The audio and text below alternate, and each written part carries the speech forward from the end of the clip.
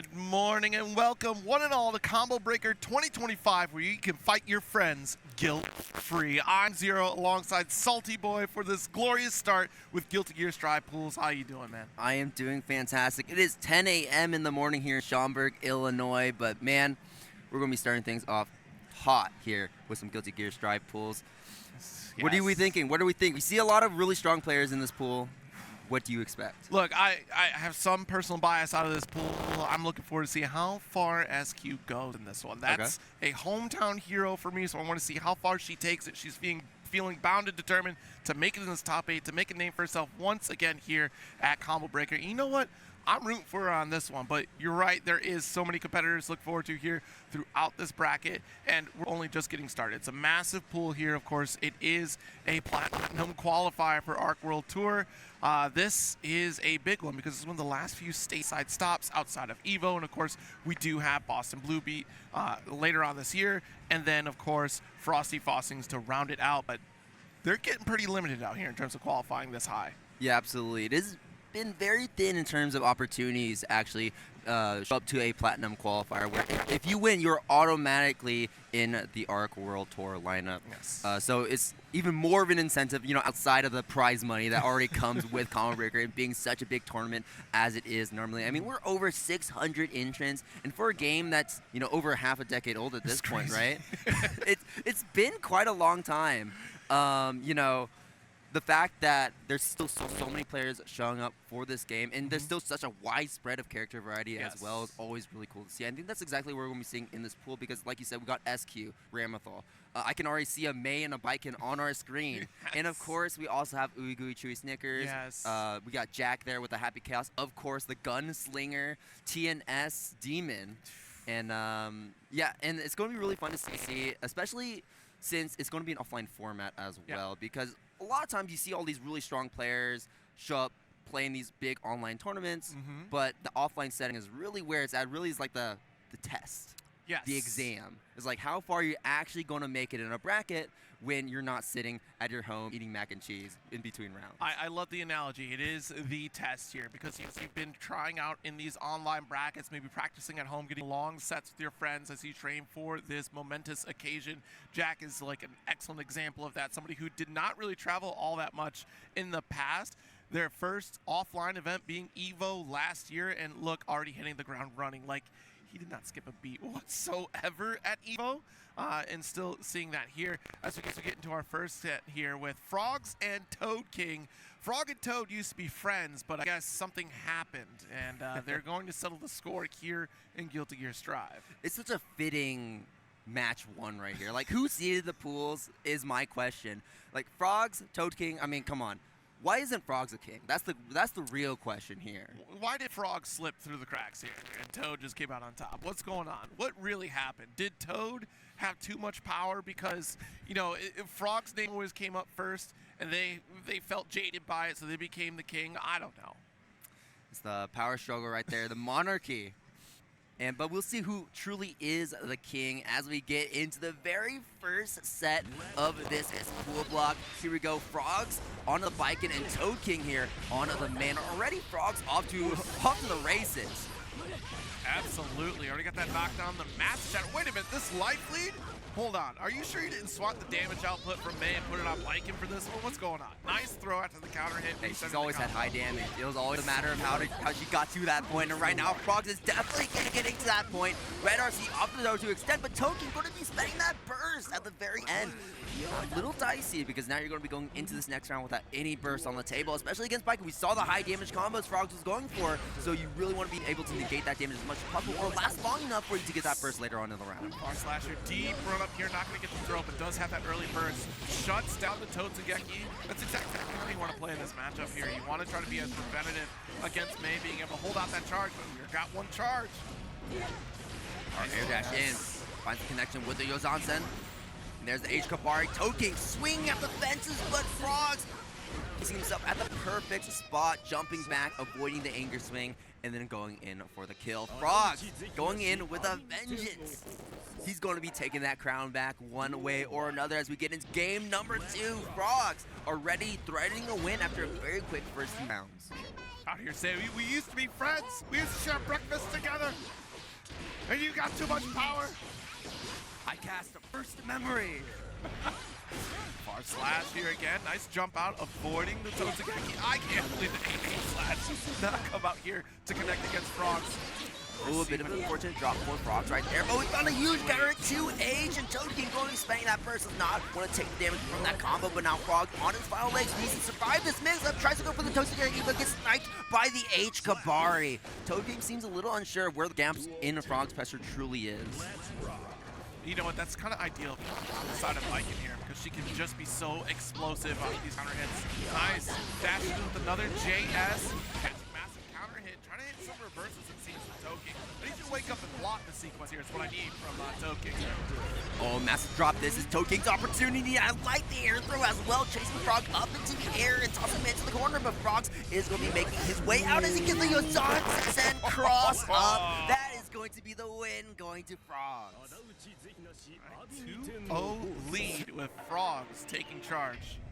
Yeah, one more game to go here for Frogs to make it a 3-0.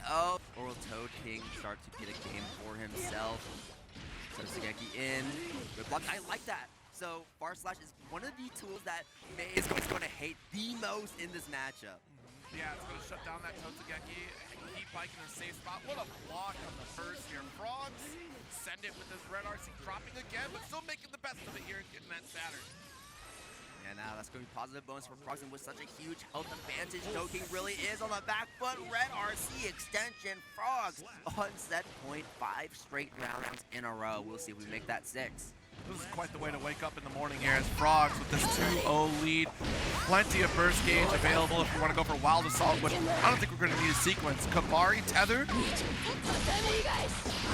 Oh, drops got lots of odd combo drops from Frogs, but a huge burst made from Toking. Unfortunately, we weren't able to fully maximize the damage from that combo, and now Toking back into the corner gets hit by a fat underhand. Frogs should be getting this wall break right here.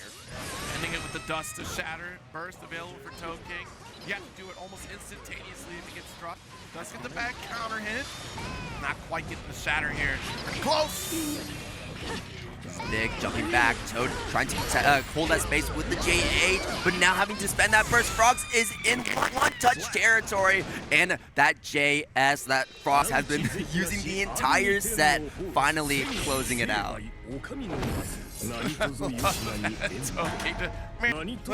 That happened.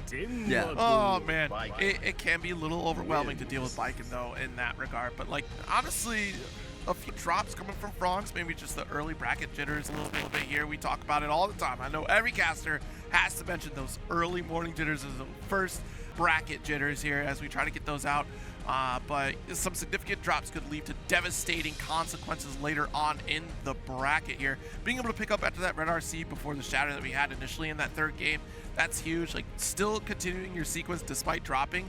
You want to keep up that pace so you don't allow for your opponent to make those reversals. And I think you felt comfortable doing so. Toking attempted to press in your offensive pressure regardless of whether or not you followed through. Yeah, absolutely. And also we saw a lot of like Tokings like, you know what, if it kept working, we're just going to keep doing it. Yeah. And you know, the jump slash Zerozzen every single time, pulling so much weight right there, getting that knockdown very early in a lot of these rounds. And then once he was able to do that knockdown, that's where Baiken wants to be. She's going to tether you up. She's going to threaten you with all these frame traps, with the Kabari, with the Tatami, and then maybe go for those instant overhead mix-ups. But we didn't really see any of that with the Zerozzen. Yeah, the Zerozzen, we only got like the one mix on a left-right scenario, really, off the backside Zerozzen, but otherwise, it was a pretty straightforward Baiken. Again, it was just Toking opening up when you didn't have to. You should have stayed more defensive here, hold back on your charge, try to figure out the pacing at which that Baiken was going to try to crush you, but so often we got a ton of counter hits in favor of Frogs. But we're going to move on to our next set here. We do have Sorrow up against a little hot dog. A little hot dog? All right. A little hot dog. All right. Well, I know this guy. You know a little hot dog? Yeah, part of a band, Bracket About Nothing. Oh, yes. A big online tournament series. You know, they host a bunch of different tournaments for like a bunch of different games. Drive, obviously, right? Street Fighter, even like City of the Wolves as well, and some other games along with it, Tekken, I believe. And they're always hosting, always getting a lot of entrants, and it's great to see that we have Lil Hot Dog here representing them on stream. But we also have Sorrow here representing who I believe is going to be that Potemkin, if my eyes see correctly. Yeah, we shall see here.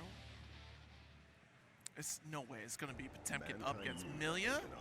This is like the classic. This is one of the classic matches, I would say.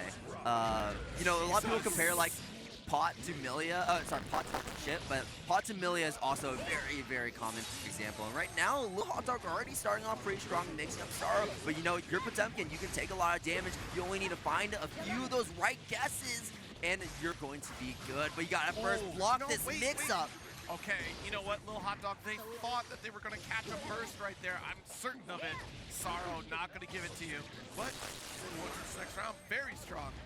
Yeah, I think at that point, Star was like, I'm at such a low health deficit. I don't want to be spending my burst for a chance to maybe win. Especially, like, you put yourself in the corner for that situation there, so Sorrow already had, like, you can't expect a burst, right? Because that would be offensive, you get your turn back, and there's no room for escape. Much like in this corner here, where we already have this set up with 5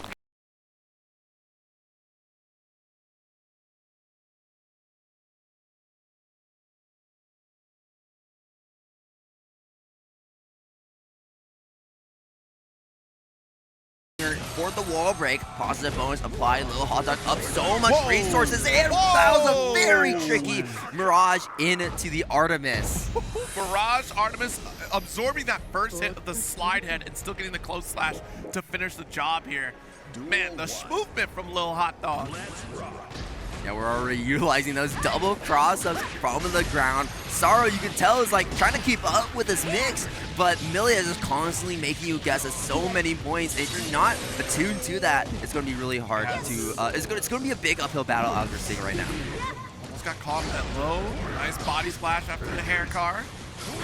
So many resources on the side. Lil Hot Dog, Red RC to follow through. Send it. Send the whole thing.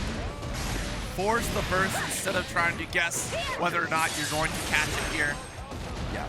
Also, like, from Lil Hot Dog as well, is like, you know, you don't want to get the wall break. You're Millia. You want to mix them up. So keep them in the corner and then try to mix them up one more time to add some extra damage, especially when you're dealing with Potemkin who has so much health to work through. You want to get as many opportunities as possible. And there's the double mix up with the turbo from the other side. I like what I'm seeing already. You know what, this is the perfect time to be doing those mixes because no one's going to be awake enough to try to do this. There's no way. That is true. We just rolled out of bed. We are not ready to be dealing with Millia at 10 a.m. in the morning. Little Hot Dog, turbo fall to the other side into the Mirage. The Little Hot Dog looking so clean. I mean, how many perfects have we seen so far? We're kind of just, this is right now is like a combo CMV, right? A combo music video. We're just watching him just demonstrate all he can do with Millia, and Sorrow, unfortunately, really struggling to play this defense. Yep, here it goes, Sorrow. Find your center. You know what, Sorrow, also call a timeout, call a TO over, ask for an inspection on the controller. There's no way Lil Hot Dog can be moving like that. They are doing too good right now, but Sorrow trying to lock in as we let the hair down. Yeah, we tried to go for a car pop buster round start, but ended up just getting a regular pop buster. J8, this is massive though. We're going to be getting the knockdown off the wild stop, but unfortunately, Lil Hot Dog is just going so fast, and Sorrow unable to keep up. Tries to go for another pop buster, but that wouldn't have worked in that situation off that counter hit. Come back on Artemis, sneaks in a throw. Very good stuff here from Lil Hot Dog. Another one. Money just set up the left right again. Oh man. I am perplexed. Hey man, Sorrow, I feel you. I am blocking this either. Oh, okay, we're going for the Heavenly on Wake Up. Unfortunately, it's not going to grab Lil Hot Dog, and Lil Hot Dog is going to close that out with a simple super. Okay, just a round up here. Sorrow has to make something happen here and now. Try to sneak in a pop buster, but Lil Hot Dog already taken to the skies. Yeah, Lil Hot Dog is definitely really cognizant of the tricks that Sorrow has up his sleeve. He knows not to stay too grounded unless he has the disc to back him up because of that, the potential to get hit by a car pop buster or really any of the big normals that Pot has available like 6H. Unfortunately, though, we haven't seen any of those get represented just yet because Little Hot Dog is pushing down the gas on Sorrow, and Sorrow unable to keep up. Little Hot Dog should be able to close this one out, but no, we're not going to extend the combo with the Red RC. Instead, we're going to go for the Super to get the plus range, but the Pop Buster is going to finally land, and another Buster comes through. One more. The crowd's going in. That crowd's going crazy right now. Set to the wall, but the Iron Savior going right under through the cracks. Lil Hot Dog taking it 3-0 over Sorrow, but that was hype, all right. You know what? You got 2 Pot Busters. Your life is complete. We found our center. That's what we did. We let the hair down. We found our center. Also, spectacular shirt that Sorrow is wearing. I want to know what that shirt is. It looks like it says DP. If it's fighting game related, that's awesome. If it's not, it still is a great design. So awesome time to have here at Combo Breakers. We see so many folks jumping onto the stage to get some games in, but Little Hot Dog, you are not catching that Millia. Holy smokes. Yes. It's also really great to see not only all the players coming up to the stage, but also just the crowd is already electric here at 10 a.m. in the morning. Like, you can't hear it on our mics, but we can hear them in the background. They were getting really excited every single time one of those Pop Busters hit. It always feels good when your friends are in the background. They're able to root you on or power you up through this pools run here. As we get into our next set, this person is pulling out their Seto Kaiba-esque controller in just a second. It came out of a suitcase and everything. It's Glue versus Hobo Ninja. I think we kind of understand the characters that they're playing just based off those names. I mean, Hobo Ninja. Chip, right? I mean, if we're not playing Chip, who are we playing? I've learned we do not make assumptions off of gamer tags. That's true. Okay, I've learned you know what? far too many times. That's fair, but you also have to take into consideration if Glue is not playing Potemkin, who is Glue actually playing? Who eats Glue in Guilty Gear? Potemkin. I feel like Sin might have eaten Glue. He probably has. Not that he continues like to canonically, eat Glue, but he has canonically, done it. Yeah. he probably has. Like, yeah. It was like when you're a little kid and you want to see how Play-Doh tastes. Yeah, right. Yeah. It's one of those Play-Doh moments tastes where terrible, by the Soul way. was not around and Kai was like maybe in charge for a second and saw Sin eat Glue and was like, I can't handle this kid. Soul, he's yours. Just take him. All right, but I believe this might be a button check. Either way, Hobo Ninja probably not going to be on that chip. Going to be on that Venom instead. Ooh. Interesting. I've been hearing a lot of talk about Venom since release here. Folks really trying to figure out how to get this character to work. I know Home Depot Potemkin actually was in this pool block here. Did a strong run with Venom. And honestly, that was for the Art Creators Venom Only tournament. And they learned a lot about this character. A completely different style. And just, that was quite the experience as they described it. Just, I've gone from grappler to now full zoner, and here's some of my best practices and tips from that transition. And Venom is such a cool character because I feel like he's retained, like, more than any other character, I feel, really retained so much of his identity from his previous games. He's going to be playing that zoner playstyle. He's going to set up those balls from far away and then put them into a good position to where he can start to zone you out effectively. But Venom is like one of those characters where, depending on your ball placements, they're going to basically have an answer for anything, and they can kind of create whatever mix-up they want and create any chip kill scenario they want. I've started to notice, though, for Venom, it's kind of tricky to get that true setup that we saw in Exert. I know he has the full set where he can do all 4 balls at once, but for most Venom players, they're kind of talking about, all right, I go for like either 1 or 2 at best because of the wake-up timings being a little tricky, and sometimes these balls are screwing up the combo routing for Venom. That's true. So you have to be careful. It's a double-edged sword. Like, you can cover the screen with as many cue balls as you want, but if you knock your opponent out of a combo route, it's going to be bad for you. Try to go for the shot. Not going to work.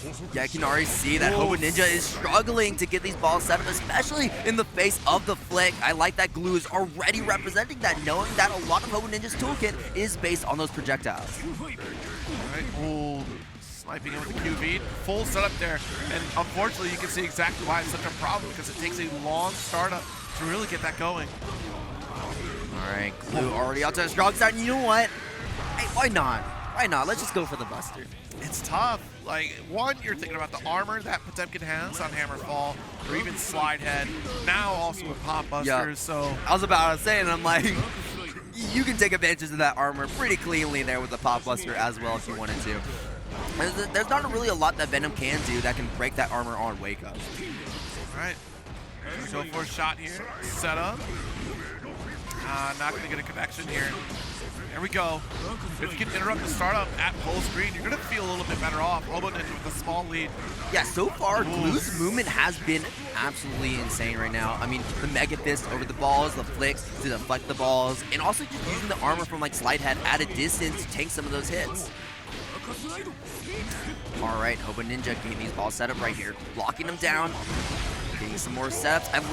I like the use of the burst meter right there to push Glue further away, but unfortunately we're not able to really secure a winning position just yet. Slide Head and Glue is back in Hobo Ninja's phase to go for the kill as we open him up one more time. Yeah, nice little 2H to close it out there. And what's fascinating, like normally on paper you would expect that Venom has the advantage here, but again, because of the requirements to get that zoning to be effective, it's kind of tough. Flick is such a potent option here to knock back a cue ball.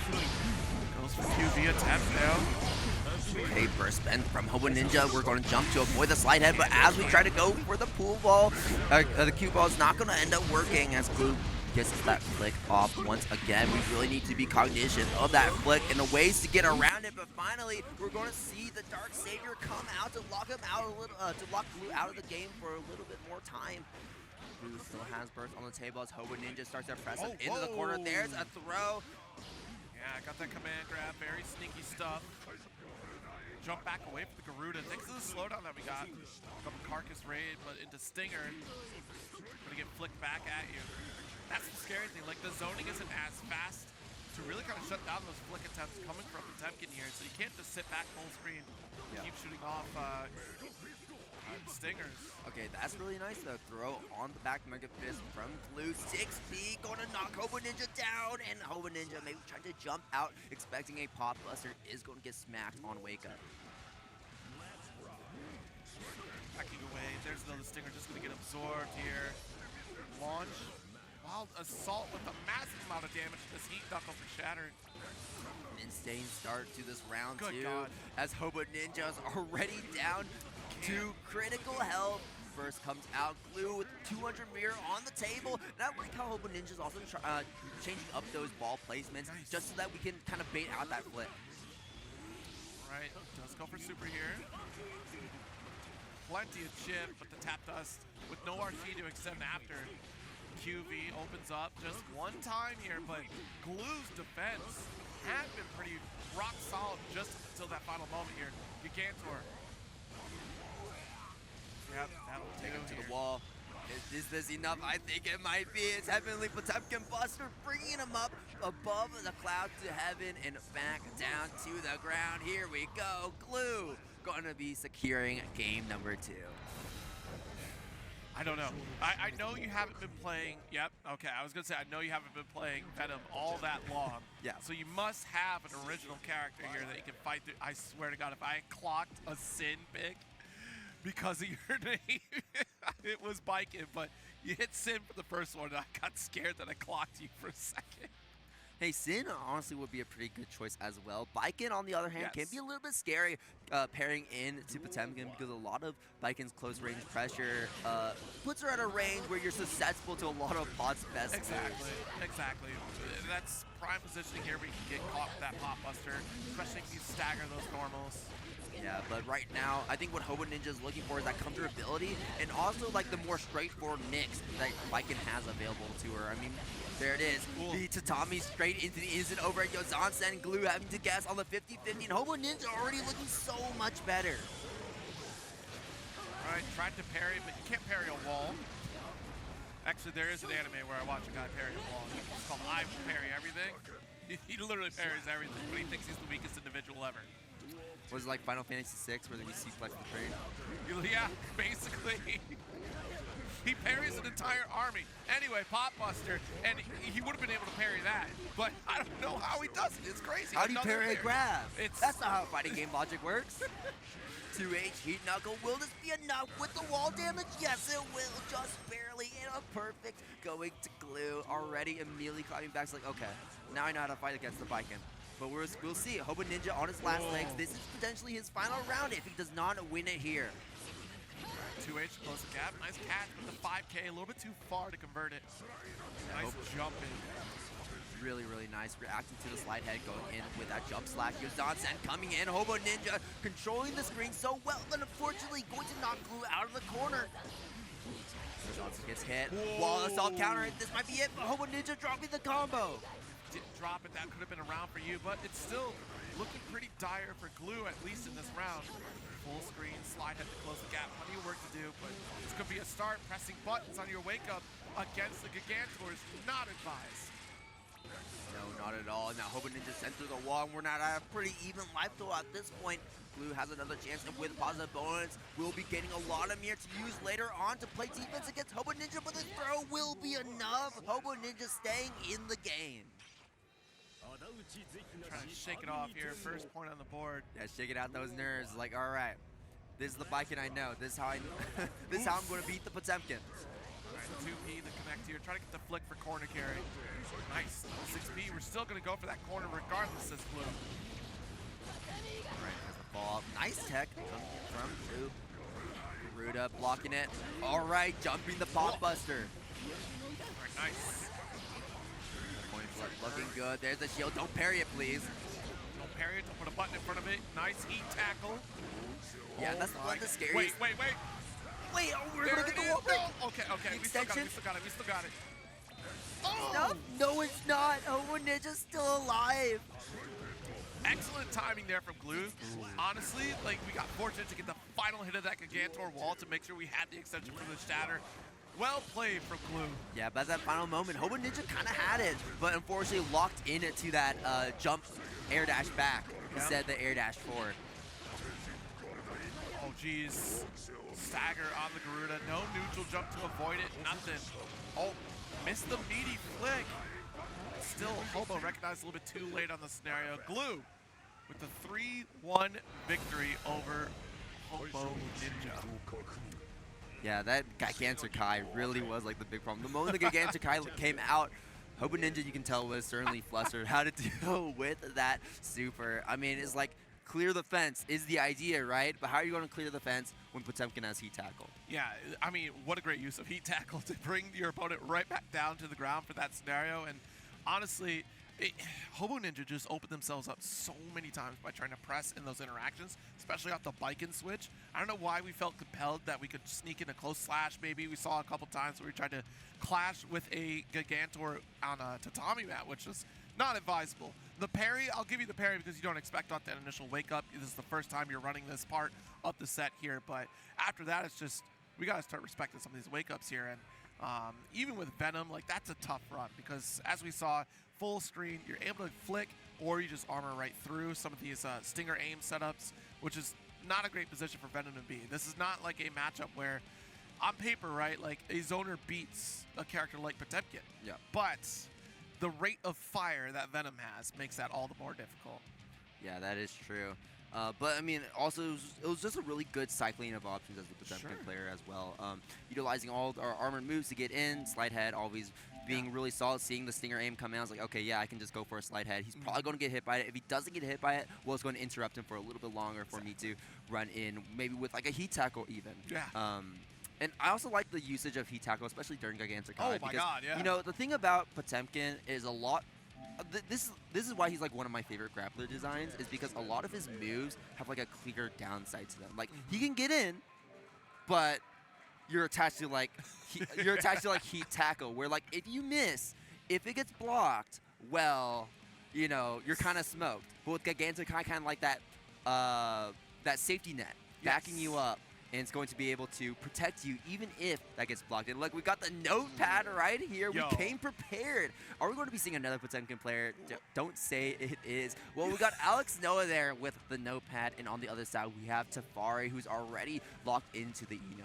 Look, if someone brings in a composition notebook like that, you know they mean business. I've seen Ned's Declassified enough to understand there's a lot of good tips in that one. Well, we got the Ramlethal here with the notepad. We'll see if that notepad is going to be helpful for the Eno matchup. He's already inspecting it. He's got an Eno page on deck. All right, you got to write something down. He's writing it down. All right. He's like, already, okay. Dear Journal, I'm sitting down for my first pools game, and I'm about to destroy this Eno with my Ramlethal. 5K was the opening, and they will die at the next counter hit. they got hit by my sword explosion in the corner, and they had to spend burst early. This is very good. It makes me smile. They do not smile. Alexnoah is not smiling. All right, but dropping both swords, big risk play because we didn't get our shatter here, which is critical when you're dropping swords like that with this iteration of Ramlethal. Good lift off the 6H. Nice punch off a stroke. Good anti-air, but there's going to be a throw from Alexnoah, and that is terrible, as now Alexnoah has both swords backed by life, and uses the wire C right there to interrupt that sword toss. See, you're missing a sword here, and again, being so liberal with sword spam, but finally got that counter hit 2H without a sword. Never mind, you don't need swords. That was actually Mortabado right there. Oh, what? No, excuse me. Yeah. I saw her on the ground. I was like, surely that was 2H. Yeah, normally like Mortabado kind of sucks without your swords, but honestly, it's a lot bigger than you think it is, even without them. So a really nice usage of that, though it can be scary because Eno has access to so many safe jumps, and now we're looping this pressure in the corner, but you gotta be careful. It is a double-edged sword because Alexnoah still has that meter available when we saw him use that FD to push Tafari back into the command grab. You don't see that every day. And the pop-off here from Tafari. Getting a little bit of stretch. Just want to limber up like, yes, I got the grab. It's a perfect. Move on. Around number 2 here, Alexnoah starting off with multiple jump slashes in a row. Nice combo conversion right there as we're going to take Tafari to the corner, but Tafari doing a great job at finding our way out, though these backdashes are consistently getting smoked. I don't know if you noticed, but these swords are catching every single one of them. They're pretty big. They'll cover a lot of ground.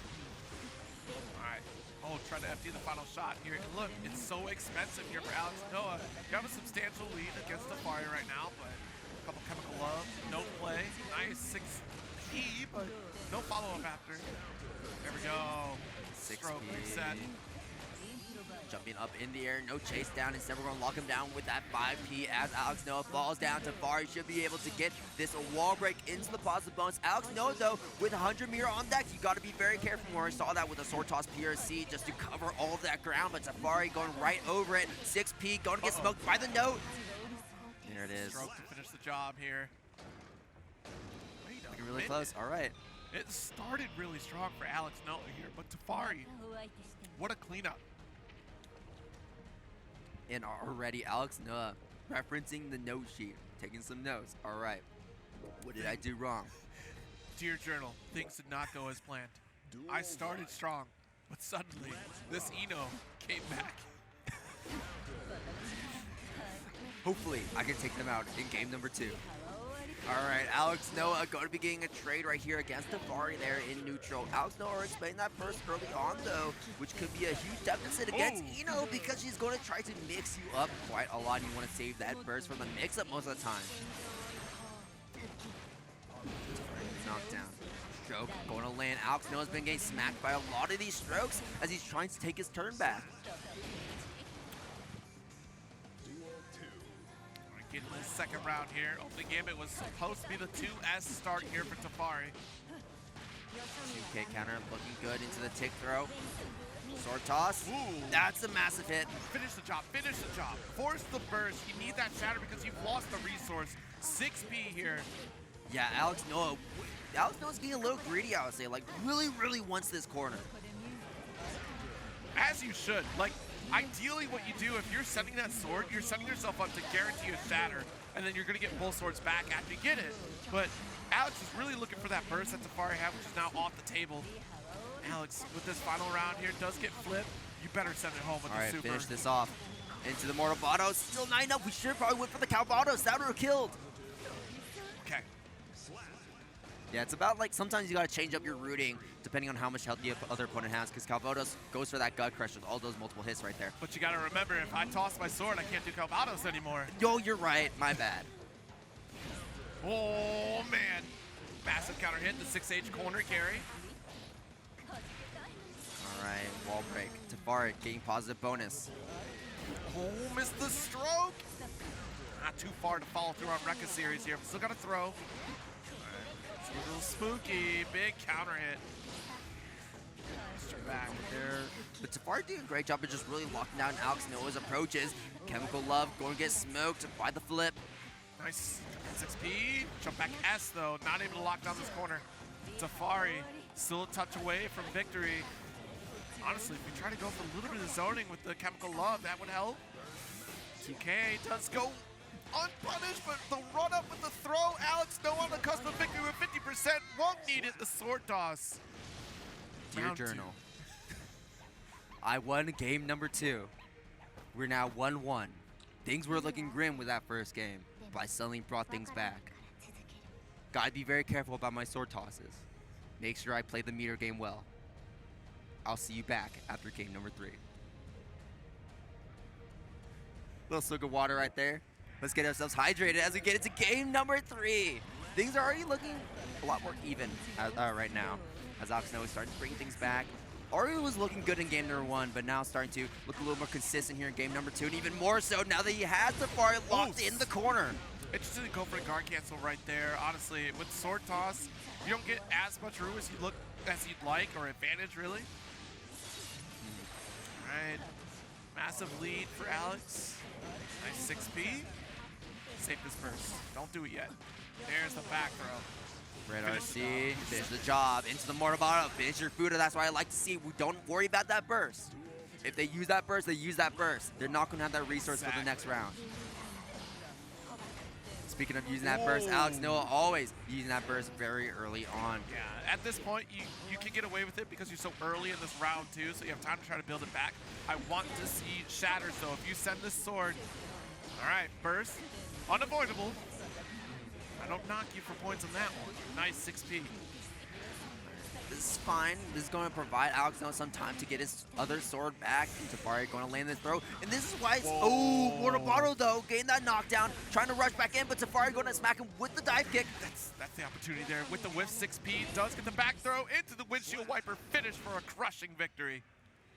Dear Journal, that was a fantastic game number 3. What's in cursive? You know what? That's a lost art. I'm actually pretty happy that someone is still writing in cursive out there.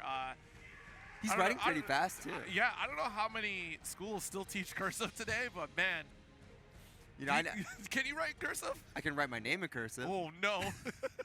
Hey, do you know the Z in cursive? I don't. I do. Okay. It almost looks like what's the kanji? Not rude. Ro. Almost looks like ro. I'm going to pretend I know what you're talking about. Oh, man. Sorry, I know a little Japanese. I know no. Anyways, Tafari is like, all right, took that one personally. Guard crush. Yeah, Alexnoah, try to press something afterwards. You can't do that. That is plus. Oh, the 2K. Actually, low profiles on the hop here from Tafari. Love, all right, running in for the throw. This is the comeback. Maybe, never mind. Counter hit with the hip check straight into the stroke. Oh, jeez. Massive start, but missed the Psycho Crusher. Gets a side swap for it. Unintentional here. All right, in the stroke. Trying to zone out with these 5Hs, these far slashes, the jump slashes, but Tafari is really weaving through them, especially with these strokes. Alexnoah not respecting them too much. All right, keep this pressure going here. Try to build up a little risk, but that stroke opens things up. All right, far slash, jump slash, finding his hit right there.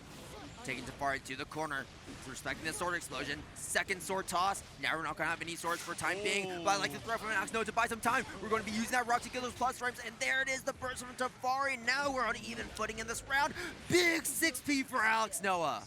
Okay, things are looking a little dire here for Tafari, but let's not let the stress get to us here as we get into this final round potentially. Alexnoah, set point.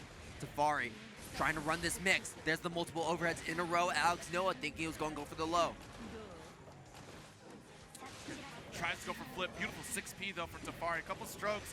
You gotta convert this. I think we're getting a little frenetic off these strokes. Hey, but it's doing so much damage at this point. That's essentially a combo there. Tafari already pushing Alexnoah to his final moments. Throw. This is where things get started. Alexnoah getting the sword toss in the corner. Second sword toss coming in. Into the throw. It's a lot of the same as we saw last time. Into the rock. Into the Rekka series and the RC to keep things safe. Good tech from Tafari, but Alexnoah still maintaining control of the corner. Oh no, missed the windshield wiper, but got the jail out with JP. At least we're gonna get some sort of shatter. It's looking a little messy right now. Nice! Blue RC to caught the stroke with a throw. Yeah, I was thinking like a disturbing lack of BRCs from Alexnoah. Not a part of the game plan. I mean, it was an interesting set from Alexnoah throughout here. Of course, it was, we gotta take the notes back down here.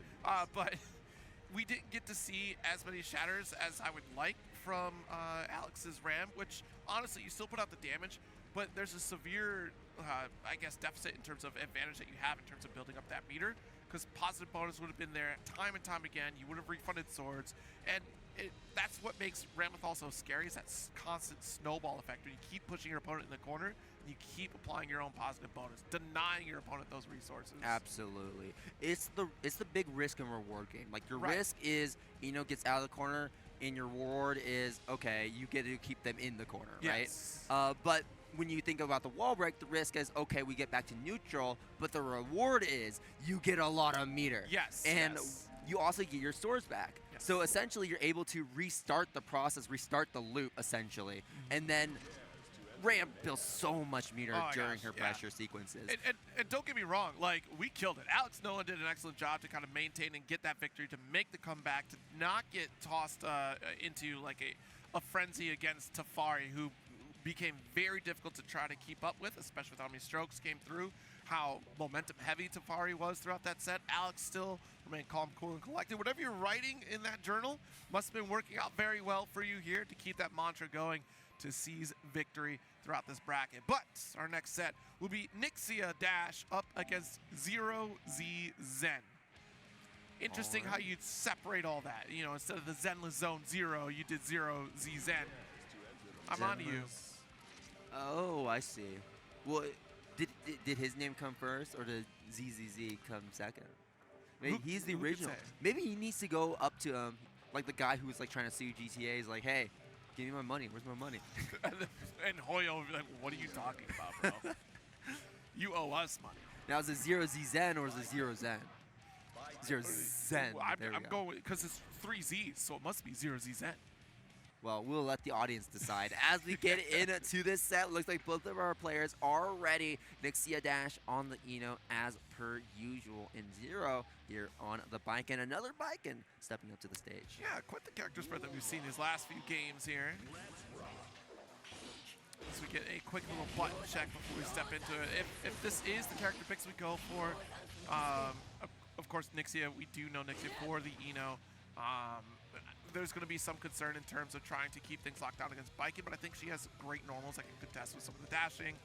Even the traditional JS coming from Baiken really negates some of that forward approach from Eno. Yeah. You're at a safe distance if Eno decides to go for a stroke, because the angle off of JS, you would have sniped some of that pressure anyways. Yeah, and a lot of Baiken's best pokes actually hit close enough to the ground to where you can kind of just negate the threat of stroke being a possibility. 2S, 2H. Oh, yeah, very, very 2H. Notable. Yeah. When you see that 2H countering on stroke, you're going to feel it, let me tell you. But also, like, the air approach, like you said, just negating it with the JS, going to be really good for Baiken. But also the Johnson as well. Just being like that big hitbox that completely surrounds you. And, you know, especially with meter, that's essentially just a neutral skip for you to get in their face. You know, maybe set up the Tommy, maybe set up another instant overhead situation, or maybe just set up a simple Kabari tether sequence. Now, on the side of Eno, though, she can start to play around with those expectations. Of course, we do have Chemical Love, which will snipe out some of those aerial attempts to try to counter it.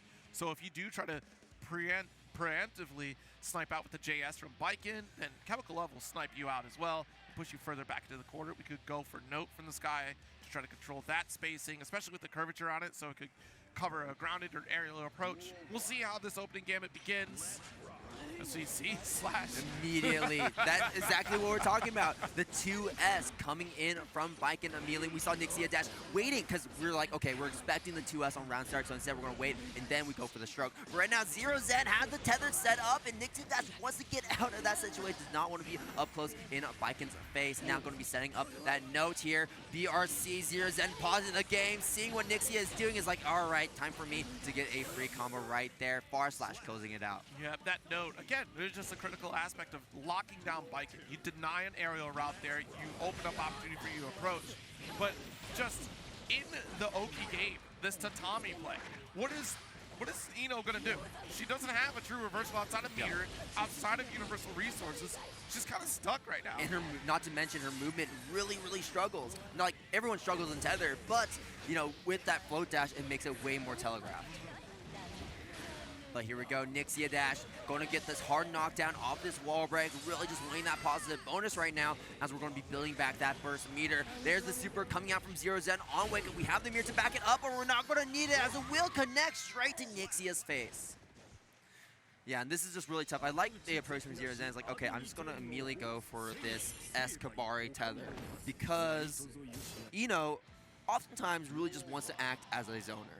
It's like, I'm zoning out the node, I'm zoning out the chemical glove, and then I'm waiting for my opportunity to get a knockdown off of stroke, off of an overhead approach, and then I can finally start running my looping game. Right. Oh, jeez. Nice conversion here off the counter. Missed the second JD. Jump back away. Denying approach, but the low profile does get crushed by the dash in from Nyxia. ERC on Wake Up is still going to get thrown. Nyxidash already going to begin this guard crush, and here's the Eno loops coming in. Nyxidash not going to keep that corner though, instead just going to go for that wall break, getting that positive bonus stroke approach into the meter spend, and that's going to be a really clean round going to Nyxia there. She's already taken to the skies, avoiding that 2S, but of course, close slash, another great option, as I called out earlier. Just that button alone just is a full showstopper. That's... I think that might be it, Zero. I think that might be it. The close slash is a showstopper. All right, air dash in. Zerozzen looking for that Kabari. There we go. Nyxidash, great jump out. We're going to get smoked by the parry as Zen is going to be getting another S Kabari. You can see the idea of Nyxidash, like, I don't want to be up in your face by using that burst meter to not toss him back. But unfortunately, that tether brings him right back in. And Zerozzen cleaning that one up really efficiently. I mean, like, that first round blew away in just 2 close slash counter hits. And that second one also looked really clean as he was able to run his game with the tether. How do we bring this back here? Nyxia already going to get denied with that 2S opening gambit. Every single round start has been 2S from Zero. Yep. And it makes sense, right? Yeah. It has that coverage. You're at best, you're looking for Nyxia to make an aerial approach off a forward dash, but not happening here. Shatter, strong Oki situation here for Zero. Knockdown, JH into the tick throw setup. Here we go. Tether is active, but a 2K from Nyxidash is going to wait out the timer of that tether. YRC going to land, but the burst button from Nyxidash is going to push Zero back into A-stroke range. Though Zero running back in with that far slash. Duel 2, here we go. Set point for Zerozzen. Massive hit for Nyxia. This should be an easy wall break, but not a Zero. Opts to spend that burst, denying Nyxia that possibility. Jump back slash though. A couple 2S's to keep Nyxia locked in. Oh, a little bit too far. Just a step away from getting that tether. Yeah, we're talking about the air control with the JS's, right? Yep. Also, you got to talk about that Tatami. We're seeing Zero represent that so much, and Nyxia a little unsure of like how to effectively approach against Tatami, being that wall. And right now, Zerozzen is a wall of health as Nyxia is just one touch away. Find that frame trap with the Tatami, and Zero looking clean. Absolutely devastating set here. Just Eno not able to get that any sort of action plan going in terms of trying to lock down Baiken, because Baiken just being so active, right? Round start was definitely in favor of Zero so often, especially with that 2S round start. We saw the Tatami play to kind of deny that forward movement from Eno, and even just like the JS was coming into play quite often here. It was pretty tricky to try and get that close range, which I think maybe if we did a little bit more zoning from Eno, we might have been able to try to help that forward approach. We saw that one great note setup there, but even then, the tether setups made it all the more difficult to try to, continue that zoning play. Absolutely, but right now we're going to be continuing some more zoning play, hopefully later on during this pool block, as we're going to be tossing it to break real quick. So go ahead and get yourself a drink, get yourself a snack, because we're going to be in here for just a little bit longer. See you then. You better get right and sit tight, because when we come back, more combo breaker action coming right at you. Don't go nowhere. Hello, everyone, and welcome back to Combo Breaker 2025. We're back here with some more Guilty Gear Strive pools for the rest of this block. I'm Salty Boy, joined here with the wonderful Zero. What are we thinking? Look, it's been a wild ride so far to kick off the morning with some Guilty Gear Strive. I'm looking forward to seeing who else is going to cross the threshold into that top 96 territory, because it's the final pool block before we get in those last few qualifying rounds here, which when you get in the top 96, by that point, it is a bloodbath, because we are now getting into the cream of the crop as we try to get to those platinum qualification points and trying to get that spot at the Arc World Tour Finals. It's a cat. What's his name? Wait, is I that gotta know Willie? his name. That's Willie. Is it Willie? That was a gray cat. It must be Willie. There's no other gray cats in the world. It is just Big Willie. All right, we got the cat cheering him on. Win it for the cat. I don't know if Zato is going to win it for the cat, but we're winning it for the cat. All right, Logahan on player 1. Player 2 will be Calamarikurusu. She's from Uruguay? Oh my goodness. That's cool. That's huge. World traveled these warriors Alrighty. are. This should be getting right into it. Calamari there. Yep, that's the Uruguay flag right there, representing the Zato. Let's see if Logahan has what it takes to take out Zato. It's been a while. Like, you know, we don't see very many Zatos nowadays, so you got to kind of ask the question, are you practiced for this character? That's the thing of it, right? But also, you don't run into many Anjis either. Are you practiced for this? I don't know about that one. Wait a minute. We only have backmans. I dare you to name 5 Anjis.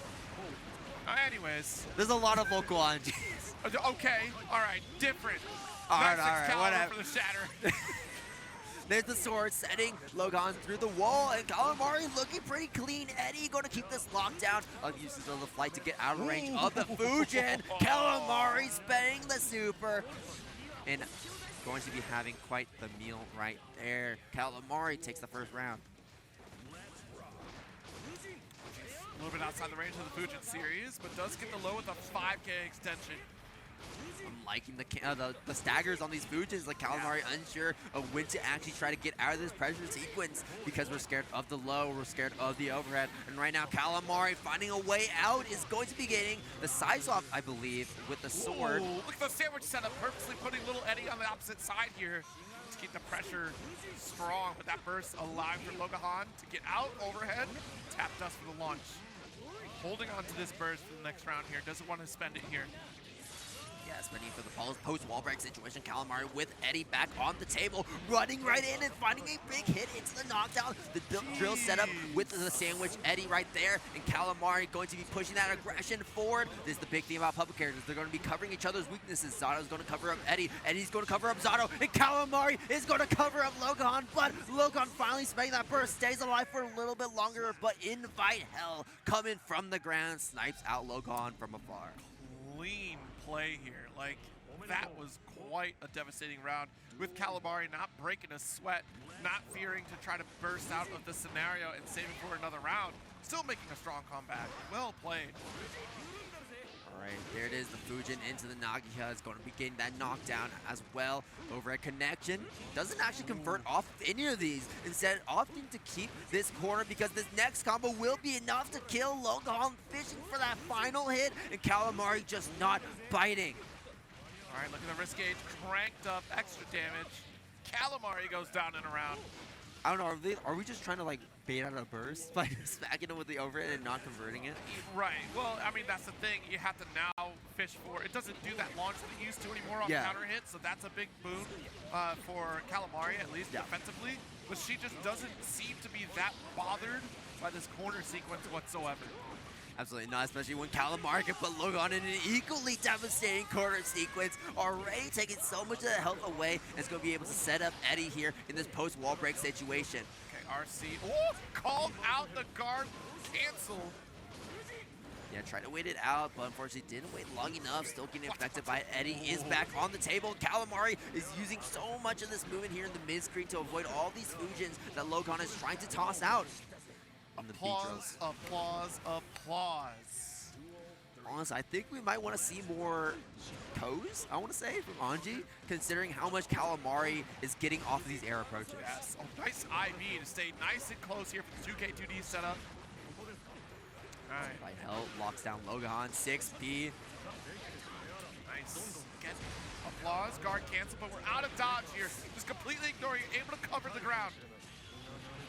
Yeah, and they're setting up the wall as well. Eddie was so smart as well, so Logahan couldn't actually smack Calamari within that shield. Invite Hell covers up the Eddie post drill. Invite Hell once again, PRC 6P. And they haven't really changed that 6P at all, did they?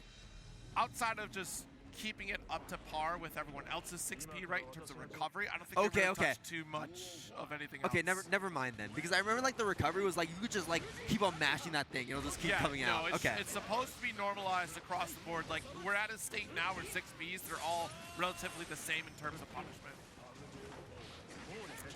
Right on. All right, Eddie to the other side. And there it's going to be, that's going to be the side swap into the wall break super, because we're going to want to recharge that Eddie gauge as Calamari seeks to reset the situation. Jump back away. The block. Right. Wow, the true reversal here of Anji's, the 2Ps coming out. Trying to lock down for quarter overhead. Not biting any counter hit though. RC, 2K2D, burst from Logahan. No burst from Calamari, staying rock solid, blocks the overhead, blocks the Fujin, doesn't block the Nagia, and Logahan is going to be able to clean that one out with the 2K.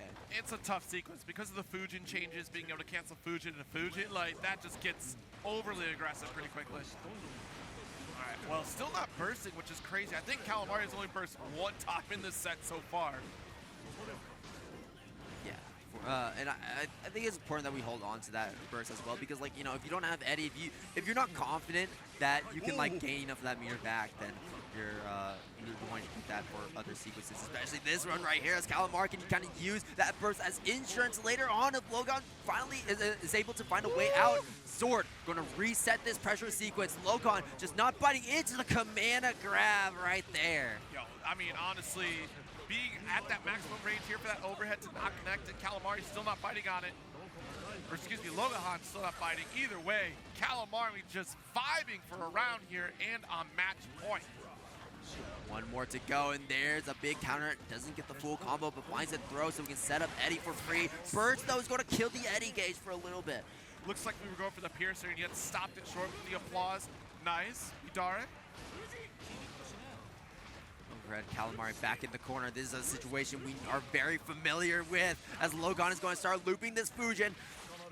We saw the jump up, Logahan maybe trying to chase Calamari down, but no buttons being pressed. Calamari able to get out for free. Eddie going to lock him down as we finish off this combo. There's the wall break, but we've messed up the super, and now Calamari does not have that Eddie gauge to start off this post-wall break situation.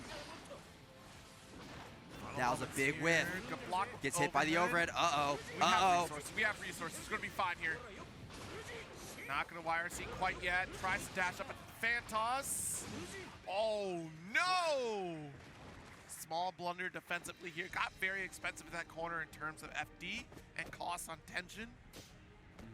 Missed our punish opportunity, though, because we could have, instead of doing the dash forward after fan, we would have done neutral jump and then air dash.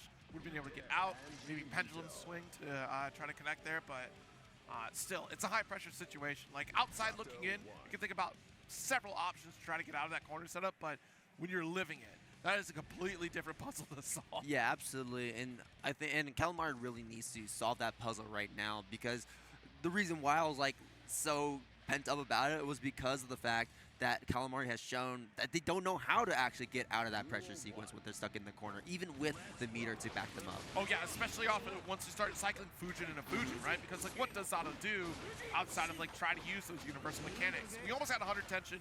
Let's be a little more liberal maybe, but the backdash, honestly, throughout the set, Calamari has been pretty well in control up until these corner scenarios.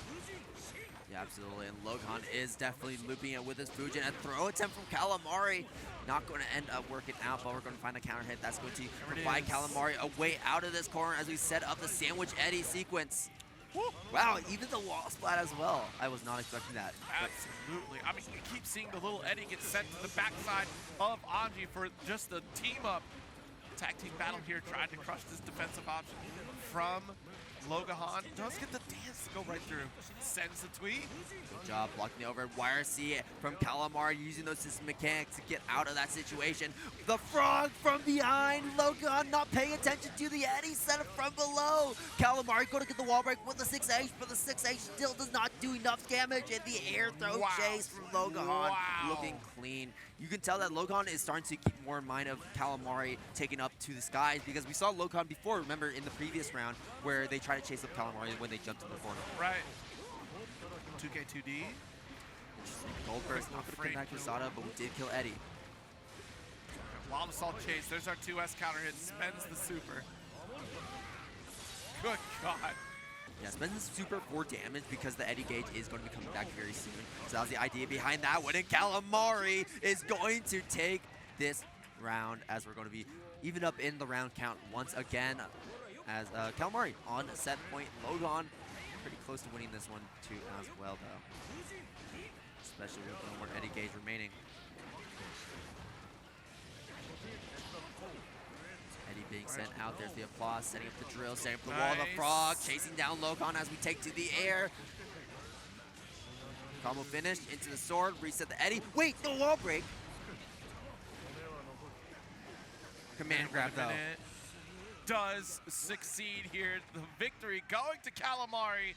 3-1. An astounding play here from Zato. Like, I don't know if anybody has played Zato on that level. Of course, we do have some strong competitors that have been playing Zato for quite some time, but have left the character since. Calamari still coming out on top. Yeah. That wasn't a specific setup, was it? That sword? In the corner? Ooh. It should have wall broken, right? Maybe it was the fact that we just had to pull back here, because if it was super, it wasn't quite enough close to the corner. It's not going to go for that shatter anyways. But I do have to say, chat, let me tell you something. You need to come here for a second. If you're not listening, you need to listen now. You need to pay attention to Latin America fighting game community. You really need to. This is one of the strongest communities out there that we just don't get enough time to see, not enough events to get that opportunity. So please, if you ever see any opportunity, I need y'all to check out Legema Astral Finish. I need y'all to check out the Thunderstruck crew. Like, I'm telling you, Latin America competition, and there is one event later on this year that we're going to check out in Argentina for a qualification on Arc World Tour. So please, Central America, South America action is strong competition when it comes to Guilty or when it comes to any fighting game. I promise you, you will not be disappointed. You know, one of the strongest players I know, maybe not in Guilty Gear, but in Blaze Blue, is from that area. I'm telling y'all. They're cracked. Let me tell. But they're also very mean. This is the thing. Like, you know, we joke about like, oh, we're playing Potemkin, oh, we're playing these mean characters. Y'all aren't mean. Y'all aren't mean, right? This is like washed down, watered down mean. Central America, South America, they know where it's at. They will play. They're brutal. They don't care about etiquette in terms of their character choices. No, for real, they are brutal. They will, to give you a run for your money, they are no joke. I'm telling y'all, pay attention to those regions because they need all the love that they can get. Please uplift them because they need way more attention than they're getting right now here. And I'm sure they're about to show you just why. I mean, we saw it even at Arc World Tour Finals with Rang. But here we are, going on with Ooeygooeychewysnickers. You're going to say that name every single time, right? No, it's just Ooeygooey. You sure? It's just Ooeygooeychewysnickers. It's too long. I'm going to say that name, and the match is already going to be over, and we're already on to the next one. You're going to fumble over your words. I bet you can't say it 10 times Ooeygooeychewysnickers. Ooeygooeychewysnickers. Ooeygooeychewysnickers finds the Fujin hit, starting us off with the Fujin overhead, and it's going to be pressuring with that low 2P to keep Tortle locked down in the corner for a little bit longer right there. We got to see a 6P attempt as well. But right now, Ooeygooeychewysnickers is just completely walling Tortle out. Absolutely. Okay, Look at it. Even production had a darndest time trying to fill in the name. It's too long. They were backed up. It's too long. They're like, wait a minute. This graphic does not fit a whole sentence. Why did you do this? Imagine if you had a team name, too. All All it's right. just ellipses and then Ooeygooey. Ooeygooey getting this wall break, and we are just so in control. There's the spin. Ooh. And this is a surprise. This is one of those tools that I'm surprised we didn't see that much in that previous game, because that spin, it makes characters guess in a way that no other characters can. It's so scary, especially when you go into that Fujin series too. Like, the changes for Fujin gives you a moment of pause, but also Tortle with Slayer has a lot of explosivity on the side of Slayer. It's about being able to showcase it, which we've not had a chance yet, clearly. It looks like we try to go for a command grab, but Ooeygooey was way too far away, and now that's going to be super going for the finish here for the wall break extra damage right there. And Ooeygooeychewysnickers takes game 1. Yes. I like that name. I'm not a hater of the name. You know, we joke about it a lot, but I kind of like saying it. It's just so much. Ooeygooeychewysnickers finds the conversion here with the Wild Assault. Not going to be able to get any wall break because we're not close enough, but instead we're able to get that corner, which is arguably even better in this situation, especially because Slayer is a character that lacks a lot of these defensive tools, like even with meter. Like, he needs those system mechanics like burst, like, yeah, like absolutely defensive. It's just not going to work here. Deflect shield. Well, oh, ID does go for the guard shield here, deflect shield rather. Swap here, goes to the opposite side, pile bunker, but misses the follow-up. Brings in the dandy hammer. Gets those plus frames. Ooeygooey sent through the wall, and that's plenty. I mean, the scaling was right there, writing it on the walls. Fujin over it, knockdown. Staggers with the close slash, keeps the frames with the fan. Nah, you can't be dashed forward here. You gotta go for that neutral jump. Yeah, you gotta respect those fans. Ooeygooey is gonna smack him with an even bigger fan with this super. Through the wall we go. Tortle now against a positive bonus Anji, stuck in the corner, no resources and no health to survive this. Ooeygooey. Wait, did we spell the name wrong too? No, we didn't. Ooeygooeychewysnickers is going. Don't you question this crew. My bad. You My don't bad. come into this house and question this crew. They copy it right from the start, GG. It's impossible. If anyone spelled it wrong, it was Ooey themselves. You make a great point. And Tortle is making a great point with that command grab, trying to guarantee a counter hit, a Galaxy counter hit for his next opener. But unfortunately, Ooeygooey is not going to give him that opportunity. There's a big 2H though. Don't drop it. There we go, another pile bunker to carry. 200 meter spend. No! Got a little too antsy. Too many ground bounces trying to extend any further. Tortle against the wall, and this is what I'm talking about, the defensive mechanics. Just, you don't really have many as Slayer. I think we attempted close slash there, which is certainly not your turn. Not enough frames to open up in that corner. Ooeygooey, Nice. set point. Tortle, though, is definitely trying to contest that. Slide. Does go for a wild assault. BSU looking for the mortal. Shatter position here. Does get close slash with YRC to get out. Side swap, cross up right there, the counter hit. That's going to be a burst from Ooeygooey. There's no way for Tortle to make that one burst safe, and there's no way to get out of this combo either. Ooeygooey always opting to go for these wall breaks, always getting that positive bonus. Tries to set up the spin, but going to get smacked. Let's get that dandy K. Bring it back in here with another pile bunker for corner position again. Nice with the hunch, just a 2P. Close out a round, but just a round as Ooeygooey is still on match point. Nice. 5K extension looking clean. Oh, should be able to get the wall break off this Fujin. There we go, the hop into the overhead. Maximizing the amount of damage from that combo. Yeah, which wasn't too bad against Slayer, honestly, which was unfortunate. But here we are, already next hit combo. Does get the super. Still not enough, but Ooeygooey is taking Tortle for a trip around the world. Hopefully you have your passport, because Ooeygooey has broken the wall twice and has access to so much meter, but so does Tortle with that gold burst on Wake Up. All right, this is where we send it. Don't go too far. Does get the Master's Hammer. Oh, jumping over, making away from that wall assault, but the Fujin, it will end up taking Tortle's life right there as he finds that counter hit. It was darn, like literally all we needed was the lockdown, so we got that close slash into the Fujin to get that chip and try to force an FD out of that scenario from Tortle. Even if you try to FD, despite the cross up there, you are still gonna have to hold this defensive scenario. Wait a minute. What is that? Yo, we got Albus Dumbledore on the right. The Grand Wizard. What is your knowledge? No, say this player's name. I need you to say this player's name. Miggitymack. It's like a spell. Miggitymack. Miggitymack the Wizard up against Jack. Wait.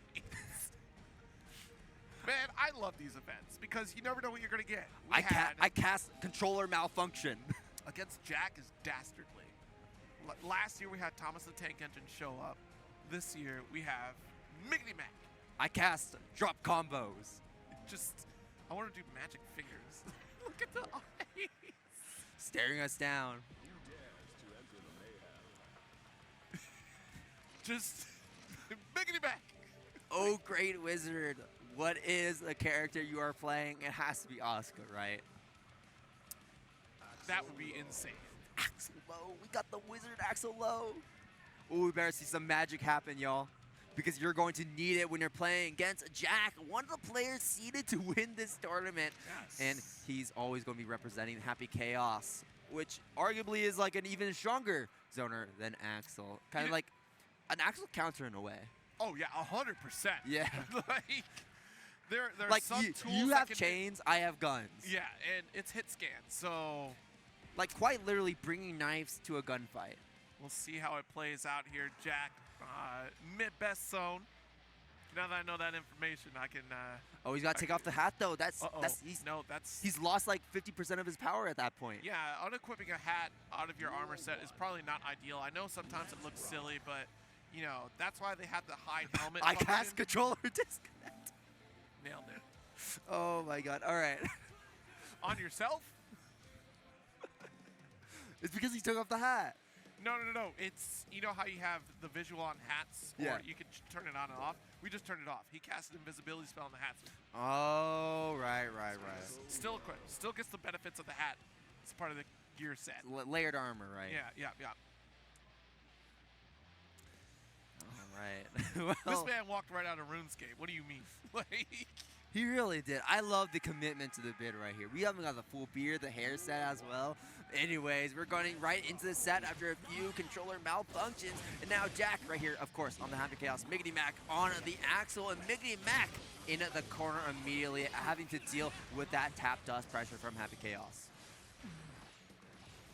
All right, got that burst for corner here. Tap dust. In the gun reload into the super. That's going to refill that that ammo, but not going to refill that concentration. So you can't really go for full on zoning. Instead, you got to go on the offensive as Jack, and that's exactly what he's going to do to send Miggitymack right for the wall once again. Will this be enough? Yes, it will. Nice round. And that's the thing about Jack, though. Jack is one of those Happy Chaos players that doesn't need all resources to really be effective. I mean, you can be insanely effective with them all, but Jack can still pick things up without concentration, without bullets, still mix the opponent here. Yeah. And this match, critical, because this does mean that Jack, if he wins, advances out of the bracket on winner's side or loser's side here, depending. Here's the thing about Happy Chaos, you only need one in the chamber to make things work. Because you can constantly reload in between hits. And Jack right now has that one bullet into the chamber, so can definitely make something happen, but you gotta get past this Axel Sickle zoning first, and now finally able to take some time to set up that concentration, set up that bullet shot, and Jack should be able to get the wall break off this conversion. Here we go. Yes, sent through the wall with the far slash, and that will be enough. I need to rest so I can charge my spells. I spent too many. I cast too much today. Yeah, he needs to go to the rest area so he can refill take a short back to rest, 100. please. He needs to buy back more tones. Nice. Got the J2K. 5T just going to barely whiff against Jack here. Jack going to find a gunshot hit, but Miggitymack finding a throw in response. Red RC going to extend this pressure, but Jack setting that burst. And you know what? In a way, Happy Chaos has two bursts because he's sending you to his ideal range every single time. You're sending him to his ideal range with your burst. Jack is going to get smacked by the Axel Bomber to the face. What a wake-up option. Dang, dude. All right, well. 3K does grab that anti-air.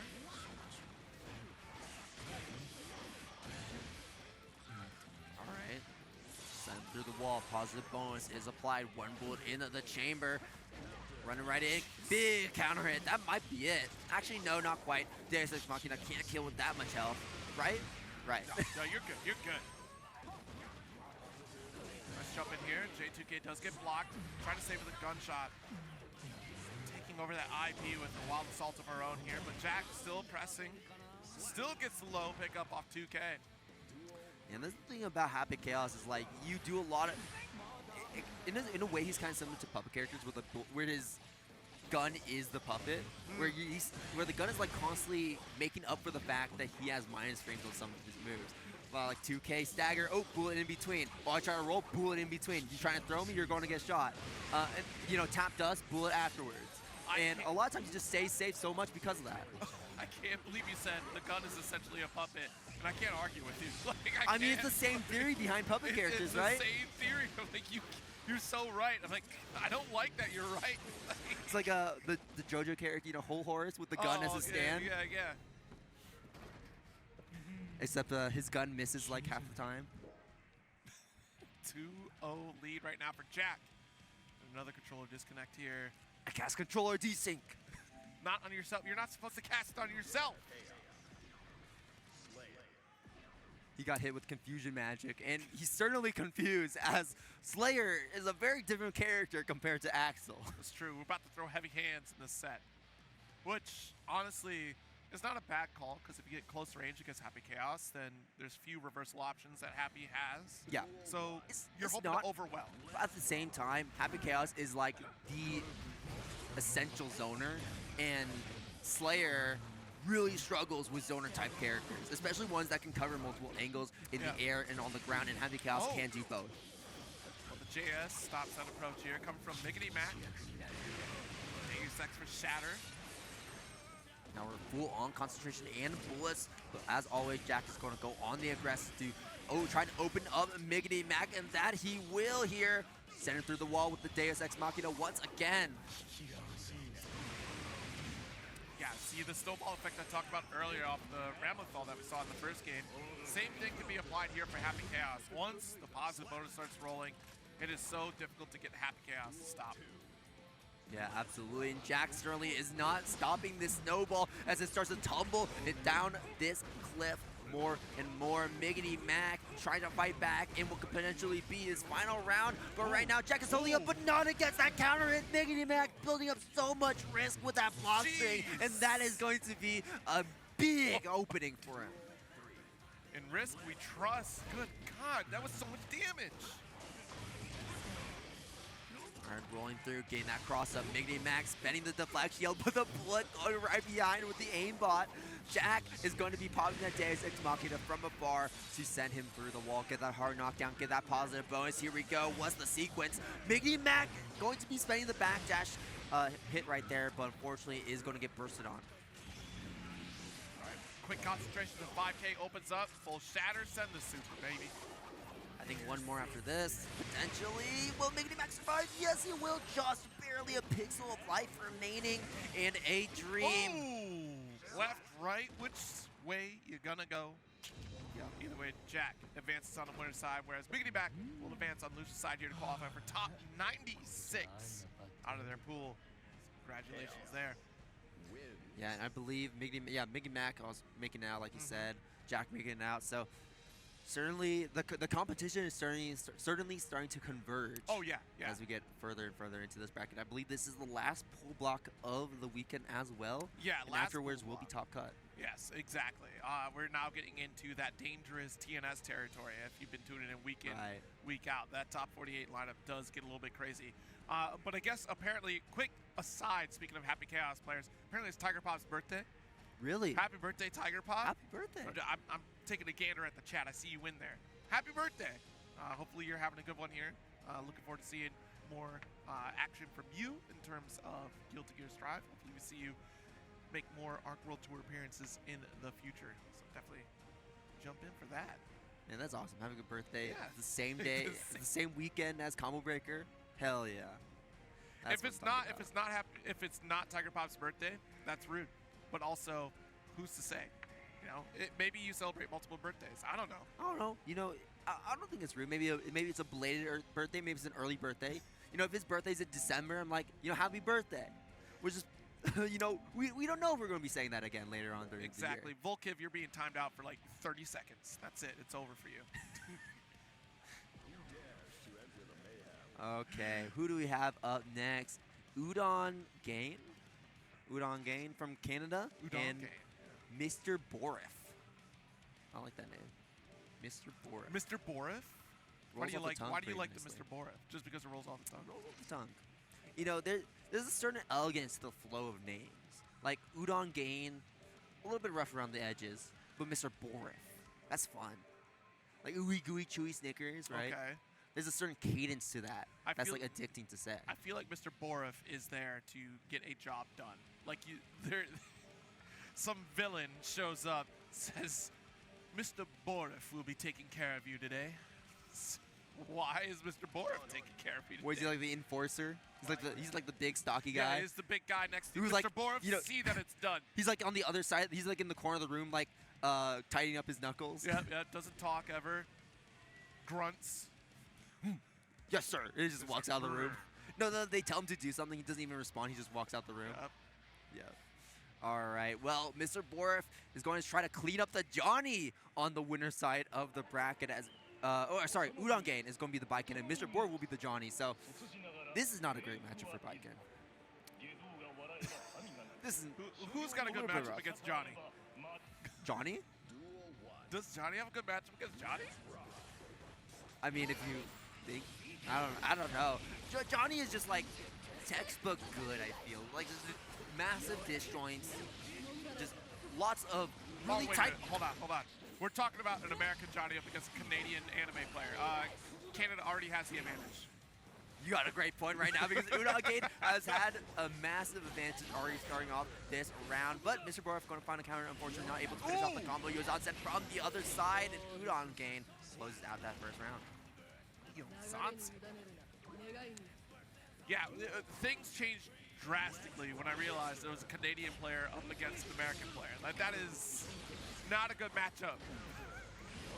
Yeah, a regional matchup right there for sure. It's 7-3 in favor of Canada. Udongein, nice. There it is, the backdash off the tether. MrBorif just getting outspaced by that, and we're going to be spending that super immediately to toss him through the wall, get that positive going applied. MrBorif put on the defensive, having to eat that JH. Zerozzen, good block of the double overhead, and going to spend that wire seat to get out of that pressure. Udongein going to take that while itself, but also do a wire seat in response. Tether is active. Tommy into the 2H counter hit. Wow, relentless coming from Udongein.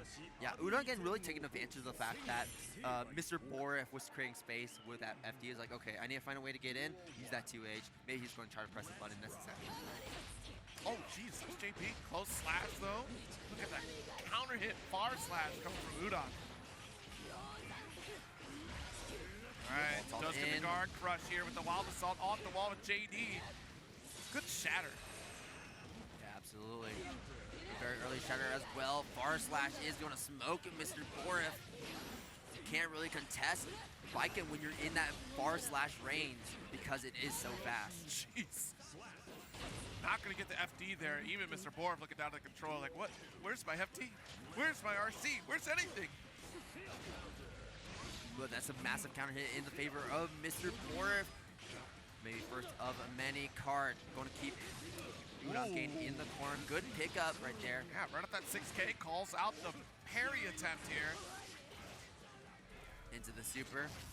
What's the name, chat? Jacob.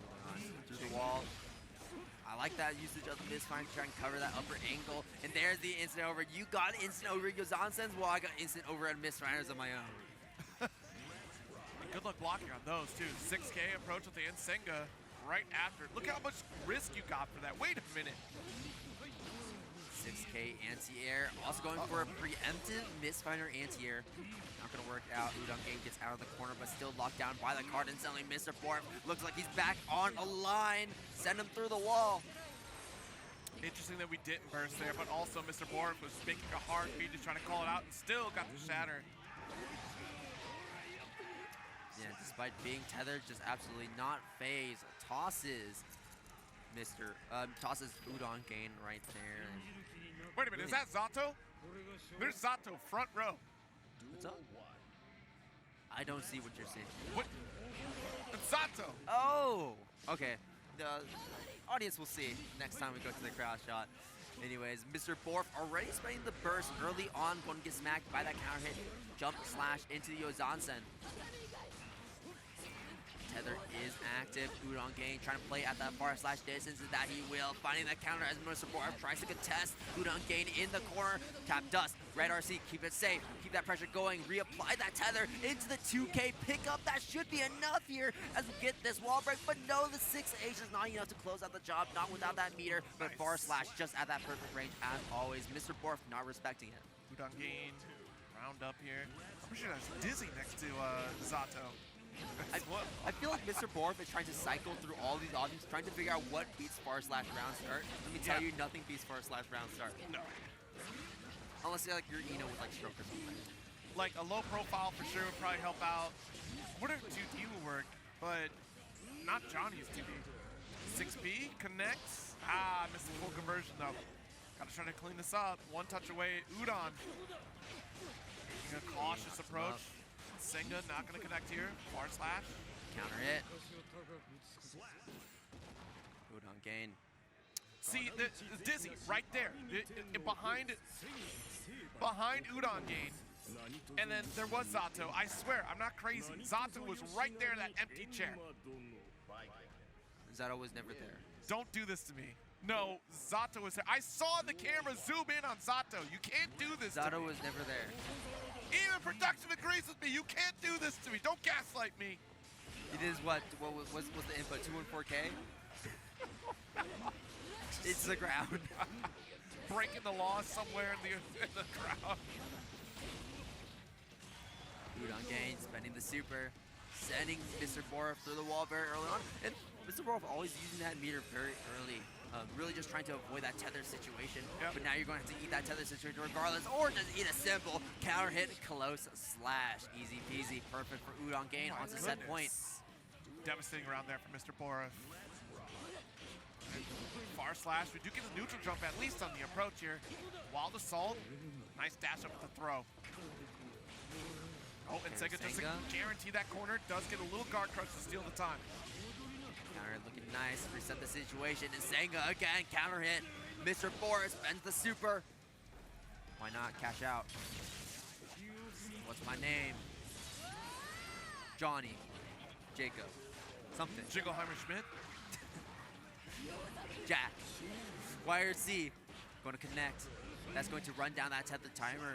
And also put MrBorif into a pretty favorable position right there. Udongein, excuse me, pretty close to that full burst gauge. Wild assault for the crush. Tether toss, 2K. Yep, there you go. Doesn't confirm. Probably looking to reapply S tether. No. Just the Age Kabari fall as we found the hit. Also just really explosive combos right now. We find a hit, and we're just sending you immediately through the wall. No questions asked. Wait, did Udongein just get like 2 perfects in that game? Udongein killing it with this Baiken here, and now the Dizzy's gone. Are you kidding me? Dizzy was never there. Dizzy was there. No. What are you talking about, Zero? I cannot confirm or deny that it was actually Dizzy. Dizzy was there. Pay attention to the game. I was watching the game, but there was a Dizzy there. There's no Dizzy. There's no Dizzy. There was There's a no Dizzy and a Zato. No Zato, no Dizzy. Over there. No. There. No, they weren't. They weren't. Cosplay at this event, they do. They do. There were cosplayers People here. cosplay? Yes. And they were here. There was a Zato front row alongside Dizzy. I'm telling you. I don't believe it. Oh my god. Neither of those players exist nowadays anymore either. That is a sad state of affairs for Dizzy players everywhere. Why aren't you playing Dizzy? Up next, we're going to have our competitors, Frankopotamus. That made me sad, that question. Up against Mooni. You made me sad. You're gaslighting me. How do you think I feel? There was a Zato front row, and you're telling me he was not. There's no Zato. Some people in Better chat believe support it. me. Chat, Better believe it. Chat supports me. Who's Zato? I'm on to you, Mike Avi. Gaslight chat as well. I'm sorry. What did I say? I didn't say anything there. We're getting into our next set with Frankopotamus here. Opotamus, actually. Change your name to Frank Frankopotamus. No. Frankopotamus is better. No, it should be Frankopotamus. Of course you would say Frankopotamus. Well, yeah, because Transformers, like, obviously. And Mooni. But Frankopotamus doesn't have the same cadence as Frankopotamus. My name is Frankopotamus. We are on Earth. Frankopotamus is so That's my probably It's the so best. much cooler. Frankopotamus. Get out of here. Get out of here with this Frankopotamus stuff. Anyways, on the other side, we got Mooni facing up against the one and only Frankopotamus. Frankopotamus on the Baiken and Mooni on the Bridget. Is Mooni, look at the lights on Mooni's leverless there. I like the coloration, actually. It is very cool. It reminds me of my PC setup as well. I have those colors. All right.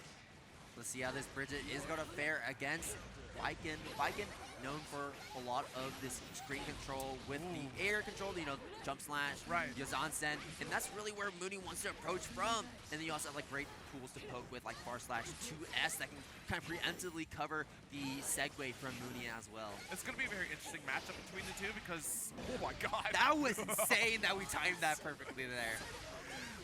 Because that far range, like, generally is where Mooni wants to kind of sit around with Bridget here, but also Frankopotamus is going to be able to kind of cover that ground with the Tafari, as you said. I can't got that parry. That was insane. That's my highlight of the night, right? Yeah, that was pretty absurd. We definitely played enough of Sakura, that's for sure. Frankopotamus looking clean on the Baiken so far in that first round, and is going to be getting a pretty big far slash counter hit here on Mooni. And Bridget not known for having a lot of health, so we're already going to be taking 60% of our life with that combo. Tether, backdash, able to get that overhead with the jump slash into this conversion. Burst is going to be on the table, and Frankopotamus trying to bait it out, but no bite from Mooni. Instead, we're going to spend that DP on a wake up into the RC extension. This is going to go for the side swap, maybe a wall break. We'll see. We're not close enough. Oh, left right setup here. Got the recall off the yo-yo. Not quite going to get the shatter. Put ourselves in a bad spot for it. Yeah, and that's tough, but we get the charge. Dust as Frankopotamus tries to backdash away. The rare charge dust is insane. You gotta let him know sometimes. You sure do. Okay, you gotta worry about that yo-yo right there. And we see a parry attempt, but Mooni not gonna bite with the roll. Yeah, that was the recall yo-yo that was coming through here.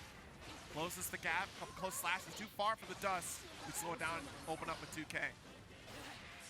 2S, sets up the yo-yo once again, 2S meaty, and the recall yo-yo is going to secure that wall break.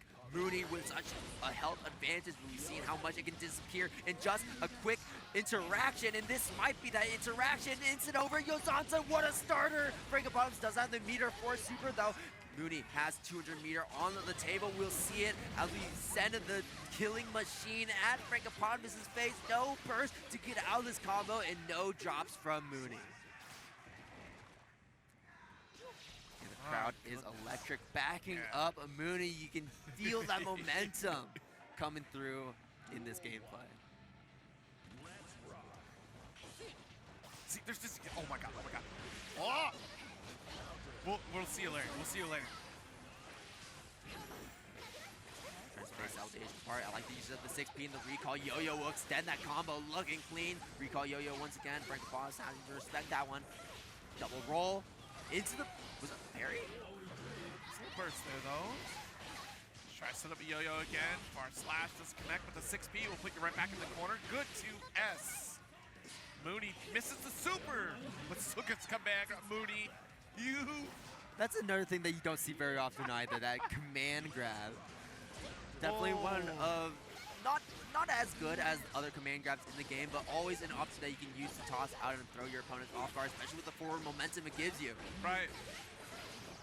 All right, nice. Got the JS in. Misses the anti. 6P went to the other side, left an extended recovery.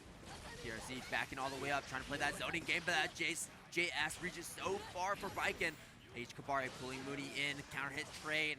Frankopotamus backing things up, but still getting smacked by this far slash. Mooni going to be able to maybe get a wall break off this interaction. 6H into the yo-yo. No, instead we're going to set up another mix-up situation. One more interaction here. Command grab will be on the table. Rock the baby. Mooni feeling themselves and getting gassed up by the Kirby in the background. Yeah, so the reason why that command grab isn't the best is because it is possible to actually throw it on reaction. Especially, you can even like pot buster on reaction too if you wanted to. Obviously, Baiken no pot buster on her side, but you know the fact that you can jump in, maybe go for like JA Shatami follow-up could be very devastating for Bridget. Able to follow throughout the Kabari there. A couple JPs, a close slash to guarantee our shatter. A lot of meter on the side of Mooni, so we start with the blue RC. Yeah, a lot of these back dashes getting caught out. We're going to get caught out by the Rock the Baby once again. Nice. Frankopotamus securing their way out of that situation, and now will go up a round, staying alive right now in game number 3, preventing that 3-0 from Mooni for a little bit longer. I mean, that was such a good call out there to go for the guard parry. Buy yourself a little bit more time to open up here. Does follow through. Zerozzen does get blocked, but the forward slash connects. Oh, nice. See, Zerozzen locks it down. Wait a minute. Hold on, Frankopotamus. Frankopotamus back in the game. Finally focused, trying to take down Mooni, and there it is, the parry. Parry that resounds through the room. You've seen this parry time, it's immaculate. That's all I can say, it's immaculate. Wait a minute, it's the Minnesota crowd, isn't it? Minneapolis crowd, rather, excuse me. That's what I saw, the flag back there. Instant burst from Mooni, interesting. Just going to prevent that knockdown situation into the tether. Far slash here. Does send yo-yo this time. Goes in for the high. 6H wall bounce. 6H wall bounce again. We're going for the full loop into the wall break. Return of the killing machine, sending Frankopotamus through the wall. 6P counter poke going to land. Good round up here for Mooni. Trying to relinquish control here. Oh, nice 6P. Pretty early on, I thought it was going to end up being a counter hit coming from Frankopotamus. We still did get one here. Nice tag. To throw. Yeah, just wants to get out of range of the yo-yo set. So Mooni's still going to be able to get this pick up here. Yeah, cross under was not ideal, but still able to chase down with the wild assault. This Mooni going to get caught low. 2H low profile under the 5H was really clean on the side of Frankopotamus. Far slash, H Kabari pulls him back in, goes for the follow-up, blocks the YRC. That's a massive counter conversion for Frankopotamus. So many resources were out of the table on both sides here, but unfortunately with that blocked YRC, Mooni falling down to that one here. Nice guard parry. Yeah, you can see that Frankopotamus is electing to go for these parries a lot more often than any other of his defensive tools. The reason why is because Bridget's offense is so safe, they're essentially all safe jumps. Right. So that's your best way to actually smoke those safe jumps out. Nice DP. See that guard crush here, sets up the yo-yo with the 2K. Gets out of range of the 2S, gets smacked by the tap dust, however, red RC extends it. I think Mooni is going to set the yo-yo. Yeah, set the yo-yo. One more mix-up, goes to the other side. Frankopotamus not blocking that cross-up. The extension off the recall yo-yo. Oh, backs away here, the close slash. You're trying to PRC to save yourself, but you're way too vulnerable. Launches it. This should be a done deal, and it is 2-all. And I like Frankopotamus' combo structure right there as well. Noticing the tether was on board, so could go for that conversion that you wouldn't be able to do otherwise. Especially in the mid-screen, I don't think any other combo would have killed in that moment. Go backing away. Oh, Calls no. out that parry attempt, though. Yes, an instant press from Frankopotamus, ashamed of that parry whipping. Parry again, but Mooni is starting to shimmy these ones out. A massive lead for this first round here for Mooni. Maybe you don't try to overspend on this burst gauge here. Does sneak in a throw. If you keep this corner pressure. Oh, try to sneak in with the command grab again. We're getting a little too antsy with these command grabs, but still succeeding in stealing that round here. Yeah, have the meter to back it up. That was what was important right there. 6P, 2P going to interrupt Mooni. 2S. These 2S's just have been so difficult for Frankopotamus to actually try and work around there. The multi-hitting, and there's a counter hit. Mooni getting closer to this win, and a bait out on the parry. Mooni very close. Has to be so careful, though. You're spending so much meter that you're going to attention pulse. You're not going to be able to rebuild that meter fast enough here. Let's get blown up by Zerozzen. Opportunity for Frank. Does get burst immediately. Back to neutral, sets up the tatami, trying to prevent that roll, set up that wall. The air throw to the right, see finish the job. Yes, we will. Mooni taking it over Frankopotamus. It's going to pop off here for Mooni, crossing into the winner's side here of top 96 Guilty Gear Strive. And the crowd is thrilled. The crowd is electric right now for Mooni's win. Absolutely. Of course, Minneapolis crowd comes in strong. I saw the flag out there. I'm pretty sure that's the entire Minneapolis crew. You can correct me if I am wrong on that, but I mean, honestly, they do come in pretty strong here for every competitor that shows up, and quite a strong showing for all of our competitors here at Combo Breaker thus far, with still plenty more to come here. Absolutely. As the pool blocks have wrapped up, we're getting straight to Top Cup. Maybe we're going to see Frankopotamus again. Maybe we'll see Mooni again. Either way, it's going to get even tougher from here on out. It'll show really why this is an Arc System Works Platinum Qualifier. Yes, indeed. Don't go away. Combo Breaker will be right back after this short break. No coasts, no kings, only champions. More Combo Breaker after this. The fires of competition burn ever brighter.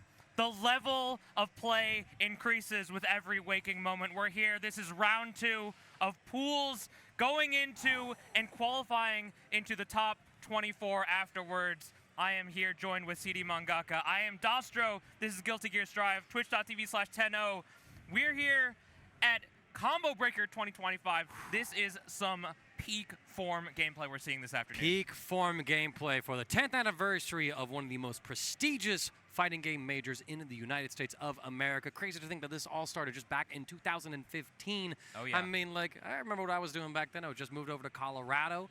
I was getting settled in and everything like that, and now here we are. My first Combo Breaker was the 3rd one in 2018 with Dragon Ball FighterZ, and now we're here celebrating a multitude of fighting games. We got the Killer Instinct Top 8 happening as we speak. We think we wrapped up some MK a little bit earlier. We got Marvel, we got Tekken 8, Street Fighter 6, a little bit of and a little bit of everything all at once. But right now we got a little bit of Guilty Gear Strive. We are in the top 96-ish. Somewhere around that? Normally around top 192 is Yeah, where we get to at this point in bracket. If it's anything like the previous Combo Breakers you see here, we have our first match queued up.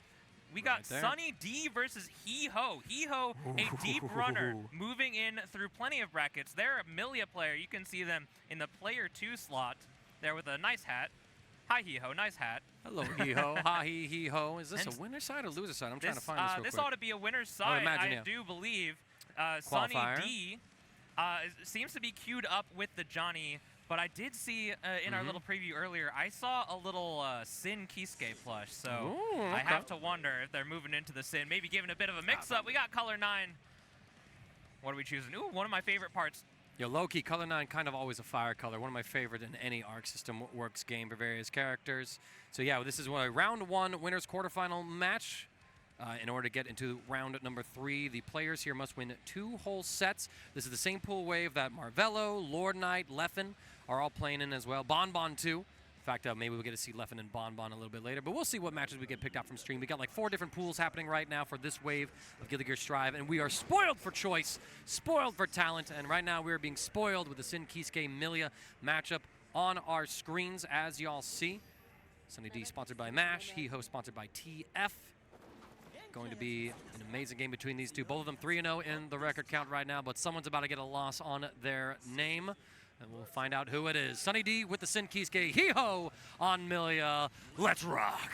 Yeah, there's going to be a lot of interaction in this game, but Sin Kisuke does a great job of limiting it when we get to high damage. We're going to have to see how Sunny D is really going to keep up with He-Ho trying to be in the air. And despite all of our spectacular air motions, Sin's the kind of character that has some pretty solid anti-air attacks, especially attached to his punch buttons. 5P, 6P, both very strong to keep characters out of the air. But counter hit, this turns to a corner conversion. Yeah, we're going to go ahead and do the car cancel into the Tyrant Rave, or as otherwise known. Let's go ahead. 6K, we got those plus frames moving in, and we pay attention to the calorie meter. Hio got set up going same side situation.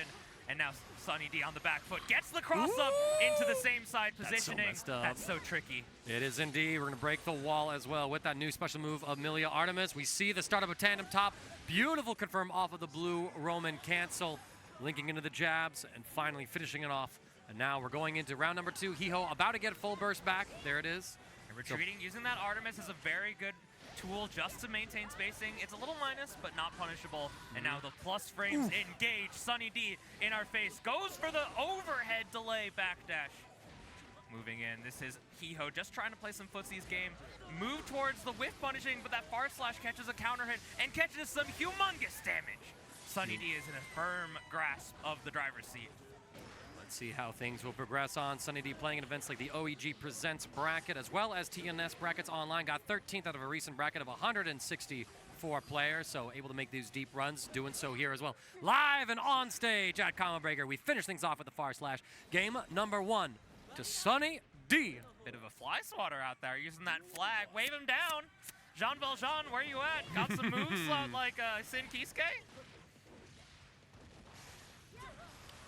Same side, very tricky. Using the second hit, it pushes him further down.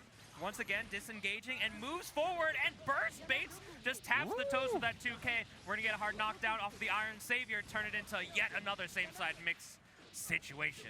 They come on through very recently. Oh, same side mix again from Hiho. Hiho, the records actually spoke of earlier, were Hiho's records, getting 13th at that TNS. Sunny D playing on their online events like the Jeekly. Shouts to you, Anchored Prince, my boy at home.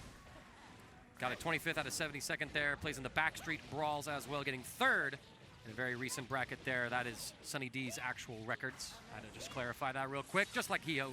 Clarifying the life bar situation, taking half of Sunny D's life with Millia, looking like a soul damage almost. Hiho's doing a very good job of keying into Sunny D's defensive habits. And right now, goes for the late burst, being very patient with how we spend our resources, and clashes off the Iron Savior, but doesn't maintain safety. Anti-air counter hit, that is gonna tie it up. We're 1-on-1. This is 2 games in. This is why Guilty Gear strive. It's a very fast game where, honestly, with how potent offense is, sometimes you just got to guess right in defense in order to survive the storm with all that volatility and with how quick the games are. That's why we settle for a best of 5 all the way through with these brackets. Hawk Baker, you're about to get baked for it. Yeah, what better place to get baked than Illinois, am I right? I could think of a few places.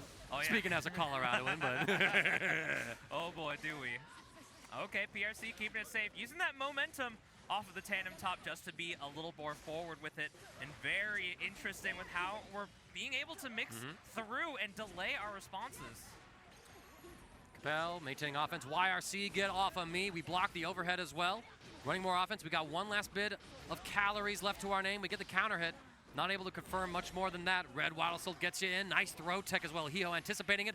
Escapes with the aerial Capel. And yo, put him in the blender.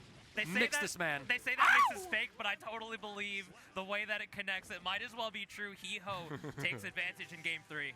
Listen, man, if it hits, it's real. That's all I care about. Hey, as I like to say, if it worked, it was the right decision. True, right? Right in. We spent 2 calorie bars for it. And catches the throw with their 6H counter hit. Spends the burst meter to get the Wild Assault through. That's tons of damage. Sunny D wants to tie up the rounds here.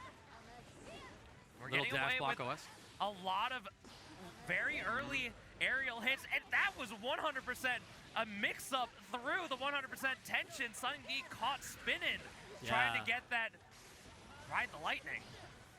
And there we go. We see the burst out from Sunny D. Does not want to hold that tandem top mix. Still has the 100% tension, like you said, but gets caught by the anti-air close slash. The sides get all scrambled. You had full tension gauge. Why not send it? We are able to somehow escape the situation. Hiho navigating it immaculately. Sunny D now completely out of tension gauge. Locked up in this corner. Tries to RPS with the 6P, but Hiho stays on the ground, catches him low. Here comes the blender. Good defense, though, from Sunny D. Blue Wild Assault. Capel, we block the cross-up this time. We're in the corner. The Artemis comes through. Sunny D's defense finally cracking. You can only block for so long. And Hiho testing that limit on your Tetris skills. Yeah, and really just going for such a low commitment option to finish it out. Putting up heavy tandem top, you can choose a side, and it makes it so much more difficult for the player, because it's a 50-50, but honestly, those are not odds I want to bet on. We're not here to go to the casino. We're here to maximize our efficiency and play to the best of our ability. And we're getting, I have to believe, 100% hit rate on these Artemises when we go for mix-ups. Sunny D getting caught out. A burst is baited. He-Ho going to be able to get this super into a hard knockdown. So create your own mix-up. We've seen throw. We've seen the left-rights. What's it going to be? Who gives a damn? Sunny D doesn't. Lets the DP rock, but He-Ho with an excellent defensive throw turns the tide yet again. Too many overheads to count. He-Ho just needs one more round. He'll advance on in winner's side, keeping the run alive. Yeah, He-Ho's definitely tried and tested in plenty of brackets and is no stranger to getting really deep. Sunny D, a player that hasn't had such a consistent high placement berth as He-Ho has. We'll have to see if they can stack it up with the tournament nerves, and right now we're stacking up that damage, trying to fight back and evening up. This is game 4, still set point here for He-Ho. Sunny D wants to stay alive with the winner's side. An excellent shimmy from Sunny D, getting that counter hit heavy to start off the comeback, and another frame trap in there earlier. That's what Sunny D did to secure the round. Has the offense going, now the throws are coming through. There's a frame kill setting up for all this mix. Overhead finally connects. We've got the RC to make it safe or extend the combo, just like we are now. Here comes positive bonus. About to see all of the tension gauge regenerate here. We're keeping He-Ho out of the air. Burst available for both players. Reacts to the hoof stomp there. Ooh, what awareness. Oh, tries to air throw out of the turbo fall, maybe expecting a compel afterwards, and actually blocks against the Artemis. Burst comes out after the quick check there. Lands in time for the overhead. Oh, we go for the throw. We didn't have the tension gauge to make it safe, though. He-Ho now has a mixing opportunity. Somehow steals the corner, gets the low. Back across as well. Burst about to be online for Sunny D. Locked out of it, though, due to the super. Wake up, Gold Burst. Able to catch He-Ho in the middle of the tandem top setup. You jump in, you got 6 speed. He-Ho cleans house. Sunny D, not my drink of the day. I'm going to stick with the good old H2O as hello, Wisconsin. Flexed on the stream out here in Chi-Town. Okay, He-Ho, I see you. Hey, there's plenty of Wisconsin reps here. I've seen plenty of my friends. I'm a Chicago local myself, and we get a bit of a crew here that likes to come down, especially from the Milwaukee area, just about an hour-ish north of here.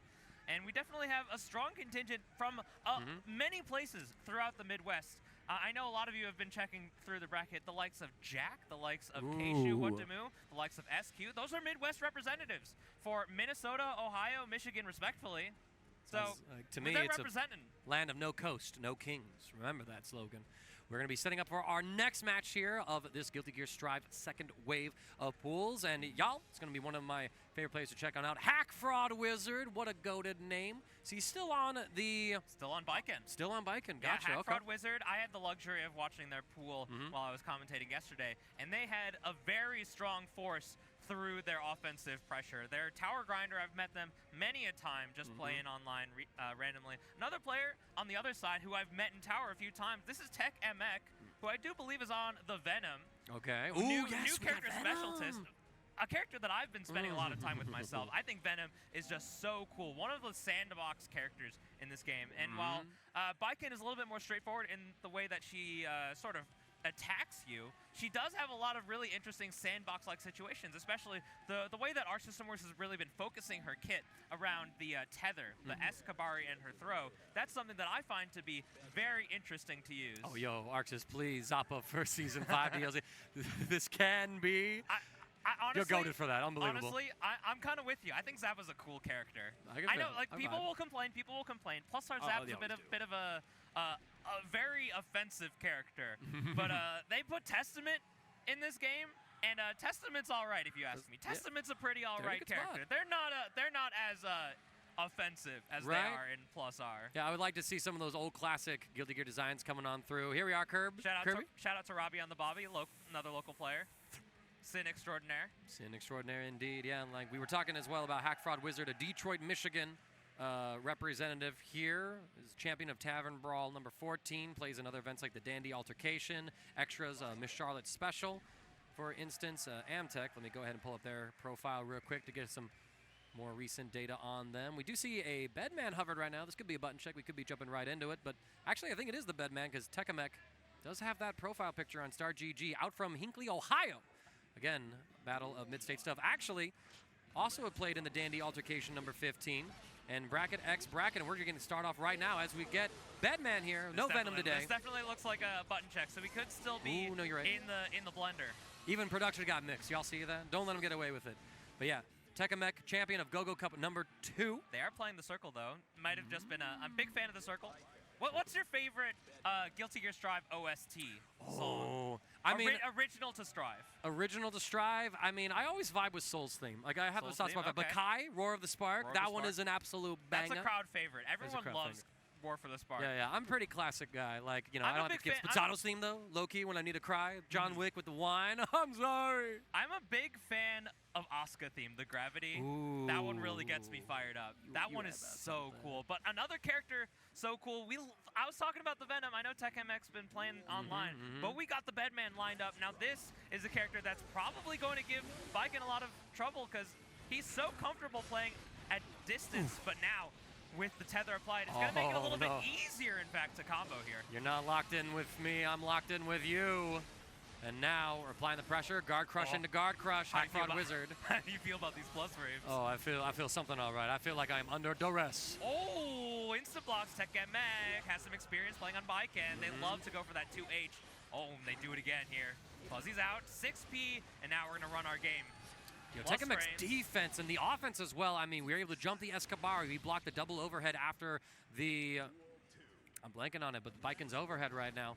Yeah, it's not Yozansens are extraordinarily powerful. And Techamex, despite playing a character that does very strong in the air, they're doing a great job of just playing on the ground here, especially against a character that has really great grounded buttons like Baiken. Ooh, pokes out, catches the guard crush on the big swing. Yozanssen comes out. HackFraudWizard's going to initiate pressure, and offense here doesn't reapply, just stays same side. All right. Get a little jab there. HackFraudWizard with full burst gauge. Techamex going to use the last of theirs for deflect shield, but we got the deflect-proof strings, it seems. HackFraudWizard, going over a tricky setup, but Techamex, every overhead! I know you're not mixing me, because I blocked it. Nice jump out from HackFraudWizard, though, able to escape some of the pressure, but Techamex gets the next hit. Should be able to get the wall stick into a kill. Oh, it makes it. She's got those Japanese guts. I was a little surprised. 6H, hefty button here. Techamex putting first game on the board. HackFraudWizard didn't really have a lot of opportunities to get their offense started, and when they did, Tech was doing a great job of looking at that bar and guessing when the Yozanssen comes out. Yep, and now, just setting up some zoning real quick. Full burst gauge for HackFraudWizard, as Techamex already invested theirs. Yeah, not deterred. Techamex has done a good job of fuzzying out, but probably about a 50% escape rate from the tether attempts, and HackFraudWizard really leveraging that.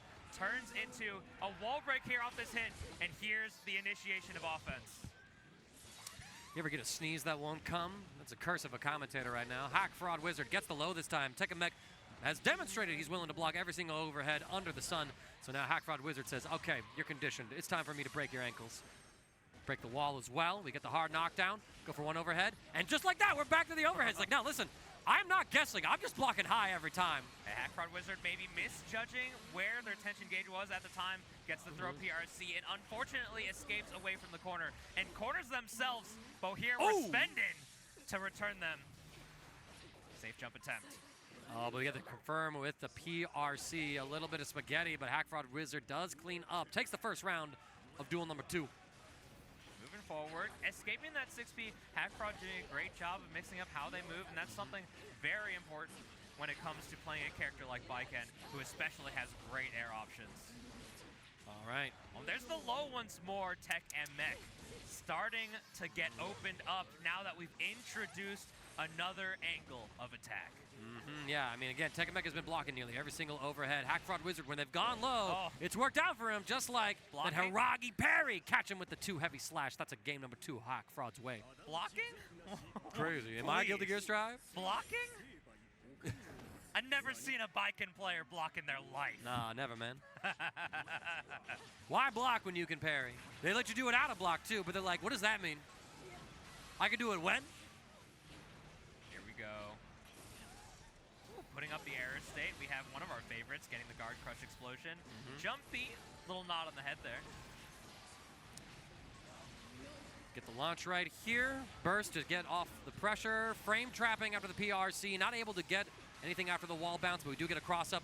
Full extension with the error state to pick it up. 6 heavy finishes that round. Techamex in a really good spot.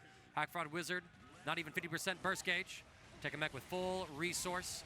And the first hit as well. Hold these plus frames. Do it again. It seems to be that HackFraudWizard has a step up moving forward with their offensive, but now that Techamex is adapting on the neutral gameplay, it's making it a lot more difficult for HackFraud to just get some space at all. You know you got some messed up mix when you can empty jump dust and it works. I mean, Bedman, the mental stack once he gets you into a knockdown is so incredibly high. But HackFraudWizard simplifies the situation with a 6P, gets the slash Kabari, once again tethered blue. Wild Assault, get me the hit. There is that low. Techamex again, guessing high like we've seen time and time again. HackFraudWizard's gonna have to keep relying on them ankle bites. Ooh, and far slash in order to get this round in their favor. Oh, there it is, finally an overhead hits. HackFraudWizard, we're developing the player-to-player mind games here. There's plenty of adaptation already on store. 5H there, making it a little bit longer in the December patch too. Yeah, no, Bedman over the last couple of patches getting a lot of quality of life things, that vacuuming jump slash, right, really opening up the character's combo route pressure sequences. Various other changes to him as well, simplifying a couple of bugs that were in his kit. I mean, this is a potent character, not very popular, but devastatingly so in the hands of someone interested. Drop the super. Behold! May you dream of some electric sheep now. Techamex, look at a little happy with that, giving themselves a little pep talk. Like, oh, if I wasn't nice. wasn't wrong, I saw a little "let's go" coming out there. Let's go. He's like, yo, I'm so nice at this game. Hey, you got to be your own biggest fan. That's Yeah, exactly. That's how it goes. If nobody rooting for you, you got to at least root for yourself. Right. If you're gonna believe in something, might as well be you. Yeah, And HackFraudWizard find that momentum now for themselves. These players generally from the area, though. We might have some homies in the crowd, though. Yeah, true, right? A lot of games happening right here. Still got City of the Wolves, Street Fighter 6, Tekken 8. Dragon Ball Pools just started as well. I'm always going to talk about it. Y'all can't make me stop. HackFraudWizard Right there. gets the low again. Techamex is getting opened up at the ankles as HackFraudWizard saying, okay, I get it. You're not guessing. You're not psyched out. You're It's just going all to fear the about- overhead. It's all about this positioning here. Once we get that wall break, once we get that super, HackFraudWizard has a really good hit rate on finishing up the rounds, but now Techamex, they blocked correctly, escaped, delayed overhead, that jump dust, another fantastic option given to Bedman throughout his life cycle. And now look at this, HackFraudWizard actually going for an RC cancel into the Zerozzen overhead, trying to mix up the order of operations here, catching Techamex unaware. So now we're seeing that, now the high-low mix from HackFraudWizard is starting to work on Techamex, but now let's see what we can get right here. We're right back in after that blocked jump dust as HackFraudWizard tried to poke out. Aerostate coming through, keeping him boxed up in the corner. We delay the flight as well. Devastating offense here. Take all this chip damage, even if it is reduced. With the guard crush nerfs in the more recent patches of Strive. Still, the risk gauge, look at it, it's almost maxed out. Any hit is a mortal counter. Speaking of! God, we got there! It's so smart from Techamex too. We use the aerostate off the spin too to cover up the way and when we got to use that dust. HackFraudWizard had no idea it was coming. Absolutely immaculate play right there. I mean, Techamex made HackFraudWizard block for 10 seconds, got the hit to get the kill, and that was a long, perfect round, but even so, Techamex, we take those. Aerostate gets caught though. Excellent movement from HackFraudWizard to find the Zerozzen. We're going for double overhead. We're plus on block after that sequence. Another slash tether. The stagger pressure, too much to handle. And again, the successful Roman cancel into the Zerozzen. That's a rhythm that Techamex has not yet adjusted to. We see the jump in, we get the install state coming through, but the jump slash from Baiken unable to be anti-aired. Yeah, just a little bit too slow there from the reaction due to the recovery frames. What a mash. Ooh, a little sloppy, but it works out for HackFraudWizard, as ladies and gentlemen. My brothers, sisters, and siblings, we got a game 5. HackFraudWizard a little disappointed with themselves. It's okay. Tiger knees are like genuinely a little tricky. They do be tricky, man. Like, motion inputs. It's a great way to sort of challenge a player, right, on execution barrier. It's a learnable skill, obviously, but sometimes, right, you fail that check, and that's just a human element to it. Very respectful as they dash in. Gets the delay. Small frame trap there. Able to get the backdash. Ooh, and the instant block makes it a little bit easier. HackFraudWizard attempting another backdash, perhaps. Yeah, and Techamex called it out with the close slash. 2K, again, another excellent poke out from HackFraudWizard. Goes low. Techamex blocking correctly. Checks the jump with those long Bedman normals. Has the resource on deck. Here comes the install. We're able to extend the combo as well. Oh, this is going to hurt. We just have to get through the wall. We didn't get there. We fumbled the combo. The super comes through, but we had to respect that the ball was still in play. Yeah, because we had the install super, it stayed out even though we blocked. Oh, what a the read. backdash comes out. Techamex, a small bop from the head that puts one on the board and nearer. This is set point for Tech. HackFraudWizard gets the 6B, has burst online for themselves. Both sides have options to pick. The trade, it goes Techamex way, and the tether kept HackFraudWizard close enough for the combos. A burst resets the momentum. Kabari RPS using that RC. They trade yet again. Wide Wild Assault to close the gap of neutral. We're going for some setup. So many little shimmies right there with the jumps. The overhead catches. Install super is activated. It's not going to be enough for the kill, but certainly a wall break or just a reset into the corner situation. We want to end this right here, right now. No positive bonus. Oh, the delayed overhead so tricky. Tech pops off, jumps out of their seat to celebrate. All right, getting a win on stream with the Bedman. Feeling himself. He's still in this round of Guilty Gear Strive as well. He advances on, just needs one more to advance into stage 3 of our wave of pools. Meanwhile, of course. Are they going to show us something? Everyone pulls out the phone. They got to figure it out. Okay, what we got? What we got? Where's Production. the camera? Where's the camera? Yeah, wrong camera, wrong camera. What we got here? Bedman. Maintaining the agenda is our top. That's crazy. You're out here sabotaging it, bro. You winning. You want to maintain the agenda. You're supposed to lose, dog. One of the secret skills that you have to learn as a fighting game player is how to effectively downplay your character. How to effectively downplay. Now, Bedman's a character that's gotten a lot of love. True. In many patches. Started out on the weaker side and is definitely getting better and better and better. And while I will say, like, they are a stronger character in the game right now, they are not, like, one of the clear contenders for strongest characters. But I will say, they're one of the kinds of characters that you need practice against. Because if you come up against a player like Techamex, there are not many players that can do the same things that Tech does. They're going to do it a lot differently. And the way that Tech really did it, there were so few gaps once they got started that you really have to be keyed into how a character like Bedman plays in order to find your way to escape. Yep, one of the key benefits of being a character specialist of an unpopular character is that most of the time, a lot of your opponents are unfamiliar with the matchup. So you're playing, knowing your hand and the opponent's hand, they're sitting there in the dark, betting blindly against you. But we're going to be going to step up with a couple of bets of our own on some cards as Kshuewhatdamoo pulling up with that Johnny, of course. He's taking on IDivineSLeep. He's the natural-born gambler. We were just talking about betting, and here we have it. The natural-born gambler, Jonathan J. Guilty Gear. Throwing those cards, flipping those coins. Right, coins in the Rev 2 thing. So this is a round, winner semifinal match out of this pool. Winner advances on. Actually, both players are guaranteed out of this pool. They're going into round 3. It's just a matter of who's in winners, who's in loser. Kshuewhatdamoo beat Dragon Monkey. That's one of my homies, Dragon Monkey. Yeah, IDivineSLeep beat Gifto73 in order to advance onto this part. So that's sort of the situation they're in. Kshuewhatdamoo, I've had the pleasure of commentating them before. They got an absolutely fire Johnny out from Dublin, Ohio, playing in all kinds of brackets like the Tuesday Trials, winning in that event often. In fact, that's pretty much all the events that they've been playing in most recently. Yeah, Kshu doesn't enter a ton of online brackets, so it's not... you don't get to see a lot of Kshu, especially recently. They did have a stint, and I want to say like 2023-ish, late 23 into 24, where they were entering more and more brackets with characters that they had a lot of fun with.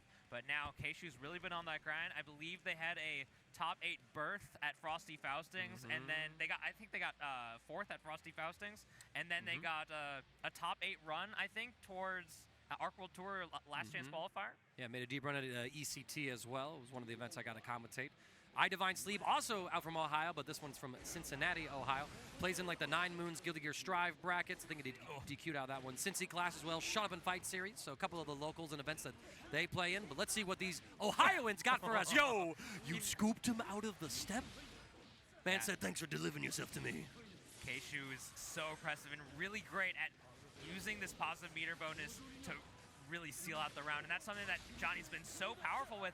Even when he was considered a poor character, his snowball has always been so impressive. Yeah, but now like the unreactable movement that he has with that 15-frame dash, as well as the pressure that he gets, the conversions, of course, makes him a devastating character to fight. But I mean, Sin Kisuke, one of the gutsier characters in the game, eating really good this patch. Look at the damage here with the buffs that he has. Tried all of to his do tools. Super RC, but it didn't make it. We spend the extra. IDivineSLeep, looking at that tension bar, says, I know just what to do to kill here. Absolutely fantastic. Yo, we low crushed the 2S with a round stop. You crazy for that one. There we go. We bait out the Hawkbaker, punishing it with the close slash in the air. Mistfinder break the wall. 50% tension gauge for Kshuewhatdamoo. Trying to Positive get bonus in that effect. extra 50 using that special movement. And now we get a little extra. Goes the fast RC overhead double. The JD seals it up, and now this is plenty of damage, but not enough to kill. Sinkiscape, he's growing. He's the ever-growing wild boy. Got to put him down. Kshu says, eat your Wheaties. There's the YRC says, no, sir, I don't want to hold this block string anymore. Nice tech on the throw. Kshuewhatdamoo. So far having a read on some of IDivineSleep's tendencies. Tries to jump out, though. Gets caught by the close slash. Reset into the corner. A second throw tech. I wonder when IDivineSleep is going to see these techs and go, okay, if you're teching like that, it's time for me to shimmy you. Kshu still being very oppressive when they get close, and nearly on a full stick of a burst to IDivineSleep. Doesn't get punished on the attempted beak driver. But yeah, Kshuewhatdamoo still finds an exit. Running offense. Red Wild Soul get in there. The quick Mistfinder overhead, converting with that RC, of course. Another wall break for Kshuewhatdamoo. IDivineSleep full calories. Scooped again. Well, Kshu, let the man play.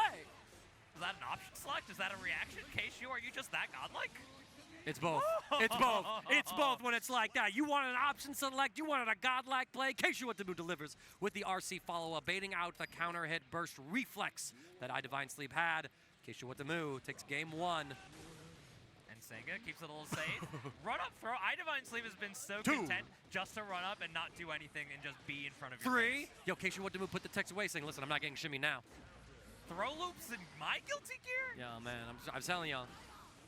There it is. Finally, the shimmy comes through.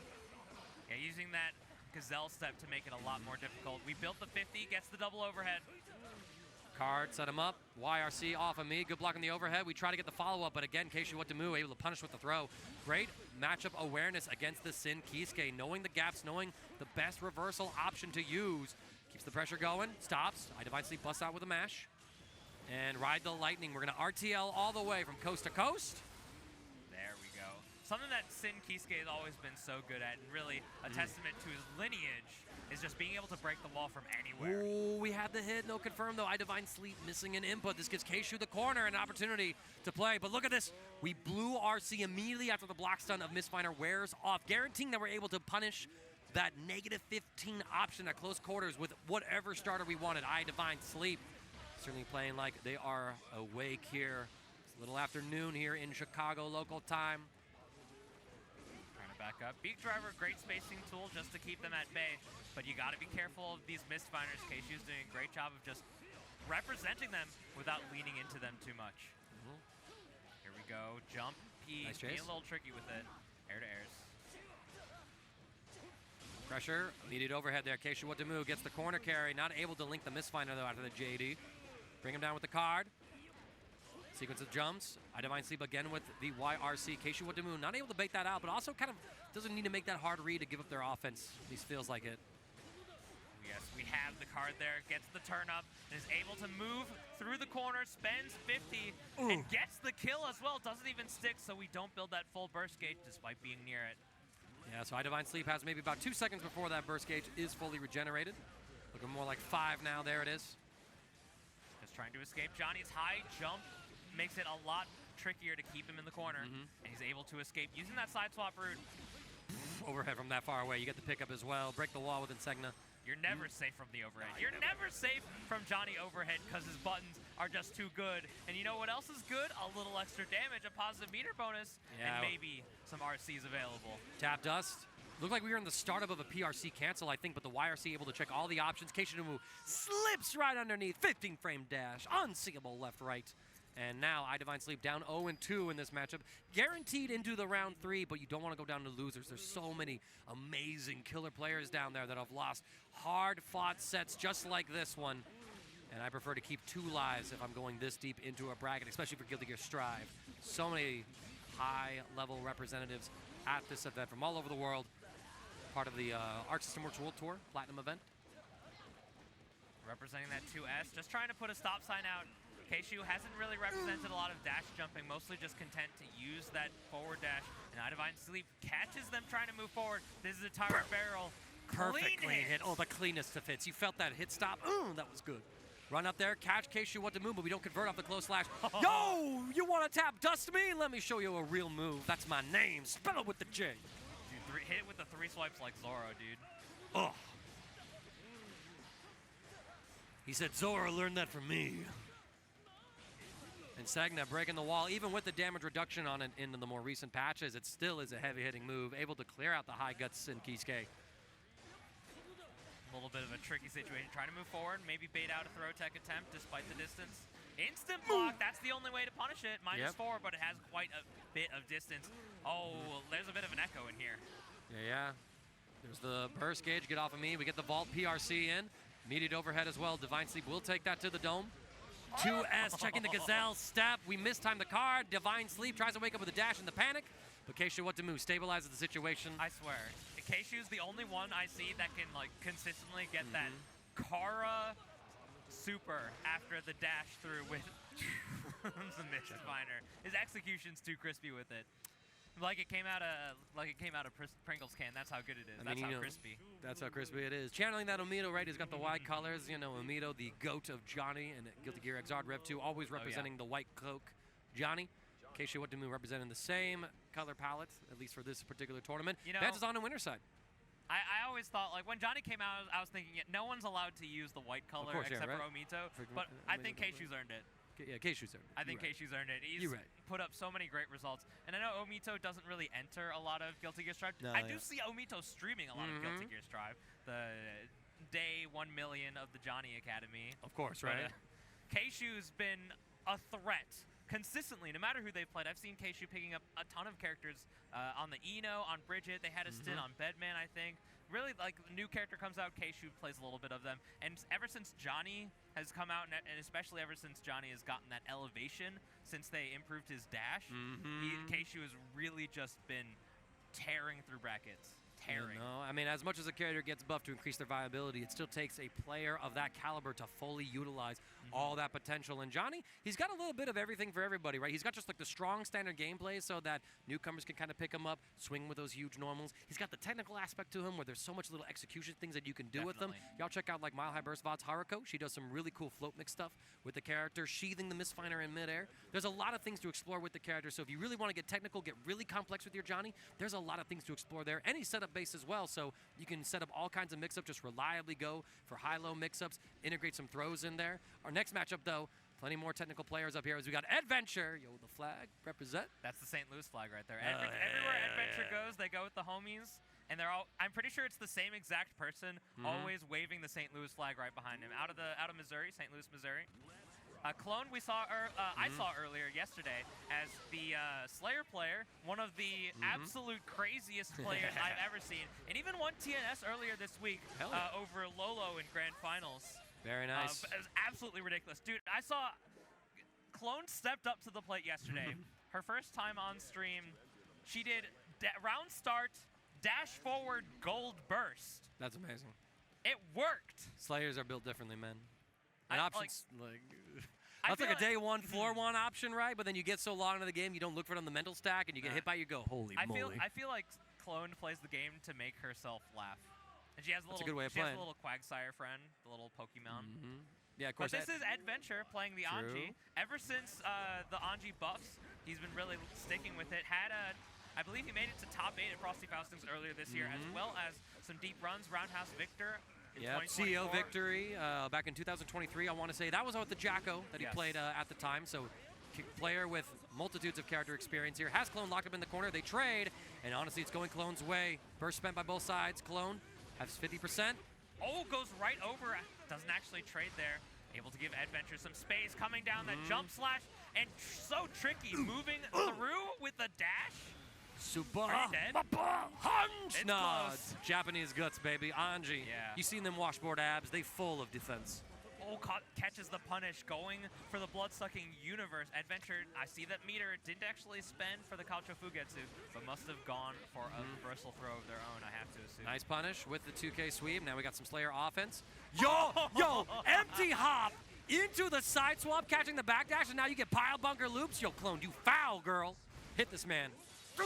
She's devious. She's devious. like the best of it. Ooh, the fast RC. There we go. Overhead. It's late.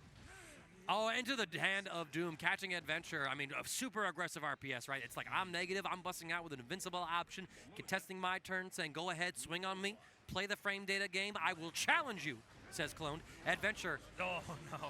Yes, I'm scared. Every time I see the big counter hit, I'm scared. Gold Oh, you reversaled with the hand of Doom. Nah, fam. She built different. 6P. Just letting those Masters hammers just absolutely rip. Eddventure shaking his head just a little bit. Y'all can't see it, but he's going, all right, Slayer, man. Against a player like Clone, you're going to have to adapt quickly because she is going to put the hands on you, and they're going to go quickly, and you won't be able to see what hit you. And now that Eddventure has a little bit of space, maybe he's going to get some time to really recollect and calculate how we're going to take it over this Slayer. I really like the choice, too, when he got the initial wall stick. He did not go for a wall stick. Instead, he went for the reset, right? Koi, backdash. Yo, and he reads it, too. Yo, and he's like, yo, I did it. Yeah, he's like, I knew. Look at that smile. Both of them having fun. She plays to make herself laugh. And the fact that both of them are laughing and enjoying themselves, too. Like, I'm sitting here, like, stressing, like, good God, this would be something to fight. But they're just both smiling, going, yo, this is peak. Y'all strive players. I love you dearly for it. Ooh, the cross-up. Just full send on the cross-up pile bunker. Garrett just knows she's going to hit. Oh, same side off the OTG. Tricky timing. All right, able to break. YRC get off of me. We bait the deflect shield. Fujin for the starter. Going to be a little bit of decent damage here. Eddventure going to break the wall. Get that positive bonus. Regenerate some burst and tension gauge. Yeah, a lot of that burst recovered after that missed deflect shield. 2S, one of his best pokes. Oh. A little bit of a weird situation. That was a bit of sleight of hand trickery. That was a hey look over there type setup. Hey, look, right? You know, you're looking at that situation, go, oh, you whiffed. Can I actually press here? Nah, that's a setup, dude. I didn't drop my combo. I mean, I did, but on my terms, not yours. You block the cross up, still defending. Backdash gets caught by the Master Hammers. Side swap yet again. I mean, look at this. The mental stack that Clone is messing with. Goes for the burst bait as well. Eddventure, though, professionally Hand of Doom connects. Just letting the burst finally come out there. Eddventure spends 50% on both sides. Spin comes out, and the dandy step into the low hit. Clone puts another game on the board. Yeah, and Eddventure, I mean, he was laughing a little bit earlier, but he kind of let out an explicit, it looked like, just going, damn. And look at this over here, man. Hold up. Okay, now, y'all can't see it on our camera. I'm seeing, like, the cameraman's looking at somebody dancing on stage. It's kind of funny. Playing on this next stream setup. Here we go, though. Oh, there we go. Gets the overhead knockdown. Hand of Doom, she's so liberal with the usage of Hand of Doom, despite being such a tricky and difficult move to use. Oh, counter hit, lets it go for the red RC here, plenty of damage. Yo, Clone making very quick work of Eddventure here. Catches the backdash yet again. Not able to convert to get the kill. We wake up with the counter super. Clone too far away. Papa Hunch, Eddventure. Yo, the dude is starting to maul. The Slayerism of this set is getting to the man. The composure is shaken. Chat, how do you feel about dandyism? How do you feel about dandyism, chat? I feel dandy about it. Here we go. Play that pressure. Yo, King Jobber, if you're watching this one's for you, buddy. I know you just going, yes, this is what I came here for. Deflect shield's out, just trying to escape. Red RC, we dropped. a little too late on the delay there. This is going to go for a blood-sucking universe, and the cross-up! One more hit is all we need, but the Mappa Punch a little too close. We get the overhead as well. Eddventure gets another chance to play. One more mix. The YRC get off of me. Gold burst from Eddventure. Yeah, you have to make sure that you're out of that situation. Fujin. Two ships passing in the night here. Right? Oh my God, they're just dancing around! Bionic arm! Uses that kick. Mappa Hunch to seal it out. Yo, you see that corner on the screen? Street Fighter 6 right there? That man was, give him a moment. He might start moving again. He just might start moving. Oh, yeah, you see? Okay, he's bobbing. The way he's playing, I'm guessing a DJ player. Something like that, right? You know, some players, right, it's important to play the way that you do at these majors, at these big public events, the same way you do at home, right? If your person likes to stand up as a game, well, maybe start doing that when you're out here playing in some of these offline events, right?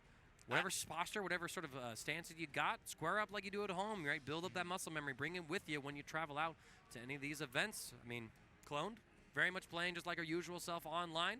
3-0ing Eddventure, that's kind of crazy. I feel like Clone is the kind of person to just like queue up to a ranked match and just do the most like devious, just evil setup and just like be the most regular kind person afterwards. Like, you just hit me with like some absolute nasty stuff, but I can't hate you because of who you are as a person. Right, and that's always a good balance to have. Just like we need a good balance in terms of how we're spending our time on the broadcast and how much we talking. We got a short little ad break coming up for y'all, but when we get back, there is more Guilty Gear Strive action here at Combo Breaker 2025. Stretch your legs, get some water, and lock in. The sets get fiercer from here. You know, there's a lot of uncertainty in life, but there's one thing you can be sure of. More Combo Breaker right after this. Welcome back, brothers, sisters, and siblings, to the Guilty Gear Strive Wave 2 of pools here at Combo Breaker 2025. I'm Mangaka. This is the youngest of Dostros pulling up with us today. And we got ourselves yet another banger lineup of sets. Who's playing next, Dostro? It's not going to stop, and we got Leffen versus Hiho. Big Leff. Big Leff. In the building. The Swede is here. I know, like, Big Leff is just kind of like a fun nickname, but if you've ever seen this man stand up, he's really tall. Leffen is genuinely a Big Leff. I And remember Hiho on thinking the other that side, Hiho on 10 the years other ago. side is like gonna put up a fight here, because while this may be a difficult matchup for the Millia side, because being in the air is kind of irrelevant when it comes to steady aim, she plays a really good fast ground game, and that sort of Chip Xanoff style, so that if you are forced to play it, and if you have the pedigree like Hiho does, you're going to be able to find those gaps, get those knockdowns, get the mix set up. But a character like Happy Cast, they're not going to make it easy. Never, ever would they make it easy, especially in the hands of Leffen. Got top 8 at EVO Japan, most recently 17th place at the Arc System World Tour Finals out of the 700 players that showed up for Guilty Gear Strive. This man is a beast, has even claimed EVO for himself within the last couple of years. I believe it was 2023? 2023, yeah. Yeah, 23, yeah, because it was right before Nitro's EVO. So here we go. Oh, Leffen. instant blocks the same side overhead. Okay, Leff, okay, I see you, dog. I see you, dog. That was kind of sick. Oh, curse applied, but we ran in, punishing the steady aim attempt. This is Hiho's offense. Gets a little bit of extra meter, using that Mirage. Winger sent through. Through the wall we go. Hardest of knockdowns here for Hiho. Running up on Leffen now. YRC, get off of me. You know, in good usage, the 6H being airborne means that YRC is less effective. Ooh, same side with the pogo hop, too. They really gave Happy Chaos, though. That's kind of crazy to me. I know they toned down other aspects of his kit, right, like reduced, or either increased the amount of his concentration that he consumes with the bullets. A couple other tweaks here and there, which, you know, people have said, like, he's not top tier, but he's still damn good. And when you get games like this, or when you see Jack play the character online on TNS, good God, it feels like, you know, we're still there all these years later. I think sort of fundamentally, the way Happy Chaos is built, you're going to have to do a really major rework to how he works in order to make him a bad character. And picking him up early has really paid dividends for a player like Leffen. And Leffen's this absolute grinder, a really smart, intelligent player, and can really find the ins and outs of no matter who he plays. Same side, we thought a cross-up was coming through, but the J2K once again launching into the Deus Ex Machina. Let's empty these guns so I can restock the bullets. Hiho in the hard knockdown situation. Tension gauge building for Leffen with that positive bonus. Tap, bruh, you anti-air with dust. YRC comes out. We're trying to be a little safe here. Here comes the offense. We're going to be able to get a little something safe here. Hiho does not bet on it and falls. Yeah, you saw that Leffen, right? First instance, he had the tension gauge, goes for the RC on the counterhead. Well played patiently from Hiho, though, not falling for the bait, but, I mean, after that point, you're put in a checkmate situation. Leffen basically looking at that burst gauge, ready to press the RC in case he did see a change in the meter. All right, round start. Leffen has to spend his burst. Hiho closes the gap yet again, says, you had your fun. It's my turn now, Swede. Welcome to the USA. Yeah, and that's that grounded gameplay that I was thinking about earlier. We're moving in and just playing around these normals, but with the reticle attached, it's going to be so hard to move, especially full send, though. Wow, on the Iron Savior and miss Tiger Knee Bad Moon. Yep, empty side low. Hiho gonna be able to clean up the round. One of the weaknesses of a Happy Chaos, though, right, is that he doesn't really have the highest health totals. So he is a squishy character. If you're able to put him on defense, there's no invincible reversal to really be worried for. He has to rely on system mechanics like YRC, deflect shield, as well as just, you know, good fundamental defensive choices. And so if Millia Rage gets in on him, Happy Chaos has a harder time than most other characters. Yes, we tried to escape the reticle, but we didn't commit to anything. That 5K is just a bit of a stop sign, trying to play that grounded game and prevent Hiho from moving too close. And no bullets, though. Gotta ask yourself, did I fire 5 shots or 6? There's the reload. We still get the meaty guaranteed just based on that OTG. Makes it a little bit trickier. Same side takes the other, though. Okay, delays into a throw as well. Catches Leffen backdashing. Not enough to get the kill with the Artemis. One hit will do, but you're back to neutral against Happy Chaos. This is a scary situation. We get tagged by the blue RC, so we were in our recovery from 6P. Leffen's going to keep the wall. Goes to the low. Good defense from Hiho. Tap Dust finally cracks it, though. Leffen restocking resources. 2 bullets left in the chamber. Catches a counter hit. Steady aim, not enough to kill. We're reset to neutral. No burst gauge fully filled for Leffen just yet. Gets sniped as well before we're able to use our empty gun. And Hiho, a little bit of a scramble, but we find the hit. And, well, I counted the bullets right this time. I knew you were out. He did a great job just mixing up how they approach it, especially with that extra tension, making that Iron Savior potentially safe. Here comes the burst here. Just trying to move forward, trying to escape the reticle. The double jump made it harder to see, but now Hiho's moving and moving quickly to the corner there. Well, we try to advance and run in and press something. We get counter hit by the gun, and so now the Deus Ex Machina for Leffen, full resource. Concentration gauge a little above 50%. Really good spot for Leffen. Should be able to steamroll this round. Hiho defending pretty well so far, escaping the reticle despite the curse being on him, but Leffen drops, runs out of concentration, no more bullets available. He can't shoot the gun. Yeah, held the Lost Shaker a little longer there. Empty low, backdash, still getting caught. Leffen showing his hand a bit with these defensive options. Finally, the overhead connects. Leffen gets opened up, compelled to steal the corner. Yeah, the mix-up that we saw earlier from Hiho. And 1 bullet in the chamber. Make it Gotta be count. careful, the whiff. JD, So smart. the taco kick. So smart. That was sleight of hand. Again, magic tricks. These Guilty Gear Strive players have to make something out of nothing, and well, when you jump in with a normal and you see the normal come out through, you're conditioned to think, okay, I'm in block stun. I don't have to worry about being thrown. Wait a minute, it was a complete whiff. Oh my God. Hold up. Yo, welcome to the blender. What a mash from Leffen, though. That was godlike, challenging the run-up after we win for all the shenanigans. And, he says, you want left, right? I'll give it to you. These setups are getting me cross-eyed here. Oh my gosh. Here goes the Deus Ex Machina. Refills the clip. We got the focus buff as well. This is going to be hard to deal with. What a tap. What a block on that tap dust. Able to intercept before the 2S is able to come out and get live. A throw as well. Hiho has Leffen in the blender, looking like a protein shake. Get off of me, YRC. Curse applied. We got a couple of bullets. Deflect shield baited out completely as Hiho. The patient play from Leffen exposing his quick defensive choice. Yeah, very smart routing by Leffen. We didn't have enough focus to make it towards the corner if we wanted to spend some extra shots. And the throw off the B, a wild assault, able to seal it out. Leffen is now 2-1.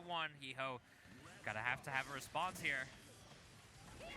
Backdash. We're trying to escape the reticle. Hiho's doing a great job of being cognizant of where it is. Only single overhead into the low. Catches Leffen yet again. Hiho has to burst aggressively in order to maintain this offense. And with all the strike pressure, he's able to squeeze in a throw. Capel again for that cross-up. JS checking it. I mean, Hiho absolutely smothering the big lift. As much as you may think otherwise, chat, that's a cross-up. It doesn't look like a cross-up. Why does it hit cross-up? It's just like, so like Arc System works. I need you to fix the visuals in this game. Sorry. I tapped into something there. It was kind of primal. Getting a bit of focus buff here. We're going to be able to reload the clip. Doesn't get the super, though. Also, it makes it so much easier to recoup resources. Tap does. Good block from Hiho yet again. But the J2K gets the launch. Deus Ex Machina. This might be enough to kill. Millia. Oh, yeah. Absolutely. Shredder. Deus Ex Machina, despite Millia having not one of the higher Guts ratings, Deus Ex Machina is so good against Guts because it does close to 20 hits. Yes. It just keeps unloading that damage. Big counter hit here. Leffen waits for the guaranteed burst moment. Allowing some guaranteed damage. Hiho going to deny the offense. Checks the offense too. Able to swing with that far slash, stopping Leffen from taking advantage of the curse he just threw onto Hiho. Breaks the wall. Leffen now back in neutral. Out of bullets, Yeah, but and out of concentration. Once you give Happy Chaos enough of space to set up steady aim, that's when it's dangerous here. Oh, we had another 50. Leffen spends it to stay safe here. Full screen Iron Savior. We run through and escape the reticle. That's 2-2 here. Hiho ties it up. And the crowd a little bit on Hiho's side, rooting for the underdog in this matchup, or perhaps just rooting against the big Leffen. We'll see what's up as we go into our final game between these two. They're both guaranteed into the next wave. But again, who's in winners, who's in losers? And at this point of the bracket, if you have dreams or aspirations for top 8, staying in winner's side as long as you can is even more important. Oh, we try to run up with the reticle. Sing da! A plus on whiff. Good knockdown here. Hiho gets some offense established. We're going to be able to get a mix-up over here. Single overhead. Leffen's being very confident with how they play their defense. Ooh, again, the cross-up. We're what, 3 for 3, 4 for 4 on that right now? Oh, but Leffen says, all I need is this one hit. Yeah, and Happy Cat's another fantastic snowball character. We're going to be able to get so much pressure, we might be able to chip out if we can plan our sequences correctly, but we go for the fuzzy overhead. Hello. The shot allowing us to keep that stand block long enough so that the J2K actually hits. Deflect shield, well timed from Leffen, able to completely nullify that mix-up. Gets the throw off as well. We block the cross-up. Leffen does corner himself, but not punished for it. Is he able to get the next hit? Taking Hiho coast to coast nearly. Burst is spent. Pitting out the air options. What a close slash, reaching for the heavens, piercing them even. As now Hiho puts Leffen into this corner. Here comes the tandem top mix. YRC blocked and baited. No. What excellent patience from Hiho. Send this Leffen through the wall. Yeah, this is a hard knockdown. No safe jump necessary because we don't have defensive options. Decides to go for it anyway because we don't want to let Gold Burst come out. There's the Tiger Knee overhead. Oh, no finish. Yo, you let Leffen play with this. If he escapes, if he closes it out here. All we need is the one hit here. No bullets. No bullets. Available. Deflect shield. Why would you do that? The nerve's getting to him. This is Deus Ex Machina. Hiho is praying that this doesn't kill. But alas, you let the Leffen win. You let him live. You let him win. And he's going on to the next stage in winner's side. What a tragic loss for Hiho. Slipping through his fingers. That's the big left diff, dude. It's a big Big left diff. Being on the main stage is really hard to play with. I'm not sure how Hiho has acclimated to it, but Leffen's been on the main stage for well over 10 years now. Well over 10 years, he's been making top deep runs, even beginning from his Melee career into multiple fighting games even. And an EVO champion in 2 vastly different games, that's really a testament to his strength as a player. Say what you will about him, otherwise you can't deny that the man is incredibly talented when it comes to pressing buttons on the sticks, just like the next 2 individuals we got stepping up right now. We got LordKnight himself, sponsored by Paragon FGC, the Baiken player himself, up against 9 Moons' Marvelo, the chip tightrope goat himself. Yo, this is going to be a crazy set too. Oh yeah. Oh my lord. I really like how both of these players are sort of like the main North American champions of their characters. They are really trying to elevate their characters as far as possible. While they're definitely like the 2 of the premier players for each of their character, they're really vocal about how they want to advance and build their characters from the ground up. LordKnight especially, I know, posts a lot about how good he feels about Baiken. And I know a lot of people may see LordKnight like, oh, you're a Baiken down player. You guys really aren't listening to him correctly. No, you're absolutely not. He pretty much tells it like it is, as I feel like many a content creator. That's what happens when we eat spicy food, y'all. The tongue malfunctions. Water. I need water. And Marvelo on the other side has really been pushing that chip deeper and deeper and deeper. Makes super late runs no matter where he is, and is really leaned into that tightrope game plan. Something that I really like about seeing Marvelo, especially with how he's able to whiff punish, is just like using the threat of chip speed at full screen just to set up the tightrope. Because we're at like that 3/4 full screen spacing where you're not really a threat against Chip because he has really good escape options as well. But the speed of the character in general just allows him to be a threat at basically anywhere he is on screen. That simple threat available allows him to set up the tightrope. Chip at full screen feels like you're fighting any other character in the cast at mid-screen with that movement speed, like you mentioned before. Marvelo coming back into the Guilty Gear Strive. He took a little bit of a break within the last few months, just sort of like, you know, alleviating that burnout, taking some time. He's back. He's feeling really good about himself.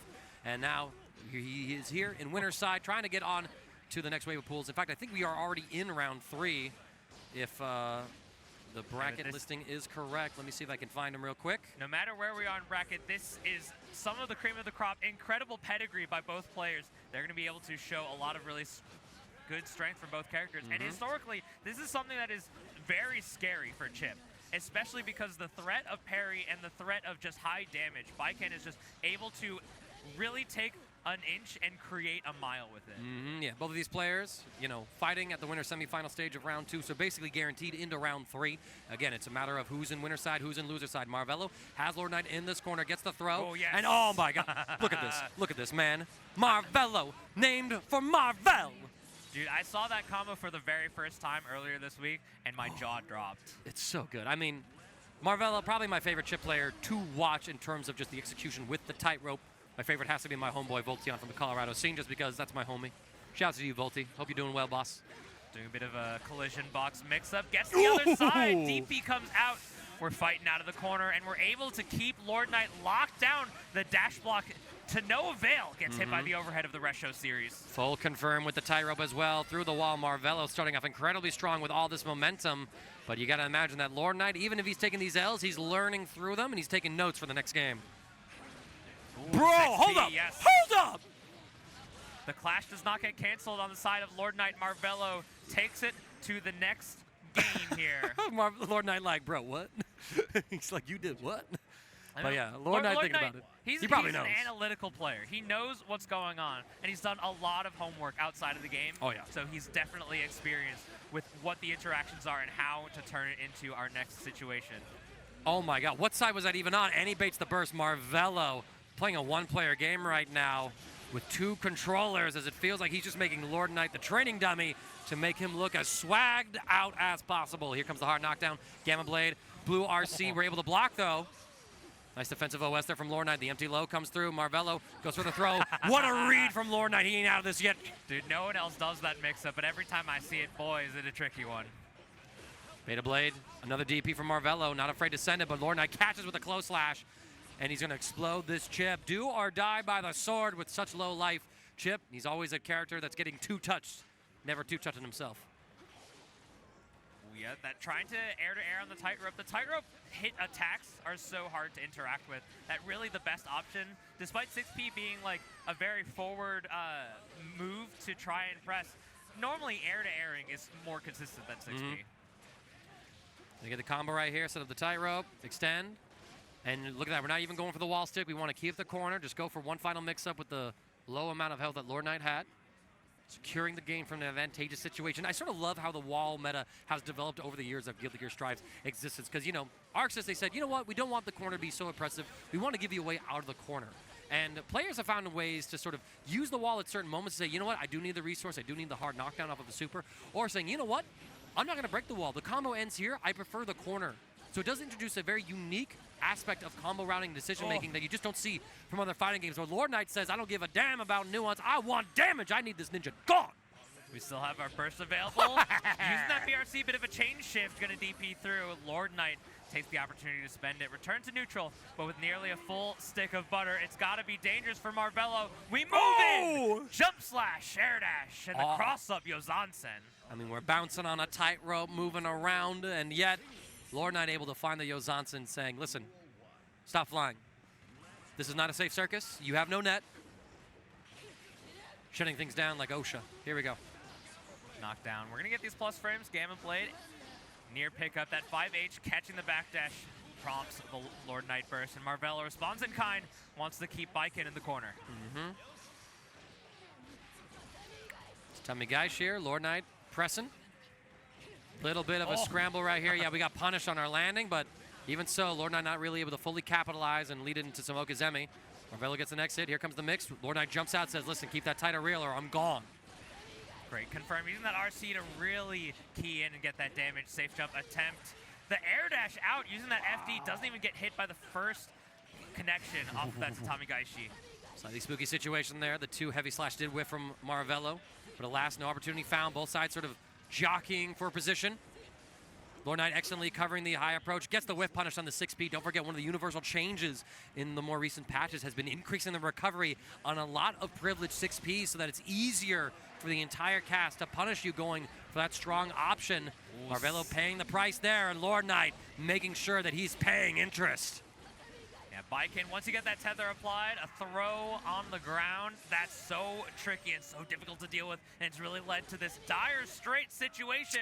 The dash far slash, able to put LordKnight up an advantage now in the set. What a reversal of fortunes here. Marvelo had such a strong opening in game one, pretty much just styling all over LordKnight, but since game two, LordKnight has made those adjustments. He's constantly checking Marvelo's movement in safe, consistent ways, and he's been guessing on some of these high-risk mix-ups. He goes to the Hiragi, but Marvelo reads it with the throw. Shimmies this time, alternating the options. We're going to go ahead and see the Kagebushin no Jutsu Me and the gang jumping you with the otter. Hi-ya! And LordKnight really favoring that Resho OTG a lot more than something like 2D into Gamma Blade. And I think it puts him at a unique advantage state that he feels a lot more comfortable with than I see other players interacting. Advancing here, keeping the pressure. Good just block, excellent defense there. Calling out the low Rekka stagger, but Marvelo will burst to deny LordKnight any more momentum in that situation. Playing full screen, letting LordKnight come in, trying to hunt them down, but again, LordKnight's movement able to just use that JS to cover tightrope running up plays, to cover the ground as well. It's just so well designed to keep Marvelo out. A Haragi from block string in order to deny any more pressure, taking advantage of that recent buff to Baiken. Now LordKnight has Marvelo in the blender. Welcome to the low. Oh, if we can get to the corner here, you might be dead. You are dead, I'm pretty sure, if LordKnight doesn't fumble this. No! Not the side swap. Why'd I have to jinx it like that? I said fumble. Trying to run Okay, it. it's fine. There's the punish. Technically, marginally better for LordKnight. He gained True. a little extra burst cage for surviving longer. True. But so did Marvelo. Ooh, great confirm using that counter hit to get that extra What a pulse jump. frames. Oh, very cursed interaction right there, but still, Marvelo. Yo, we tried the Gamma Blade, but LordKnight knew, said, nah, you don't have the space, you don't got the frame data, I got this button here for you. Hitting them with the hilt there. We're going to come down. Doesn't get the cross up, so the Zerozzen does not come out now. We're just keeping Marvelo in the corner, playing that Kabaddi mix-up. Tick throw, super fast from Chip. Advancing Gamma Blade. 5K Gatlings. Rekka series, we back off. Seeing that Marvelo win aggressive. The tightrope play comes in. Now that movement speed from Chip, like you said. Dude ran to full screen. He was back in your face in a jiffy. And welcome to the buffs as well. We're going to go for a huge super. Just barely doesn't kill. That does do more damage. Oh, but we beat than the burst. The other blue super. RC, though. We take the throw, Marvelo. Gotta be careful. Oh my we still God. have a 50, but no meter bonus available. Shuriken. Gotta believe Marvelo's eyes are Oh, life you're is flashing before such his eyes. Here we go, the super available. We're gonna go through the wall. LordKnight takes it 3-1 Fist over bumps. Marvelo. Fist bumps come through. Marvelo almost had a clutch play, but LordKnight, he was able to find the right hit, and you know, Zerozzen getting those buffs to it where it vacuums in once again, so you get more consistent conversions. Both players really enjoying the benefits of the buffs that these characters have had for themselves. I mean, you know, some of those situations a patch ago wouldn't have played out the same. Like LordKnight would not have gotten that kill without that Zerozzen change that was brought back to Baiken. So he's eating good today. He's going to be having a wonderful little combo breaker vlog or something like that. When all said and done, check out his social medias. He's a very excellent educator when it comes to Guilty Gear Strive's mechanics. Tells it like it is, I think. Had a couple of issues with the channel, I think, with some videos getting taken down or like a little hacking incident. But you think he's back in the full swing of things. And I mean, y'all, Paragon sponsors him for a reason. Make sure you check out their Tuesday night Guilty Gear Strive brackets, playing those ladders from the comfort of your own home. Yeah, Paragon's had a lot of really great pickups recently. I know the likes of Daru Ino, I think Evo champion, jabbing in. Around last year, Evo, maybe just after. I think they sponsored Zondo as well. Yep. And they picked up earlier this year Jack and LordKnight at the same time. Yeah, and Zane as well, a And Grand Zane, Blue yes. Fantasy vs. Rising and Dragon Ball talent, primarily for Grand Blue in these days with the Arceus World Tour being supported by that. And now we're getting, speaking of some picked up players, here comes one of the best to ever do it in any fighting game. FlyQuest's very own Nitro, our current reigning Evo champion. Evo Vegas champion, yeah. Evo Vegas, baby. I got to specify now. That's crazy. We got like what, Evo Nice in France that I'm trying to go to. Evo France, Singapore. Evo Japan. Coming up, Evo Japan that just happened. What? Am I saying that right? All right. All right, Lane. If Robbie and the Bobby's involved with that, I'm afraid to say that word because I don't know what it I know, means. right? I'm thinking, I'm like, I think I recognize it. If it's the language I think it is, I'm not allowed to say that. Chat, I'm sorry, I'm not brave enough. Lane, is that how you act out in Myrtle Beach, friend? Pulling on up from that particular region of the country, playing in events like the Team Ultraviolet bi-weeklies, GER was able to take 3rd place in the recent bracket there. Weekly World Firefights. Is that a Millia art? Is this our That character? is a Millia, yeah. That's our character, right? The green Millia. Yeah, zoom in on it. Yo, shouts to the artist alley. I really walked into like the other ballroom and said, damn, that's crazy. I want every single poster here. I don't have the money for that. Like, I spent all that money to get art for the plane tickets. Did Nitro just put his jersey on? I swear he wasn't wearing that. He might have. I think he was wearing it. Gotta rep the sponsors. Yeah, dude. the sponsors like, put it on. Kevin's on the phone with him like, Nitro, wear the jersey. Nitro, put it on, you're on stream. Raz in the background. Nitro. Psst, Nitro. Nitro. Rep. We're seeing the Giovanna being hovered over. Nitro, well known for the dual maining. Dual maining the Jack O and Giovanna. If this is our characters, this is our matchup. We're going to have to see what's going on. Now, I did point out earlier, Millia has a very good grounded whiff punish game. Giovanna as well. Giovanna really the poster child, one of the poster childs of that whiff punish fast movement game plan, especially at the mid-range. We're going to have to see Nitro, how do you deal with lane when they take the air? It's going to be Button tricky. check. Button check, perhaps? No, this looks real. This does look real, unless we're doing some legendary pred button checks. Yeah, something that I really appreciate when watching Nitro play. He's so good at knowing when to play slow and when to play fast. I know. And I mean, his speed when he decides to play fast, it's ludicrous. it is absolutely insane. The processing speed this man has when it comes to situations and interaction is nearly second to none. I would say I had the pleasure of playing him in a bracket in Dragon Ball FighterZ back at Frosty Faustings, and the man did some insane things to me, y'all. I mean, he made me realize, yeah, I'm built to commentate. I ain't built to fight this. Gets over the 6K. It is plus now. It's been plus for a little bit. Nice lane. They're getting the pressure onto Nitro right now. He jumps out of the corner, though, able to just passively escape, not contesting with that close slash anti-air that we've seen Hiho put to amazing use in his earlier play. Lane now gets the low. Lane playing very grounded Millia game here against Nitro. Nitro has already proven that the 6Ps are quite effective. The flex shield comes out. Even Nitro holding up a hand like, hold up, that wasn't it. No, that wasn't it. I'm sorry. I made a mistake. Fuzzy throw tech, perhaps? Possibly so. Like, that is one element, right, when it comes to, like, these quarter circle inputs. Sometimes you're trying to slide, going from a crouching position into a standing to go for a throw tech. And then because you're reading that as a quarter circle, you do get that mechanic come out sometimes. So, again, a reason why you can argue that motion inputs, they're a design element in terms of balance as well with how they overlap with some other options, rewarding precise inputs and punishing the sluggish ones. But Nitro punishing lane, I mean, look at that. We had a slow round one, and just like you said, Nitro says, nah, gas, pressing it, taking that round with a perfect. And in a character that doesn't have a lot of really deep, intense mix-ups, where a lot of her toolkit is built around strike throw, Nitro is really able to push Giovanna into a position where mix-ups are generally relevant when you're on defense. Gonna get the jump in here. Nitro escaping the PRC. He respects the offense. Blue, Wild Assault, backdashed out of. So now Nitro gets a turn on offense, catches lane with the low, converts into the super for the wall break and the hard knockdown. Nitro in a really good spot to close out this game one. 2 buttons into super. We lost 35% of our health bar for that. Millia problems. Goes for the cross up there. Knockdown when the Iron Savior made it a lot more tricky. Ooh, Blocks we from whiffed. Nitro, and we have 100% tension. Spends it. We ain't gonna let it rot and burn a hole in our wallet. That's Nitro taking the first game over lane. I mean, lane went for that cross up, and the jump slash did whiff. Not sure if that was intentional or not, but even with that missing, Nitro was still able to react in time. He was still blocking high when that JS came out and whiffed. He went low immediately as the 2K came through, so his fuzzy defense absolutely immaculate. Guaranteed burst point there on the counter hit. 5 HS. Lane escapes, and now we're putting the sticks to them. The RC, whoa, he's escaping the corner with the dash forward saying, I know you want to cross me up, so guess what, put yourself in that corner. Welcome, you're under my pressure now. Yeah, Nitro playing grounded against Millia when she's in the air too, something that has shown some pedigree in the matchup. Yes, indeed, because I mean, why would you fight a bird in the skies? It's their territory, you don't got wings. Bring them down to your level. The instant block make it punishable. We held onto that Lust Shaker just a little bit. Makes it a little bit easier, but Lane trying to fight back.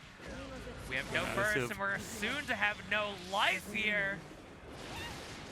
Spin as well. Yo, we got the sour side as well. Nitro just absolutely swagging this out. And we're stepping into the corner. One more hit is all he needs. Cranking the wrist gauge just a little bit with the pressure. Lane keeps things a little slow right now. Trying to jump. The Capel gets blocked. Finally, Nitro gets opened up. Will burst once Lane goes for the Iron Maiden cart in order to push Lane into the corner. The lows come through. We stop blocking low. And Nitro will take that round. But Lane was able to force Nitro to burst. So you do go into this next round with a resource advantage. Yeah, it's so hard to fuzzy anything against a character like Giovanna. Because that 2S with a slight delay can catch you. But we're caught low here. Goes for a cross-up situation. Retakes and is able to get the mix-up here. The devious visual mix up there. You see her in the corner, you think, okay, she's there, and then she just walks out. Lane has the offense, hard knockdown. Just a little bit of press and pause there. Close slash able to take it, but Nitro near full burst. Lane, because they didn't break the wall early and decided to use the wall slump, they didn't get that positive meter bonus long enough to really develop any meaningful resources into the next round. Yeah, right. And I think Nitro almost like possibly took that Nixon intentionally. He's like, you know what? I'm not trying to make a comeback here. If I play this out, you're just getting more burst gauge. You already won this round. I want to make sure that you don't have the resources to win the next one. If that was the case, godlike decision making. Oh, Artemis though, fake stuff. Am I right? Yet it works. Ooh, the second hit of 6H connecting there. Here we go, moving forward. There's a counter hit on the air-to-air. Gives Lane an opportunity to mix up here. Back throw, the incident. Shimmy, finally catching. Oh, what a slow one. And now we're about to see this combo again, friends. Hope you liked it the first time, because encore, do you want more? A little bit different, though, as Nitro cuts the super early, keeping Lane on the other side. Lane gets the throw, goes to the mixed cross-up. Nitro burst. Lane did not have the patience to bait it. And that could have been Nitro's last opportunity. The 5K whip cancel. It's so fast! Deflect shield, get off of me. Lane gets a close slash hit. It's a bit of a scramble. But Lane from Myrtle Beach forces Nitro to take off the jacket. Oh, no. Oh, no, he said, listen here. He's getting a little warm up here on stage. Ooh, okay. He's getting a little warm up here. We lit a fire under it. Is this going to be enough to allow Nitro to fight back? What a 2D. Here's the response. Instant block makes that 2S a little bit trickier to connect, and now Lane is getting still pushed into the corner as Nitro gets these errant hits. Launch. Just one by one, death by 1,000 cuts. Oh, and look at that. We even had the PRC OS, but because we had to do it so much later than what we used to be able to do back in year one of the game, Nitro's 6P anti-air attempt was not able to catch. Lane, I thought, again, they stole the corner, yet here they are. Hit Nitro in the front side, through the wall, and now Nitro, I mean, you're not really, you know, you're going to might as well play this round out. There's really no telling what side Turbofall lands on, but now, what side are we landing on? We got the front here. Lane gets the block connected. Blue Wild Assault. Cross up, Lane with the mixes, catches Nitro yet again. Getting some momentum ever since they were able to take that second game. Trade, goes Nitro's way, he's got some offense, Lane defending. Oh, until finally we get cracked open. The stagger pressure from Nitro, just baiting you into thinking, can I jump out? Can I press something? Can I get out? The answer, nah, not against the EVO champion. Oh, that still broke the wall. We escaped the corner, there and back again. An assassin's tale.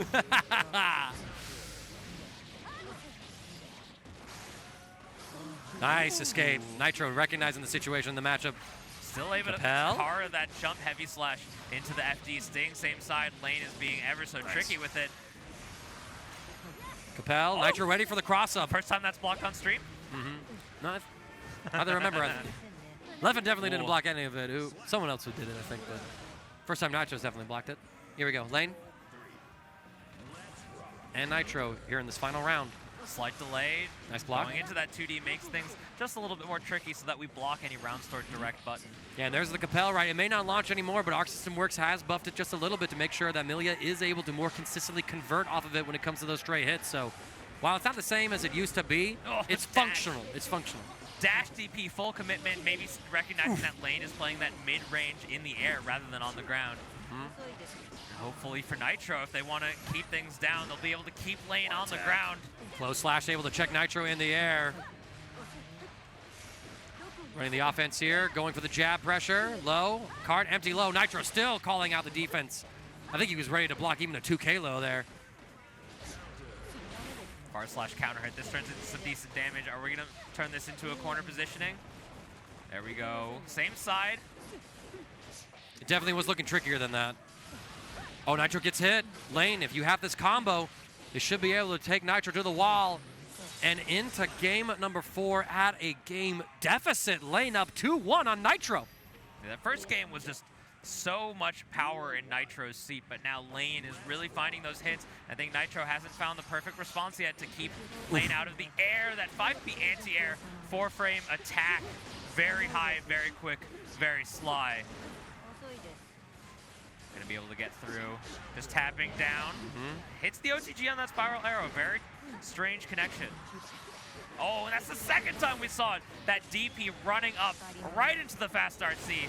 That becomes a round on the board. Another perfect one as well for Nitro. That's the thing. No matter how hard fought you're able to go against him, there's always seems to be just another level for him to step up to, and you have to keep pace with him. He's got Lane locked up in this corner. Lane able to bust out a little bit, but Nitro reestablishes control, gets a throw. Has Lane trapped. Welcome to another throw. This might be a fast game here. We're stuck in the corner, catches an attempted escape. The fast RC does not give Lane the choice to press burst, and Nitro ties it up in one very swift game. This is 2-2. I mean, I have to point out, I think, as well, how hard fought it is for Lane to win a game, and yet how easy it is for Nitro to do so. Like, that is sort of like just like a bit of like the maybe consistency difference in between these two and a bit of their overall fundamental strength. But Lane corners themselves. Nitro now yet again has the spot. Lane finds the perfect moment to press /, gets Nitro into mid-screen. We cross up as well, extending with the super. Lane, I think they should have the kill here. They do. Yeah, and they didn't even make it to the wall. That means that Nitro doesn't get an extra burst. This is set point now for Lane. If this is enough, a few good mix-ups might ought to be enough to take it. Oh, there it is again. That's got to be the second clean success with the dash DP. And a close hit allows Nitro to get this offense started. But we've seen this so many times, and Nitro's just hit rate on being able to get that corner close slash into a win has been so consistent. But the 6P call out allows Lane to escape. Unbelievable defense, but yet it is for Knob. Nitro gets the anti-air DP input, finishes it off with the Sepultura. This is final game, final round here. I wanted to see it, and our Evo champ is delivering it, but Lane, can you deliver an upset for us? Moving towards. Oh, big counter hit. This is massive. Lane going to be able to set up a mid-screen. Tandem top comes through. Same side overhead, catching Nitro. The close slash as well. Lane has the blender. Nitro, you have one hell of a comeback set up for you. We block the same side. RC, we go for. Get another close slash. Threading the throw. Nitro does stand up right there. The throw comes for the second time. This is it. Mix for the game. Here comes the burst. Nitro has to get in. Lane trying to escape the clean hit. We're able to get that dash /. It turns into offense and plenty of damage. Takes the corner. YRC. Nitro with one of their own. Deflect shield, but we get deflect proof strings. There was nowhere for Nitro to go. He was pushed into the corner, so yes, you option selected against high-low, but you didn't create space. You wiggle. Nitro drops the kill combo, but the far slash comes through, and there it is. Nitro picks up a final hit. Lane just missing out on the opportunity, but what a close set, and that is a reason to put some respect on Lane. You took the Evo champion to final game, final round, final hit situation. That is a very short list of players who have been able to do so, and especially this early on. Oh, yeah. Whew. I mean, Lane it was just a few small drops by both players. Like, there were both some strange interactions there in the very last moments of the round. Nitro able to seal it out, though. Lane had a few escapes. Nitro finally found the last one, and that punish off of the whiff forward heavy slash allows Nitro to move on into the next stages of the bracket, still on the winner's side. You want to talk about qualifier. You want to talk about top player privilege? I drop my combo, I get punished and lose the game. He drops his combo, oh, he hits me anyway and still wins. That's how it feels like anyway. It's the drop opportunities. Drop opportunities. Welcome to America, man. It's not drop, it's reset, you know? It's the American reset. It's the American reset. Yep, and now we got a little bit more action coming up as well. As Techamex returns to the stream, we got to see the Bedman earlier, going up against Beef. Yeah, Beef I got to see yesterday. They were in full Minion regalia. Full Minion regalia. They had a Minion t-shirt. They had a colorful baseball hat with the pinwheel on top, and they had the big swirly lollipop with them. Oh, that's so amazing. If memory serves correctly, Beef was a Potemkin player. Oh, so Potemkin we about to see this, man? Versus Potemkin versus a zoner character. That's a good matchup for Potemkin in this patch. I gotta say, dressing up as a minion and you play Potemkin, that's some diabolical stuff right there. Like I feel like that's on brand. It is so on brand. It's like a Potemkin player would dress up as a minion. You know what I mean? Like there's just something about Potemkin players IRL that makes me think, man, you're probably a goofy dude. Guilty Gear Strive Potemkin players. I'm not so familiar with previous iterations, but like the main Potemkin players I think of that I've seen in person from previous iterations are like Frankentank and Shine NYC. Ooh. Yeah. Or not, Shine Pot, not Shine the Kimberly player. Gotcha. Okay, yeah, I feel you. They're both from New York.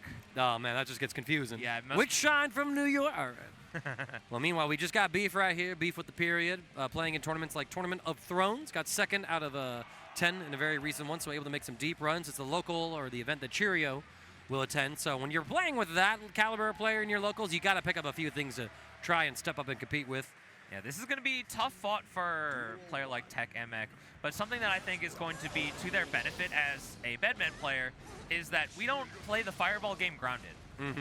We can play the fireball game in the top corner on the opposite side, so slide head isn't as much of an issue in that instance. Right. But we still have to worry about FDB, the flick, because the fireball, when we return with flick, is just so huge. It doesn't matter where you are on screen. It basically hits you super high vertically. Right. And no matter where and how you decide to do it, flick, if you hold FDB, it will just auto connect if there's a projectile that would go to your body and actually activate flick. Yeah. What are we playing, Tech? Oh yeah. I'm judging you for your music choice. Ups and downs, that's a good one. You know Dude, what? I'm bang with it. That's a good one too. Starting from season 2, they went the circle into gravity. They had gravity into circle into gravity into what was Johnny's theme? Oh my! I can't remember. Just lean. Just lean into extras, into the symphony, into ups and downs. Just banger after banger after banger, dude. Absolutely, man. I mean, the Guilty Gear Strive soundtrack, you either love it or you hate it. I'm out here loving it. You can catch me in 4K watching that stuff, singing it in the car with the homies. Pulling on up here, though. A battle of the heavies. We got a former white Wild Assault user, actually. One of the more interesting changes in recent patches is that Potemkin is now a blue Wild Assault user, setting up for the guard crush so he can threaten true strike throw mix-up, as well as use it in some combo routing as well. Techamex, though, pulling up with a heavy body Bedman. We try to flick, but Beef gets caught by the jump slash. Through the wall we go. Techamex with an early lead. Yeah, we're going to really have to see how Beef is able to interact with Bedman. And as I mentioned earlier when Techamex was on stream, if you don't have practice against Bedman, you're just going to have this happen to you, and you're just not going to understand what's going on. Getting the pressure through here. Techamex again cooking Beef so far. Looking well done. Oh, and we bait out the throw with a perfect. Nah, man, you can't do Beef like that. That's crazy. That early hit really led to a lot of great pressure.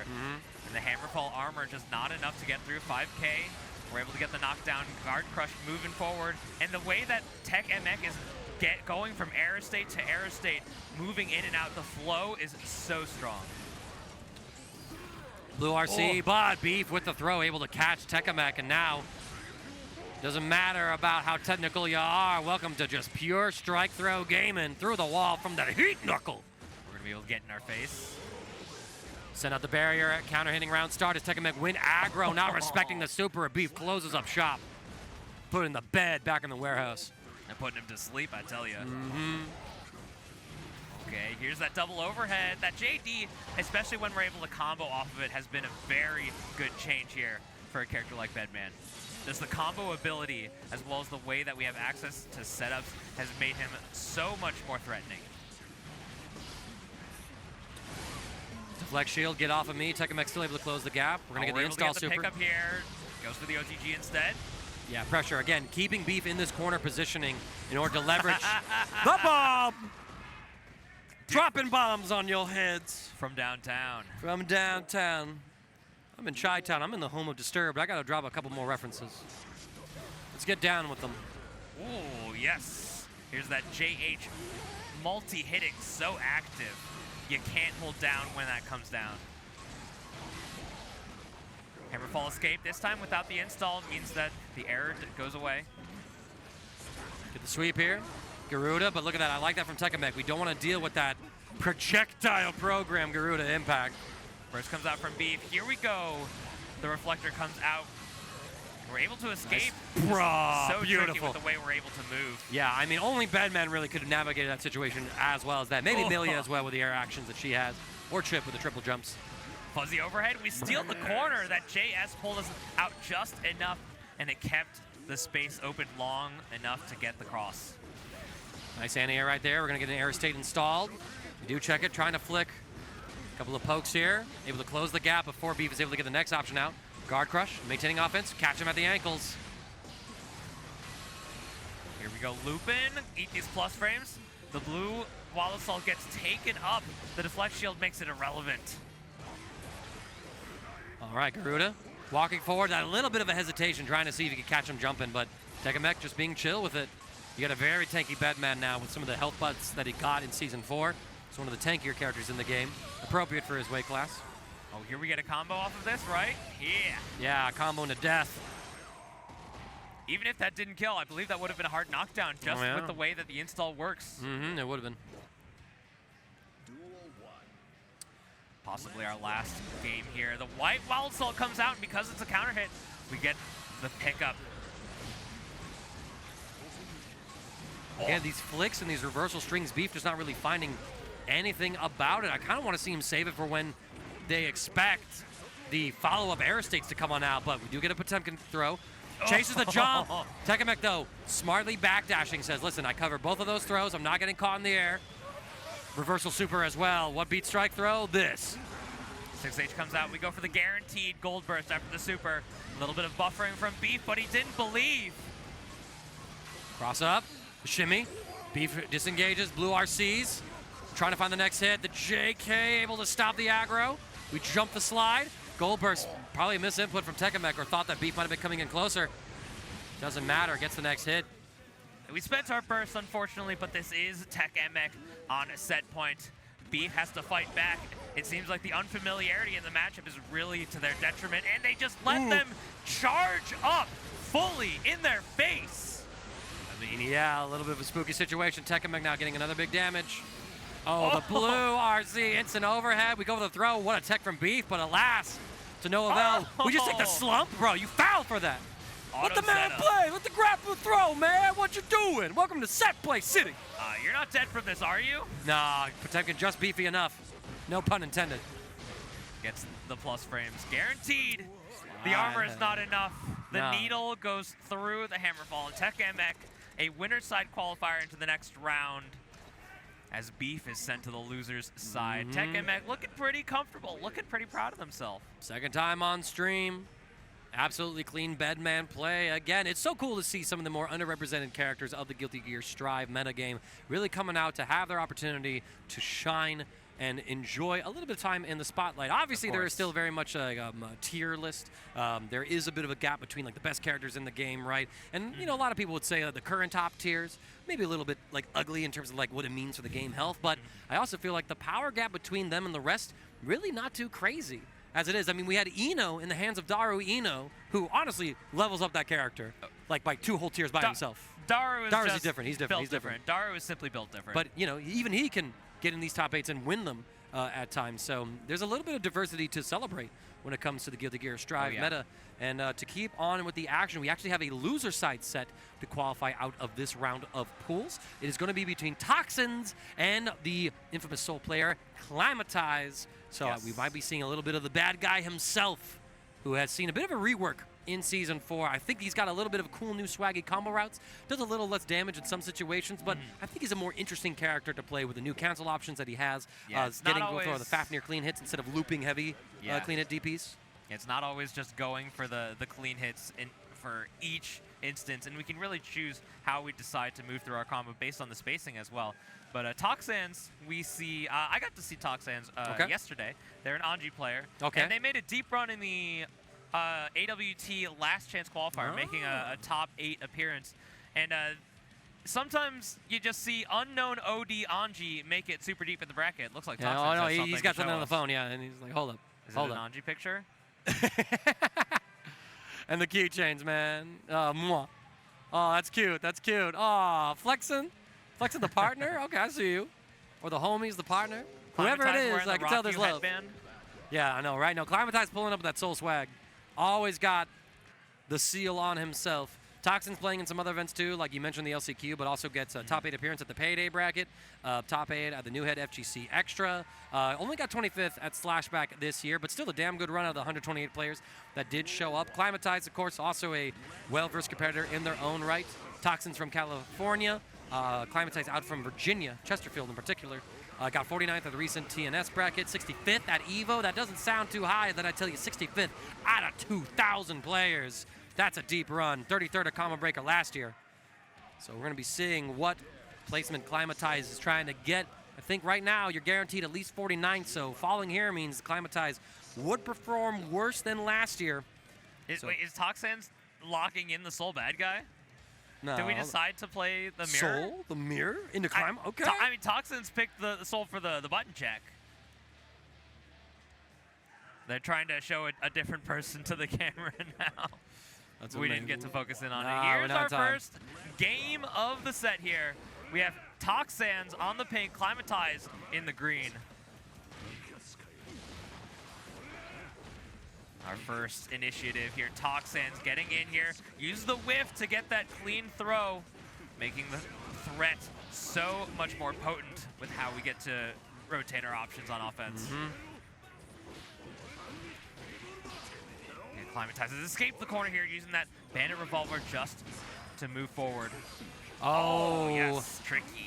Very tricky. The 6 slash not actually going to reach. Climatize with the classic green soul bad guy, always his color. Trying to swipe that ground. That 2S, very strong tool, especially for players that love to dash block. J, heavy slash, Toxins. I mean, we talked about expecting the Anji, but the soul bad guy looking pretty clean from him. Yeah, I personally have not seen Toxins play anyone other than Anji. I haven't really had a lot of focus on Toxins until very recently, but they've had very great performances. And right now, the burst into the corner is going to allow them so much damage, especially we're going to go to the corner. The wall stick, the super. Here comes the Tyrant Rave. Clean hit as well. A little more noticeable with some of the new visual effects there. You got to see like the little rainbow effect coming out of it. Oh, yo, Climatize. That was goated, but we didn't really get much of a pickup from it, unfortunately. Block the 6 heavy slash, wait for the 2 heavy to whiff. Right in his face. We catch. Fafnir into just a full wall string. No super needed. A second Fafnir does the job. Climatize, tying up the round count. Dude, that close slash gut punch is the type of move that you get hit by in an anime, and then you start coughing up blood. You know, you get the close-up zoom in too, exactly, right? The camera cuts, you go, you know precisely what I'm talking about. It's like that Naruto fight with Sasuke in like the first part when they were kids, you know, that gut punch, and then Sasuke's eyes just bugging out of his head. Yeah, when he becomes the Nine-Tailed Fox. Yeah, right. Oh! DP. Here comes that space. Toxins really living with that burst, though. This is that whiff punish here. Toxins is doing that dash forward, and Climatize just holding down back DP. for a little too long. 6 slash, we're going for the safe thing, but you're getting hit, and you're like, man, this guy's getting hit. If I just did like Fafnir, if I did Vortex, I could get at least something. 2D, no cancel. Dude, that's an evergreen soul move, that 2D. Oh, yeah, right? Ever since XX. Yeah, I remember did lose some functionality stuff in the Kai Kisuke matchup. You used to be able to meaty with it, and then his Vorpal thrust, Vapor thrust would go, you know, above it, so you would whiff it, not get hit by the DP. But now, you know, you just get hit by the Vapor thrust. Have to wonder, Toxins, are we gonna go for a character switch? I think he's already pressed X. Yeah, he's already locked in with the soul, and we're just gonna run the mirror match all the way through. It was very close, but now this means basically if Toxins does decide to play the Anji Mito, that you're not gonna be coming in with a game to warm up your Anji. So might be solar bust for Toxins here. Maybe doesn't like the Anji matchup into Soul, although I feel like it's pretty fine, maybe even favorable. Mix up, goes for the single overhead, catching the backdash there, the close slash. Yeah, we were gonna burst before we can get any clean hit Fafnir nonsense. Yo, that's foul! Climatize has used a PRC with the gun flame. Is so just world class. Not just Gunflame, that looks like Kara Gunflame to Yeah, get that true. forward motion.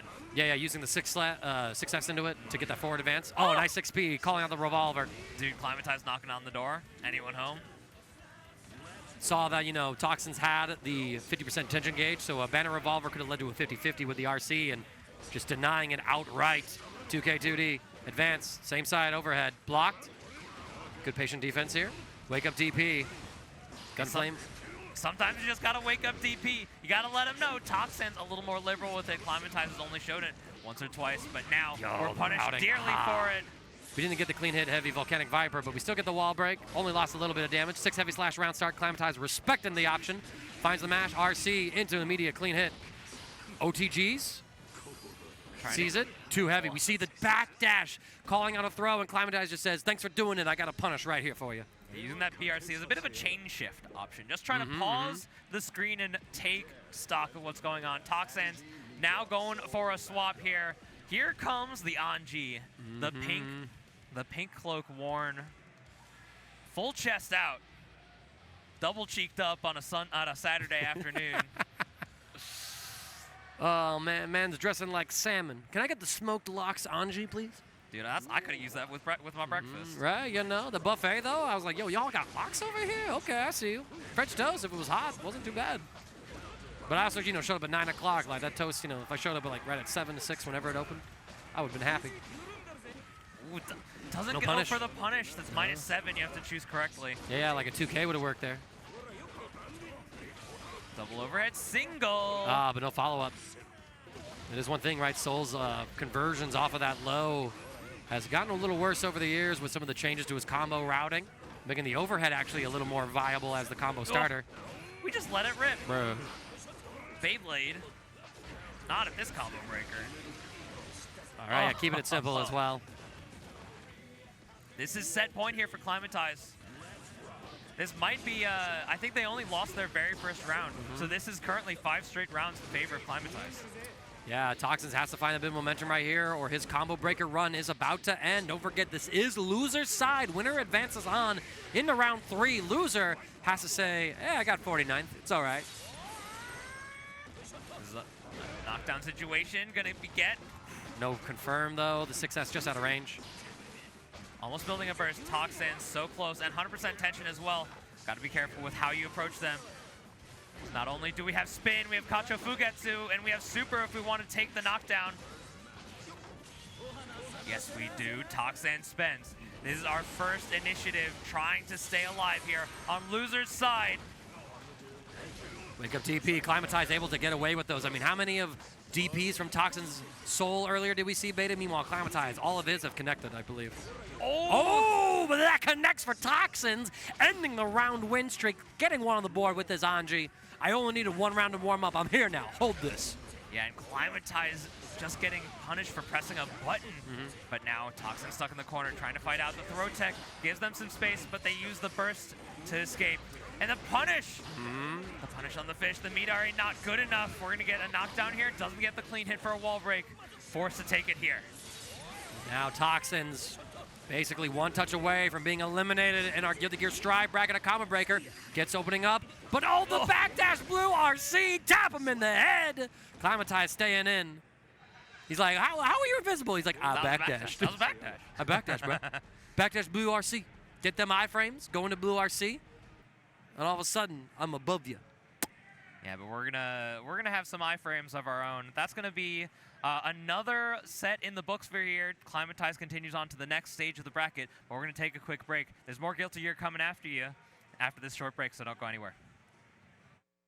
We boil down, we reduce to the pure essence of competition as our bracket continues. This is more Guilty Gear Strive here at Combo Breaker 2025. For those of you just tuning in, I'm Doster here, joined by CD Mangaka. We've had so many spectacular games already on stream today, and we just have more on the docket. Yes, we do. We are moving into our round 3 of the pools. We've got to cover the last 2 hours with round 2, of course. We got to see various players advance, like LordKnight in winner side, Leffen, Skullduggers, Kshuewhatdamoo, Nitro, and Y, cloned Techamex, and Umisho, who is also making an appearance at Combo Breaker this year. And our first match, actually, is going to be Kshuewhatdamoo and Skullduggers pulling up to the stream right now. Winner of this will advance on. Actually, both of these players are guaranteed to go into the top 24 phase of the bracket. Again, it's only a question of who's in winner's side with 2 lives, who goes down to losers to play with their final life here at Combo Breaker 2025, part of the ArcSys World Tour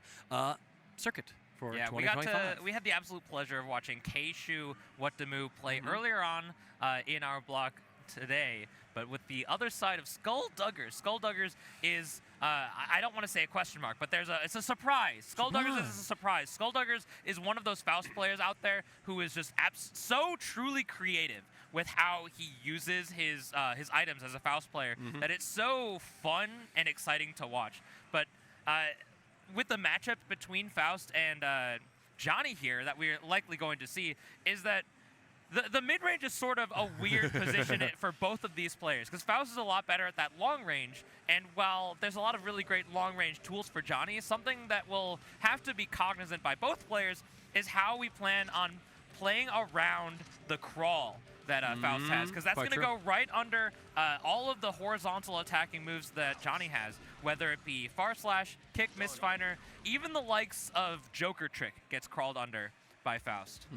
Yep, and so Skullduggers, our 9th seed of the Combo Breaker event, out from Georgia, actually, playing in events such as Maximo 2025, where they actually was able to win and take that over Crescendo. Also won 404 very recently, actually 2 404s very recently, one of the local tournaments out there in Georgia, I believe. Kshuewhatdamoo, of course, we've been able to see him and all of his accolades in our previous discussion of him. Doing a quick little button check. Players feel like they are good and vibing, so we're going to go ahead and lock in with this matchup. Should be very interesting. I feel like in this particular matchup, Johnny has to probably kind of get Faust to not go for crawls by just checking him more with like those 2 slashes of Johnny's, because again, like you mentioned, so many of those mid-range tools Johnny likes to use, you can just sort of crawl under it, and then they have generous whiff recovery, so that's just a big opportunity. We're starting off that far slash though. Yeah, and getting right in. Oh, yo, Kshu, okay. Since Faust is more comfortable at the full screen in this matchup than Johnny will be, it's really going to be up to Kshu to play the role of the instigator and trying to get in. Here's that trade here. We're going to get set up, and the kindergarten class comes up, allowing us to put the hammer on. And now the little child going to come up. Oh, another one? Another one, but no, Johnny says, listen, I'm not a preschool. Oh, they still come out? I could have sworn that they went through, but apparently the freeze throughout the cinematic kept them in halt. The line leader said, hold on guys, the teacher hasn't let us through the door yet. Jump 'em, pirates. That's crazy. He really just adopted them into his pirate crew. That's absolutely goated. Johnny with the throw, gets the throw, and gets popped. He did, dude, that's some emoji type stuff right there. He did wake up, dash, jump, throw. Kshu, why you build like that, man? Oh, we got some meteors. And the cross-up as well, capitalizing on a very lucky item pull. Skulldugger is going to be able to get the second game for themselves, the second round, I should say. Ooh, yes, that 2P connects against that 6K attempt. Kshu wants to get in closer, and Skulldugger is trying to establish that mid-range gameplay, but the 6K catches the escape attempt, and now Skulldugger is going to get pushed through the wall here. The launch into a hard knockdown as well. As we spell out the name, there's Mini Faust right there.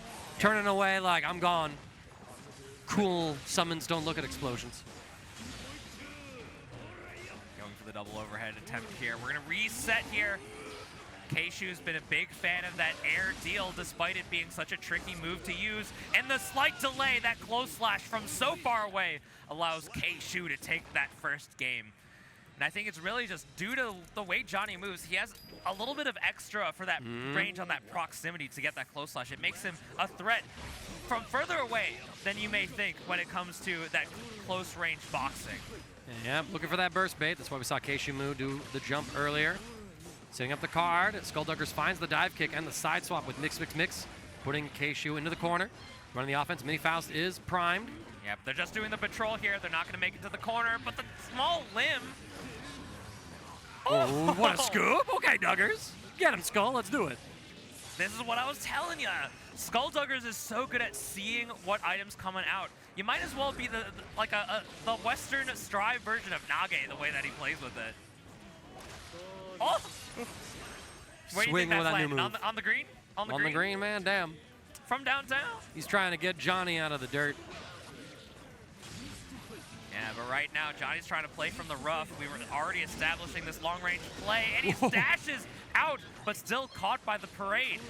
Yeah, and now he's going to get caught as well. Mini Faust is going to be turning around, slowly coming up, but we're somehow able to avoid him, and now Mini Faust is going to walk off screen and not come back. They did nerf the amount of times that the item does rotate, so instead of being there a little more stickily, it does, finally walk screen after it side swaps once. Oh! Did that cross up? Faust, why are you so wide? You're so thin, and yet you're so wide. It's the bag on his head, man. You're built like a bag, man. You're too square. He's crawling and got hit on his knees. We get the trumpet as well. The kindergartners coming in. We see the super and the full tension gauge, so Skullduggers able to keep himself safe. A big pickup here. Forward. A setup. Another meteor. Well, that's right. We did absorb it earlier, so we were able to do it on demand. We find the next hit, checking the dash-up approach. Skullduggers answers with a 2-0 victory in game number 2, tying up our set 1 apiece. Yeah, that was a really key interaction there with the deflect shield, Kshu staying safe, but unfortunately Skullduggers was still able to get the pickup, that active 5k, and now the activity on these long sword normals are going to turn into a wall break and so much damage. Faust, I swear, Bubba, you got to put some meat on those bones. Yep. He's going to get a little bit of damage onto Johnny's bones here, but the dash forward able to just barely escape that explosion. Like, I mean, from the front perspective, like, you're just seeing him dashing at you, an explosion behind him, I'd just be like, oh my god, he's so goddamn cool. Dude, have you seen his sunglasses? Oh, they're so cool. Have you seen his hat? Have you seen him? The full chest out, just the jacket. Just the jacket, man. Oh. I can't get away with that build. You kidding me? I ain't built like that. Not yet. And we're going to move through. There's the Joker trick. A little too far for Kshu to feel confident to dash up into the Say My Name. Reversal, misfiner. Okay. But we do get a massive counter hit with that 2 heavy. Nah! Fam! Put it in the highlight clip, man. Oh my god. You got meteors on that summon too? Unbelievable. As cool as the combo was, Kshuewhatdamoo says, okay, that was cute. Die. Who's the real winner of that game? Skullduggers won our heart with that sick, nasty combo. I know, right? I need that Twitter clip. Comment Breaker, I need you to show that. Cut it early enough. Dog, if it had connected against the wall and he got a super to go through, oh my god, that would have been peak. Yeah, he would have had to rush him to the hospital. Chad. He would have had to rush him to the hospital. It's like, I just bodied you. Get in the chair. We gotta operate. I messed you up, fam. But Kshuewhatdamoo doing the messing up right now. Jack of Hearts to break the wall from mid-screen.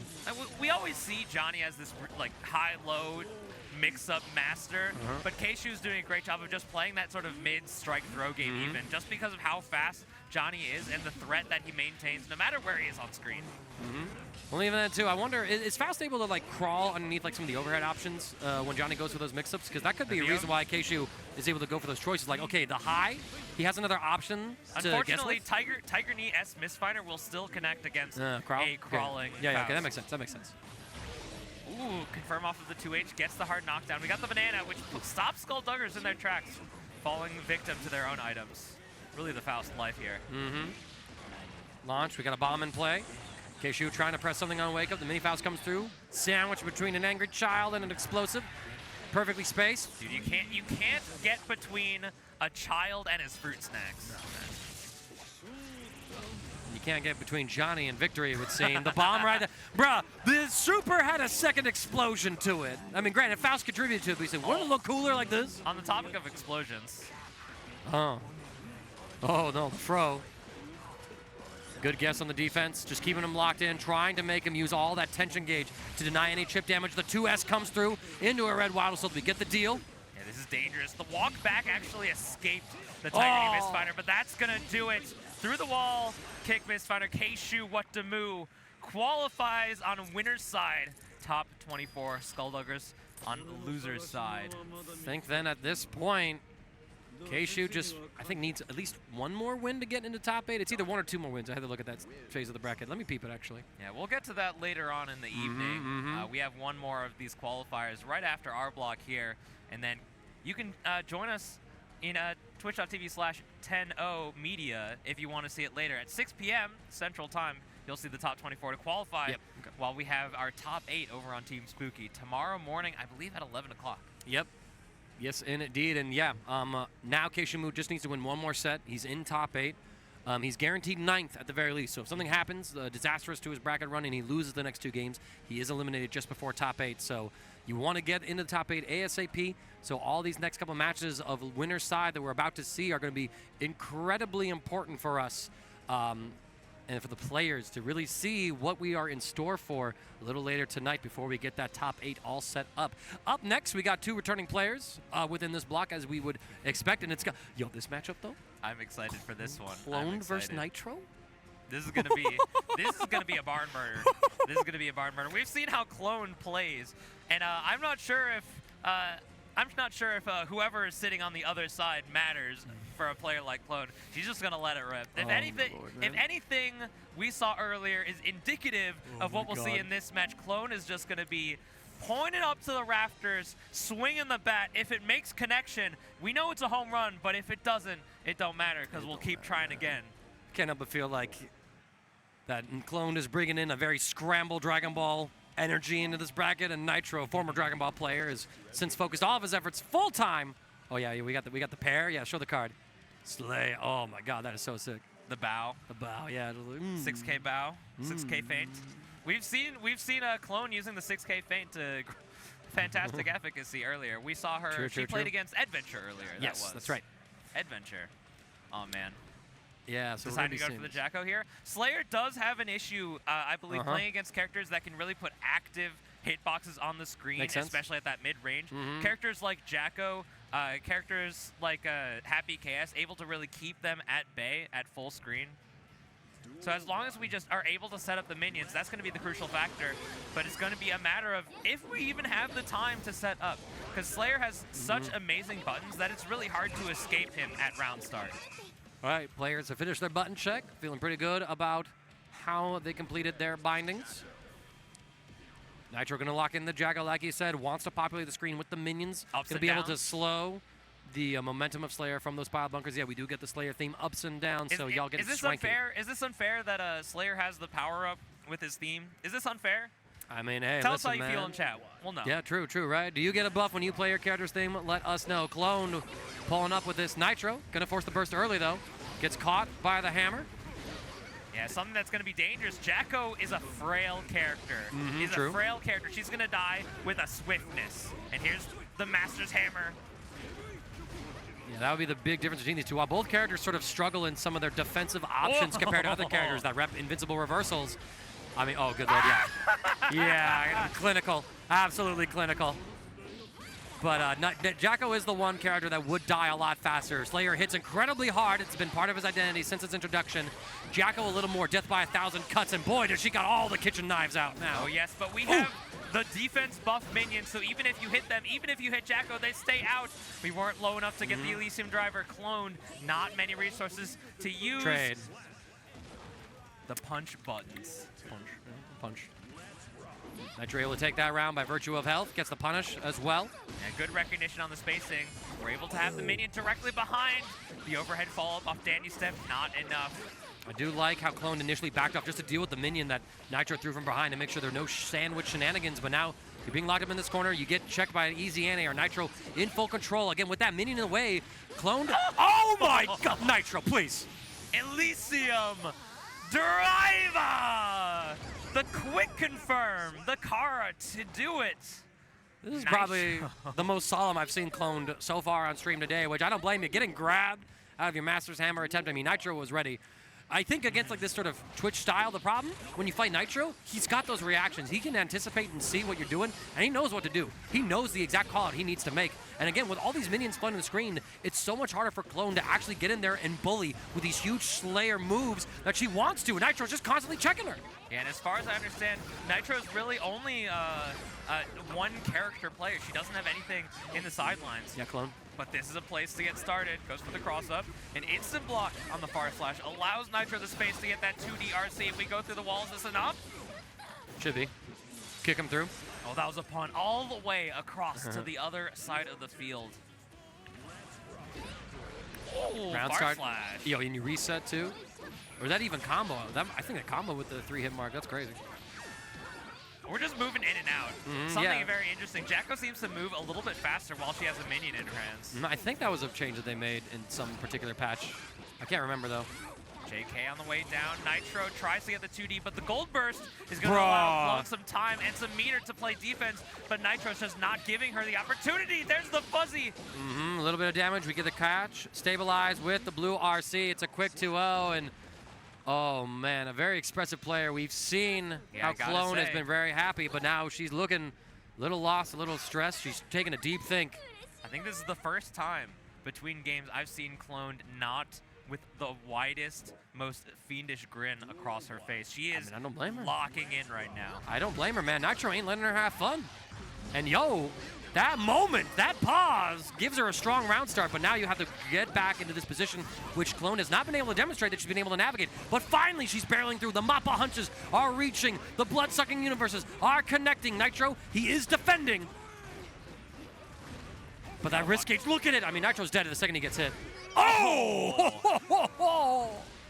We were talking about the anime punch? zoom in, the gut punch. Yo, that was the manga spread where the punch is 2 full pages. Oh, yes. The impact panel, you know? The speed lines. The speed lines, everything. A Dan manga page, you know? Going all out.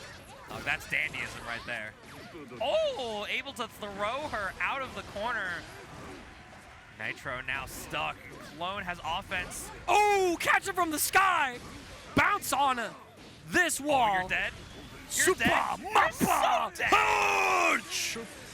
Dude, she's locked in. Holy Look at her crap. now. She's Yo, locked in. This isn't the clone that came here to have fun. This is the clone that came here to kill you. She came here to win, and this is the first step to it. Not even a smile on her face when she got that win. She knows her work ain't done yet. Yes, Master Hammer, super punishable on block here. Oh, the backdash against the low, yes. so clean. I think that's the only follow-up that would have been functionally backdash after Dandy Step. Yeah, not able to close the gap. Nitro has the minions. Clone taking a moment, letting Nitro get close, gets slapped in the face. The Museum Driver gonna come on through. Nitro just as soon as Clone gets a step up in the match, Nitro says, step down. And Nitro's doing a great job just having a minion out and playing the long-range game with such variance in his rhythm that it's hard to keep up with. Clone just gets hit by some stray hits, but now a stray overhead's gonna turn into a bit of a safe option. Thing about Slayer, though, as long as he's alive, there's always a chance for a Slayer round as Clone has a nice comeback. It ain't over till he's dead. Never over till it's over. Oh, Master Hammer, bring it down. Come on, Clone, I want to see more of this action. This is the Clone I'm used to seeing. This is what I love. Oh, hit him. All right, Nitro in play now. Goes to the low. Good defense so far from Clone. Ah, but the shimmy comes through. Got to be careful about that burst gauge. Nitro's being cognizant. We'll have to think, Clone, you got to watch out. Got to save that burst for a point where it matters. Here's the Elysium driver. Nitro NY now in a strong position to take this round and move to set point. We'll have to see. Runs up 5K. Clone just gets clipped. Gonna die very quickly. Not gonna try to go for a hero burst. After all, we're going into the final round of game number 4. Nitro wins this round. Clone's winner side run is over. She'll go down to losers for top 24. And the Nitro just need one more game to qualify for top 8. But let's see if Clone can force a game 5. That distance, the fuzzy jump out, able to escape and not committing for the overhead. Nitro NY. He's got the offense, the backdash punch. 5K whiffed on that crouching Jacko. Bring up the minion, the defense buff again, the shimmy once more. The overhead with the instant air backdash. Not dead yet. Not dead yet. Slayer's got health though. He's still got a chance. You can't go through those minions. But the minions. The 5P seals it out. Nitro moves on. Top 24 winner side. Clone still has an opportunity to qualify for top 8 though. He stepped up, but it wasn't enough. You were able to take a really convincing game against Nitro. I mean, that moment of taking that deep breath, recomposing herself, and coming back viciously with that Slayer, was able to get close enough, power through those minions that White Nitro was using as such a good wall to keep Slayer out. But alas, you made the adjustment to beat him, and he adjusted to that. Hence why that is our EVO champion, because you have to keep adjusting. You have to keep evolving, keep drilling past the person you were just a second ago, just a round ago, in order to keep up with someone like Nitro. Yeah, Nitro wants another qualification to the Arc World Tour. He's in prime position to do it on winner's side top 24. Gonna try and qualify into that top 8. We'll have our next match to join them on that side. This is gonna be Leffen versus LordKnight. And I don't know if you guys remember, but about a year and a half ago at Frosty Faustings 2023, they had an intense set in top 8 that could have gone either way. Could have gone either way, literally down to the last interaction. And this is another meeting. Two players vastly different from where they were in the previous iteration. I'm sure they've had opportunities to play each other since then, but I'm sure they've also not forgotten what's happened all that time ago. I know, right? Yo, I would love FGCombo.com. I need your new site to be up. I need new updates so I can pull up player profiles and tell you exactly how many times these two have played, who's got the set leads. We gotta check I want the all that. stats. I need to check the stats. I need the stats again. Who do I need to call to fund you, FGCombo.com?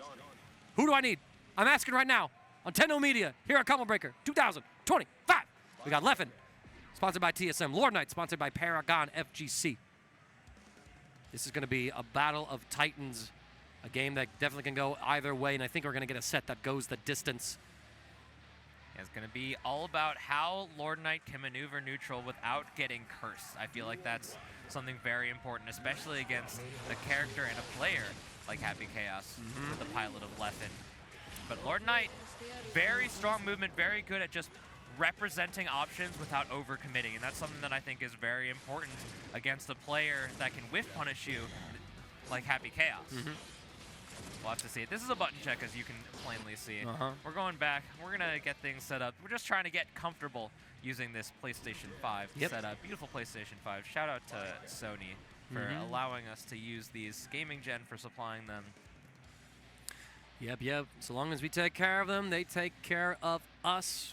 We're very lucky that Arc System Works has been able to patch some of the input delay issues on the PlayStation 5 versions of games to make it comparable, also making the PlayStation 4 version available as well for us to play with a little lower input delay. Not sure which version we're actually using for Guilty Gear Strive today, but alas, here we are. Leffen and LordKnight throwing down here. LordKnight with the early burst, Leffen answering in kind. Nice block. Done a lot of these dash blocks when trying to snake out of the corner. We saw against Marvelo some quite efficiency. But right now, it's not paying dividends. Leffen has already established himself as the pilot on this flight of danger.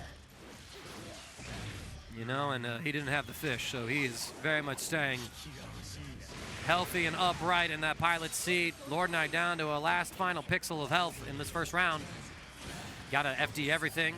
LordKnight going to be trying to find the hit. Oh, the JS Wisp, but I mean, not really too bummed about it. He didn't invest like bursts into that round, trying to stay afloat at the very end. It's going to be a hard hill to climb anyway. Leffen will take a simple win. LordKnight trying to close the gap, able to evade the curse. Before we can pull the trigger, we got the chain in his face. Unfortunate drop of the Kabari there, getting counter hit with the 5K. Just the foot to the face there. Woo! And throwing out of the commando roll. Leffen, whenever I see it, he's always a big proponent of the commando roll. And the same side overhead as well. Leffen going to get caught. This should be a kill for LordKnight. No, not quite. I thought we had one more hit before we got the wall stick. Leffen now at that magic pixel. Simply just walk back and whiff punish against Happy Chaos. That's crazy. Yeah, Happy Chaos's buttons are amazing. He might as well be having a sword on his own with the way that he's able to hit you. But Baiken, she truly has a sword and is able to play that game. But now we're able to play that distance. Leffen tries to set up.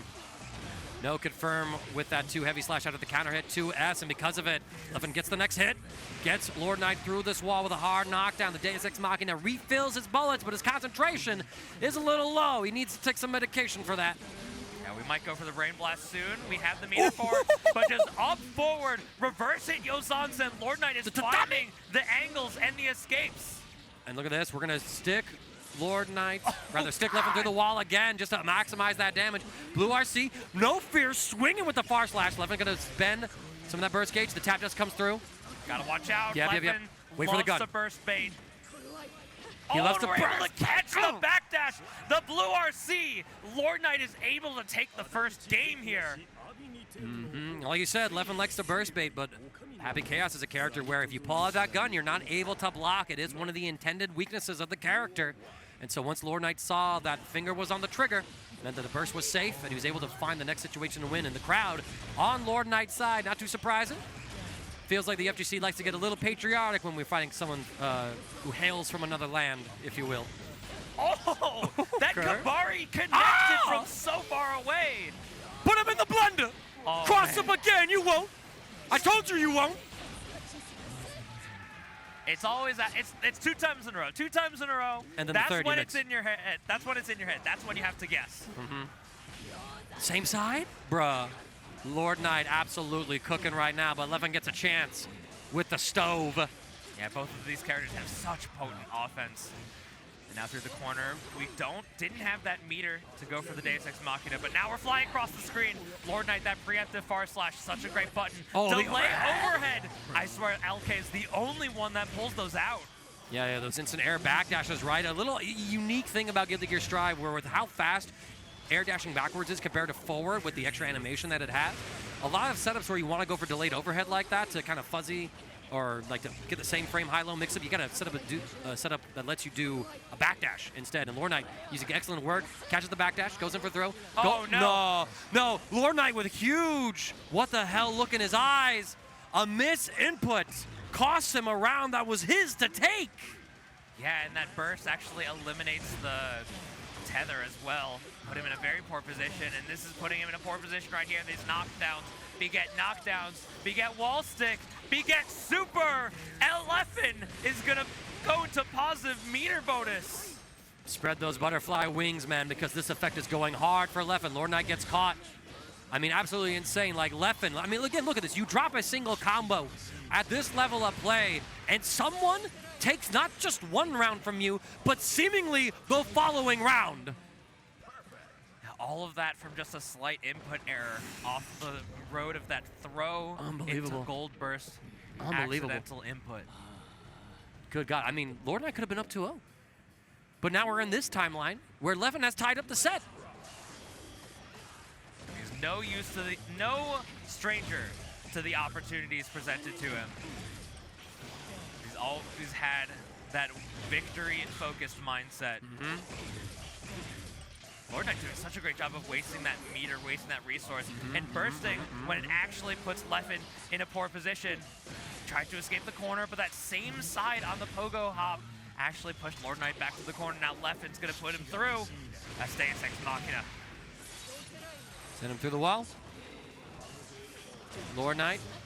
Ooh, I think might have been trying to jump out, not entirely sure. It looked like an airborne hit, but Dust does tap you up into the sky, so Leffen through the wall. Has positive bonus now. LordKnight trying to avoid the cursor that is on him with this curse. Out of concentration, though. This is a big opportunity for LordKnight. He's able to get the hit. 6K low crushed against the 2K same side throw as well.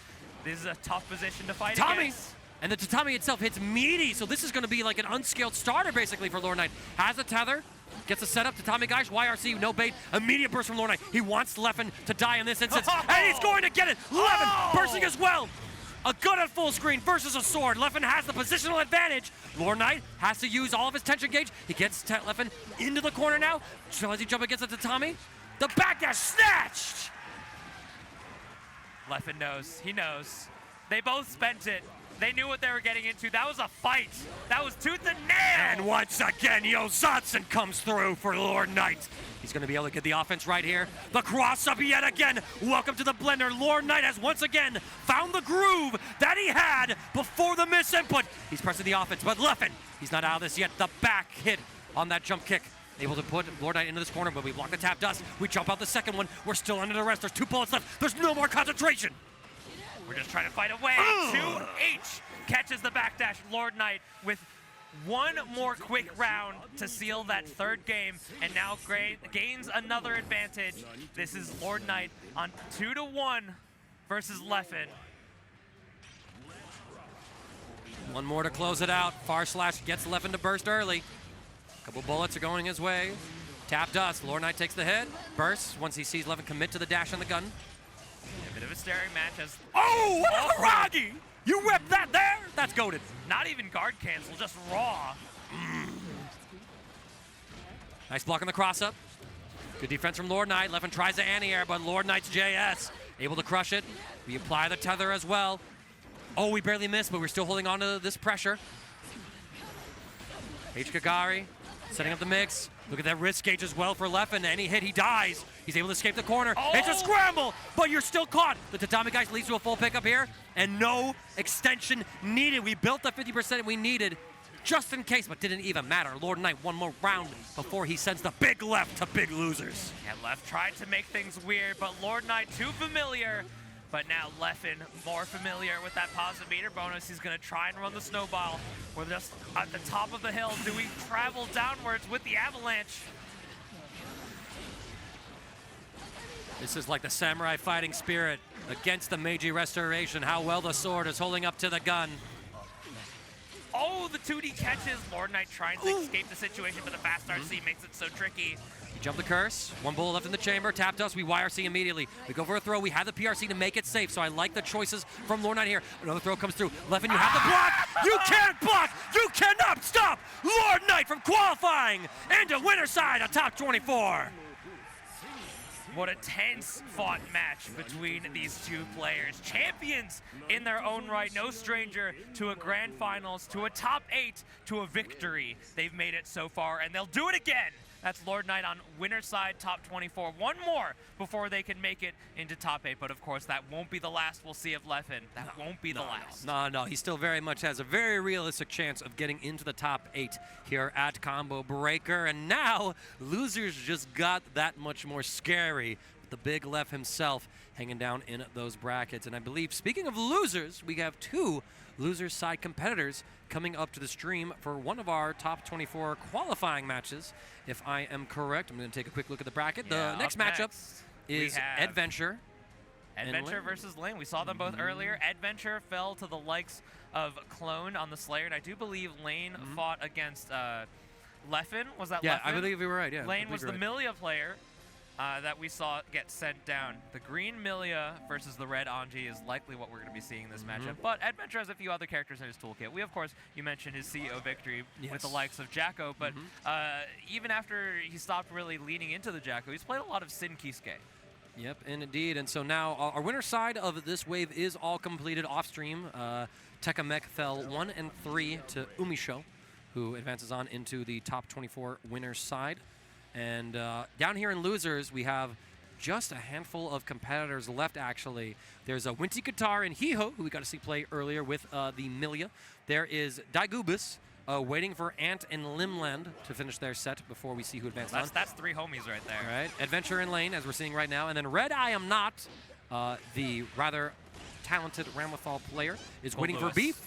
Oh, Gold, you're so right. I was thinking Red Ditto. I was thinking Red Ditto. Yeah. I got my Reds crossed up. Excuse me. The talented Gold Lewis player. Red I Am Not waiting for Beef, who we got to see earlier with the Potemkin. And Dayman C7 here to play. Marvelo actually fell 3-2 to Winty Guitar. I think Winty, I feel like I've seen them play Eno. Okay, Baiken as well. Oh, yeah, you're so right, yeah. I think they played in Eno. I remember it now. I commentated one of their sets, and Winty Guitar was playing the Baiken, and they were fighting against an Eno. And I was like, this name should be like, shouldn't Winty Guitar be playing the guitar character? But now I remember it. Okay. Bit of cognitive dissonance in that one. Something like that, right? That's just me thinking about themes and stuff like that. But all I'm thinking about is this theme that we got going live here on stage at Combo Breaker 2025, Eddventure versus Lane. This is to get into top 24 on the loser side. Loser is eliminated at 25th place. Ooh, gets the sweep with the low follow-up off of the Fujin. Now we're pushing to the corner. Lane having to deal with this butterfly.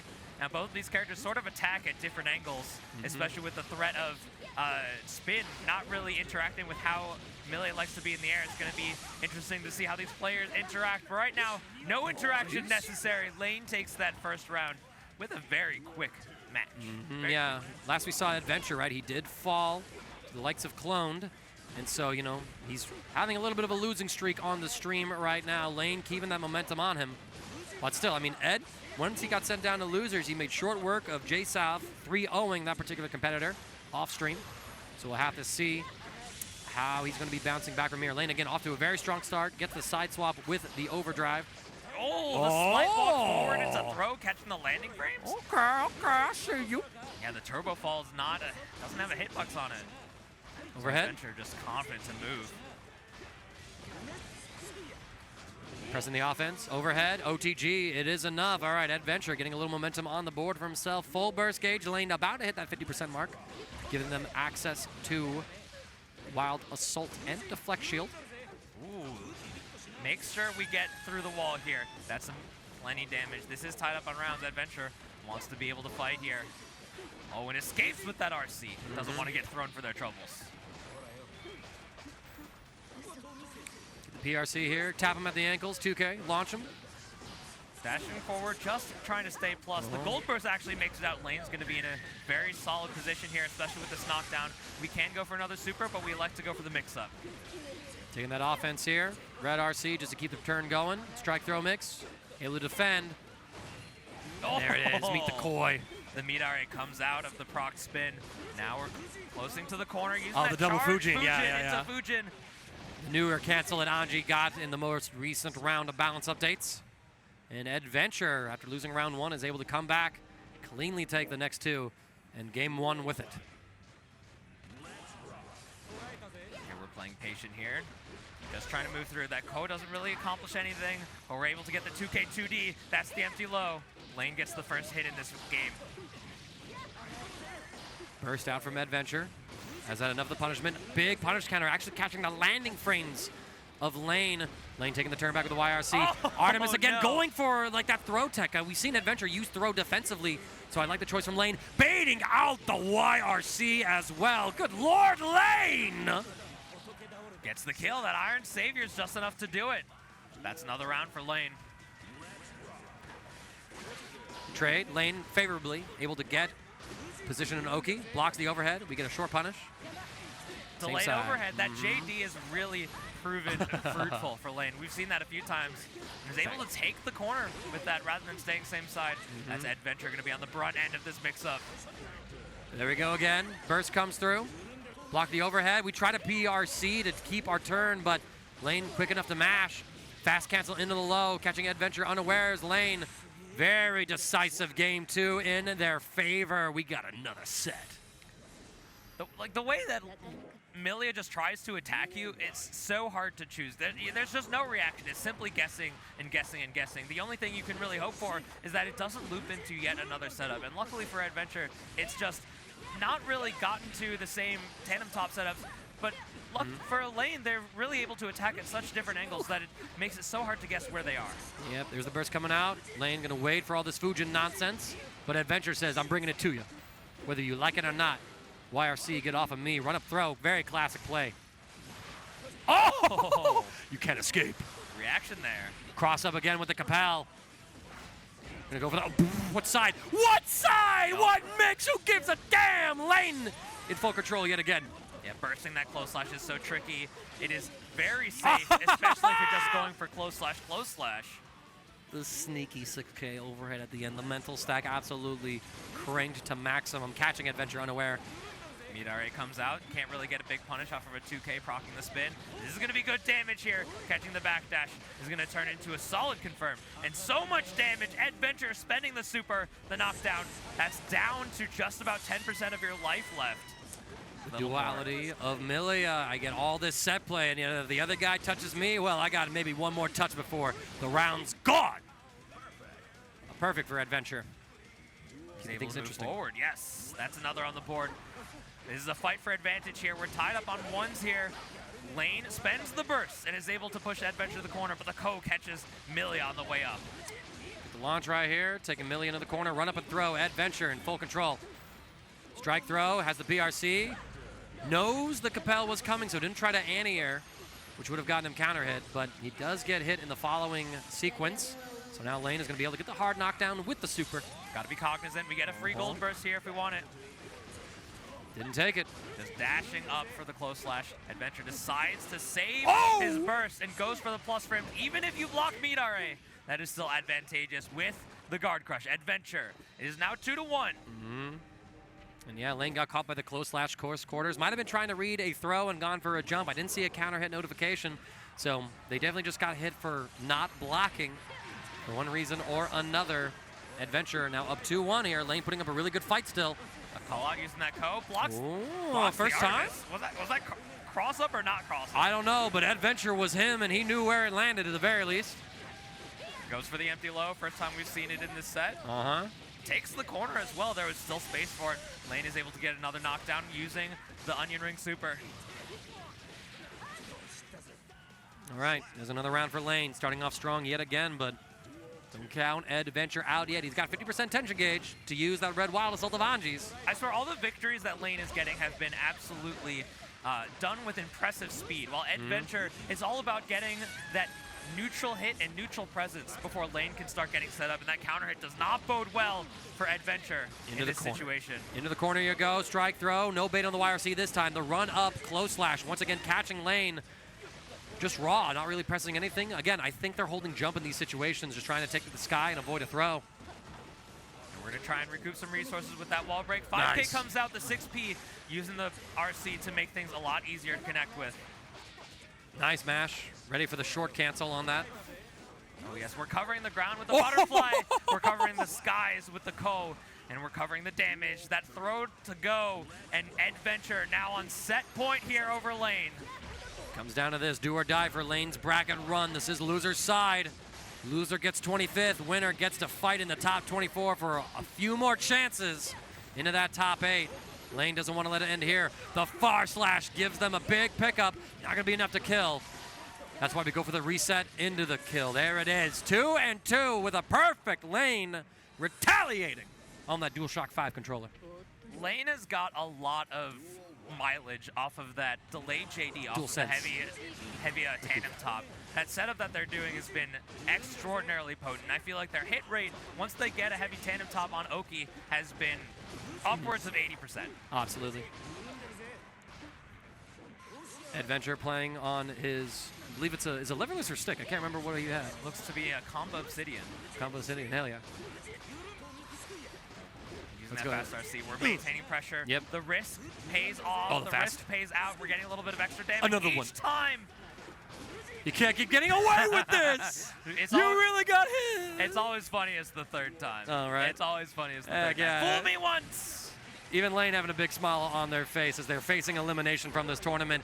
Eddventure jumps over the Capel, gets the jump normal to get the punish, calls out the deflect shield with a throw, another throw. Oh no, okay, we block it. This time we're able, oh no. I see, now it's no longer I spam overhead, I spam throw. He tries to go for the mix-up in the last one. Oh, decides to elect out of the mix-up. 2K attempt, maybe trying to low profile, same side with that double jump.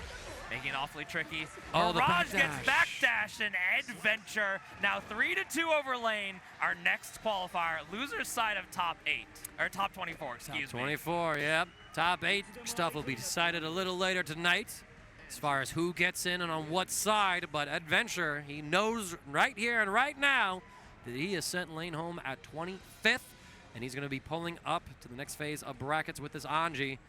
Riding a little bit of momentum for himself. We see him lost on stream. We've seen him win on stream now, so he's having a pretty good run here at Combo Breaker 2025, as we would kind of expect. Eddventure is tournament veteran at this point. He's got major victories, major top 8s. Winner of Roundhouse, the first and the I think second and fourth Roundhouse, the recent Roundhouses, as well as a top 8 earlier this year at Frosty Faustins. I'm not sure what other majors they've really attended, but I mean, too many to count. They've definitely had a lot of really great performances, a lot of really deep performances, but these are some next players that haven't yet had a top 8 berth at an offline huge tournament like Combo Player. We're moving on to our last qualifier of this block. This is Winty Guitar versus Hiho, and if memory serves correctly, this is going to be Baiken versus Millia. I hope you like Millia, Chad, because we're seeing a lot of it. We're seeing a lot of it. For a character that people said, oh, well, she's already like bottom 3, why they nerf her again? I see a lot of these girls pulling up deep in these brackets. So it's kind of like she's good. She's not a bad tournament character. She's not a bad tournament character. Sometimes you just get a single hit, and that single hit turns into a single mix-up. That single mix-up turns into another hit, and so forth and so on, ad nauseum, until the round is over. Yes, and indeed. Now, I don't see, I'm reloading my StartGG page. I don't think we've gotten the scores updated as of yet, so I don't know if Red I Am Not has been able to start their losers qualifying set, or if Daigubus also has their opponent ready, but it could also just be a result of, we're running brackets largely on paper, and then the game lead comes by with the StartGG on their phone to update the scores there and to document them in, just to, save. Oh, that's a little bit of time. Okay. Who is that? Chat, do you know? Turn him. Nami! I was about it's to guess. Real! I was about to guess. The Nami doll is real! Shoutouts to One Piece and Ichiro Oda. Can you believe it? Like, that stuff, that manga came out like 25 years ago when I was 6. I'm here 31 now. That thing's still going. Looks like we're still going into our next match here. The 2K2D into that Lust Shaker. Hiho already with a bit of offense started here. And something that I think is very good for Millia in this particular matchup is that she doesn't have to interact with Baiken shenanigans on her wake up. But right now, you're going to have to interact with her on offense. The tether coming out. The burst allows Hiho to escape. Gold burst nonetheless. But right now, this is damage and setup. Winty Guitar. Did get an update. You might be dead here. I think you are, it's honestly. Close. Oh no, okay. Just enough of a life difference for Millia to survive, and this gives Hiho another opportunity. Goes for the mix, YRC off of me. We go for the immediate overhead with the Yozansen. Yeah, I think I saw the startup of RC, an attempt at a YRC trying to stay away from the Yozansen. Yeah, we do have an update on the StartGG page. It seems like Daigubus was able to 3-1 Ant, and so Daigubus is another top 24 qualifier into that bracket. Still no word on Beef versus Dayman, and whether or not one of those two has already played Red I Am Not. Has burst there off of the OTG Kabari. YRC begets damage, begets pressure. we have the tether. It's going to make things a little weird, Block. but luckily we get to stay a little bit closer. JH doesn't connect with anything, and right now Hiho is moving with excellence, moving with precision. Not enough to get the kill, though. Baiken able to survive. Hiho under duress. Oh, minus that was 7. -7. I'll take it my turn again. Thank you very much. Pull him on up. Baiken gonna get the full combo here. Launch him. Another Kabari. We see the blue with. Yo, you're dead here. Oh, that was gross. That was gross. Yeah, seeing the start of the YRC with the blue RC. Very clean bait there from Winty Guitar. Pulling up with the beanie, all studded out with the decorations. Winty is a very strong, aggressive Yes, she Baiken is. player. Her offense is really sticky. Her offense is very powerful. It's incredibly potent, and the way she's really able to find these opportunities is unique in a way that we don't really see in a lot of other Baikens. We saw LordKnight playing a very different style, despite playing the same character. Getting the launch right here. Winty Guitar forced into the corner. Hiho, he's got a chance now to make something happen, but Winty, they find the YRC to stabilize the situation. They get the combo. Here comes her mix. Good block from Hiho, though. He's still in this. He's going to get the... Oh, double cross up all the way across the sky, but we're all the way into the next round. Winty Guitar puts another one up. That felt like one of those, listen, if this doesn't work, I'm kind of screwed plays. Therefore, I mean- you ain't looking for it, but somehow, Winty, she looked for it. Artemis is safe on block. It's True, not yeah. terrible, and the Just payoff... cornering yourself, though. The payoff for getting the hit is incredibly potent. Oh, the throw. Yo, Winty. Oh, Winty! Oh, no. The shimmy coming through. Extra plus frames. That was an extra meaty close slash.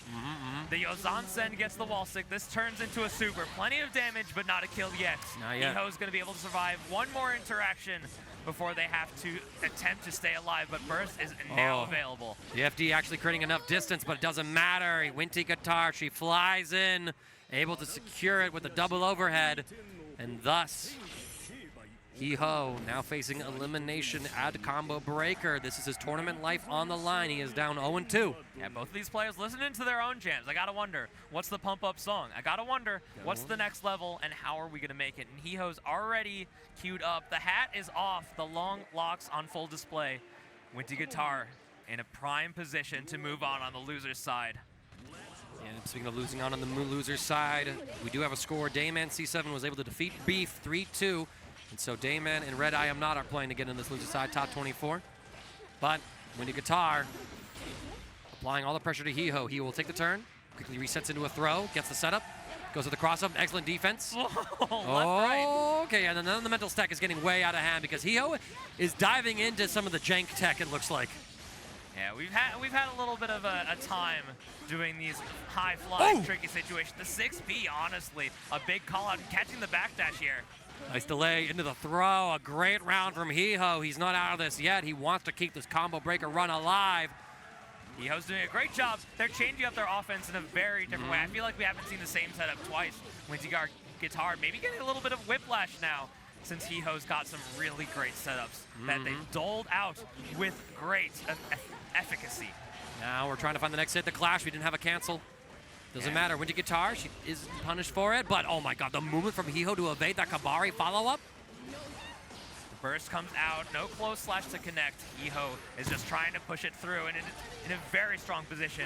It's really all up to Winty Guitar to approach here, and here's a counter hit to start things. Now, yeah, we talked about Millia having the vortex, but Baiken has an equally devastating one. Arguably even more so with the damage. Hiho has burst. Do you go for it here? No, you take the overhead. Winty Guitar, she is able to steal that round back, sniping the momentum away. Can she finish this set now? Yeah, but Hiho with a burst, it's very important for a character like Millia, especially against Baiken, where the damage is doled out in heaps. Go for low. Tri-dashes. What is this, Magneto? Big 6B though.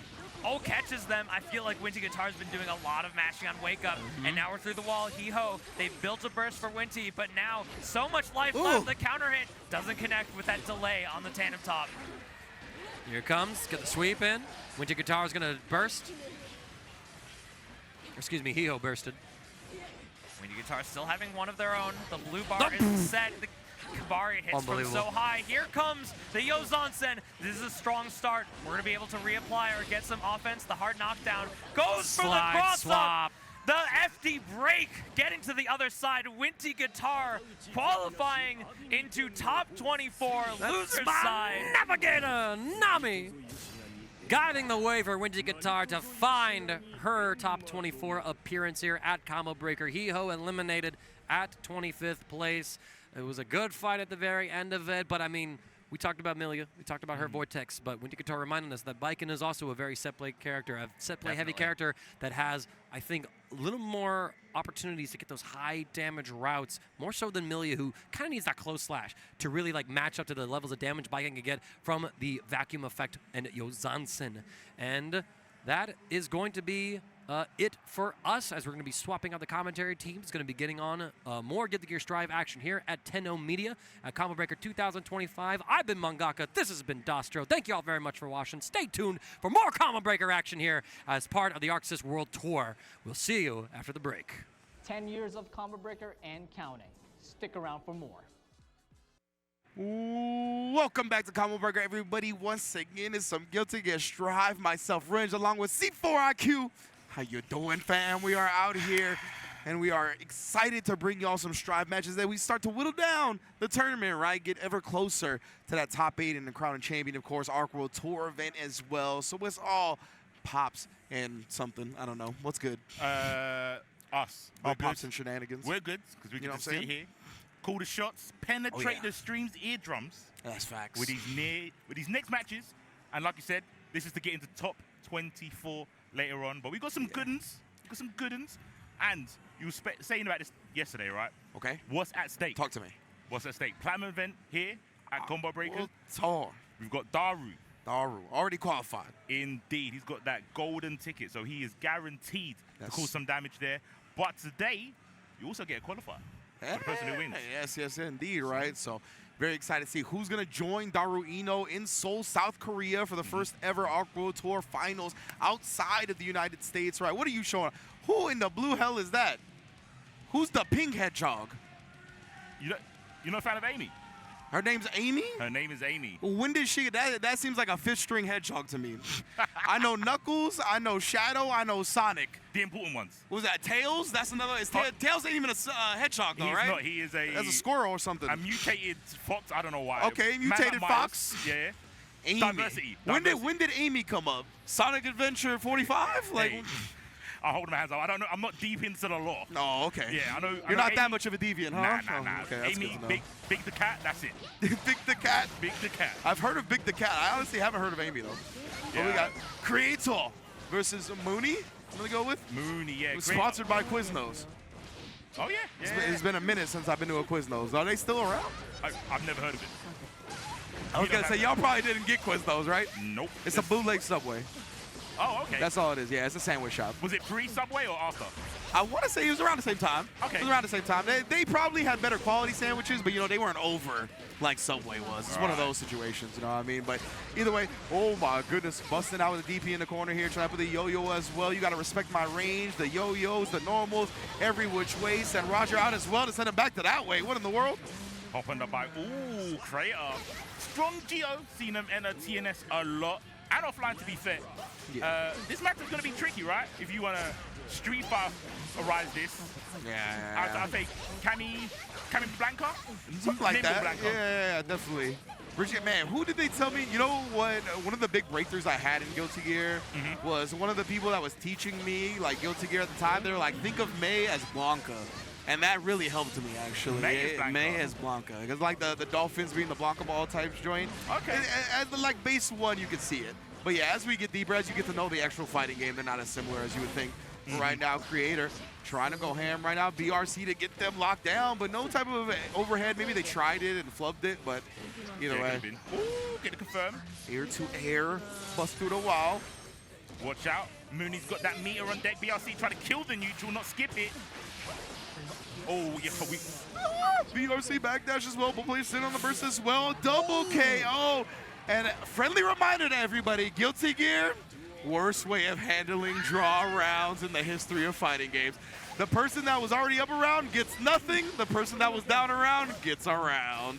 I'm glad you said Hold that L. Someone had to say I'm glad you did I'm sorry. I love Guilty Gear 100%. Been playing it for like a decade. I can't stand the way they handle tied rounds. I'm sorry. I can't. Yeah, they just want to cause. Yeah, they want to cause problems. Yeah. 100%. They want diversity. Yeah. By any means necessary. Absolutely.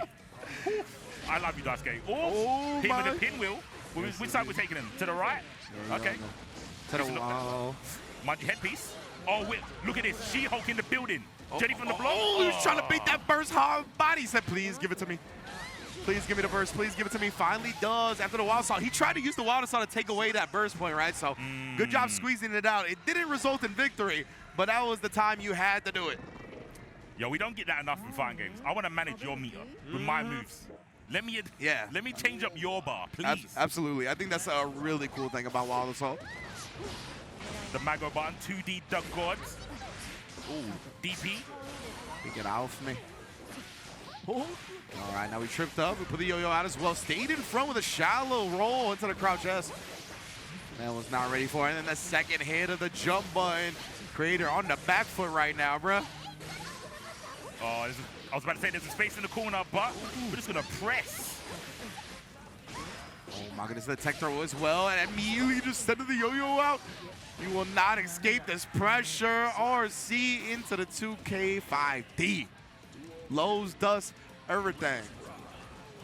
Give him everything. Ooh, that was a clean whip punish. Now it begins. You do. Oh.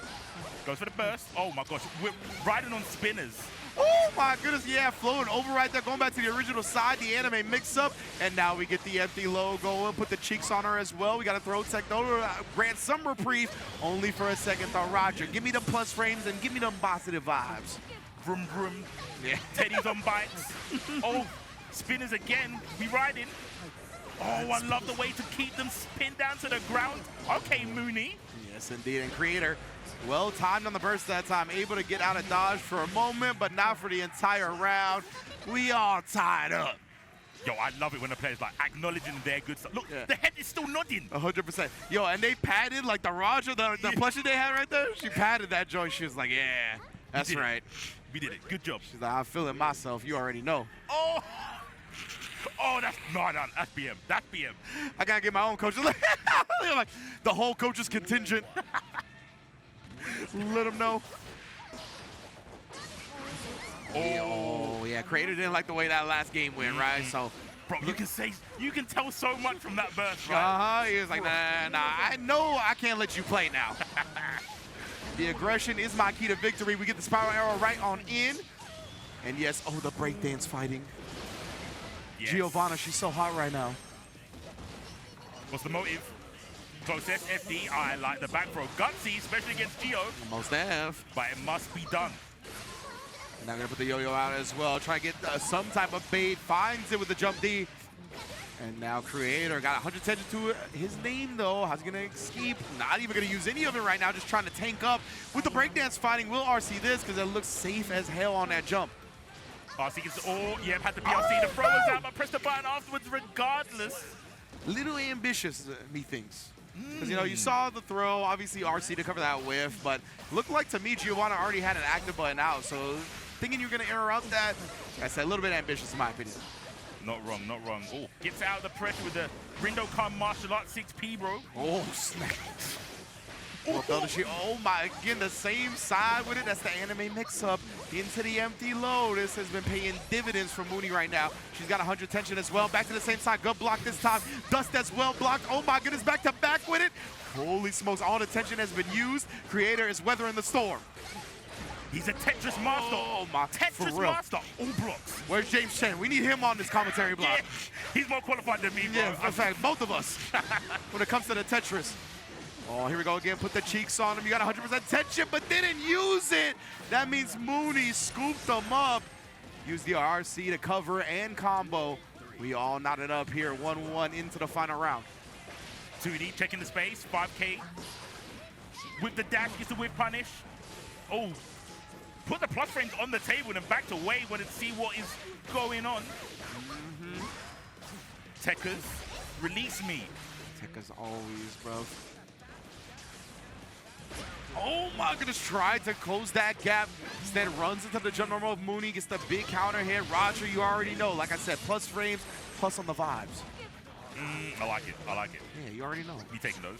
Where's the notebook? Let me write that down. Oh, wait, it turned around. Roger busting a Yui. That's illegal in that street. Donuts, not Faust in sight. Let's go. Oh my, putting the cheeks on Giovanna. None of that gets the 6P out as well, but the back throw incident, this could be the beginning. BRC, where we going? Oh, the fuzzy stuff. My God, you are locked down, my love. Baptized. On stream. Legitimately. Bless the forehead. You got the nun outfit on. You used to that type vibe and chased down just barely. Creator gonna be going up 2-1 right now on Mooni, and it's always funny to see the reactions of the players sometimes. 100%. Because after this one, you would have thought Mooni won and Creator lost, but no. Creator sitting in that player on one side, despite the head shake and look of frustration, he did take that W. Mooni was like nodding, smiling in defeat, so yeah, we shall see how this is gonna go from here. Shouts to Creator repping Cuba as well. Right now, we're back into it. Creator needing one match. Mooni gotta get 2 straight. That's right, K's been doing wonders for Creator. DP don't press. Hitting with a low, tap. Oh, on spinners. Oh, trying to give her a lap dance. She said nope. Legit, she's like, get them chicks out of here. Ain't got Have no dollar interest. bills. Nearly got to confirm there. That would have been slick. Yeah. Oh my goodness, trying to dash forward, but yeah, that's the problem in this matchup, right? The range and a lot of the options from Bridget. It's not gonna let you do that for free. She got, you see her 2-stepping on the ground right there. Giovanna was trying to crip walk to figure out what was gonna be next. And now, Creator trying to draw bloods. Oh, yes indeed. OTG, or delayed throw. I kind of like the idea, but if you're going to delay throw, you have to kind of be ready for the option to beat it, right? Yeah. Maybe looking for a backdash, to be honest. Yeah. DP in the arrow that time. I ain't giving you these plus frames for free. Mooni, once again, roaring back here, trying to tie up the set. Couldn't get a button that in time. Okay, goes low this time. Got Creator again, showing they play Tetris. Waiting for the yo-yo to return. Oh, it was a sleeper. Now we're walking the dog. Blocks the dust, clean. So we're gonna do next with it though. Oh, tried to press back, but Mooni again, the way she's structuring her offense right now. This is gapless, baby. No denim here. Oh no. The DP has been read. She pressed and now she's paying for it dearly. My goodness gracious. After this one, nice life bar. I'll take 80% of it. Oh, the flex shield. Ooh, Roger catches the air PRC for the follow-up as well. Creator does burst and get on the wild assault point. Mooni tried to take it away from him. Oh, that was an insane block. I mean, the DP bait. Yeah, and her hands instantly went up into the back of her head right there. She let it rip, and that's sometimes the fate you face when you rely on the DP. What's the setup? Keeping it pretty standard. I love the dash block attempt. Oh, tried to escape through the air. Got anti-air missile. Stay down, stay grounded, and pick up this glass from the floor. Never going anywhere for free. Oh my, actually let her roll into the corner. The dust is there though, Mooni. All she gotta do is finish this one off. Actually, I don't think it's gonna be enough damage here. Maybe with the wall splat if she gets to it. And it is tying up the set right here in round 3 of pools. 2 up as we continue on. And on top of that, I see you content Casper. Eat that shoe because they said if Creator baits a DP this set, they'll eat it. Oh, there you go, yo. I want to see it. Yeah, at me on Boil Twitter. that bad boy, fry it, whatever you got to do. Whatever you got to do. Yep. Hopefully it's a Tim. Yeah. Oh, God. That's a 3-course meal right there. Ain't even a snack. Right here, though, Mooni and Creator. We getting it out. Oh, the close ass, the pop bottles on the other side. Patience. Creator showing a lot of that. Oh, yeah, but I was going to say you in the wrong neighborhood, fam. Once that guard bar gets the red, it's going to mean you bleeding. Mooni here, cashing out that big damage. Oh, yeah, had the PRC. The throw was going to get big-time punished. Spinners were in there. Over the yo-yos. Oh, my goodness. This is living on what in the world? Why does that elbow reach up like that? Rindo Khan, bro. I told you. YRC. She's double jointed with that. YRC as well. No rolls here. Gonna keep Bridget locked down in this corner. Tried to FD and push them away. Got clipped by the second hit of 2S though. Yeah, something you always got to keep in mind when facing Giovanna. You know what? Cute pickup. I respect it. Gets the corner. That's more important than the damage, really. 6P as well. Oh, the command grab starting to rear its head. The crowd liked that one as well. The momentum is building on the side of Mooni. Another command grab shenanigans. Oh, we're going to get a trade into the wall spot. That's classic. Roger sending through. She's acknowledging people in the crowd as well during this. Y'all couldn't see it, but I did. We go into a final round. That was wild. You got players telling everyone get hype. We already started this set, this block, with a double KO, and now we're getting last game, last round. Oh my goodness, bruh. Are we going to see if she's going to keep bringing out those command grab shenanigans now that she's got Creator in the corner, giving the breathing room back, and that dash 5K so potent. Catching them again. We already at the other side of the wall, and the breakdance fighting shall commence. What's the motive? Mooney's got the tension. Ooh, trying to deflect shield, no bueno. Oh, that's going to be a bait on the YRC. Creator takes it. Two massive reads to end the set. You could tell Creator didn't like that went to the final round. Definitely feels like he should have had the dub, but that's just how it goes sometimes, brother. And those were some clutch reads at the end, though. The deflect shield, throwing it out, baiting the YRC. He had to dig deep, and he accomplished the mission when he needed it the most. But you could tell, bro, that was not how he wanted that match to go at all. Players' temperament never ceases to amaze me. Yeah. You look at that picture, and you don't know the names that go to the player, you would not be able to tell. 100%. Like, promise, like, yeah, if we didn't know, I would have thought that the dude on the right lost and the girl on the left won. But that is not the case, right? Ended up being Creator out of Cuba, getting the W. But yeah, that's what we talked about, man. And to be fair, I do like that. I like that type of attitude because one of the I think, gold pieces of advice that I've heard this in a bunch of different ways, but the way I liked it put the most was you cannot accept things that you would in a win that you wouldn't in a loss. You feel me? Like, even if you win the game, if there's some things that you wouldn't have accepted if you lost the game, you can't accept that if you won either, right? So that's kind of what Creator looked like to me. That a lot of things did not go the way he wanted them to or planned to, so he wasn't pleased even while getting the W. But nonetheless, man, it is hilarious, though. Yeah, seeing the way these people react is so funny. The thing is, I resonate with that. Now you put it like that, I understand, because when I play games, you hear this a lot, like in casuals and tournaments sometimes, when someone says, we take those. I hate that. No, I would never exactly. say that. No. If I say I take those, then I know that I'm not good enough to be playing that 100%. Like, like, I get the humorous we take those, but if you like earnest about a we take those, to me, that's not the recipe for success. That's all I'm saying. That's all I'm saying. Maybe it works for you, but when I see it most of the time, I feel like it doesn't work. But regardless, here we're going to continue on with this Guilty Gear Strive, and now we got Hotashi in the building. He's going to be going up against Hotashi versus Jano. FP Jano. Could get some more Bridget on the screen. I assume we're getting Bridget still. More yo-yos than that. It's funny because I think Hotashi is one of the few players that can comfortably switch between like two characters. And the level's the same.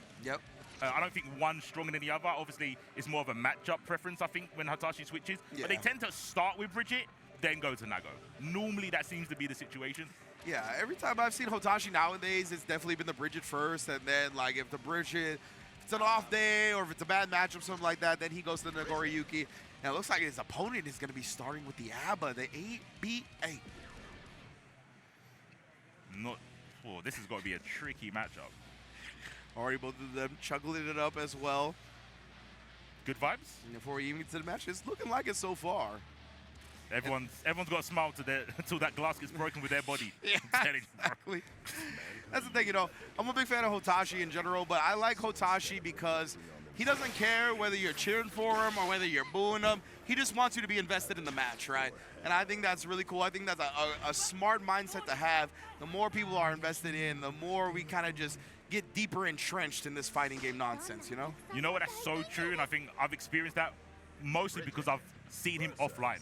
When you see Hotashi play offline, when you can't see the players, even when he loses, he's turned into the crowd like trying to get them high. Yeah, exactly. Yeah. He's done it whether he's winning rounds or losing rounds. Like, he just wants the crowd to be invested, the reactions to be there.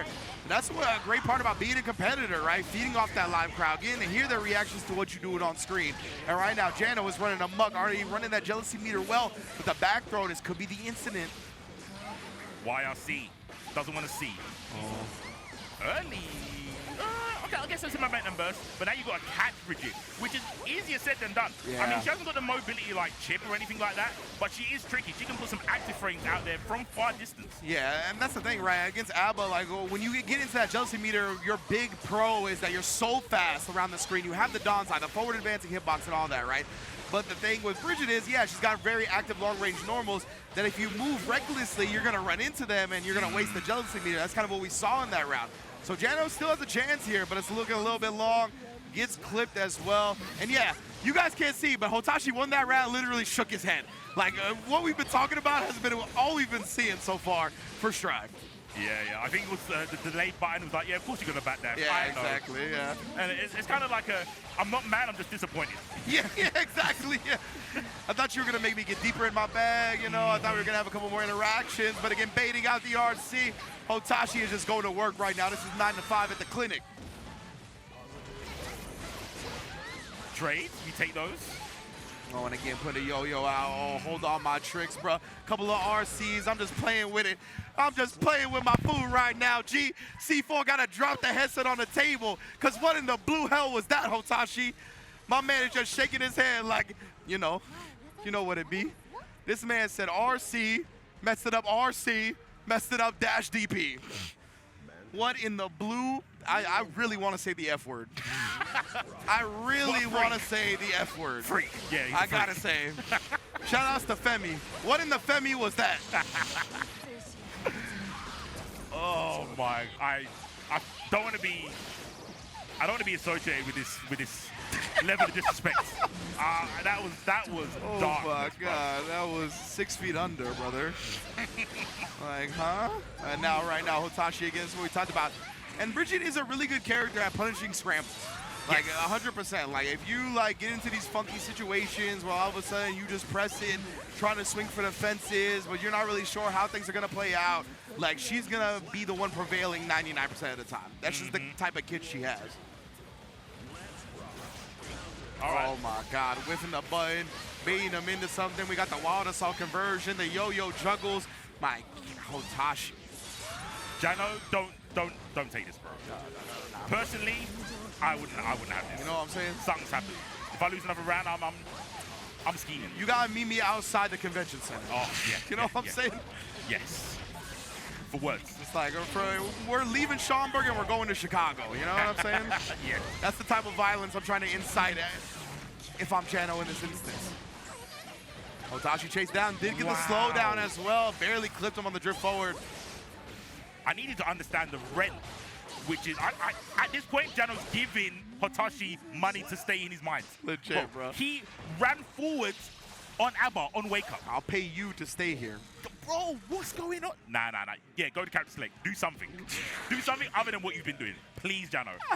Please. Yeah, this has just been out of control, really. You know, and it felt like Jano definitely got thrown off his game a little bit. It looked like he just kind of got uncomfortable. Who could blame him, really? You know what I mean? With the Hotashi double RC dash DP joint, that's going to throw anybody off their game. So honestly, I like this. Like, resetting, not only going to the character select screen, but screw it, bro. Pick somebody else. Like, get into an entirely different headspace, because that last headspace you were in, by no fault of your own, was in the gutter. Like, straight up.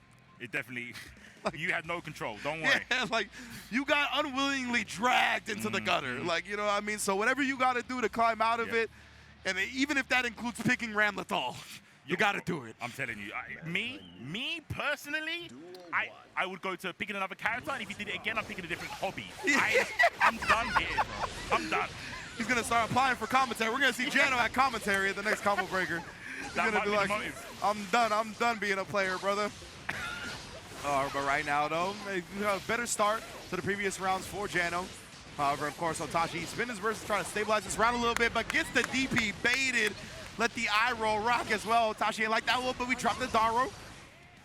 Yeah, okay, the shoe's on the other foot now. Let's go, Jano. YRC, don't watch that.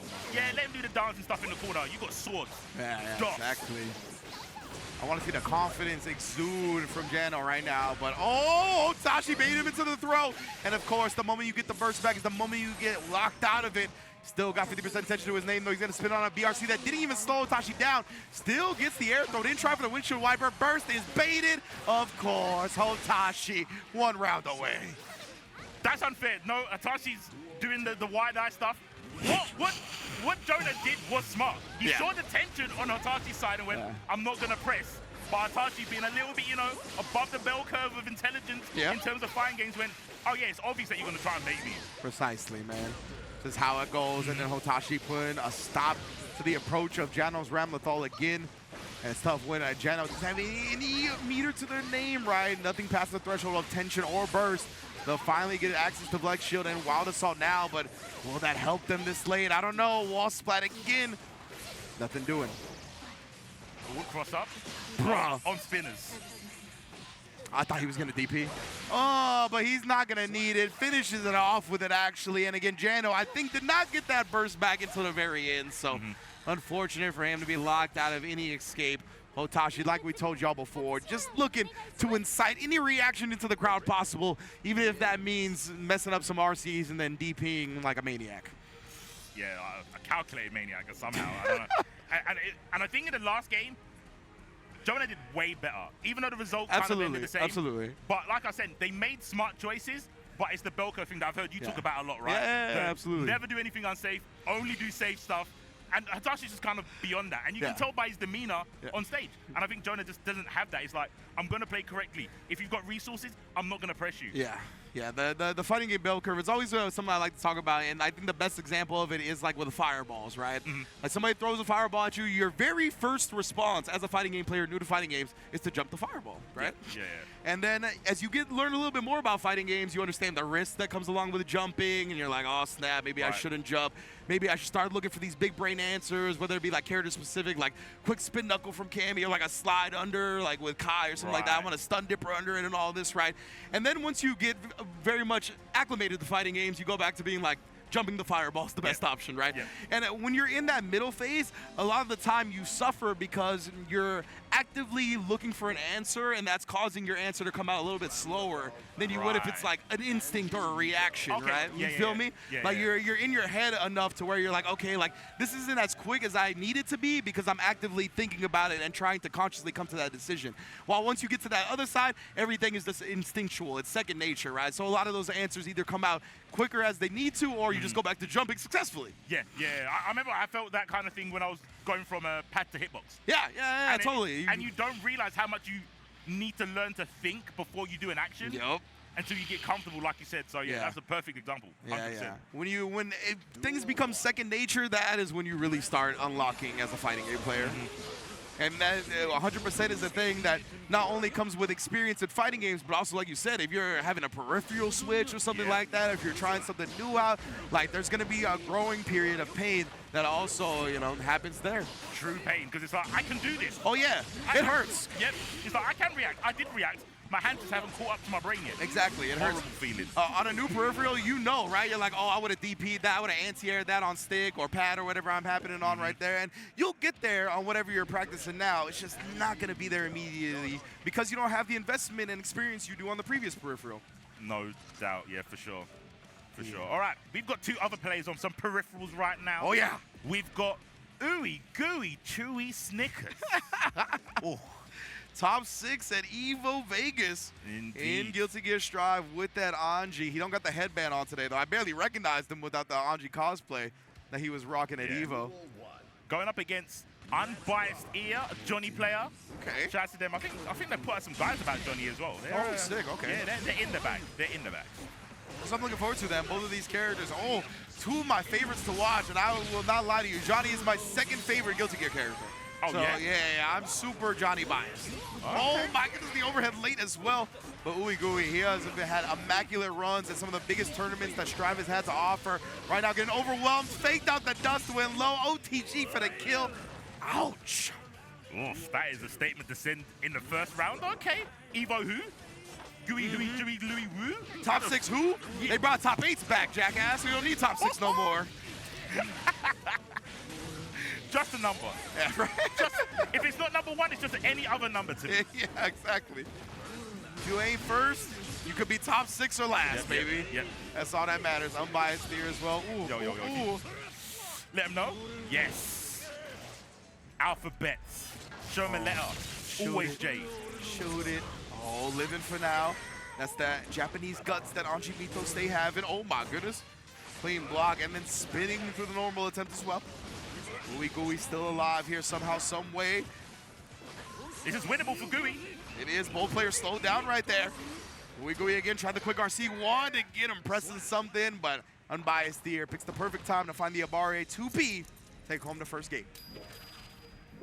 Setting a pretty strong standard there. Some grimy stuff in the first round. You hear me? I got my kimono on talking about Abare 2P. You already know. Yep. Oh, hit with the koi. Butterflies, birds. Chuck the whole zoo at them. Let's go. Mind your legs. We burst out of that nonsense. And again, try to spin, trying to catch him off guard here. Does get him low, and you already know Ooeygooey has the conversions like the back of his hand. Indeed, the creps are getting checked. The creps. Dust, oh my goody gosh. Dust RC, let me clap any button you're doing with 6P. And Anji 6P is like a real sick poke. Clap it with no hands. Oh, and once again, caught Ooeygooey trying something right there. I don't know if it was a start of a spin or what, but gets thrown out of it. Stay right away. Anji be chasing you down just with forward advancing hitboxes. Hey, it's a scary sight. Get the trip into the card set. Yeah, you already know that was the side switch coming next. Great blocks on the double overheads. Yo, press and bounce on hit. That's actually top level stuff. Yeah, you already know. It's another bell curve moment, honestly. 100%. Ooh, tried the parry, but he waited it out and punished it perfectly. Unbiased here. Again, shoot the J, brother. Computer blue. What we doing? Oh, cards. Around top, PRC. Where you going? That was nice. He saw that he was in the middle of the backdash during the PRC, right? So he slowed him down. Ooeygooey tried something afterwards. That was ambitious, but nonetheless has found a little bit of offense here. Tried to run up all in his business with a throw. Yeah, that was a mad deep run. At point blank like that. Oh. Rin overhead, but after that, surrendered his turn on by Steer again, immediately looking to take their turn back as soon as possible. The aggression is on fleek. Blocks the overhead. Okay, takes the turn. By Steer, yeah, maybe showed, I was going to say, showed a little bit of the experience, not punishing that last one. There was no RC to actually follow it up with. Yep. But he did fix his face immediately as the Rin got punished the second time. Took to the skies, PRC down. Wow! Into the active frames of close sets. Koi. Butterflies. I definitely thought he was going to land behind him. That was rough. Yeah. Gets the burst. Oh, spinning. Spinning. Okay, we're getting elaborate with the animals now. Rin over this time, and the late tried to catch him by Steer pressing, but good discipline this time. Guard break City again, and look at how quickly your guard bar gets cranked by Johnny. Trying to prevent some of that with the FD, but instead chases him down. Quick RC follow-up is there. Unbiased here. Up 2-0. Oh, yeah. What do you even say? Ooh, the coin tricks. Johnny make me want to learn coin tricks. Like, Yo, it's like that. I've tried doing that stuff. The rolling on the back of your hands with chips, I've tried it. Yeah, I tried it one time, and I was like, how do people do this? I was very much a big failure at it. My ego got involved. It was like, bro, I use my fingers all the time to play games. Same. That's how I felt. I was like, wait, this should not be hard for me. Like, I should have dexterous fingers. What's going on here? Apparently, we don't have to use the back of our fingers. Yeah, only the front. legit. Yeah. I'm so glad you said that, though. I literally went through the same thing. I was like, my fingers should be good at this already. Unbiased here, though. Once again, overwhelming and suffocating this Anji in the corner. Put the card out as well. Did find the instant air dash out, but not for long. Actually still comboed with the card as it fell to the ground. Oh, that's tough. I thought that wasn't going to come back into play, but it does for set point on Unbiased Deer's side. Tap, tap. Showing the fans. Oh, my. Okay. You know what? Don't worry about it. You're 2 games up.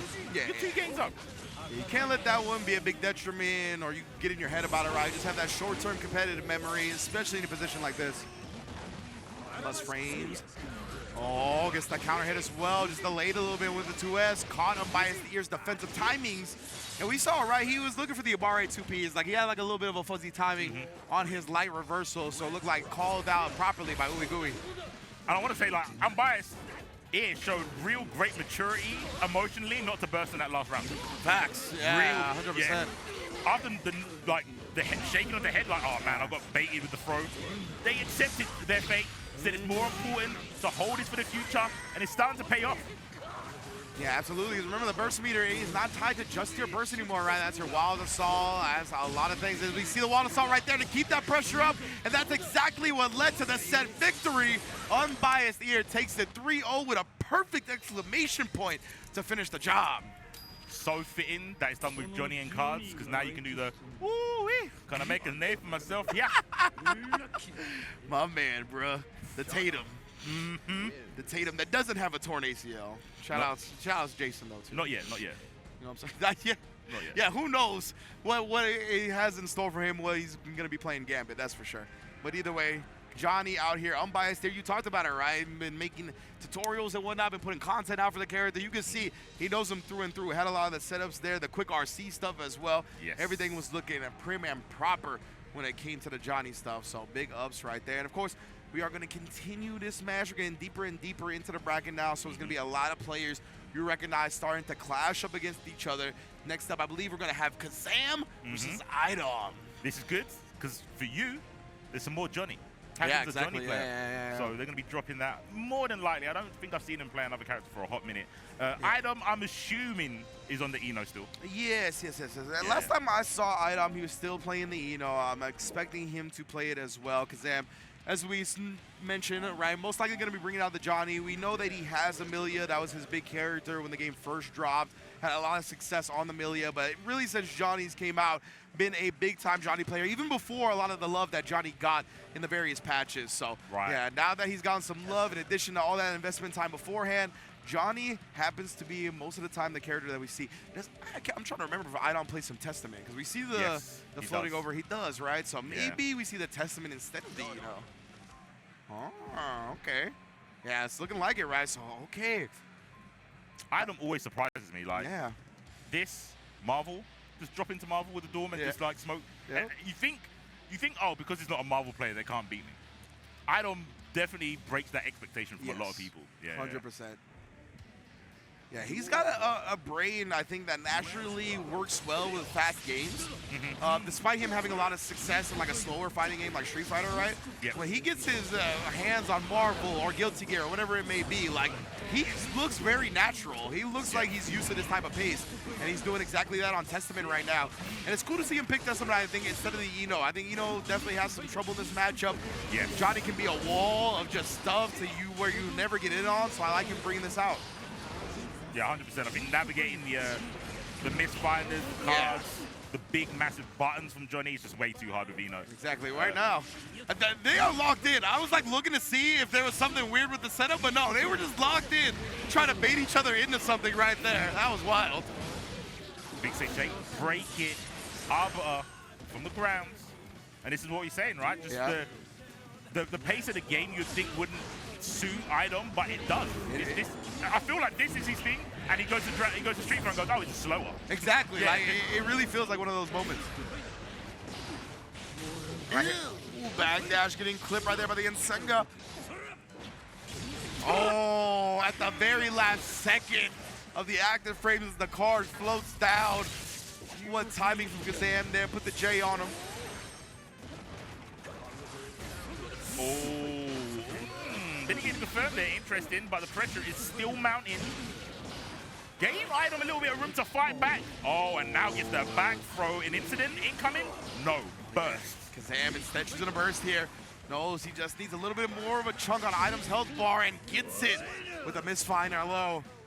Of course, he did have the sacrifice burst in that last round though, so he most likely is not gonna get one back here in round 3. And IDom willing to immediately surrender his burst as well as these players look for momentum. Ooh, yeah. Had to stay on, so I had to block a little bit longer. Oh, there's the card. Not kinetic. But that hit was. Gets a knockdown. Oh, yes, OTG with the throw. Good block in the overhead. Yeah, weathering the storm well. They get clipped by the EXE Beast. Oh my goodness, and then the close S counter hit. Again, that's one of Johnny's best starters. Look at the life bar just melt away.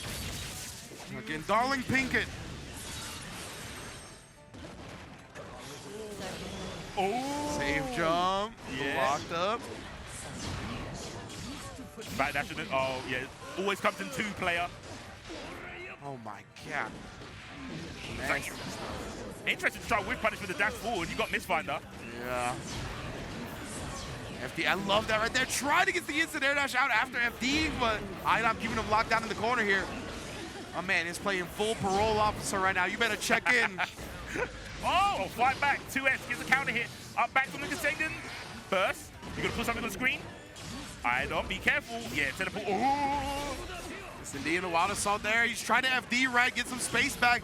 Did so effectively, but that is a blessing and a curse up against Johnny with the range of his options. Mistfinder closes the door. It's so cool seeing that because it's just like MVCI. Power Stone players always press it twice. And Mistfinder, always, if the first one whiffs, trust me, there's another one behind it. Do it again, brother. And made the most of it right there from Kazam. Jump in with. The Forest this time as well. Ooh, sniped with the card super. What awareness, and then opens up again here, get the hard knockdown afterwards. Guard break for this pressure continuously. Waits for a second to try to beat Idom into doing something, but again, the wall of Johnny normals. That katana is sharp. That was a clinic. Katana or scalpel, man, you doing surgery. Yeah, legitimately.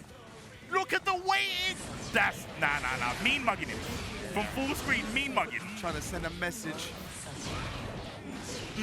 Wow. No conversion there with the beast on top of it and the teleport setup afterwards. I don't. Get a little snasty with it. Again, the long range options of Testament as well.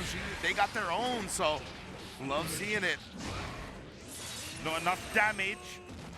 Couldn't react to super BRC back. No, oh, that's some Chad energy. Legitimately, he's like, I'm gonna do this bootleg tri-dash with this BRC float down.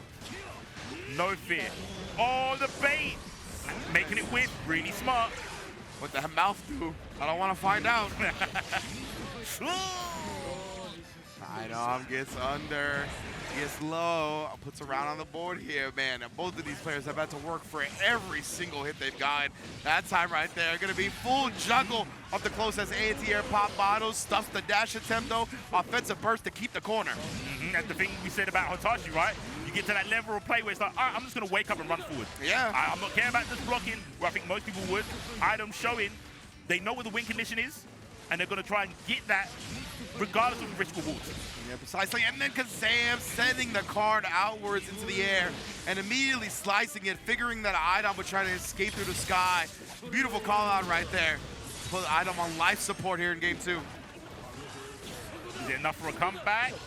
No, it's not. Kazam keeping it cool, calm, collected. Yeah. Cutting at mid-screen. It's going to be, I mean, Testament clearly has the tools to do it. I think it's the speed that's the issue. Absolutely. Yeah, Kazam has just been able to be one of the aggressors too as well, right? So Idom, he's like looked for these moments to FD the block strings, get him out of range, but Kazam has done a great job reacting to it, right? Either canceling the Mistfinder, dashing in behind it, using the far H like we saw last time because he only needed that for the kill. He's done a really great job compensating for the space created by Idom. Oh, and again, that's just Johnny offense right there. Idom not even gonna burst this time because he knows that was too much of a deficit to make up successfully. Yeah, man, we gotta use the burst early, right? If you're Idom, you wanna use it now so that potentially you get one back in round 3 because ideally you do go to 1. But right now, I don't know if that ideal scenario is gonna play out. Yeah, it's not according to Idom's plan, I don't think. Let's see if he's got a plan B or a plan J. That's what Chasm's, that's right, yeah. That's what Chasm's trying to do. Plan J is the only one. The only plan, baby. I don't need a backup. I'm out here, me and my squad, Jellyfish Pirates for life. Oh, that counter hit as well, setting Idom up. Kazam closes it out. 3-0, looking monstrous on that Johnny. Yeah, 100%. Yeah, and I don't even think a switch to Eno would have made the situation better. I know sometimes, you know, comfortability comes into play, so even if it's a bad matchup, being comfortable with the character does help, but I think it would have been harder like he was mentioning. Yeah, I don't think that was been one of those cases. He went with the character that was going to give him the best opportunity, but Kazam looking too sharp today. Of course, we're going to see Ion successful in many other games, so it's no worries. And, of course, not out of this tournament yet, just dropping down a loser. So we'll see what his run will be like going forward, of course. But right now, we're going to take a quick break over here at 10-0 Media and be back with some more Guilty Gear Strive before you know it. Don't go anywhere. No coasts, no kings, only champions. More combo breaker after this. Salute to you guys who survived the ads. Welcome to the new world. Some more Guilty Gear Strive here at Combo Breaker 2025. I am C4IQ, joined by the GOAT, who is Runge. Runge. Yeah, Runge. That's the classic autocorrect spell, honestly. Man, now you messed me up with you being, see, like, again, bro, we talked about this before, where the bars are there without intending to be there, and then we start making each other think deeper than we initially thought. Yep. Bro, you would be like, you survived the ads. Welcome to the new era. That made me think of BC and AD, bro. Like, literally, yeah, exactly. The time we're living in is literally AD. It's literally the ad law. See, he don't even know what he doing, bro. He get with me, nah. And I've already established I'm not the person saying, you take those. I can't take that. Yeah, I didn't mean to say it. Oh, my God. That's crazy, bro. BC and AD. Well, y'all are here in the post-AD era, apparently. We are out here now, live and in full effect. Combo Breaker, Guilty Gear Strive, and now we got Ramlethal and Johnny loaded up as it is going to be SQ versus OK1. Indeed, indeed. All these players today and tomorrow, we see Top 8 will be playing for a platinum event winning situation, which is guaranteed. You're going to be having your picture next to Daru as the qualification person, and also second place gets 150 points. And at this moment in time, that basically puts you in second place. You're under Ditto, who's got 200. Fair. Because they got second at EVA Japan. Yes. And you're going to be above Churara on 124 points. Wow, yeah. So that's a great look. Getting into Grand Finals in general is going to be a well-to-do start on getting to that Arc World Tour final spot. But right now we got SQ in the building on the Ramlethal, always rocking the green Ramlethal as well as a callback to her Bei Chie. Shout out to Persona. Yeah, shout out to Persona. That's legitimately what it's a reference to. And now SQ though finding all of the Johnny nonsense that we've seen all day today on stream. We got 3 straight Johnny matches. I wouldn't have it any other way, honestly. Oh, the cross-up explosion. You got to know they be scheming on that flip over while the sword is out. Oh, I like the challenge. Let them know. Okay, literally. Today you're going to know. It doesn't matter about SQ's names on the ceiling of this room. Okay, that's facts. That is true. Her name is hanging in the rafters on the championship banners of Combo Breaker. She's taking home one of the medals herself, one of the trophies. Obviously looking to add to her accolades here, add to the hardware. And the way to do it is trapping Johnny in this corner. Those FDs came in clutch, though. I think that's what caused her to be outside of range of dust. But it doesn't matter here. She's picking up the pressure in the corner. Picking up pressure, picking up earth. Yeah. Making that gap in the corner. Speaking of gaps in the corner, protect your pockets. Damn. The denim. See, gaps in the corner, pockets, denim, pants, gap clothing. That one. Oh, that one? Yeah, that one. Oh, okay, my man. My man, I like that. Hell yeah. Yeah. You know what? It's because I'm with Ringe. I have to tune in. I have to dock in, tune in, wake up. Now, SQ always looking to keep their opponent on the corner, serving 9 to 5. You work for me. Oh, yes, indeed. Purple B combo. You still locked there with the plus frames, the dust, and the explosion. No RC necessary to convert from that. Thanks. Where we going? Ooh, with the 2P, probably trying to bait the burst. Alas, Queen of Clubs. No clubs here, just katanas and swords. Straight up. No entry fee. Oh my goodness, windshield wipers back to back with a triple top. I was gonna say, does that even work? I doubt a third time would have actually worked at all, but nonetheless. YRC, wait. Oh my, she's an earthbender. Legit, bro. Deflection away on the explosion from the sword, but then the rock, the earth from the ground, ends up getting the chip out, it looked like. Oh my goodness, you try to dash into my personal space? No. Not today. Dust with the explosion. Classic. Wow, I don't know why that 5K reached, but sure, why not? She got the pedicure. Yeah, oh. You already French know. tips. Oh, yeah. Oh, my, and again. the corner. If you got a little gap in it, it's going to be exposed. SQ finding the cross up yet again here. OK1 put on the back foot. You got to hold all this. Even with a burst, you're going to save it for the next round. Because, yeah, that deficit would have been insurmountable. The Rolodex of options demonstrated there by SQ. Literally done everything. Empty jump low, mids, delayed, cross up. Legit. All the tech is there. Showed Go it to a all. string. That's really great, because then it's going to get the opponent to think about all those options, right? And again, we talk about it. Overwhelming people with the mental stack. That time, instead of the flip over, just jumped over for the cross-up explosion. My goodness, bruh. The flex shield. A bit of space. Not much, though. Back to the corner. Ooh, cool flinching. Wasn't counter hit, though, so SQ probably trying to hold up. Yeah, I imagine. Looking to jump in response to that dash up, perhaps. Thinking that it would be a throw, trying to get a clean punish off of it. Point blank, though, you already know. Dust to the explosion. More tabato. That means plus frames and plus vibes. Oh, the 5K double time with it. You ain't going nowhere, and that's going to be another game for SQ. Nice confirm with the 5K into Sortos. Yes. Normally, I think a lot of people want to get more time and do another normal before they do a special, but SQ, she knows what she is doing. Ooh, all right, man, just to escape.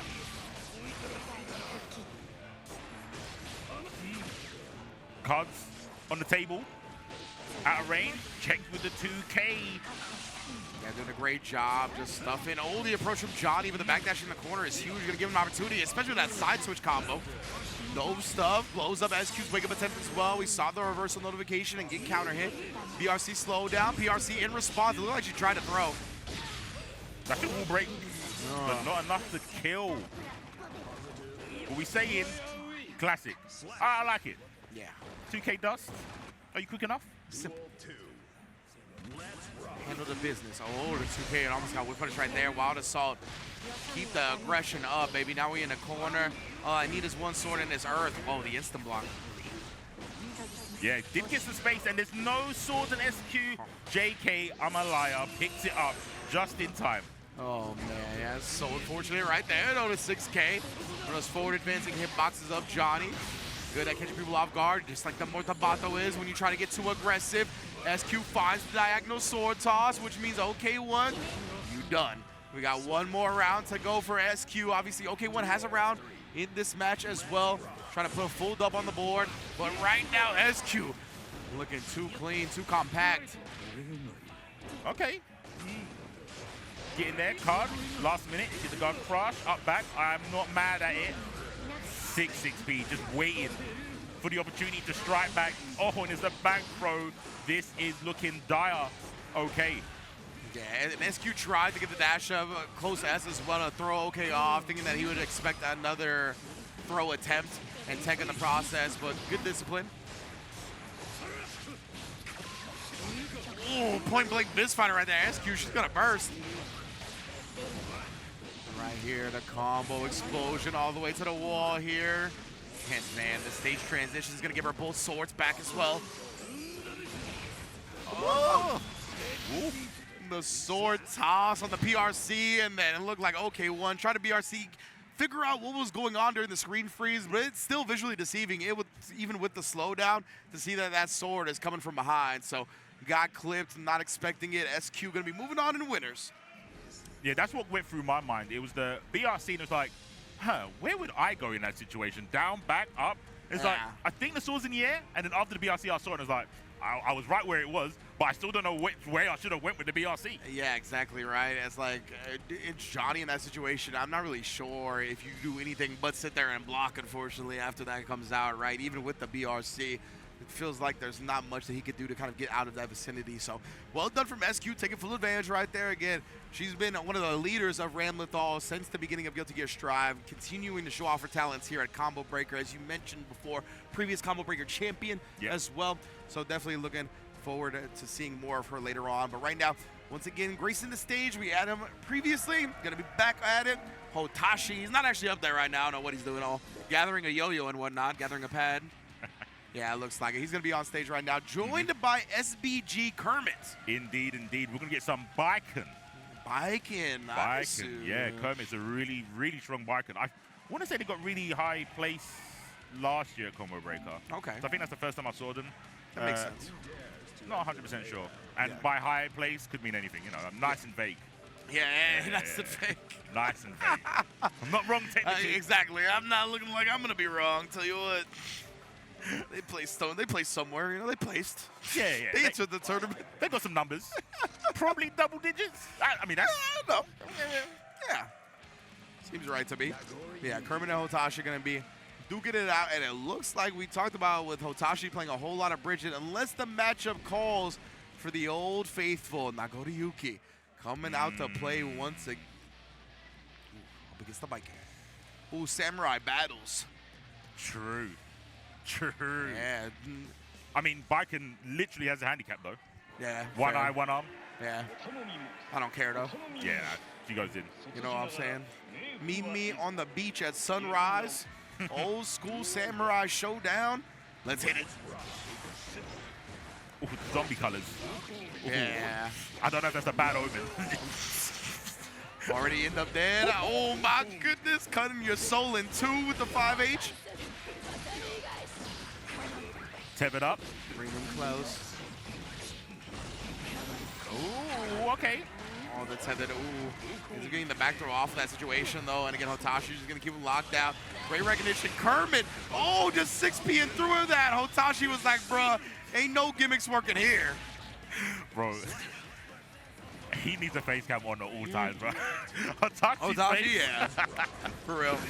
He needs a face cam all the time, and someone like Losso needs to be mic'd up all the time, bro. Them two are too funny mid-match. Facts. Hotashi, yeah, he's going to get the Bloodburst conversion here, though. That lets you pop up a little bit more. He actually didn't convert from that combo. Rather just keep the corner and try to lock Baiken down. Oh, and the Shizu reaching to the heavens and making sure you see hell. Well, that was a round that happened. Legit. And it's so, like I was saying earlier, I think what happened is Hotashi heard me and said, I'll show you. When I was saying he's got two characters at a very high level. Yeah. This is it. Indeed. No pockets. Like you said, one of the few that can really say both of his characters are at tournament viability level when it comes to they can win the whole thing. Oh, the Beyblade right there. That's the big trade. That's what he wanted, the reversal attempt. I guess he woke up with a parry. Yep. Couldn't find it. 100%, and there was a slight delay on the closest from Hotashi. He's so aware of other people's options and he always does the slight change up to beat it. Yeah. Must be so frustrated. Oh, you see the souls that are already trapped in that sword. He's trying to add Vikings to it as well. Waking up with the overdrive. He's gonna buy some breathing room for a second here. Tried to get the Fukio after the clone into the command grab, but Kermit sniffed it out and jumped. And yeah, Hotashi's so funny, bro. Just the way he was nodding his head like, yeah, you got it, you got me. Tap it up. What we got? Oh, mind your leg. Big 2H coming in. Mat up. Always. Oh, Kabare, where are you going? Yeah, it's one of the main harassment tools of Baiken. Very difficult to deal with in general. Oh my god, all the purple stuff, Purple City. I wonder if the Teva changes Fukio in his mobility. Oh, that's a good question. I honestly imagine it does. Feels like everything gets affected by Fukio or affected by the tether. Yeah. Oh, Forest can hit. We take those. That's a great start. Oh my goodness, but a better bounce back from Hotashi. The dash forward Beyblade, Fukio Beyblade, I should say. 5H again, cutting her soul in two, draining some blood from the process, allowing Hotashi a bit more freedom. Oh, now just looking for the lockdown and gets it exactly with the 2S. You ain't going nowhere. Oh, just a dash forward. And then Hotashi backing away massively. Oh, again, I like it. Adapting to Hotashi trying to go for space. Kermit's just going, yeah, I'm just going to go forward in big 2H. It's quite slow, bud, but the range on it makes up for it. Yes, indeed. Oh, I poked out here. Bringing him back as well with the Kabari. Hotashi rolling his eyes at that one. Wanted to escape, but couldn't. Vacuumed back in. Now he's going to get sliced up as we go to a round 3. Here. Oh, excuse me. Wait a minute. Nagoriyuki. Thick boy. It could happen. It could happen. Yeah, put a backstab. Oh, double BRC gets the two-piece. Oh my goodness, catching him, jumping or backdashing again, and Kermit.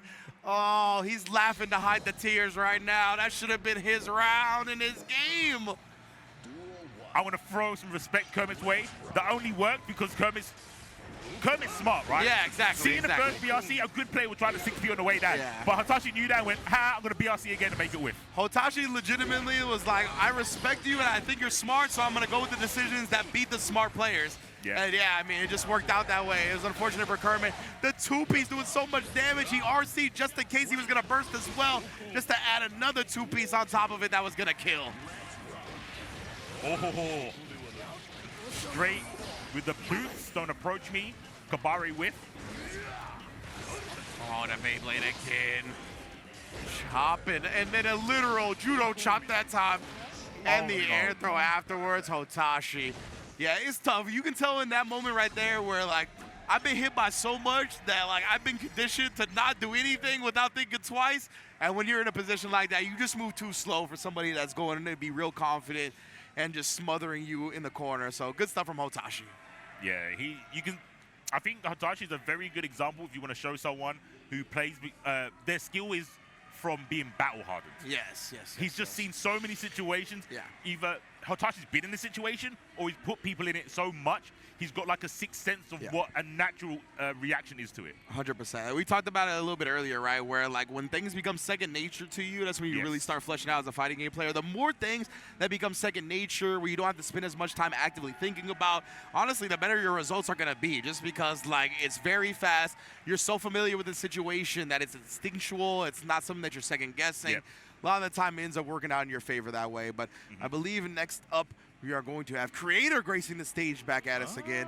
Yes. Going up against Macmins. This is the first time I've seen Macmins in real life. I've seen their name. Okay. You've seen them online. Yes, Online I've seen them Warrior. online because they are a really strong Anji player. Oh, Really another one of strong. the online Anji contingent, huh? Indeed. I see them get top 8s and stacked online tournaments. So, and yeah, this is the first time I get to see him IRL, which is cool.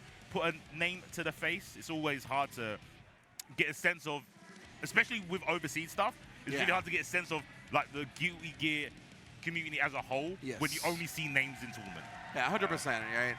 So it's good to see these players that are used to being online, coming out offline as well, showing their support. Is that an Xbox pad? No, surely not. Is it? I seen somebody earlier playing on a pad, on an Xbox pad. Yeah, no, it's a PlayStation one. Okay, cool. Okay. And then, oh yeah, I forgot. Creator got the Amy stick, and he got the 2003 Gojo spray. Oh, you know what I'm talking about? Yeah, like those type of joint with the Looney Tunes and all that. He got that joint for Gojo on the shirt. Oh, air spray. What? Okay, what's? Oh, it's a Hori. Oh, shout out to this actually. Hori with the Hope scratched in. That's the Anji joint, right? The Hope. Yeah. Wow. That's sick. Damn, that's sick. Wow, yeah, the Hori Commander pad, a very, very strong pad. And then on top of that, having the Anji Hope scratched into the touchpad, that goes hard. Yeah, that is probably the most simple yet effective modded pad I've ever seen in my life. Yeah, exactly right. Yeah, right? Like, for how little you did to it, like how cool that is, that's like exactly. That's the best ratio I ever seen. Makes me kind of want to pick Anji on pad just so I could do that. Oh, word? That's not a bad check. This is not really? I still can't tell. I think they're locked in, brother. I still can't tell. No, that has to be a butt trick. It has to be a butt trick. Okay. Bro, I was panicking. I was like, yo. I got guts. I was like, yo, we all the way in the mud, bruh. I was about to say, ooh, we. I was like, I respect some wild gameplay, but this. You know what I mean? I'm like, first round of the set, people try stuff, the experimental phase. Yeah, I was about to call security. I was even tranquilize the players on the stage right now. Take them out. Just, we can't have this on stream. No, bro, real life. That was a moment. That's really how I felt. But all right, now we're gonna get into it for real. have the Giovanna versus the Anji. We saw Creator earlier with the Giovanna repping Cuba. Going up against Mac Mins here. Oh, repping Ghana. That's sick. So let's get it popping. Oh, this white Anji color. I haven't seen this much actually at all. Yeah, the white, black, and orange. Slick in it. Thrown forward though. This is exactly where Creator wants to be, right? 9 to 5 in the corner. Macmins finds the ability to poke out and actually gets a full combo. And I was going to go to the other side, but well-timed burst to actually put Anji back in the corner. Damn, he really did all the work and she took all the credit. Yeah, legit. Taxman. That's the Tyrese Halliburton at the Olympics. I got the gold medal for sitting on the bench. Butterflies. Block the bird. Oh my gosh, Umbrella's at the ready. It's apparently meant to rain. Umbrella. No Rihanna. Ella. Oh, don't need me singing, bro. I already sang This Hair Is on Fire like yesterday. Shout out to Faust. Oh, he had the poke back from the far ass. Did clip the back dash, but nothing going to be doing afterwards. And then straight up the Fujin as a reversal this time after the minus frames. I like that. Macmin's forcing the issue right now. Oh, the low again. The creps are being officially checked. Dust break the glass. Me on Creator's side though, navigating past the 6P. Boo! Too much navigation. Ooh, Take yeah. a scenic route. And just committing to the dash forward after. Oh my goodness, yeah, not breaking, but I was gonna say can't afford to even take a scramble hit at this point either. And Macmin's gonna be able to take the first game, honestly, in convincing fashion on the Anji. The pressure's pretty basic with Anji, but it's effective. The counter hit threat is so scary from this character. On the ground and in the air. Speaking of counter hit, there you go. Creator's like, nah. I ain't trying to see none of this Anji Mito nonsense. Yeah, for real. And the quickest way to shut that down is to be offensive yourself. Get aggressive, but right now you on the back foot. PRC to cover the whiff throw attempt. Had the 6P at the ready as well as Creator fell with the button. And that was a timing that's really to catch people off guard, right? Because he didn't just do it and then auto RC. He like recognized that it whiffed and then did it. Yep. And doing it so late like that, it's gonna encourage the player that jumped it to fall with a button, right? Yes. So that's why we saw Macmin's get a successful 6P afterwards as well. Giving into temptation, right? Yeah, perfect way to put it, giving into temptation. Right, getting that tri-dash shenanigans with the RC. Gets the side swap as well. Creator, OTG, what we doing? Following up with the close S's with Punish. Been on point with that this match and last. That was nice right there. Creator able to break the wall as well, and then right in the bread basket. That close S, brother. Doing damage.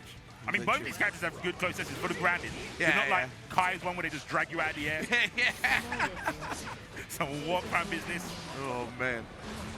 Look at this power. Try to get the FD to again and create some space back so there can be more potential on how to reverse the situation. Oh, instead just willingly pressing the 2P. He's got one of the God 2Ps though, so definitely worth pressing. In terms of the range, it is bananas. IBFD really potent against Anji, getting that distance enough to IED over the next move. Oh, guess with the 6P. Oh my, trying the fuzzy stuff. Great blocks from Macmins though. Spins the water, saw to stay in the grill, and finally finds the counter hit that they've been looking for. Didn't build that super until the wall break. So Macmin still got a chance here, but wow, dashing past that 5K whiff into the throw. We all knotted up. Real slick movement, man. Yeah. It looked like it almost like phased through the 5K. Yeah, right? The timing was so good. That's how you know you couldn't have threaded the needle any better. OGG once again, close S. The classic burst on the 2D. The dog has to go down. Oh, with punish on the pin. Burst coming out from Creator. Yeah, nice recognition of the FD again, going into the 5H before the far S started whiffing. The whiff punish on the 5K again. This movement from Creator on the ground with Giovanna finds the fuzzy that time. Head cracked open. The headband can't save you, but still alive for now. How much magic you got in this pixel, fam? Fujin to the ring. Tried to throw as well. Oh my goodness, another Fujin has her at the corner. Okay. 100 tension here. I think this hits, no? Oh, this is unfortunate. He could have been FDing to avoid the chip. And yeah, both of them, I think, were like, hey, you could have, you know, but worked out for Creator in the process. Yeah. Yeah, maybe it was like a last minute, like, oh, I baited it. Oh, wait, I can't bait it because I haven't got enough FD. But they did, they had 100 tension, so yeah, maybe just slip their minds. Yeah, I think so. Now Creator, the breakdance fighting once again.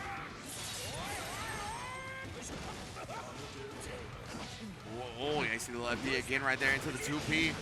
Trying to constantly do that and then take the turn back. That does this time. Gonna interrupt Creator's button.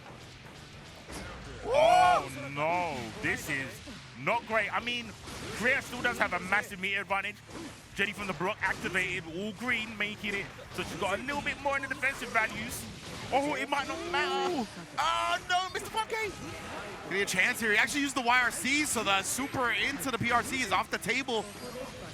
Oh, the BRC tried the bootleg tri-dash, actually blocked it. And the raid overhead is the thing that sneaks the W for Mac Mins. Never give up moment for sure. Fujin once again calling out this backdash. Oh no, the throw! Still in recovery right here. My man Creator is looking to the sky for that one. Oh no. The sidebar with throw. My man was asking the Guilty Gear deities, why did this happen? Look at the red omelette do damage. I love that. Mac Mins too, when he jumped in, he kept the jab string as well, just in case Creator bursted, right? Was looking to try to bait it out. It never came because the kill happened too quickly and too safely. Mac Mins now up a game, excuse me. Yeah, it's always, I don't know if it's like a shock to the system, but I feel people kind of reel back when they get counter hit by Anji and then they see how much damage they're taking. I just think you don't see it enough, so we're not normalized to it like we are with other characters. Yeah, exactly. On other characters, it's the instinct, right? When a certain starter happens, you're just like, I got it first. Yep. Like, you know, like the back of your hand. And Anji, yeah, definitely could sneak up on you a little bit. And now, nice job, though. The IAD clipping her from behind as well. But my goodness, bro, Mac Mins has been so aggressive with these Fujins, making up the space that is created by the IBFD. Creator can't even get out via that. So much forward momentum on Anji's Fujins as well. It looks like the FD is just pointless. Like, besides reducing the chip. Oh, double open. Ah, trying to press a button on the landing of Creator's Geo. Throw jump scare. Damn. Got the meter here. Mac Mins, oh, the tech throw, huge. And then that's what we talked about, right? Like, the space you're left at after a tech throw in this game, Fujin immediately going to make up that difference. Catches Creator here. Now Mac Mins is on set point. Check the forward approach with the jab. And again, it's so similar to situations, right? It's like you said, the tech, perfect spacing for Fujin. What are you going to do? Even though you're Geo with the speed, you're not, oh, the burst is going to hit this. Yeah, the burst is going to be successful here. Oh, but the fan still goes through. We took it back to plus R, AC exert, all that. Super calling out burst. Old school Guilty Gear, okay. Okay. Yeah, I didn't know how that worked. After combat breaker, I'm getting the pad. I'm an Anji main. On God, I'm an Anji main from now on, bro. Oh, man. Mac Mins able to take it home over Creator. Wow, bruh. That is, I'm pretty sure, the first time I've seen a burst on a super actually lose to the super. Like, in this game, you get the burst out. In previous Guilty Gear games, for people that like are just starting Guilty Gear with Strive, if you supered and the person bursted, the super just goes through the burst. Yes. Like, it just beats the burst outright. It worked that way in Exert, plus R, AC, all the old games. In this game, they changed it to where if the burst happens and you get the cinematic super loses. But man, the fan has a mind of its own. It doesn't care. Does not care. It's like, I'm from the old games. I'm not from this one. Like, the fan is like, I'm old school, bro. What is it? Isn't the fan one of the weapons? What are the weapons called? The lore weapons? The most powerful ones? Oh. I'm forgetting right now. I'm sorry, lore nerds. I'm sorry. Oh, I know what you're talking about. I'll figure it out. But yeah, like the soul lighter sword is one. The Kai sword is one. Yeah. The fan's one of the legendary weapons for a reason, as you can see. Bro, yeah, I mean, like, Anji skipped Rev. So they're like, this doesn't apply to me. Exactly, yeah. It missed a generation. So they came into this game saying, oh, yeah, this is what I'm used to. Goodness, hold that. bro. Literally, I'm getting a pad. I'm carving in hope. Carving in hope. I'm an Anji main. Because the only other time I've seen that happen is with Ram's sword explosion. Okay, that makes sense. So, yeah, Ram puts the sword out, you burst, explosion hits you. But it's a little bit different because you can't interact with the sword. You can interact with the fan. Yeah. It was just mad active. Didn't care. Mad active, bro. Just going straight through it. Wow. Incredible stuff right there. I'm still trying to look up the lore of the weapons. But yeah, super sick right there. Gonna be moving on Mac Mins. And now we're gonna have Jack and Lakey coming into the field now. So Lakey, I think most people know about Jack. Let me start with Jack, just in case. Jack, an extremely strong Happy Chaos player, as you can see here. Lakey, I think's a Slayer player. Okay. They've picked Baiken here. Maybe they got convinced after the LordKnight match, maybe. Who knows? One of the sacred treasures. One of the sacred treasures. The fans are one of the sacred treasures. Yes, yes. That originally formed the outrage. So yeah, fans, one of the mystical, legendary weapons of Guilty Gear lore. All right. Shout out to Classified by Among Us homie. Giving me the info. Lakey has played Slayer, but they've gone back to Baiken. Oh, okay. Okay, so I was right. So bro, Classified always got my back. We're gonna see the Baiken versus the Happy Chaos. Interesting. Man, Baiken has been running rampant in CB, I think, today. I've seen so many Baiken players. And they've all been doing pretty well so far on stream. I say that we just commentated Kermit versus Satoshi, but besides that, they've been holding it down. Yeah, most definitely. We're gonna get into this one now. Jack and Lakey. Obviously, Jack has transitioned to not only an online monster, but one of the people you least want to run into offline as well. Really brought in their skills to the table, showing that Happy Chaos at the forefront. Yeah, in this man's hands, this character looks as deadly as he's ever been. Yo, steady aim, both hands on the trigger. Ooh, I like it. Clean parry, gets to deflect, gets to take the turn back. Kabare kind of beating the bullet to a degree. Well, the crosshair timing, right? You need a little bit of a couple of frames for the crosshair to find its mark, but that's enough time for Kabare to clip you. Yes, indeed, and right there, blowing him again there. I'm not sure if Jack thought there was going to be like a close throw attempt there. He pressed something, got countered for it, but then jumps out and all reliable. The jump and the tether working out for Happy Chaos perfectly to get the side switch. One Jack, bullet. Gonna clip that one. I've got all the combos, even when I'm tethered. Ooh. Oh, wow. Okay. Main character syndrome. Let's go, Lakey. Yeah, Lakey, oof, trying to be a hero. He ended up having 0 burst going into the next round. Not great. Doable, very tough, though. And this is not a good start. Yeah, not having that burst to just get something, some type of room up against Happy Chaos is so hard. I mean, Happy Chaos does build the opponent a good amount of bursts, as you can see. Lakey's about to have it, honestly, after the Ex Machina. But even then, this is still such an established lead that it's going to be tough to overcome. Oh, trying to pistol whip her. Legit. He was like, I'm going to take that burst away. Just because you got it don't mean you're going to keep it. True. Pockets get run. Oh, mind your neck back. Zerozzen. Tip it up. Oh, high-low.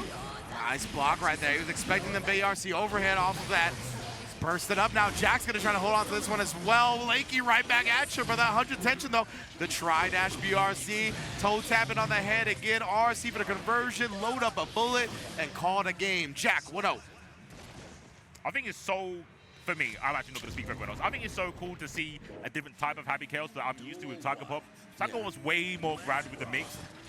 Jack likes the aerial stuff. Yes, yeah, 100%. Jack more than willing to take to the skies, has some trickery with it, as we've seen, not only with the BRC, but even tethered up like that. And now that you get that ground bounce on the jump 2K, the reward is so potent. Oh my goodness, even locking her down right there with a jump gun. And that's one of the things that make you think there's an overhead coming too, right? The jump normal, you just expect it. Too bad it's a shot and then goes low afterwards. That's manipulation for you. Yeah, 2D still blocking. Oh my God, yeah, and then linking the close sets after that 2K right there to slow down on the RC. Oh, Jack, what timing on the 2P of Ari. My goodness, bro, he's looking clean as I've ever seen him. And let the Ex Machina ring out to reload these bullets and put you not quite in the grave yet. Ooh, okay. Defense value still there. And Japanese guts. My goodness, but you can do nothing but hold FD here because these bullets can come out at any moment. Lakey had so much meter on the verge of losing every single bit of tension they had. Oh, that hurts, bruh. Focused up as well. That means we're just going to let the shots ring out. Oof. There was only one more left. Carry that over. 2S, 6P, everything's within. Find some demons out here. burst. Didn't really get great positioning. You see Jack, he's very unpredictable as well. Like, he got bursted away. He had 5 bullets in full focus, and he ran at Baiken. It wasn't like he just immediately went into steady aim, tried to establish the shots. He's definitely keeping her on her toes. Yeah, FK. Oh my gosh, what a clash. But that Halo, he was like, you got a weapon? I got a weapon too. Clash it up real quick indeed, and Jack emptying the clip only to fully reload. Take some concentration as well, and then the low. Oh my. Oh my. For a split second, when he said that, it reminded me of that kid that goes, I've got anime and God on my side when he did the 6 on December. Yeah. It's like, bro, I got a Halo. I am blessed. Legitimately, yeah. Legitimately anime in the Lord. Oh my gosh. ATL let me in, bro. They got pushed. That was only hands. You're stuck on this wall. Not for long, though. I'll send you to the other side. Grip of damage already. Jack, okay, we got Lakey blocking the dust. Can't block throws, though. Yes, indeed. And Jack, you already know. You've seen this one before. The Ex Machina, the reason I win. Jack up on set point. Damn, with the whiff punish. On point. Burst again. Doesn't really get an advantage. Only like no more of the combo. Tethered up though. This could lead to something I would say in a timeline where Jack didn't burst. Yeah, indeed. Jack again looking to not surrender any momentum for him. Oh my, see the way he pulled up at the sham got on him. Broke his ankles, got him to reach, and we already know what follows that. A couple of lessons being taught. Jack, put him on life support, baby. Stay away, yeah. Voodoo cursed him up and play the matchup. Oh, wait a minute. Yeah, just backdashing the Wild Assault as well. Lakey gotta dig deep here in the back with the 6P again. Oh man. You never want to headbutt a gear. Let me tell you what. Happy Chaos. I don't even think he's a gear, right? Or was he the first gear? No, he's the first magician, right? Yeah. He's the first person to know how to use magic. Yeah. And then he was like, magic inferior to guns. Like, why would I keep needing to practice magic when I got guns now? Oh man. That's actually mad funny. That's why. And it's called like Black Tech, right? In Guilty Gear, like the guns and stuff. Yeah. Man, oh man, he went into the realms, the Dark Shadow realm, bringing out stuff y'all ain't never seen before. Happy Chaos. And we talked about it, right? Jack is one of the best in the business on the character, obviously. Yeah. So fully expecting him to move on in winners for quite some time. Let me tell you what. So we're going to get this next match. I had such a flashback because I'm pretty sure I remember getting mixed up with his name. Calamari. Yeah. But that's not the full name. Calamarikurusu. Yeah. Why'd you give me that name? I thought you were going to stop. I thought you were going to be like Calamari. I was going to be like, yeah. I was processing. Yeah. And I was like, because I got confused too when I saw this pop up on our little program. I was like, what's the second part? But yeah, I believe it is Calamarikurusu. Fudge. Fudge Stickles. I'll tell you what. Oh, man. Like, I can hear it in my mind, but my mouth won't. Kurusu? Calamarikurusu? I get to the K-U-R, and, like, I literally just, like, Kurusu. Like, see, I can say it like that, like a real gaijin. Yeah, Kurusu. Kurusu. But that's not how you're supposed to say it. You hit all the U's. Yeah, Kurusu. Alexnoah for the Oklahoma City Thunder. But nah, Calamarikurusu, something like that. It's gonna be coming up. Stuff for Calamari, but you couldn't. I was like, but I need to see it. I need to own what I did to C4. I need to do to myself now. Show me the ways. Oh man, but yeah, Calamari going up against Wild, I believe, is their opponent. Yeah, so it's gonna be good. Right here. Oh, what we got? We're showing some. Oh, kitties. That's what I'm talking about. Oh my God, the cat's spazzing. Can't even get a shot of it. The shaking's too much. Look at him. I'm sure it's a cute cat. I didn't really get to see it, but it was kind of in focus, to be fair. Yeah. It was kind of in focus. It's just that was a menacing aura coming from that cat, just from the way we captured it. Oh, and we see, is that Giovanna's dog? It does look. Oh, cat v dogs. Oh, there it is. Peekaboo. Man, that's, bro. Yeah. Mean mugging. Legit. I like that plushie a lot. That's dope. Is that, are they selling that here?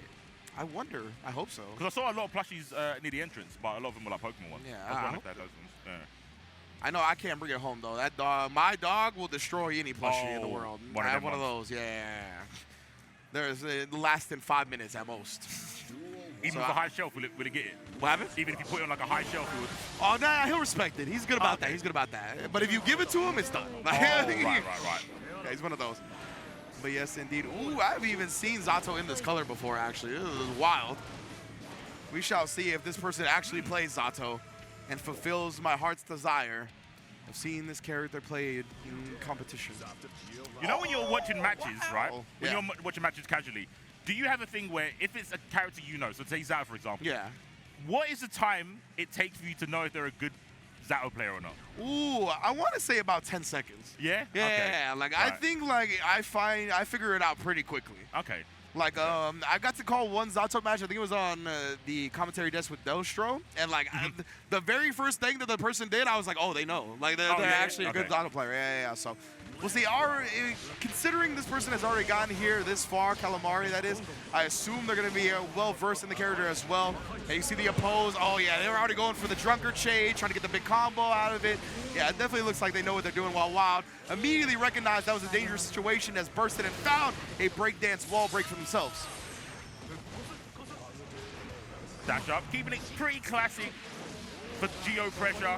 I mean, you don't have to really exert anything clever, smart, like layer 2, because without bar, Zato just has to block. Yeah, exactly right. He's really at the mercy of the other character if he doesn't have any bar to threaten with. Especially in that instance, I don't even know if Calamari had built to the deflect shield even at that point yet. She might have been locked out of that. Right now, getting overwhelmed here, trying to find this FD. This is tough. This is what we talked about, right? Zato, you're trying so hard to find your way out. Great tech throw on the air grab, but I mean, you're sitting on that burst and you got the back throw. This is a big chance here. Tries for the lane overhead, blocking all of them. Eventually goes low there. Yeah, they know what's up. Okay, all right. Yeah, they definitely at least got a very strong offensive structure with Zato. I like that as well, the pierce into the clap cancel, right? And actually a YRC pressure sequence that was safe. You're dead, bro. 2 touched by Zato 1. Nom, nom, nom. Yeah, I think piercer into drill, if you just do the piercer, there's a gap, right? Yeah. So like the people that are good against playing against Zato, they'll jab it, right? Yeah. So what you do to beat that is you cancel it into the clap so the drills come out and they don't actually punish Zato, or Little Eddie, I should say. And then again here, and see, even switching up with that, saw the first piercer go out into the drunkard shade, really trying to not autopilot the pressure sequence. I'm loving it. The empty jump dust, I mean, it's a Zato classic, you already know. Yeah. I've been on the receiving end of that many a time. I was gonna say, this character has made a living in this game off dust. And again, not as many overheads as last time, right? Going to the low option a bit quicker. Gonna put Wild on life support off that. Yep, focus sash activated. Oh, and the chip hat. Invite to hell.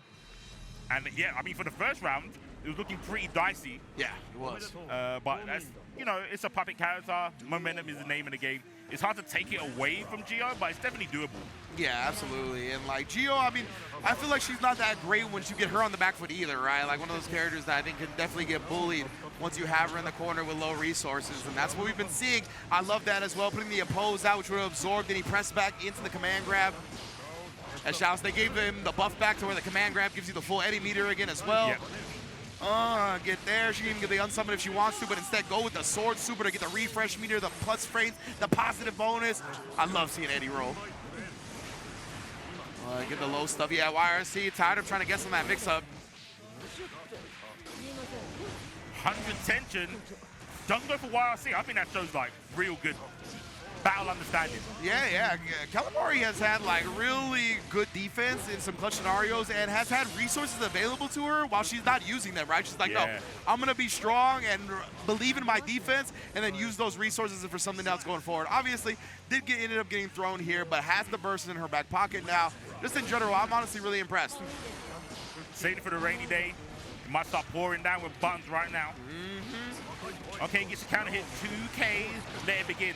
Oh! Nice job exposing the gap right there. Knows that that pressure sequence might not be as real as you could think. Nice, pulled back. That's for the closest, but maybe didn't believe. Not sure what you could have got for that. Yeah, exactly. Like, Zato solo doesn't get that big of a reward from that regardless. I think she just wasn't expecting him to get hit by it. Right. Oh, back of the head. Oh, she's going to the air.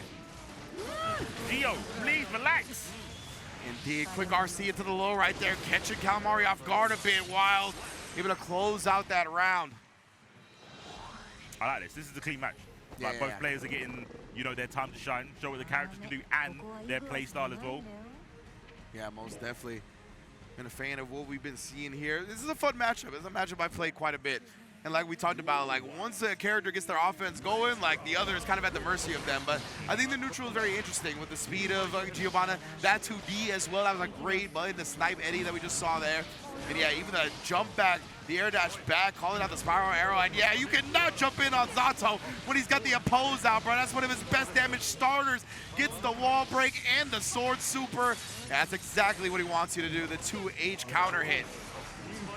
All according to plan. Oh, I love covering the gap with the bite to hell. Yeah. YRC. Oh man, public characters make me feel a type of wave. Yeah, most of. And we saw Wild, right? Tired of guessing off the mix-up in the corner. So they YRC'd last time, this time called out. Oh, big drill to the noggin. Oh my, madly. All the plus frames belong to Gio right then. Yeah. But Calamari, he takes it back. Yeah, the active frames on that jump A swinging from one side to the other. Just barely caught him. Damn, I want to know if Calamari's listening to her own music or what, because she does mouth something crazy right now. Oh, going back to the first side.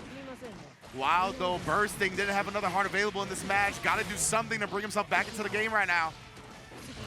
Gio's rushing down. RCU in the pinwheel, maybe a little bit too early. Never mind, maybe they just want the plus frames. YRC back in response. Pierce our sandwich time. Yeah, very nice stuff right there. It looked like it went for more of a gapless sequence as well. Jump S into the jump D. Was not expecting another overhead to follow, because we've seen that, right? We've seen the jump S into nothing low, and then the jump S into the jump D. That's kind of the mix up there. It's been working out for Calamari well. Oh man, but whiff punish. 2D is honestly underrated, like neutral normal for Zato as well. Okay. Like, yeah, it's honestly like quite good to just like throw out in footsies, but obviously that time it didn't look like it. Gio's a bit extreme when it comes to pokes. So Yeah. I believe it. Oh my god. Yeah, again, the double loop on the frog. I don't think Calamari is listening to the game music. That head nod was not in time. Yeah, right? And I will say, to play a public character, you need rhythm. Yeah, 100%. I agree. Yeah, I think they're definitely bouncing to their own beats right now. Trying for that 2S a bit. The Eddie meter has returned, but not before Wild is locking them down. Another 2S catching the legs. No meter for the plus frame positive bonus. What's the motive? Oh, no! Nice, Sue. Got caught trying to summon Eddie a little bit recklessly. It didn't look like that was an opposed summon or anything like that, so the jump in connects. Send him away, say, look after yourself. Yeah, legit. Yeah, with the aggression right now, if you're going to summon, I would like the opposed to be the summon, honestly, and then either Drunkard Shade or cancel it afterwards, just because of the aggression. Or if you got that much distance, the drills are smart as well. There's the opposed coming out, gets the Drunkard Shade on the other side. You know, I'm a Zato player myself. No, you have to have it. You have to have it prepped. You know, you have to have the Drunkard Shade prepped for sure. Oh, what is going to go in here? Just went back to the skies. Trade from the air to ground. YRC. What's the motive? Closest. Push away outside of the button range. No invite to help there. I mean, the button would have got punished, so. Yeah, just the raw frog get caught while slipping a little bit. Calamari recognized it in the moment and was able to convert off of it. Oh, good night, sweet prince indeed. 2K check. Oh no, that burst. She even looked over at Wild like, oh, you didn't mean to do that. But now I get to take full advantage. That might be a, you know what? That might be an acceptable, we take those. Yeah. That's on them. Oh, exactly, yeah. It wasn't something that you lucked into. That was just something that they ended up screwing up. Right now, though, the flip kick gonna get some space back. That IBFD didn't get as much space as Calamari would have liked. 2S whiffs. Oh my god. Jumps out, gets the back throw as well. Yeah, I was gonna say that's pretty much all she wrote at that point. Calamari closes it out over Wild on the Zato one. Praise be. Praise be. I get to call some Zato at this tournament. Feel like I haven't done that since Nam. Bro, I got the numbers. Did I do the numbers with you yesterday? I don't think you did the numbers with me. Oh no, you did. You did. I did do the numbers. You did. You told me how many days it's been since Zato's been in the game. Yeah. Thank you. I appreciate that. Yeah. I didn't even know. Bring up old wounds. But I'm happy with you. Good Lord. Where my dogs at? Yo, shout R.I.P. DMX. Where my dogs at? My girlfriend holds that over my head. She's like, you know, I saw DMX in concert. And I was like, I literally can't do that. I can't match that. Like, I literally can't. Like, R.I.P. DMX. But she taunts me with that all the time. Because she don't even like DMX like that. And she knows I do. Really? Yeah, exactly. So I just get taunted with that all the time. What? Cold-blooded. Cold-blooded. That's just how she is. Oh, okay. I love her regardless. It might be because you're a puppy character. Yeah. Well, it could be a Zato player, man. If you put me in the corner for that long and I can't interact, I would be digging up some stuff. Right. Yeah. But yes, indeed. So that was Calamari taking the dub right there over Wild, 100%. But it is not going to be the last match we have for Strive or the last match me and C4 are going to do. We're going to take a quick break, thank our sponsors that make Combo Breaker happen. They'll be right back with some more Guilty Gear. Don't go anywhere. You better get right and sit tight, because when we come back, more Combo Breaker action coming right at you. Don't go nowhere. Welcome back to Combo Breaker once again in this Guilty Gear Strive action time. We have not stopped over here at 10 Media. I am Ringe along with C4IQ. You already know what it is, bringing y'all the best of the best when it comes to Guilty Gear Strive, and we're whittling it down, man. We're starting to see Titans versus Titans as we get deeper and deeper into the bracket. Of course, Arc World Tour event as well. Winner goes on to qualify for a spot in Seoul, South Korea. But of course, we got a lot more games to get there before we crown a champion. C4, how you doing though, fam? I'm good. Back here, Combo Breaker, get to commentate with you, second time this weekend. Time. Not the last. Yeah. Not the last. Earth is healing. Indeed, for sure. As we're gonna have Slayer versus Anji. We saw Macmins earlier with the Anji, right? He had the Hope scratched into the touchpad of the PlayStation Hori command controller. And Razzo, on the other hand, of course, has a couple of characters under her tool belt. And right now, she's at least button checking with the Slayer. We'll see what she locks in when it's time to handle business. Yeah, and I think that's going to be interesting, right? We've got the Slayer, Razzo very much known for her Leo as well. Yep. Played a hefty amount of ABBA when ABBA came out as well. So yeah, I mean, she's got a couple of characters that she could bring out at a moment's notice. So that's why, I don't know. Slayer's the button check character, but who knows what we're going to get when it's time to handle it. Done some damage with Geo as well, I remember back in the day. Yep. Is it going to be the ABBA? Oh, wait. Tried and true? Twin blade all-rounder? That's facts, though. That's a perfect way to describe this asshole. Wow. Yeah, Bro, that's right. You know how nice it was against with Zato? That's crazy. Because when Zato can DP RC and put you in a 50-50, go ahead and call him an a-hole. You know what? You hurt my feelings because you said DPRC on Leo. It's gone. Gone! Thank you, base Daisuke.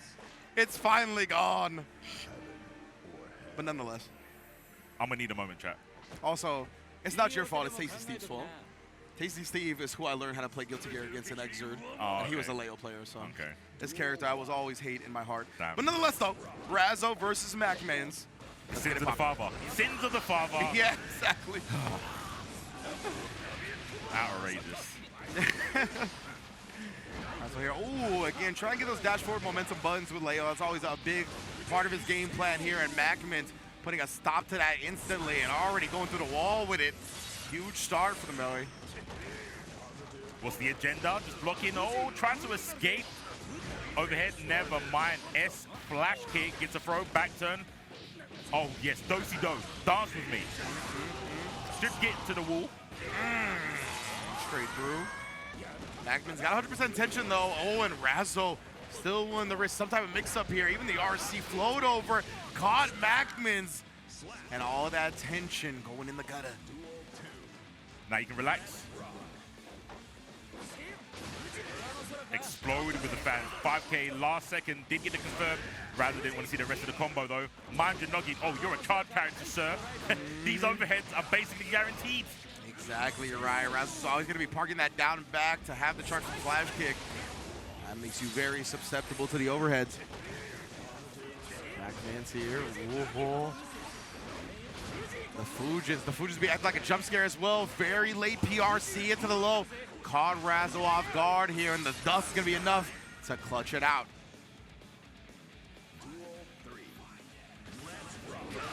Trade, 5K 2S mate, or 2P. Leo in there though. Wall splat, what we're going to do? Yes, stomp the yards. Oh, we spinning on in. Trying to go into the guard point. Oh, and Flash King baited. Yes, no RC. No RC available. So Why? good. Why, man? I'm glad you can't fly anymore. Clip them wings. For real, though, my man. Zato grounded right here, though. Yeah, of course, the H Fireball going to be able to blow through the butterfly and continue to make Anji deal with things. And wow, barely holding on via the Japanese guts. See the pack coming out. That's what I'm saying. Abs of Steel. Wow. Can't believe that hit so low right there. And the parry. The counter super is going to be successful here. It's still not closing the door. The Razzo jump back jab. That is a classic from not only Leo, but her specifically. Well done. So many reads that Macman had to do to make that comeback, right? Yeah. So many. And so we started believing, though, right? Like, he had a couple in a row, enough to make us start believing. That was almost so sick. Stop charging that flash kick. Time to stand up, be accounted for. Through the legs, yes, the 5K reach is always love the consistency of safe jumps too. Go to the burst, guard point, into strike. Almost got the whiff punish. Apparently that's safe on whiff. Love to see it. You know? King status. Legit second king. Leo White Fang. Oh, let him know. Straight the wall again for the plus frames and the positive vibes. Look at the tension. Oh, baited out the parry super that time. You can't go back to that well, baby. It's ran dry. Oof. Put the fans down. Advice you give to young girls, bro. Yeah, facts. Get off the fans. I think on my speed, so no one heard that one. So that one. Trust me, did not go over my head. I'll tell you that much. And then the swords. I was trying to think if the swords were like one of the sacred treasures, but I'm pretty sure they're not. Nah, bro. Nah. He came in too late for that. Yeah, second kick for a reason, innit? Yeah, exactly. Hand-me-downs. Ooh, that was clean, though. Juggling all the way with the back turn, and we get the wall splat. Actually built to the 50% tension as well, but gonna hold on to it. Perhaps for some BRC nonsense. We see it there. And Macmans, he PRC just to cover himself at a 6P will grant him a hit. Oh, chase down. Yeah, trying to back away from the situation. Macmans is all over the place. Yeah, oh, yet again, the Fire S. Looking to shut you down. Ah, enough damage as well. Leo White Fang ain't Japanese. He don't got the guts to hang through that wall break. He ain't built like that whatsoever. No. Wow. Oh, I'm very surprised the throw didn't clip. Yeah, brazen throw after, just a couple of taps. It was brazen. Yeah, that's for sure. The dash up throw like that, trying to catch him off guard here, and now the overhead as well. In the corner. You saw the FD pusher actually so far away after the back turn kick. Blocking, crouching. Oh, went for the low. So much for the overhead conditioning. Heavy boom, though, have to respect it. Or counter hit, no bueno. Yeah, this Fireball War is not in Anji's favor. Yeah, definitely not. Actually does still get the wall break right there. I wasn't going to be sure if that was going to happen. And positive bonus. Caught the counter hit on what Macmans was open up with, but he eats the 2S for his trouble. And Razzo up 2-0 in quick fashion. I always remember saying when the game dropped that Anji was more like old Leo. Because I feel old Leo was very scrappy. He was. He very, was 100%, very scrappy. Yeah. But I think this version of Leo is not as... I mean, back turn you could say is scrappy. I don't say it is because it's more of like it's just forcing 50-50s because you can't block. Yeah. But I think his poke tools in this game are real legit. Yes. Like with punishing with 5K, stuff like that. High crush with the HS. Yeah, well, in Exert it felt like they weren't as like deliberately space controlled forward, but he had janky stuff to it, right? Where he had like normals that would hit behind him and whatnot. Yeah. Like that's why I didn't like playing him in that game because you had Puddle Summon with Eddie. So like I'd summon behind and you just do 2S and he hits behind anyway. So I was like, oh man. But yeah, definitely it feels like, which Anji has, right? Anji has that 2S that hits on both sides. So I totally see what you're saying. Oh, almost got the space with the IBFD, but it wasn't enough. Like I said, Leo's got the rage. He always has done, but now he is willing to go, you know what? Bet, I have to go for it to get the party started. Yep. Show you the games on the back. Yes, indeed. Demon back. Demonic, for real. Clash sequence with Macman's way and Razzo immediately gonna burst. Oh wow, the butterfly had his back right there. Razzo tried to chase him down. Instead, oh, I thought she was about to get busy. The dust just out of range. That's how you proud of that? C4? I've been nodding. You've been nodding? When I saw the 5K, 6K, and nothing for like 2 frames, was like, don't do it to yourself. Classic right there. Owen in the BRC to ensure the Punisher get the flash kick is there this time. Already had the charge available, but the counter super. Razzo even reeling her head back, sticking her tongue out. She was like, all right, cheeky way to survive, but I don't think it's going to be for long. Ooh, PRC on the 2D. Mostly it was to send it. Yeah, 100%. Spinning rims again. Oh, they've got bar. Macman, what are you going to do with it? RC dust. Oh, into the dust, yeah. Couple of overheads in a row right there. Going to allow Macmins to hold on for dear life in this set. Nagiha. Burst, S-Boom. Oh, I love S-Boom. Yeah. Look at the win punish. I told you about 5K, man. That was clean. That was clean. 100%. And that back turn S, that is a pure wall. Do not try to press any button into that bad boy. Berserker Barrage. Already. Got 50 tension on deck counter. Yes, sir. Yo, my man Macmins is not afraid to let these counter supers rip. I don't think I've ever seen anybody land as many as he has over the course of this block. S, that could get a confirm, yeah, 2D. You take that, overhead. Burst was there. Waited till Razzo was going to do the stomp to put her in the corner, but it doesn't matter. She immediately escaped it. Wild assault. You thought it was your turn to take, but it isn't. Not quite left. Anji somehow. How much magic you got in this pixel, dog? Yeah, not enough. Mundane pixel at the end of the day. Razzo takes down Macmins 3-0. Yeah, man, it's a shame. I mean, I love Leo, but like I said, I think I'm sort of like symbiotically connected to Anji. Because like I said, it reminds me of old Leo. That's funny. So I always want to see Anji win. You were like, exactly. So you were like a little bit happy, but also a little bit sad on that match, right? Yeah. Well, big ups to Razzo. She's going to be moving on. Reppin' FlyQuest, of course, as a great showing so far in the bracket. And yeah, man, like we said, we're getting a bit deeper in the bracket now as well, right? So out of pools and all that, we're starting to see Titans versus Titans, notable names versus notable names. And we're going to get one here in our next match as Jack and Kazam grace the table here. Indeed, indeed. Kazam was on the stream earlier with the Jonathan.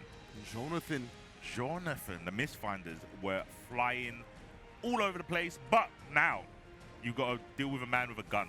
Yeah, 100%, right? Yeah, that's the thing. And you're a character that is restricted to dash. You don't have a run, so you got to be real careful with the dash blocks. And in general, you have a sweet spot where I think range-wise, you kind of beat Happy Chaos, but it is in that sweet spot, right? I think outside of that sweet spot of like the far S type range for Johnny and the Misfinder range, Chaos is going to win. I think closer than that, Happy Chaos probably edges them out a little bit too, in my opinion. So we are going to see if he can kind of maintain that sweet spot range or exactly what the approach is going to be for Kazam, because that's always the perspective I'm looking for, the person trying to get in on Happy Chaos, you know? Yeah, I think you're like spot on, especially when we was talking about how we've seen Jack likes to go to the air a lot. I think it's going to nullify the range that you're talking about is kind of like outside of Happy Chaos' 2D, which is basically Misfinder range. Yeah. But then, as you've seen how Jack utilizes like jump, the BRC kind of dry dash all the stuff, that's going to smoke Misfinder. That's true. Man, it should be a good match, honestly, because Am and Jack both have been looking like elite competitors for a long time now, and they're looking on today. Like we've seen both of their matches, we've called both of their matches here on this block, and they don't look like rusty or out of practice or anything. They look in elite shape. So very much looking forward to see who moves on in winner's bracket, who falls and adds another shark to the loser side of things. Yeah, this is the same bracket as IDom. Yeah, so I think this is winner's side. So yeah, IDom did lose on stream. Lakey's in this as well still. So we'll find out who proceeds. Indeed, mud checks are over. We're getting straight into it. Throw to kick things off. Burst thinks they can make this comeback with half health. Oh, Gaz. That hurts, man, because he did like the Misfinder backdash, and he actually still got clipped by the bullet. How was the reticle over there? Like, he instantly got clipped as soon as he backdashed. Like, I honestly thought the bullet was going to whiff one of the few times. Happy Chaos is the definition of I don't miss. Literally. Even in the heat of battle, this man do not miss. Best believe. Oh, and the 2K, that was a perfect counter poke range. Did Haymaker? Oh, no. Kazam, you could tell he already little shaky, trying to search for some answers here as Kazam just pulled out the gap, blasted him in the face. That's for days, 5K confirmed. Deus Ex Machina. You already know. Let the shots ring out. Oh, and then stomped. And we talked about the ground bounce. The reward it now grants Immaculate. Jack with a hell of a convincing first game here. The Goomba Stomps. The Goomba Stomps, bro. Flatten this boy out. Oh my, 6P on the Rasengan? It's like that, Jack. He really ready. Yeah. Looking a little different right now. We talked about it. How clean this dude has been. The transition from offline monster, or excuse me, online monster to offline warrior has been immaculate as well. And it stomped him point blank. Oh, nah. What do you do? Oh, yo, this 2K is destroying Kazam. Like, whether it be stage transition or round start, like that spacing, he is just hitting him with the pedicure. I wonder what he's trying to do to beat it. I feel like you'd always want to like back, maybe you don't want to back away from Happy Chaos. Yeah, exactly, right? I think that's the battle he's having inside right now, too, the inner turmoil. Yeah. Where he's like, bruh, I'm getting caught because Jack's button timings and placement have been so good, but I can't back up because then that gives Chaos the advantage anyway. So it's tough right now for him. He's definitely going to be digging deep, trying to implement his offense. That's a great way to start it. He even gets the follow-up with the Joker card. Pretty good damage for a 3-piece. Yeah, definitely, honestly, especially with how much he struggled to find damage so far. Guard break, let me get that. YRC, speaking of which, yeah, he was not out of block stun yet. That's why you see the purple beat on that 2D. Haymaker, break the glass. Cursed up still. Misfinder. Really, really impressive misfinder. And then the Nsenga catches Jack trying to press back. Kazam here has finally found some momentum, taking a heart away from him. See if he can continue this. Ooh, clash. Much needed momentum, I'd say, as well. Oh, absolutely. Oh, pistol whipped. Like, Jack wins that next round, I have zero faith in Kazam making it a real set, just because of momentum, you know what I mean? I can see it. But now that even with this round, even if he loses this round, I think he still has a chance going forward. It was just going to be a snowball if Jack went 4 rounds straight. The run and gun. Time crisis. Ex Machina, we're going to spin this meter, hold on to this positive bonus. We're about to get the 50% again anyway. Straight chilling. One more shot to do it. Jack up 2-0 with a lengthy perfect that time as well over Kazam.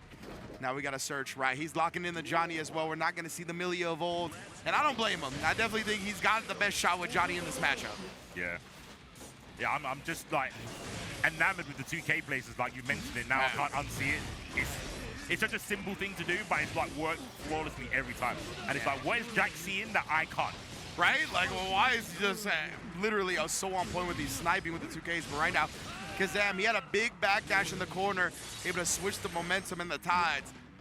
See if we can continue ride that. Oh, yes, indeed, baiting out the 6S. Trying to bait out the burst from Jack as well, but instead floats in and gets the grab regardless. All right, Kazam, we're finding some dubs now. Okay, 2K of their own. Assimilating the tech. Misfinder, yeah, that's the range you want to stay at. Oh, but now he's running with the gun out. No holster inside. But he traded with the gun pull. Oh, no. It's one of the best starters that Chaos has, bro. See the life just melting on the side of Johnny now. The flick of the wrist. Legit, bro. We ain't whipping like I'm whipping. Catch that, 5B, nice, okay. Scared it shouldn't be, oh no, it's pretty bad. Oh, this is good though. This is real good. Kazam, oh, and then again the card overhead. Abigail's still alive somehow. Kazam, he wasn't pleased about that either. The curse into the quick RC, trying to put all these bullets to start overwhelming him. Oh my God, what a block. And burst, gold burst. Jack wants this round here. He's trying to end it. He made it. Oh, that's a bad throw incident. Yeah. Bro, I was about to say, oh, this is a wrap. When it didn't kill him the wall break, because Jack had 110, she was like, yeah. Good luck. Agreed. Godspeed and good luck. Yeah, and he had a sick mix. A really impressive block for Kazam allowed him to live through that. And it felt like Jack just had committed all of his resources to that, so he didn't have any focus left afterwards, right? But man, that was really all about that clutch block from Kazam. That was incredible. And man, the way Jack just like smiled right now after that 2K conversion, he's like, yeah, this character's pretty good. He's like, shout out to the ground bounce. I want that character select screen. Let's go. Oh, no backdashing.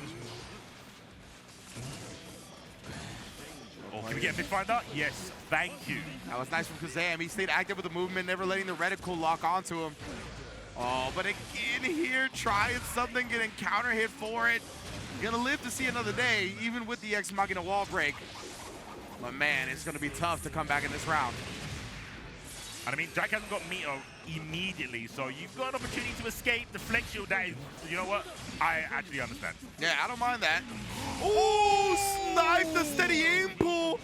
Kazam not going quietly into the night here, gets the guard break going, tried the Senga BRC, allows him to see it, but gets snatched up anyway with the RC follow-up. Kazam, another dub on the board. You're nasty, bro. That was sick. Yeah, nah, that was ridiculous. Put the pistol down. Legit, bro. It's like you bringing a gun to a sword fight right now. Stupid. You ain't gonna get the chance. Straight up. Oh, wait a minute, though. CQC, the close quarters combat. We got rolls for cross-ups. And let the shots ring out. Made you look. Boss. Oh, yeah, oh, yeah. Why, I see it was a late one. Ooh, he cooked the backdash, but survived. See another day right here. Kazam, he don't have that 50% tension right. He can't call out with the Joker card like he could earlier. So Jack, best believe, pull out both guns, dual wielding. We alive and we seen this before. We gotta put this guy down. Oh. And we already know Happy Chaos, one of the privileged ones that doesn't need to actually use RC to convert from tap dust. All they need is the bullet. Yep. Got put down for holding down. Yeah. That dust do be like that. Can't believe you was talking about it when you played that one. But anyway, we move on. We move on. No kettles, no black kettles either.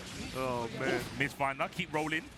Limbiskit style haymaker from downtown. It did. That's one of the longer range options that Happy Chaos does have outside of the gun itself. Clips Kazam trying to establish some space. This is a huge start for Jack. On long distance step, Curry with the range on the roll. We are see instant blocked into the back throw. Kazam once again showing off the defense. Yeah, and I was about to say, that's the first time I think Jack has done the roll. Yeah, legit. Oh, too early on the throw. Maybe you survived this? No shot. Oh yeah, no, go to the goal. Why did I not believe the real C4? I gotta wipe that myself. Definitely a limit for now. Oh my goodness, but the bullet cuts through the card and cuts Johnny in two. Well done from Jack, as we talked about, one of the premier players for Guilty Gear Strive. We expect him to go quite far, and he's living up to those expectations right now. Yeah, there was hope. I got hyped. I started levitating from my chair. I was like, oh, this guy's moving like Remy, but he also died by the metal bullet. Yeah. Cannon. Yeah, that was cannon. Actually I like cannon. that. I like that, most def. Yeah, man, because he definitely was looking strong. Just Jack, again, too clean-witted on the Happy Chaos. Has been one of the like premier players on this character for a long time. He's just too good. So well done. We'll be seeing him again later, I'm sure, as he continues his winner bracket side. Hopefully Kazam makes some headway in the losers as well. We'd love to see him again later on in the stream. Yeah. But yeah, man, we're going to keep rocking and rolling for Strive. A lot of these really impressive competitors are coming to the stage to face each other now. And we got another one coming up here and some more Johnny action. Shout outs to me. I'm being spoiled right now. Unbiased ears coming back with the Johnny going up against SQ. Yeah, so if you like swords, you must love Ram, right? Oh. I don't even qualify those as swords. What the hell are those, bro? I was like, that ain't look like no sword I've ever seen. Even in Guilty Gear, those don't look like swords to me. It's I mean, I need to read up on the lore of the floaty, I don't know. I don't know what they are. We can call them swords because we have no other word for them right now. Yeah. But I don't even consider those swords to me. Screw that. Swords that explode.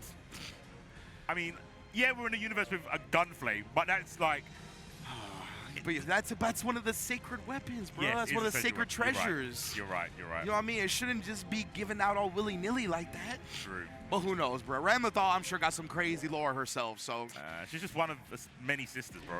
No, that's fair, actually, you know? Any. One of the many Valentines. Yeah, you're not special. Yeah, absolutely not. Just your weapons. They are real special. Those, yeah, we ain't never seen nothing like that before, though. So if you can leave those here, you can get gone, but leave the weapons. Yeah, I'd appreciate that. Give one to Elf, bro. She needs it. Yo, what happens to your family? Yeah, in this game, a little bit, you know? She definitely needs some help, Help her just a sister tiny out. bit. Help her sister out, bro. Oh my God, the crowd showing out as well for Guilty Gear Strive. Zooming in, everybody in the building, enjoying themselves some combo breaker. Razzo in the building, already putting bodies in bags as well. You already know. Good games ahead. Cameraman feeling a little frisky. Wow. Yo, I don't know what's we're in today. He's calling everyone out. Called me out, called his girl out, called the that's cameraman out. crazy. The cameraman. Ooh. You want to trying to keep your live his job? life. I'd think twice about doing what you just did again. Trying to get the numbers up. You know, apparently. Ramlethal and Johnny, SQ, unbiased ear. We're going to see a clash of titans right now. You all right, C4? I'm just going to say, production might want to disable clips. But anyway, the Eagles flying. We're getting into games. Unbiased backup against SQ. Yes, indeed. We'll see SQ can weather the storm. Because Unbiased Ear looked like a very strong Johnny earlier. Obviously, we know SQ is extremely lethal on this Ramlethal. No pun intended. I just like saying lethal. It's a good word. It is. Unbiased Ear. Oh, my goodness. Had already spent his burst here. That's to start weathering that storm. And somehow, some way, SQ always finding those cross-up explosions. Even when it looks like she's out of range to do it. Oh, no, brother. You got to show me that you got defense up against this, or SQ just going to run this play into the ground. Okay, wait. Deflect shield, maybe an input error? Let's see what you can do with the opportunity given to you. Oh, Potemkin, but he had the tension to make it safe. So SQ, she's not sweating it for an instant right there. Gets the 5K. She even put her hands up. Y'all didn't see it, but she put her hands up. Like, you know, sometimes it just work out. The strength of this character. Cards behind you. Check the rear view. Oh, man. Damn, you got normals, Johnny. Okay. Okay. Oh, and yeah, Unbiased Ear again, looking to pick up some momentum here. Oh, I was going to say, actually hadn't taken a hit until that on the stage transition. Air to air. Oh, old school side thunder. Bro, his voice is so gassed. Yes. Put the Jade on the screen. Let's see, not dead yet. Guard break. YRC tool. It avoided it, but yeah, I guess it's a straight punish after that. Unbiased Ear taking a W. Exactly. Objective. Objective Ear, also known as that. An alias. SQ. All right, to the corner we go, though, and has the Motomato for the wall break. Give me them plus frames, bruh. Then he got the backdash with that far S. Deflect shield, yeah, doesn't want to engage. Missfinder, control the neutral. That was sick. I got through. 100%. Absolutely. Grabbed him by the tie. Oh, and again, this is what we talked about, man. You see that sword playing on you like that, and SQ coming towards you. That flip is most likely in tow. And you hit a guard break. Oh, still keeping it locked down here. DRC slow as well. Putting the card out. Oh, here we go. Into the low. Pops him up, and Unbiased Ear has no way to escape this. SQ to rely on her execution, which is quite good. Got some of the best execution in the game, so I don't ever expect her to really drop anything simple. She does not there. Keeping it cool, consistent. I mean, been playing Ram since day dot, I believe she has been, so. Yeah. She honestly, I think, invented a lot of tech for Ramlethal in this game. Like 100% one of the forefathers. No doubt. Oh, the chase down goes overhead. Burst is not even an option for this round for both players, I would say. Counter hit 2S with the card out. SQ, she might get the, she gets the deflect shield back. She could potentially use that, but not gonna happen. Unbiased Steer closes the door on that opportunity. Man, yeah, Unbiased Steer is looking very clean, man. Scrapping with some of the best in the business right now. I love seeing that play. Let's see what we got. This time we're blocking the overhead. Mad delay, that was gassed. 5K, they push out with the FD. SQ trying to make some space between herself and Unbiased Ear. It kind of worked, but the space kind of works in Johnny's favor too. Yeah, and Unbiased Ear, we kind of highlighted that in his previous set. Oh, the 6P is out here. That he's very good at compensating for that, right? When he sees that you're FDing his block strings, he's very good at maneuvering around that and either pressing a long button, backdashing off the misfinder cancel, doing different options so you don't just start taking your turn for free. Same side explosion, no left right there. Might go for the staggers. Good blocks. Oh my gosh. Ang. The earth is being bended, wielded by SQ. Gets a wall break. There's a burst on the table. Check with the 5K. RC in response. Explosion time. Gets the grab before the explosion. OTG with the Tinder swipes. That's swiping right, most definitely right there. Yes, sir. Oh, the great anti-air to start in and Unbiased Ear using the Wild Assault to confirm a full conversion right there. And wow, again, getting under and on the other side of the Ramlethal Dissension. This has been all Unbiased Ear this round until then the closest anti-air, and that's a great starter. Okay. No swords. Take him out of the corner, yes. Yeah, also the plus frames on the earth bending. Puts both swords out. Give me the other one. Let me play.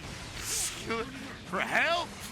Right now, oh, the full screen burst right there. Trying to keep him locked in that corner. I like that thought from SQ, but Unbiased Ear was able to navigate it successfully. Super impressive. That was so slick. The second, like the 2 seconds that I think Unbiased had to go, oh, if I side swap here, I can actually kill. Yeah, because I don't think a mid-screen confirm would have killed there. Like, the processing speed on display, honestly, from both players has been very much something to take note of. Really, really cool. Under ram pressure, like, that's hard to do, man. Yes. Unbiased here, he's starting off already establishing that space, right? He is like, I'm willing to scrap at this range where Ramlethal usually feels comfortable at doing it, right? But he's been able to beat her to the punch multiple times.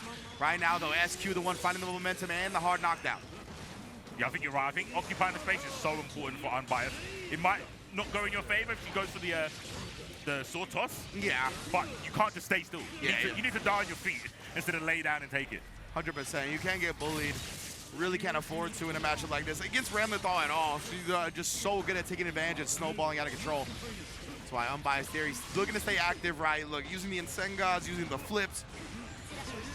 Trying to put misfinders out as well. Ooh, that time SQ went with the empty low, but a great block again. Unbiased Ear, a lot of his defense has been very strong, and again, not flinching in the face of that and pressing after the explosion. And again, the timing on the 2B. Somehow, some way, he made it out successfully against SQ's Ram. Wow. You can't keep getting away with this. Like, legit, bro. Like, this defense is really impressive. He's not relying on supers, deflect shields, YRCs, barely even any FD. He just knows when to press. Sees the gaps. Is that the answer? Show me Unbiased Ear. My ears won't be unbiased if you can show me. Yeah, that's facts. I'm listening. My mouth ain't gonna be unbiased. We're gonna be talking you up. Misfinder whip comes in twos. I've been telling you. Yes, indeed. Oh, yeah, that's right. You always gotta do it. You know the misfinder is gonna be following the first one. It's never a whiff. Frame kills, remember. Oh, get mixed. Explosions on the sword. Only got one. Oh, yeah, PRC to make it safe. And I think that might have been a punish with a 2K there, Unbiased. Oh, my God. Yes, Remy LeBlanc. Legit, bruh. The pressure here in the corner. Oh, my goodness, the misfinders again and again. It's time. Are you human? You are human. Yeah, everybody. That's the great equalizer right there. The tap dust with the explosion behind it. Ooh. Now, how good your defense is, you'll still get caught by that, and eventually Unbiased Ear, though, the quick BRC, it will get past, and the deflect shield chunked into the trash. Unbiased Ear up 2-1. There is a dark passenger in the back of that guy's mind, bro. Facts. That was a nasty walk-up. That was the perfect way to put it. evil passenger, bro. And I think you have to do that, especially because we've been talking about SQ and their achievements and why they're such a prominent player. And you've got to do stuff not in a way of like disrespecting, but just to say I'm not starstruck of you. Exactly. You gotta show them something that's like you are not gonna be the one that's just dictating the tempo and pace of the match, right? Yep. Like I'm willing to do something that will test you, right? Like I'm not just gonna automatically give you that respect, like you're the god player that never makes a mistake or anything like that, right? We're all humans. We all have our habits and tendencies. We all make mistakes. So you gotta test people, and showing that you're willing to test somebody who's established that they're a star player, essentially, that is a great way to halt their momentum, get them to start thinking twice, and definitely give yourself a good chance. Yep. Yeah. A mantra that I used to have when I started playing is, show me you're good, don't tell me you're good. Exactly. Yeah. Show it to me, bro. Show it to me. I don't care how many Johnny Donuts you be in, how many top players you be in, you got to show me you have it right now in this match. Yep. 100. And I think Unbiased is on that motive. Whoa! Wow. It's like that? I don't know. I couldn't really tell by his expression. He's honestly been quite the stoic individual. So I don't know if that was 99-second freak burst or just an accident. Oh man, like, you know you freaky if you burst that at 99 seconds. Yo, we might have to claim that was definitely the EU burst, bro. That was definitely the EU burst. When you just want momentum that much? Yeah, they're crazy. I mean, you got to burst up SQ and look at the life lead. Yeah. You know what? That's kind of a win-win. SQ, yeah, it feels like she's putting a lot of respect on Unbiased Ear's offense and his ability to build momentum because, yeah, she was willing to burst the air, and look at it, it's actually not gone in her favor. Unbiased Ear's going to get the wall break with plus frames. He's going to put the card out here. Let it do the heavy lifting, right? It's essentially, oh, the BRC down, PRC to recover and protect herself. So awake, so ready. By Protect, I was Unbiased Ear doing some of this. Does get punished on the landing, though, but man, some of these defensive clutch choices he's been making. I think Unbiased went for empty jump throw. Yeah, I think so too. That's what the motive was. Yeah. And Unbiased nearly won with that burst, by the way. Yeah. With that crazy roundabout burst. I mean, that's some real mental damage. Legit right here. Oh, but now you're in the wrong neighborhood, fam. Oh, the guard bar got cranked to the Pyru territory, and you're wearing too much blue around here. Fares swords out PRC. Oh, plus frames, give me that. Nice. Gonna challenge the block string with a super. Put the J out there. Decent damage. But now you can get the party started, have to watch out. SQ has got Mia. You know that she's not scared to use it. Gets the protect. Far S can't whiff in front of Miss Lethal. Oh, doesn't spend any bar. Uh-oh. Oh, yeah, I was gonna say. The card. Explosion. Don't get sniped now. Oh, BRC. Okay, he hasn't got the super as an option anymore. What an air throw right here. Mortabato, yeah, misfighter away. He tried to burst again. Aura range. He's literally playing saying, I don't need this mechanic. I don't need this resource. Insane right now, brother. With gold burst for aura? I'm about it. I'm seeing it. I'm seeing the aura literally exude from his spirit. We shall see it starting to manifest in Johnny, the Insango whip. It's at a 6-speed. Okay. Unbiased Ear, you have my attention. Oh my. Like, nah. I've been very impressed with his play all day. And he's on the verge of taking down one of the monsters of Strive in SQ, but that falling jump H, so difficult to contest. Explosion. Yeah, just hold firm. And I've just noticed it as well, like you've been saying. No FD. Yeah, right. Like, legit, bro. It's wild to see, like, he has cojones, and he is putting them on the table with these defensive choices. But we're going back to the well, and it seems like it's got all the water in the world. That cross-up explosion, baby. Man, 2 up here. This has been an intense set. Yeah, no doubt. I mean, I'm interested to see if Unbiased will take off the weighted clothing and play with a burst. Yeah. That would be cool. That would be interesting to see, you know what I mean? Just, play out full strength on some, like, Kenpachi stuff, putting bells in there so you can hear me coming, like, on some aura, wrapping the arm behind the back. Like, I want to see full strength Unbiased Ear. Man, yeah, I hope we get a chance to see it. Right now, both of these players here fighting tooth and nail for their winner's bracket life. Oh, boy. And again, we've seen already some of the killers that have gone down to loser's bracket, right? The likes I believe Leffen's in losers bracket already. I believe, who do we see? We saw Kazam fall to losers, right, up against Jack. So, yeah, there are some hefty players in that losers bracket that are going to be a danger for anybody going down there. Yeah, I think from this bracket, Ooeygooey's in losers. Ooeygooey, yes, another one, bro. Like, oof. Whole lot of strong players. We saw Macmins as well, another Anji player, fall into the losers bracket. So, yeah, losers are stacked as the winners at this point. And, of course, you trying to survive. SQ go into the corner already. And Unbiased here. Got to hold the Mortabato to start. Not great, but we've seen worse starts. Oh my gosh, meaty earth. I never thought I'd say those two words in combination. That but meaty earth. Meaty earth. We're gonna get locked down yet again. Oh, the explosion with the dust. You already know it's the combo. And Mortabato, send it, brother. You know what? I think this is actually not too bad for Unbiased. Having the meter advantage, if you can get out of the situation, which we've seen him do before. Oh, it's the dust, man. Not going to get out this time. And Unbiased, you're going to be disciplined about his burst as well, right? Not necessarily just going to throw it out in hopes of making a big comeback. Trying to play optimally.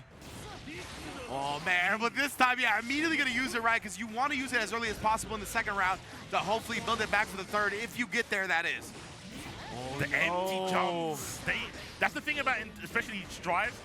The empty jumps, you got so much landing recovery. Yeah. Oh my goodness, right now, an Unbiased here. He's found his groove, though. That spacing has been immaculate right now. You can see the misfinder again, but SQ finding the punish. Oh, reversal super. SQ called it out. She saw that was an option he turned to before. He hasn't turned to it often, but enough to make her take note. And the empty low while you still locked down. Mortabato for the win. SQ clutches out a very close set. Bro, I really hope Unbiased doesn't take this loss too badly. I mean, like you were saying, they're very stoic in there. Yeah, we can't really tell how he feels like that, you know what I mean? Yeah, like, but that performance, even though they didn't win, I think was outstanding. Absolutely. Like, I am very impressed. Like, we saw Unbiased there earlier on stream, going up against a notable player, able to take them down. Now against SQ, really brought her to the brink of defeat. So very, very impressive performance. And again, remember, that's still winner side, so he's going to be alive in loser's bracket. Hopefully we get to see Unbiased there again later. But yeah, man, like, yeah, someone who I wasn't as familiar with coming into this, I think they're one of the better Johnnies I've ever seen in Strive. Yeah, I'm no doubt. And we've seen quite a few, so that does actually mean something, yeah, right? legitimately. It's not saying like, oh yeah, that's the best alpha I've ever seen. Yeah. Oh, who cares, bro? Like, I'm sorry. Yeah, being the best by default. I've been there too. Don't worry, I get it. We play take some those. underrepresented characters. We take them. Being the best by default. I will Again, take yeah, that. exactly. Yeah. That's not on you. That's on everybody else. So Yeah. we take those 100%, man. Oh, so that was a really, really good set. SQ and Unbiased here, and we're gonna have, oh man, monstrous set coming up next. You see, this one is going to be Moist Otashi versus Twisted Mind Slash. Oh. This is like, I feel it's this is the coin, and these are the two sides to it. You've got the person who has the emotions in Hotashi, and Slash who makes everyone feel emotions. Yeah, exactly. I love this. Oh man, if we could get like a cam shot on Hotashi this whole set, it'd be gold, right? Like 100%, you already know he's an expressive individual, and nobody gets as expressive as they do when they play against Slash, right? We've seen Latif get memed on from hell and back because of playing against this guy Slash. He just brings out that emotion in you, as you so eloquently put. Oh, he's memeing now. I don't know. The quick eyes, bro. The quick eyes. You're going to need that keeping track of these Dolphins, let me tell you what. I don't know if they've got an overlay, but you might want to put like the gameplay in the lower third and the main just Hotashi's face, bro. He's gonna be so active in the face. It's gonna be just mad active frames. That's the only way I can explain it. But let's see who he picks first. I think I would want him to pick Nago. Okay, it looks like that's what he's hovering as of right now. Is that like the matchup wise, or like because he has more experience in this matchup personally, or why do you want him to pick Nago? So you know when we was talking about when you go up against a player and something janky happens and you think, oh, let me try and do this. Yes, yeah. I actually think Atashi's good at that. Okay. So when something crazy happens to him, he's very good at assimilating and doing something crazy back. Yes. And I think that Nago allows you to do that. Okay, that's a good point. Yes. And damage-wise, he can go, okay, you did something crazy. Yeah. Now I'm going to try something crazy.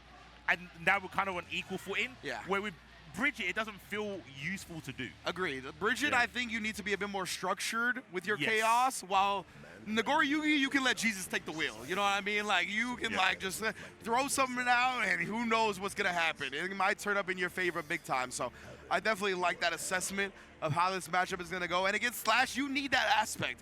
Like, trying to play structured against Slash is so difficult because he's so good at identifying players' habits, their sequences, and defensively, he'll call you out as May. So, yeah, having a little bit more spice in your game, having a little bit more unpredictability, I think that goes a long way up against somebody like Slash. So, of course, Twisted Minds, Slash going against Moist Hotashi. Let's get it. Winner's side on the line. Big stuff for Slash. Oh, you know what? Go next round. Let's go next round. Yeah? Your burst is done. You're playing against Slash May. You out of this, bro. You think it's a write-off? I think it's a wrap. Yeah, write that off. Save some money on your taxes and all that, because we got another one going. And don't expend this mental energy. Don't think you're going to win, because right there, Slash too clean. Too clean. Okay. Too clean. And unfortunately for everybody else, like, May is one of the masters of burst baiting, right? So it is very difficult to get a clean burst off on this character. That's why we saw the first round play out how it did. Okay, let's see if Hotashi can give Slash a taste of her own medicine. Big 2H blocked out. Ha ha. Wasn't watching your feet. Ooh, tried to throw it something right there. He didn't even spin the RC right there. That's He's not scared. That's crazy, right? That's shocking, bro. Yeah. Against Slash, he didn't spin the RC. He really said, I don't need to do that. Yeah. Gets a perfect.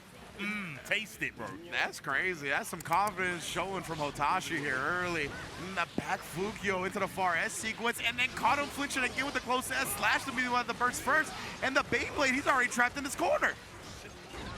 Oh my. It looked like he tried to land in Dolphin, but got caught during the startup of it. And Hotashi letting the cheers ring out. Hey, I don't blame him. I celebrate every time I beat May too. It's not fun. Yeah, it's not a fun thing to accomplish. All right, let's see if Slash can actually interact. Bar the first game, he was on the back foot. Yeah, right, like that. He baited that burst in the first round, and like that all went well for him. But besides that, those 2 rounds were, you know, completely in Hotashi's favor. JD as the ender. Oh, move away. Fukio. Arriba. Well, we got it. You already know Slash. He has called the hardened battle Orca. Put the round in the pocket. Ooh, a little, yeah, I was going to say the like micro dash jump from Slash trying to bait something out. That was the equivalent of like dipping your toe in the bath. Yeah, legit, bro. Let me test the temperature real quick before I start ascending into madness. Oh, mids. Froze. Yeah, that's big. Slash finally going to be able to get some breathing room here. And Hotashi is sitting on almost max blood. Gonna be, yeah, I was going to say, it's going to be very difficult to bring this one back. And it takes all the damage. 1 up. Quick back and forth. Yeah. This is Slobberknocker, is how I'm going to describe this. Yeah, 100%. And Nago, you can see Slash was actually surprised that he went back to character select screen. He's like, oh, you're going to go to the Bridget already? I think Slash was like, I'm kind of surprised about this. The Nago wasn't working out that bad. He even looked at him, bro, like, you sure you're going to go do this? I honestly think Slash is trying not to show any emotion because he's thinking, oh, this is better for me. Yeah. I think he's like, why are you making it easy for me? Like, it's the Hungry Box gif when he's crying mid-set. He's like, oh, you picking May? Are you picking Bridget? He's like, this is going to be a W for me, brother. I am very surprised. I don't know if Hotashi's thinking, oh, maybe the matchup knowledge, obviously, Slash being able to play Varix a lot. Yeah, true. But yeah, bro, we'll see. Yeah, and you know, that's our speculation from Slash's reaction to going to the Bridget. Who knows, maybe Hotashi, I'm sure, knows something we don't in regards to this matchup. See if he can pull it off, but right now, he's looking like he's going to. I mean, to be fair, right now, Slash is looking kind of bamboozled by somebody's confirmed. But Banner confirmed, look at the damage I'm going to do. So couldn't block. Yeah, the wires. Oh, actually stuffed the Dolphin in time. Okay, that's good to know right there. Hotashi can reliably turn to that as an answer to a lot of these Dolphin scramble situations. That's going to be big. And yeah, it got away from him a little bit right there, but he picked it up before it got too out of hand. Yeah, I don't know if maybe he was adjusting his combo for baiting a burst. And sometimes it's really hard with the screen to see where the end of the burst bar is. You just have to wait for it to go blue. But top level players will burst bait before it goes blue because top level players will be preparing to burst in time. Precisely. Now Slash, oh my goodness, the amount of damage you take from trying to backdash this character, bro. Ooh, but Hotashi. That was in real Venom, bro. Right, bro. I've been through it. Let me tell you what. Oh, and it skates on in. Hotashi keeping the aggression up here. He built the super as well. May's got the Japanese guts. I don't know if she's done yet. Definitely not. That was mad. It looked like he beat 3K. Four-man Slugdipper. Got smoked while I see blah, blah, blah, blah. And Hotashi with the Bridget. 2 rounds straight in game 3. Man, maybe this change is paying off after all. Don't worry, chat. I'm fixing my face. That's sick, man. I mean, hey, I feel like we were just speculating off of the reaction from Slash. Like, it really looked like he was like, you shouldn't do this, but Hotashi clearly well-versed in this matchup in a way that Slash I don't think was expecting, at least in that game. Definitely not. Okay, let's see if Slash is going to show some respect right in the pick. Now he's seen what Hotashi's Bridget is capable of. Same side, all 5K, he's fishing. He wants to catch someone backdash with 5K so bad. Oh, I'll see that. Yes, mix. Oh my goodness, you could not escape the jabs. Yeah, Hotashi, palm to the face. Slash. Yo, Slash's feces-eating grin is one of the best in the business, 100%. Yo, he knows he hit you with some stuff. Oh my goodness. It's so funny. It hurts, bro. I've never seen T do so much damage without biting me, right? Like, he just grins at you with those matches, and you're like, legit, bro, I lose a piece of my soul. Yes. Like, oh no. Oh, okay, we got confirmed. Anime. Yes, indeed, Hotashi, a veteran of the Weeaboo state, will always convert. Okay, sure that he can block the dust, but not the low. Taking the ankles with him, Hotashi 1 round away from sending Slash to losers. The Dolphins, bro. The Dolphins got a big DP out, though. Hotashi tired of it. How do you escape? Oh, I was ready to block in the air. That was crucial because that's going to be mad damage. Again, shutting down the reversal Dolphins. Hotashi feels like he's labbed a lot of these situations out. And where Slash usually feels comfortable bringing out these Totsugekis, they're getting shut down. Oh my gosh, the delay was so asinine, bro. Yeah. Okay, burst. Oh, wait. Robberies, hold your pockets. Not someone else's, that's crazy. Oh no, Hotashi, dude. Hotashi keeps pressing and keeps dying for it. No! You had 100 tension and burst. That's why the facepalm is there. Oh, goodness gracious.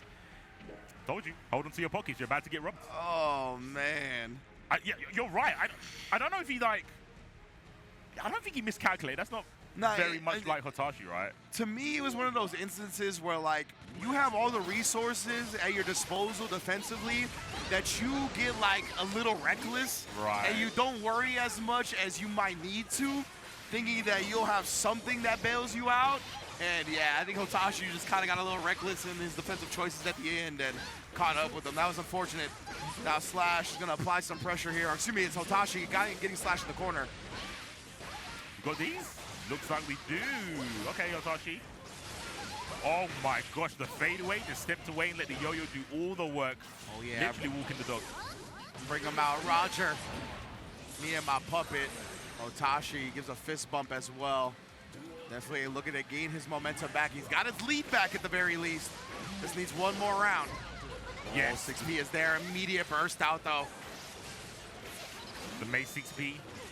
The game of spots. Oh no, you got cool airborne. You got kind of lucky. 5K, confirm that? Oh, indeed. Wake up buttons. Oh, Fares. Ariba. The anchor swing. Oh my. It hurts, bro. It hurts every time. Bridget now on life support. Oh, Slash. Interesting there. Showed the 5K. We saw Hotashi put out the button that's been stuffing a lot of the Totsugekis, and Slash ended up going with the Dolphin right after it to whiff punish. And we're seeing some evolution here, and this is final round. So you gotta lay all your cards out on the table now. Indeed. Oh my gosh, poor man Thunder coming in clutch. Oh, Slash is going in. It's a 1v1. Oh my! The DP on the charge heavy still clips. Oh, that was such an active DP. I don't think he was ready. Trying to deflect you, and it made no difference. Even Slash is stopped. Oh, he's in the blender. He's mentally compromised. Can he regain composure? YRC, get out the corner. Watch for the us. Yeah, watch for the meter on Hotashi's side. Yeah, Hotashi's got all the meter in the world here to make it work. Again, goes low on him, and he's going to be able to clutch it out. Moist Hotashi taking it over Slash and sending him to the loser's bracket with the Bridget switch. Bro, Let's go. You're straight up. It's okay to not be okay. Shout out to Hotashi. Doing it for the sad boys everywhere. Tatted across my chest. Ugh. That's what I'm talking about, Hotashi. Fam, yeah, you know what? Hotashi has better vision than me. That's all I'm Bro, going to say. I was with you. We were saying the same thing, right? Considering Slash's reaction, how he played it out in our heads, the Bridget seemed like a bigger risk than Nago, but that's why, right? He's been one of the biggest grinders and investors in the Bridget since her release, and he knows her better than most. And I feel like another thing you mentioned, right, where it was like the Barracks matchup experience, I think that definitely played into account. Yeah. Like, I think probably Slash doesn't have a Bridget as good as he has like a Nago in Barracks, right? Yeah, Obviously, Barracks has played some other characters too, but you get what we're getting at here. So I think definitely that played a big part in Hotashi getting the W. Yeah, no doubt. I think it's weird because when we watched the first two sets, it was 1-1, and it looked like, oh, you can go ban for ban with exactly, him. with Nago. Like, right, I thought he would stay just because it looked like he had a good chance with Nago too. Yeah, and you know what the best thing about Hotashi doing this, and we're speculating, we can just go to his stream when he gets back home and he'll talk about it. That's true. He will talk about it. Yeah, 100%, 100%. Hotashi always open with that, always likes discussing the tournament decisions and what happened, why things played out the way they did. Definitely one of the great minds to pick if you get a chance to when it comes to fighting games. So big ups to him, man. In winner's side continuously. Slash, that is a gigantic, I mean, I was going to say shark, but, you know, dolphin, whale, all of the sea animals drop down to the loser's bracket. Oof. Good luck to everybody with him. Yeah, you don't want Slash down there, man. And I mean, he's not very like emotional in his gameplay. Everyone feels like he's like got a vendetta against you because of how hard he hits, right? But he doesn't. He's very like calm when he's playing. It's just a character that makes it look like he's really angry. And I think him being a loser, a lot of people are going to be scared because they don't want to go. They don't want to lose to a mate. Yeah. They don't want to get knocked out. 100%. Yeah. Just keep it real. It's one of those characters where you feel a type of way. And we even saw it in the set with Hotashi. There was a lot of face palms, which is like, bro. Yeah, like, exactly. I got counter hit once, and this is where I am. Oh man, yeah, that hurts a lot. We saw Hotashi how much it can painfully affect you when it comes to losing against Mei. I'm trying to remember the Disaster of Passion. Who sings it? Oh my goodness, I forgot her name, bro. But yeah, she be adding Slash on Twitter and whatnot. You'll get memed by the singer, the voice actress of Mei, bro, if you get caught up losing a Slash. So that's another reason that you don't want to lose, right? But either way, now we got Creator versus Kaneda. Creator rep in Cuba, Kaneda from Canada. Canada, as I like to call it. Canada. Yeah, we'll see who comes out on top here, because this is losers action, I think. I think we saw Creator, I think, lost to Macmins earlier, if I'm not mistaken. I think you're right, and Macmins lost. Yeah. So I believe this is going to be losers bracket action. Safety nets are gone. Second chances are here. We'll see who survives going forward. It's Creator striking first blood, taking the heart away. Kaneda giving us our first look at the Sin today, though, at least on this block. Indeed. The son, the prodigal son, apparently. Been making waves. 2S, counter hit. Probably for the out of his son. Wow, okay. Yeah, I like that. Tap, overdrive. I can get down with that. Oh, and trying to just get the dash up. Ooh, faked out the overhead and went low, but Creator was blocking it. Not getting caught slipping right there. The BRC is at the empty low, though. Does clip Kaneda, but obviously not enough resources there to deal any damage. What in the world, bro? He just drifted forward and kept running for the throw. That was aggressive. Yeah, that was malice. A lot of malice in that. Try to hold up, stay on the ground. And there's a lot of calories on Kaneda's side, so honestly, I'm expecting like a DP bust out into a follow-up. He tried the L-Con right there, just got shut down. Oh my goodness. Oh, and the DP, it barely clipped. That does not have a lot of horizontal range, but just enough in that instance. Telling you, man, the late DPs, they hit way more than they should. 100%. They hit way more than they should. Slight delay DP like that is like, I feel like 1,000 times more successful than immediate reversal DP. Yeah. For whatever 100%. reason, bro. We'll be saying, okay, create a pressure. We saw this before.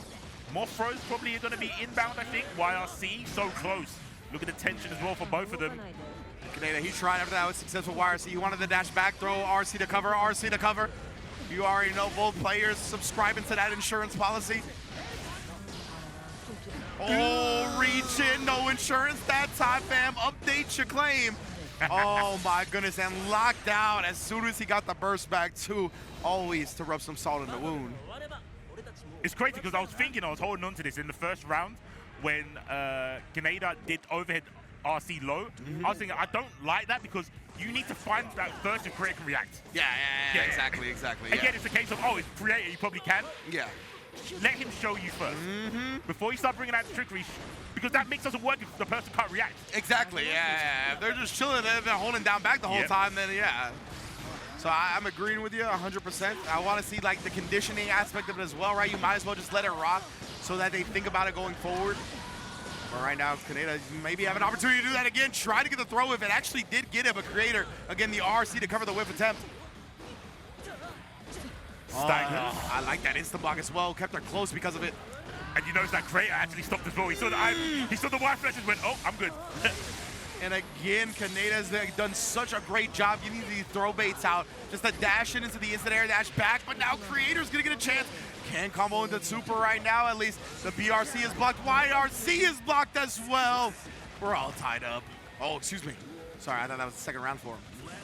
There's something so unifying when you're in slowdown of someone else's BRC and you've got meter to YRC. Yeah. I think everyone has to press YRC in that moment. Even though everyone knows it's bad. Exactly. It's one of those things, right? It's fighting game players. Sometimes you gotta fight your instincts. Your body screams at you to do something, and sometimes that something is very, very wrong. Yeah. Kaneda now, oh, and again, clean hit straight through it. Close S. Oh, we see the hezzy on him right there. Close S. Let me walk back a little bit. Hit that bad boy again. He really did CS, two-step CS. He legit, bro. My man said 2 hops this time. Well. L can't to the left. Bull bash. I was gonna say bull bash because Tasty Steve said bull bash in Evil Japan. I was like, you mother. There's two things. Bull bash, I don't know what it's called in this game. Yeah. And Sun Blade, I'll call Executioner. Yeah, 100% every time. Ooh, and now, gonna get the forward throw though. Creator, again, trying to build some momentum. That forward H to 6H actually managed to dodge the jump. Oh man, it worked out for him perfectly. That's why you see Kaneda, he just like, shaking his head, looking towards the ground. He was like, I didn't mean for it to play out like that, but thanks 6H. Thanks for getting me out of the way. Praise be. And these tap-tap supers are, I'm impressed. You don't see it too often. Normally, especially in anime games, you do as much of the combo as you can, then do that. He's been, no. Yeah, definitely. And now Creator here, breakdance fighting, sending them through the wall. Yeah, the delays are really menacing, man. Like, he's really fishing. 100%. He's like trying to blow up fuzzy defensive timing super hard. Yes. Which is a great strat, honestly. And now here again, there's smothering Kaneda right now, but the 6P grants him some life. Gonna follow it up. The lightning of riding. What's the motive? Run up, closest. Ready with the IB as well. Oh, look at the burst. Good. Yeah, he was. He was looking for the burst multiple times in this sequence. Decided to just go through with it once Creator didn't do it early. Yeah. Committed to the bit. Oh, was she hulked up?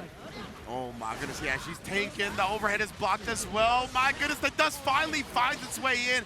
Kaneda has spent all his calories to make that happen. Oh, but the wild assault is there now. Super smart, right? He spent all his calories, so Creator thought it's like, okay, it's my turn. He doesn't have any calories to start continuing the pressure, so he used wild assault, caught him pressing a button, puts himself on set point.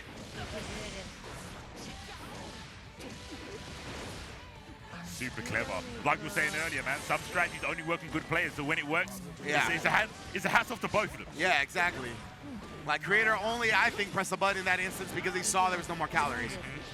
Now, again, a knockdown early. Kaneda's going to spend some of the calories to get an extendo off of this DP conversion. Oh, all the way to the wall. That's nice. You get a positive bonus.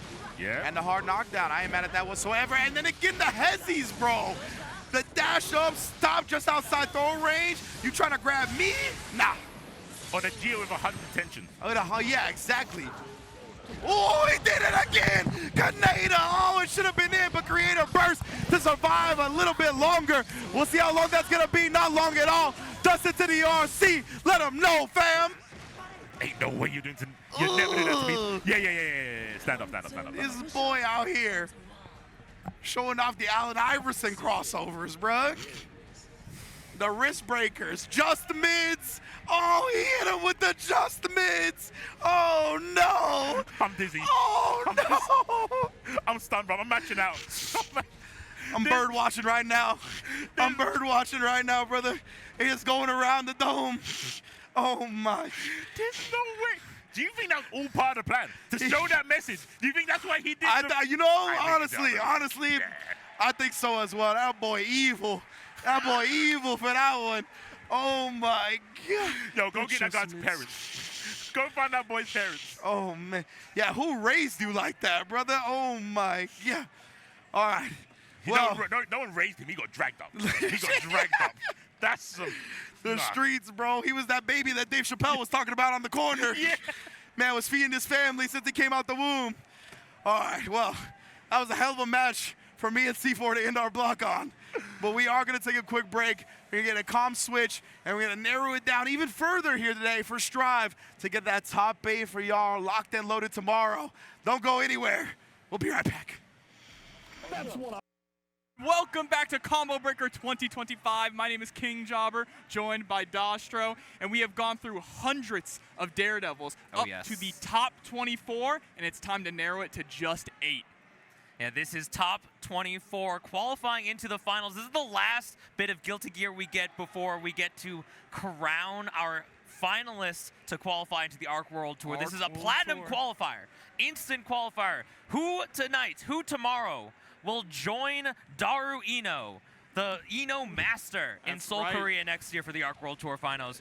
We're going to be getting our first match up for you shortly. As you can see at the bottom of our screen, just to my left here, we have Umisho versus Nitro. Nitro, of course. Nitro, your EVO champion of 2024, trying to run it back, get into that Arc World Tour. Unfortunately, wasn't able to win the Arc World Tour this year, or I should say, 2024, 2025 Arc World Tour, but trying to redeem himself. There were some crazy upsets in this bracket as well, right? You were just telling me before, and got to watch a little bit of it, Hotashi taking down Slash. Hotashi is still in the winner's side waiting to qualify for top 8. He's been on a grind. About those. He has.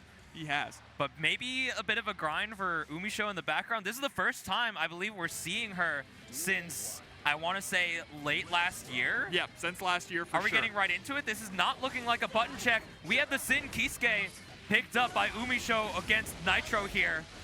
Yeah, this kid's the main character now. Oh yes, the main character. We're putting that flag on them though. Jean Valjean, we got something to teach you. Nice with that 2S as well to stop the dash forward from Nitro. Nitro, of course, sticking out with this Giovanna. Giovanna been looking very strong in the current version of the game, but what a 6 PRC.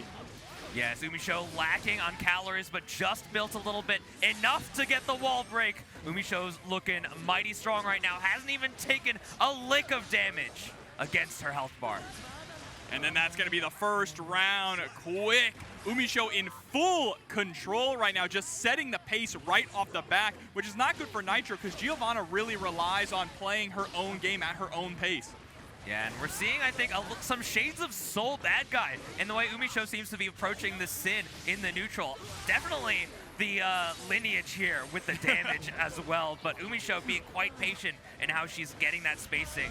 Hey, he's got that Soul Bad Guy blood in his veins. But there's the burst coming out from Nitro. Umisho still not taking a sliver of damage. A just block on the roundhouse kick. Nice RCs. Just playing that kicking game here. Giovanna's trying to get as close as possible. There's the DP, the Hawk Baker counter hit. We're going to be able to go through the wall. Look at the huge damage. God. That's because of all the risk that was built up from the blocking there from Ooeygooeychew. And with one counter hit, one bad DP, Nitro has taken the life lead? Oh my. Jobber, I'm at a loss for words here. A loss for words. A single opportunity is all it takes. That's all it takes, Jobber. I thought Nago was the one-shot character. What's going on here? I guess the ever-growing Wild Boys finally fitting into those shoes here because we're getting some damage onto Nitro. Yeah, with the OTG 2K, another throw just keeps going for the OTG into the throw, one after another. Not quite enough to secure the kill, though. Yeah, throw scaling off of that. Even though we didn't have that buff, but just playing that stop and go. Red light, green light, instant air dash back, that jump heavy slash, putting the stop sign up. Ooeygooeychew takes that first game, but not without a struggle. Yeah, red light, green light is right, but it's not all fun in games here. There's a lot on the line in this top 24 winners. There's that 2K pushing out. Ooeygooeychew does a lot of that when she's playing as the sole bad guy. I have to think there's a little bit of a sole bad guy left in her. I mean, it was one of the premier sole bad guy players. And look at this, DP not gonna be able to get the wall spot, but that's fine. You're sitting on 50 tension. Nitro's back is up against the wall, and straight into the next round with another perfect. Ooeygooeychew is just all green light. Nitro is trying to put the red up, maybe even a little yellow. Here's a good start. We're gonna be able to go through the wall. Alexnoah too. Ooeygooeychew DP's out, using those calories just to retake center, and now we have ride the lightning through the wall. Got that one from their daddy. Hard knockdown. Just gonna dash on in for the close slash. Not worried about a reversal super from Nitro with only 50 tension. Just not blinking the face of the spiral arrow. Gets the reversal throw out, calling the approach from Nitro. We just built the 50, but we have it to play neutral with. But Nitro's building up 100. There we go. Oh, and the 5H to catch the fast RC there from Ooeygooeychew. A little bit of a shimmy right up in your guts with the spinning dog kick. This is exactly what we saw last time. A little bit of damage against Nitro, and then he pulls it right back. We'll have to see, are we gonna change the fates? Is history on our side, or are we gonna have a little bit of a change-up? This is a nice pickup here into the wall assault conversion. Wants to go all the way to the corner and get the wall break. Tyrant barrel. That's 55% of your health. Bargon takes the free gold burst, but we get the approach there. Not quite a punish, but still through the wall. Yeah, second barrel. Hard knockdown on your back. Nitro waking up with the reversal this time, but Ooeygooeychew was ready for it. Ooeygooeychew's done a lot of just playing that patient run-up, stop, run-up, block, but that little stutter right before she presses the button has caught Nitro a few times, and this time we decided to press, but much to no avail. Ooeygooeychew puts another game on the board. All right, 2D into the roundhouse kick. That should be the end of your turn, but Nitro stealing it back, dashing back right on in. Getting some auto time setups perhaps, trades out. Nitro maintaining corner, has plenty of resources. Ooeygooeychew spending a calorie just to move closer, and we built the RTL. Through the wall once again, positive bonus on deck here for Ooeygooeychew. Nitro definitely not gonna go for the spinning dog kick this time. You get punished once, that's not something you go for a second. Speaking of getting punished, that burst. We decided to eat this lizard on the stick, but the RC after throw is what it's gonna be. Ooeygooeychew now on set point in short order, looking clean to move towards winner's side of top 8. And there it is, the DP push right on out and the 6K. Trying to catch you pressing. Getting some plus frames going, spending resources just to stay in, and we finally built the super, the 2-hit confirm. Ooeygooeychew's got their eyes on the screen and their eyes on victory. A little bit of staggered pressure there, close slash into 2S. Toss from Nitro, can we try and regain some momentum? Yeah, Nitro's been using that setup so many times, just getting the left, right on that, but now the overhead. Are we gonna get the super in time? The burst comes. Ooeygooeychew still with 50, but no calories. Able to go through the 6P on a punish. 100%, is this enough? Definitely holding on to it, knew that the super wouldn't be. Tried to go for a cross up, but just overshot it a bit. 5D RC, try to go for a bit of a shimmy there. Oh, but covering the whip throw with the PRC, and Ooeygooeychew getting the pickup and should be able to secure the win. That's that young kid privilege, Sin Kisuke. Yeah, this character might be top 5, actually. Dude, this bouncing baby boy. That's main character privilege. Dual rulers. Sin's, he's on the way up. Maybe he's the one. Maybe, but there's another character coming out very, very soon Yes. who could shake things up. Another, I guess you could say, main character Definitely, of the series, right? I would say definitely a main character of the anime, at least. Yeah, Definitely a main character. Unica, she's coming out soon. I think, is it Tuesday, the 27th? Something like that. I know her trailer drops the same day that she releases, so incredibly soon. I can't wait to play her, honestly. She's got the like a lot of fun. AC/DC references going on, so super hyped for that. But I struggle to call this a upset. Yeah. But based on history, LordKnight is up here, winner's side, trying to qualify for top 8. He's made top 8 plenty of times before. But the reason why I talk about it possibly being upset is because who did he beat to get here? Leffen.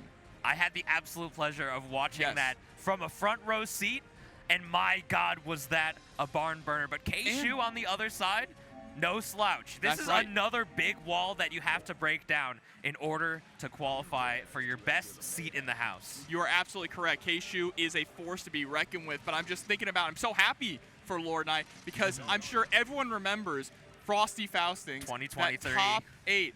The crowd behind LordKnight and Leffen coming out on top in an insane set. So for LordKnight himself, I'm sure that had to feel incredible to be able to take Leffen down to get to this position and is one game away from top 8 winners. But like you said, has to get through Kshu on the Johnny. Yeah, but LordKnight's definitely been gear maxing, if I tell you what. I mean, look at him right now. His posture is impressive. His posture is immaculate. He's fit too. He don't even need the back of his chair. He's all the way up. Posture's on point. See those guns too? Looks like he's been working out. Dude, you look huge. You look huge. But Kshu definitely looking strong. He's had some back-to-back strong performances. A deep run at Frosty Faustings earlier this year, and I believe I want to say he got top 8 at the Arc World Tour at Last Chance Qualifier. Yeah. And I want to remind the folks at home, Kshu's not sponsored. No, which is crazy considering he's one of the best Johnnies on planet Earth right now, right? Yes, he's no stranger to the gold medal, taking down a few brackets, both at his locals, online as well, and no stranger to the hot seat as he's definitely been on the up and up. But LordKnight is here with something to prove. He's here with a chip on his shoulder because a lot of people are saying his girl ain't that great right now. But hey, Kshu is summoning the spirit of Omito, the Johnny God with the white coat, starting things off with a dash forward throw. Dude, that 17-frame command grab right there. Honest. All right, instant burst coming out. We're trying to escape the corner, but the card's already on us. Kshu doing a great job mixing up the pressure. Burst once more, trying to escape back to center stage. The close slash anti-air. This is Kshu in the corner with a wall break super to dole out. All right, chat. What's his name? Let's see him. With the J. That's Johnny. Oh, wake up 2H. That's crazy. Dude. Just blowing up the card setup. I tell you, you got to be a little crazy with it to play a character like Baiken. Just putting it out. Doesn't get the 2K pickup off the Kabari. Now we're right in their face. 50% building up to 100. Say my name. That's Johnny. Another one, bro. Another J. Dog, you got 100%. You got 100%. That's burning a hole in your pocket. You might as well spend some. Absolutely, yeah. If your opponent's sitting on full tension, you have to expect that the reversal super is coming one way or another. Kshu getting the first round, getting first blood in round number 2 as well. A little tricky on those confirms off of the vault deal. We're going to be able to move towards the corner. Johnny is building so much meter so fast and doling out damage like it's nobody's business. There's the guard crush throw. No protection there. And the instant overhead, the first to see them. That's one game quickly. Perfect. And not to take anything away from Kshu, but this does seem like it's a tough matchup for Baiken, actually. You see that LordKnight is trying to jockey for position, trying to utilize a lot of that JS, but Johnny's so quick, able to move around the screen. Those far normals as well are difficult to deal with. Johnny's got a little bit of everything, but you got a little bit of tether in your face.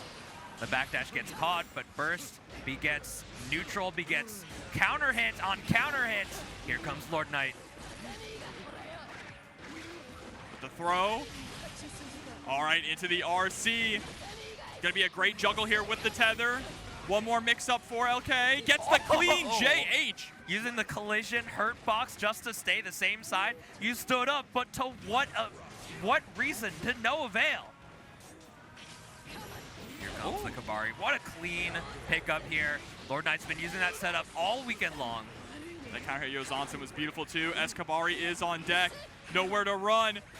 Oh, trying to make it a little weird. Counter hit, that turns into a knockdown though. Johnny with such easy access is able to establish pressure no matter where we are on screen. Gonna go for the no super, didn't have enough tension. Looking on the wrong side. The Insenga's enough to break the wall though. Oh my god, LordKnight. That's a trade, it's fine, we'll take that one. Right back to neutral. LK still sitting on 50 tension, just can't get too greedy. We tried to RC out of that, but the 5P, he hits so high. He stands so tall. We're moving closer to the mid-screen. LordKnight with a burst available if they want to spend it, but Kshu has one just to keep them safe. Oh, parries the 2D, but can we turn that into a round win? Kabari on, nowhere to run. There's the Zerozzen with the burst. Yeah, he had to spend it there if he wanted to survive. LordKnight was trying to keep it tricky. He's able to move forward. The JK doesn't connect. 6P, we're trying to chip you out. The FD does nothing. 2S to catch the poke out. Kshu ties it up on rounds, and they're both at low burst. You see that LordKnight is consistently approaching from the air too, which is scary, and is not getting really good jump-ins consistently because it's hard to contest against Johnny on the ground. Here comes another super, another J. Even more than that, Baiken's not a very fast character. She has to work really hard just to approach on the ground and make a lot of callouts if she wants to have any sort of advantage. Johnny doing a great job to keep out, but the parry's gonna give LordKnight some advantage here. Oh, and we steal it right back into the Joker trick. And it kills! Wow! I was expecting maybe like a magic pixel to remain there, but Kshu now up 2-0. One game away from top 8 winner side qualification. 5K in active hitbox, just enough to contest that far slash on round start, despite both of them having 9-framers. First out, we want the corner, we want to keep it. All right. I like this adjustment here. I like instead of jumping in with the JS or the JK, going for a lot more 2S, right? Oh, yes, and we're still able to catch the air-to-air. That's the zone that Baiken loves to be in. You got to be careful. They're always looking for that JS connection. All right, dash up into nothing. Oh, but that close slash into the fully charged dust. Look at the damage on this. Kshu seeing red. Kshu seeing red, but LordKnight seeing green. We got all of that tension to spend. The Kabari just advancing us forward with a hitbox. But Johnny has some too. Kshu wants to spend it, and we might as well use it here, but the OTG should be enough. This is set point. Kshuewhatdamoo poised to move on. All right, burst early here from LordKnight. Needs to claw back some of this momentum. Again, an early burst. Kshu recognizing that says, I'm not going to give you that momentum. We're going right back to neutral. Kshu doing a really good job of just holding their ground against LordKnight and not letting him take any space. Just by standing still, a little walk back here and there has allowed him so much advantage, so much pressure. And now we got the instant overhead. Trying to poke out. There's the RC. 50-50 incoming. Nice press there from LK, but is going to get caught, and that's going to be it. Kshu with the 3-0 and a pop-off to get into top 8. Hell yeah, he's excited. He's so excited. That's Midwest represent. A lot of people might not know Kshu. That's an Ohio man. That's a Midwest man. That's right. There are no coasts here. Some would say mid-best. Mid-best. Ain't no coasts. Ain't no kings. That's where we are, man. This is Combo Breaker 2025, and ain't no better place to do it. This is the Arc World Tour here, our second auto qualifier. It's crazy. It's crazy. Also, just good to see Guilty Gear still going strong. Strive even 4 years in, getting strong entrance, strong competition, still getting that support. 2 characters remaining in this Season 4, and God knows, or God hopes, we're getting to Season 5. I want that. I want that. I'm hungry for that. I know there's a lot of fan favorites still left out of the cast for returning rosters. I know we got a little bit of an asterisk there. We got a Robo Kai on the side of Venom, but unfortunately, well, be leaving them in the wings, Look, perhaps in the I'll bakery. take the asterisk with Cliff. Just do the Zappa with the Cliff Ghost. Arc System works. Please, please, I beg you, okay? That would be so I'll funny. take the asterisk. That would be awesome. Hold on. What if instead of the sword summon, it's Cliff's Cliff, sword? that's what I'm saying. No, Well, it's Cliff's sword. I think it needs to be Cliff completely. Okay. Or if you want to, like, because obviously Or what if he's characters one of the get- worms? I think he should be the big ghost. I can't even big remember the ghost? name of it. When you get all the sigils. Is it Rao? Rao, yeah. Is it Rao? Replace Rao with Cliff. Chat, you can correct me if It I'm is wrong. Rao. You're absolutely right. But we're gonna set up our next match. This is Razzo versus Ooh, Jack. The immortal Demon King himself. That's TNS, one of the winningest players of TNS, but this is a completely different stage. This is offline, this is Combo Breaker, and I think this is Jack's first Combo Breaker. Hey, I mean, Jack has been proving himself in the offline scene, though, as well. His first big offline event was EVO, and he was able to make top 6, and then making top 8 both in Frosty Faustings as well. So now coming into this Combo Breaker, any kind of offline nerves that he may have had, I think are completely gone now at this point. For sure, but this is a matchup that may have a little bit of subtext going into it, because I don't know, for those of you paying attention, what happened earlier this week, Jobber? What happened earlier this week between these characters? Slayer was able to win TNS, taking down Happy Chaos. So that, I mean, obviously TNS is like your online, your regional essentially. Yes. But this Slayer character, I really do feel deep in my bones, and I think a lot of people also agree that he does perform well against Happy Chaos. He has a lot of good tools to stick onto Happy Chaos, to prevent Happy Chaos from really sitting back and pulling out that gun. You have to be much more thoughtful about when you do pull out the gun, since you're not allowed to block during that time. Map a hunch, dandy step, all those things are good for just kind of skipping neutral. Yeah, even more on top of that, Slayer's an incredible tournament character. Yes. Slayer's an incredible tournament character because he capitalizes on mistakes so intensely. Oh, but it's not going to happen. It's going to be the Leo White Fang instead. Which Razzo originally played Leo when the game dropped, right? She was one of the best Leos in the entire world. I also want to point out, Razzo has perhaps the most reps in this matchup with Leo. Yeah, the most reps in this immediate matchup, because back when Umisho was playing the Happy Chaos, Umisho and Razzo played against each other all the so much. Yep. Here we go, jumping right into a 2K2D to start it off.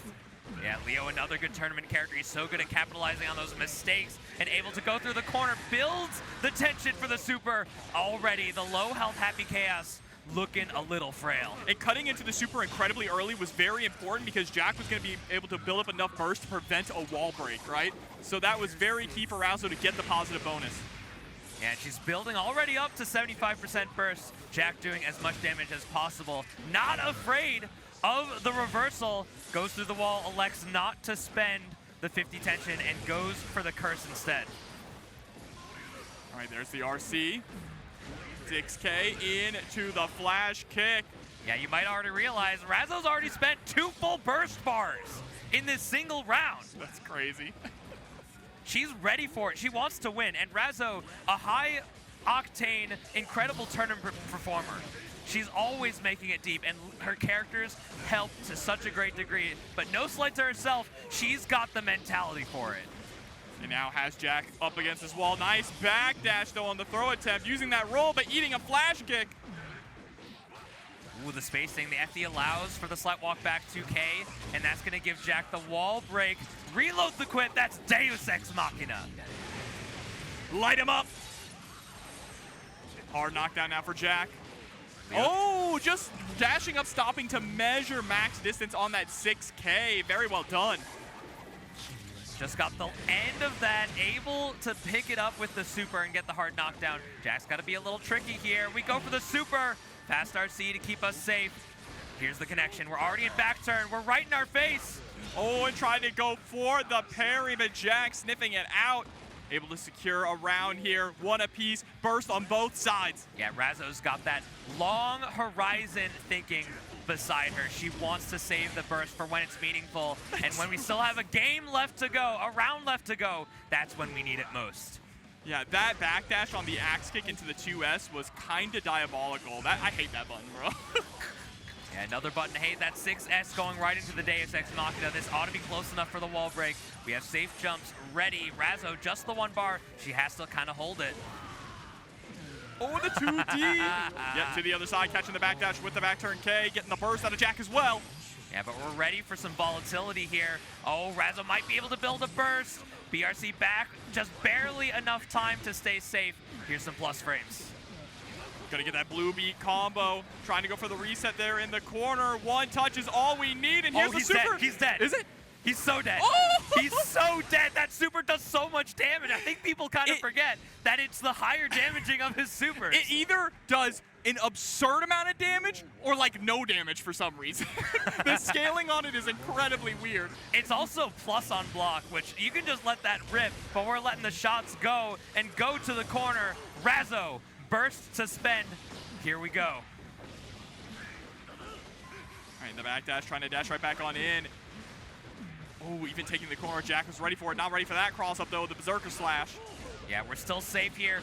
Jack going for the steady aim, really ambitious. Maybe expecting Razzo to back off, but right now we're in their face. About to be sent through the glass, or are we going for a slump? Oh, okay, nope. Just setting up the curse and then the slump gives us extra time to set up the curse as well as recoup our resources with a super because we were on 0 bullets. Jack just wants to get in. Thought I saw a super RC coming in, but right now it's a super to potentially kill through the wall. Actually, not quite enough. Oh, not even through the wall either, but that's fine. Jack is in a solid position here. Has to watch out for the 100 tension. Right in their face. The 6P attempt gets stuffed. This is extraordinarily volatile. Oh, the heavy. What a confirm off of a whip DP, but it's gonna eat the 2P reversal. Jack's feeling a little silly because of that. He's feeling composed, I can tell. I love the smiles while we're on stage, but right now Razzo means business. The pogo stop. It's gonna be able to get us closer to the corner and through the wall. I love Jack's smile. It's so devious. Yeah, there's a little curl at the edge of his smile there. Oh! Look at that spacing. The dash throw as well. Oh, overhead. Gonna be blocked, but there's the throw. Oh, we stay same side there. This is gonna hit. I'm telling you, Jobber. I think you may need to reassess. I know, it just shocks me. You know, 4 years in, you think I wouldn't be surprised by the damage in this game, but I still am. Yo, just do something minus into reversal. We love to see it. Razzo plays with her full soul in the sticks. Oh, the stop sign. That far slash is so strong. Oh, very cheeky. Good spend. Okay, going for the JS.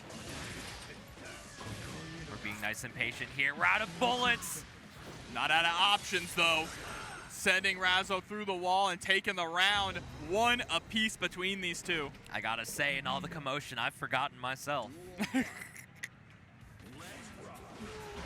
You know who you are, Nostro. It's all right. We know.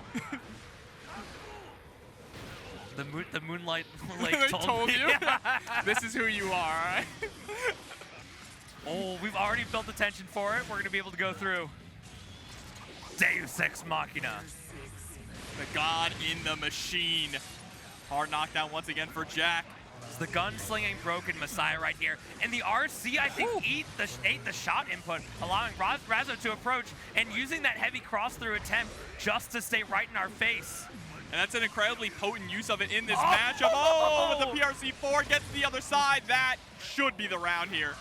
Are we going to be able to build the 50? Oh, yeah. That's all we need. 50 for the Blicky. Push them through. That's another round up. Jack, such a good snowball player, is really able to just sit comfortably directly in your face and let you make a mistake. And now a positive bonus here for Jack once again. Sitting on 3 bullets, make that 2-1. Oh no, caught Razzo just trying to escape.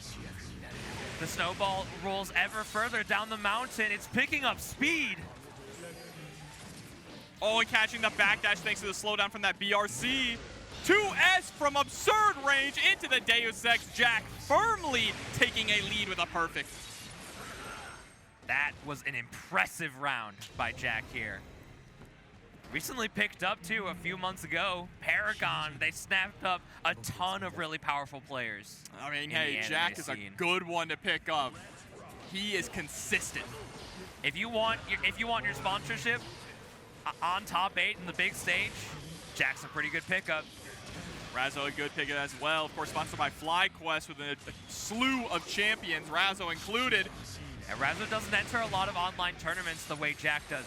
But when she enters offline, she's a force to be reckoned with, having a really consistent hit rate with making it deep in brackets. Yeah, no fear either, just sending out that flash, being able to hit its mark. Now putting Jack up against the wall, blocking the YRC. Hey, hold this. You're not dead. You're not dead. You can't be. I don't know. It does a lot of damage. Ah! Chopper, this is my own fault. See, I told you it either does a ton of damage, like an absurd amount, or not much at all. I was thinking the Royal Health Plan kicked in, but it did not. Right now, Razzo still on the brunt end of this Deus Ex force here on the shots. Oh, look at the footsies. Jack out of bullets, too. Finally able to reload one. Yeah, but one in the chamber. Gotta make it count, especially with Razzo breathing down your neck here. Able to stay in their face. Safe on the same side there with that distance. That's going to be a good pickup. Using those cancels to go coast to coast, very effective. That's that Season 4 buff. That's that FlyQuest difference. Razzo is able to tie it up. It's 2-2. Remember, this is for top 8 winners side. Ain't no better place to be other than gold place on the podium, my friend. Oh, wow. She did it again. Yeah, give me that turn. It's not over yet. Here we go. There's an early burst. We just want to reestablish neutral. Jack, not a lot of tension to use, but Happy Chaos, just the nature of pressing buttons, gains a lot of meter. But the nature of getting hit builds so much as well. And here we go, close to 50% of our burst as well as tension. Oh, dude, Leo's a projectile. He is the bullet. Where's that from? I am the bullet. That's a chat will know. They'll tell us. Here we go through the wall. Positive meter bonus. Razzo on set point here. Trying to take it in short order, but the counter hit 2S makes the confirmation so much easier. Believed in the wall stick and gets it after the second try here. But 100 meter on Razzo's side, meaning Jack is probably just gonna chill. Yeah, it doesn't really go rushing in, but still, Wake Up PRC allows Razzo to take control. I really like the choice to use the PRC. It eats the, when we use the shot, it eats the input so many times. Now no RC for either player, but Jack able to get that counter hit. Unfortunate drop. We're giving Razzo another chance here. She's blocking though. Oh, fool me once. Yeah, there it is. Not gonna go for anything fancy, just canceling straight into Deus Ex. Final game, final round. Even on resources too, Razzo just a second away from building burst. Oh, Jack just spending it immediately on the very first hit. Catching the backdash. There's the burst from Razzo. We don't want to allow either player a wall break because that's going to give them so many resources while we all have none. Oh! Nice just defend on the other side, but isn't able to block the incoming high-low mix-up. 5D. Oh, back-to-back mix-ups. The 5K comes out, giving them those calloused souls. Yeah, now stagger pressure here with the gunshot into the BRC. Oh my God, stomp the yard. We're only able to reload 2 bullets. Razzo with 50%. There's a bullet, 1 in the chamber for herself. She's buffering a little bit, maybe just trying to get in our face. Decides to take the can mix-up. No shot! The dead angle into whip punish. Jack moving on to winner side, top 8 Dostro. Dude, my heart was beating in my throat there. Wow. I can't believe it. There was so many interactions there. Just in the matter of 1 second, Jack comes out on top, able to spend our burst when we need it most, that deflect shield. The key to victory there. That deflect shield you see used a lot to create space, but be using it for a game-winning whiff punish is, I feel like, what it was designed for, right? It was designed to push your opponent back and then punish them yourself. Some characters is really difficult to push back, but that was a masterclass. The only deflect shield that Jack used in that entire set. Yeah, he used it to at the perfect point. Yeah. Truly the perfect point. Deflect Shield, really just so hard to implement because a lot of the time it's not as much get off me tool. It's more of a I just don't want to block your mix-up tool. Yeah. Because Deflect Shield, it doesn't push back that far, and so many of the really strong characters, which we'll be seeing next, have incredible range. Yeah. Such incredible range. Happy Chaos, one of them. We saw that 2S, that sword normal right there. Kai, eat your heart out, man. That 2S is still pretty good. It is very, very good. But Dashra, why don't you tell us who we got coming up next? We have some pretty strong players, and one who's been on a bit of a comeback tour recently in Guilty Gear Strive. Yeah, as I mentioned, some long-range characters on the side of SQ versus Hotashi. That's right. You may have seen Hotashi just in a short order before us to taking down Slash. 3-2 to qualify to winner's side top 24. But right now, this is a qualifying match, and Hotashi has been really digging the Bridget a lot lately. And while this is a tough matchup, I think for likely both of his characters, being Nagoriyuki and Bridget, SQ on the Ram is really one of the best players to do it right now. Yeah, absolutely, 100%. But Hotashi, again, check, Hotashi dominated this game very early on for the first couple of years. Yes. And then there was a period where everyone, it's not that Hotashi got worse, it's that everyone was leveling up, catching up to his level, right? Which is what you want. You want everyone to rise up. He is rising back up again, getting those consistent results both offline and now offline here with this Bridget. Looking so incredibly strong. Of course, he still has the Nago in the pocket as well, depending on the matchup, if he needs that. So incredibly happy to see Hotashi succeeding, and always excited to watch SQ. Yeah, it's been a while since I've seen, I think, a top 8 winner's side from Hotashi in a tournament like this. But SQ's had a few of herself, even a combo breaker top 8. In recent history, I want to say 2023, she made it to top 8. Hotashi, though, deciding to play it a little tricky, playing the freeform tricky spinner himself. That's Bridget. This is just a button check, if you couldn't tell, chat. I do think, though, these two had a head-to-head recently. I want to say like TNS a week or two ago. It was. Maybe 2-3 weeks ago. I think SQ came out on top, right? Oh, are we getting the mix-up? Oh, I think it is going to be Nago. What's our song? What's our song? I couldn't see. Smell of the game. Smell of the game. I know who I am. Do you, chat? Do you know who you are? The Moonlight Lake told me. But this ain't no bullshit, all right? We're going to start blazing here with Nago versus SQ. I do like Nago a ton. The adjustments that they've made to him leading into this season, really fundamentally changing how you play him as a character. Even though he's not doing like crazy combos, I think this is the coolest he's ever been. He really embodies that one-shot archetype that they were going for. Dude, the way they built Nagoriyuki right now, he's like aura farming. He I is swear. aura farming, bro, 5H. Nagoriyuki's the aura farming. Just 5H, put a little 5K out there, and then suddenly counter hits. But the round start 2S catches SQ in the slight walk back, just trying to escape out of the DP. He really does now feel like an anime Sam Show character, which is super cool. And look at that 2H into 6H, your life bar melting, decapitation. Dude, oh my God. You were just done so quickly. And against Ram, you're going to be doling out damage in spades here. We might even get a huge mix-up here. Oh, missed a close slash, but that's fine. Still maintaining that pressure with that instant overhead JH. Oh, are you dead? You're so dead! And Hotashi already popping off. I can hear him through the curtain. I can hear Hotashi popping off through the curtain. SQ saying chill, it's only game number 1. Maybe a bit of an error over here. Uh-oh. Yep, calling over. Might be a stick issue? I hope not, because I want to see these players at peak performance here. Luckily, we have a fantastic staff running our events, hoping to do our best to adjust to our players, adjust our setups to our players' best skill level. We'll have to see what's going on. We'll get this fixed for you in just a minute. But for those of you just tuning in, welcome to Combo Breaker 2025, top 24 Guilty Gear Strive. Yeah, and it has been an absolute show so far. Just a crazy matches after crazy matches, even all the way from pools. Got to commentate some pools yesterday. Your average pools player is at a different level, but now we are getting to the highest of the high level. Looks like they were switching, Hotashi just disconnecting his controller so that SQ, she could go ahead and test out and see what's going on here. Or maybe there was some strange difference between the PS5 and PS4 version, something like that.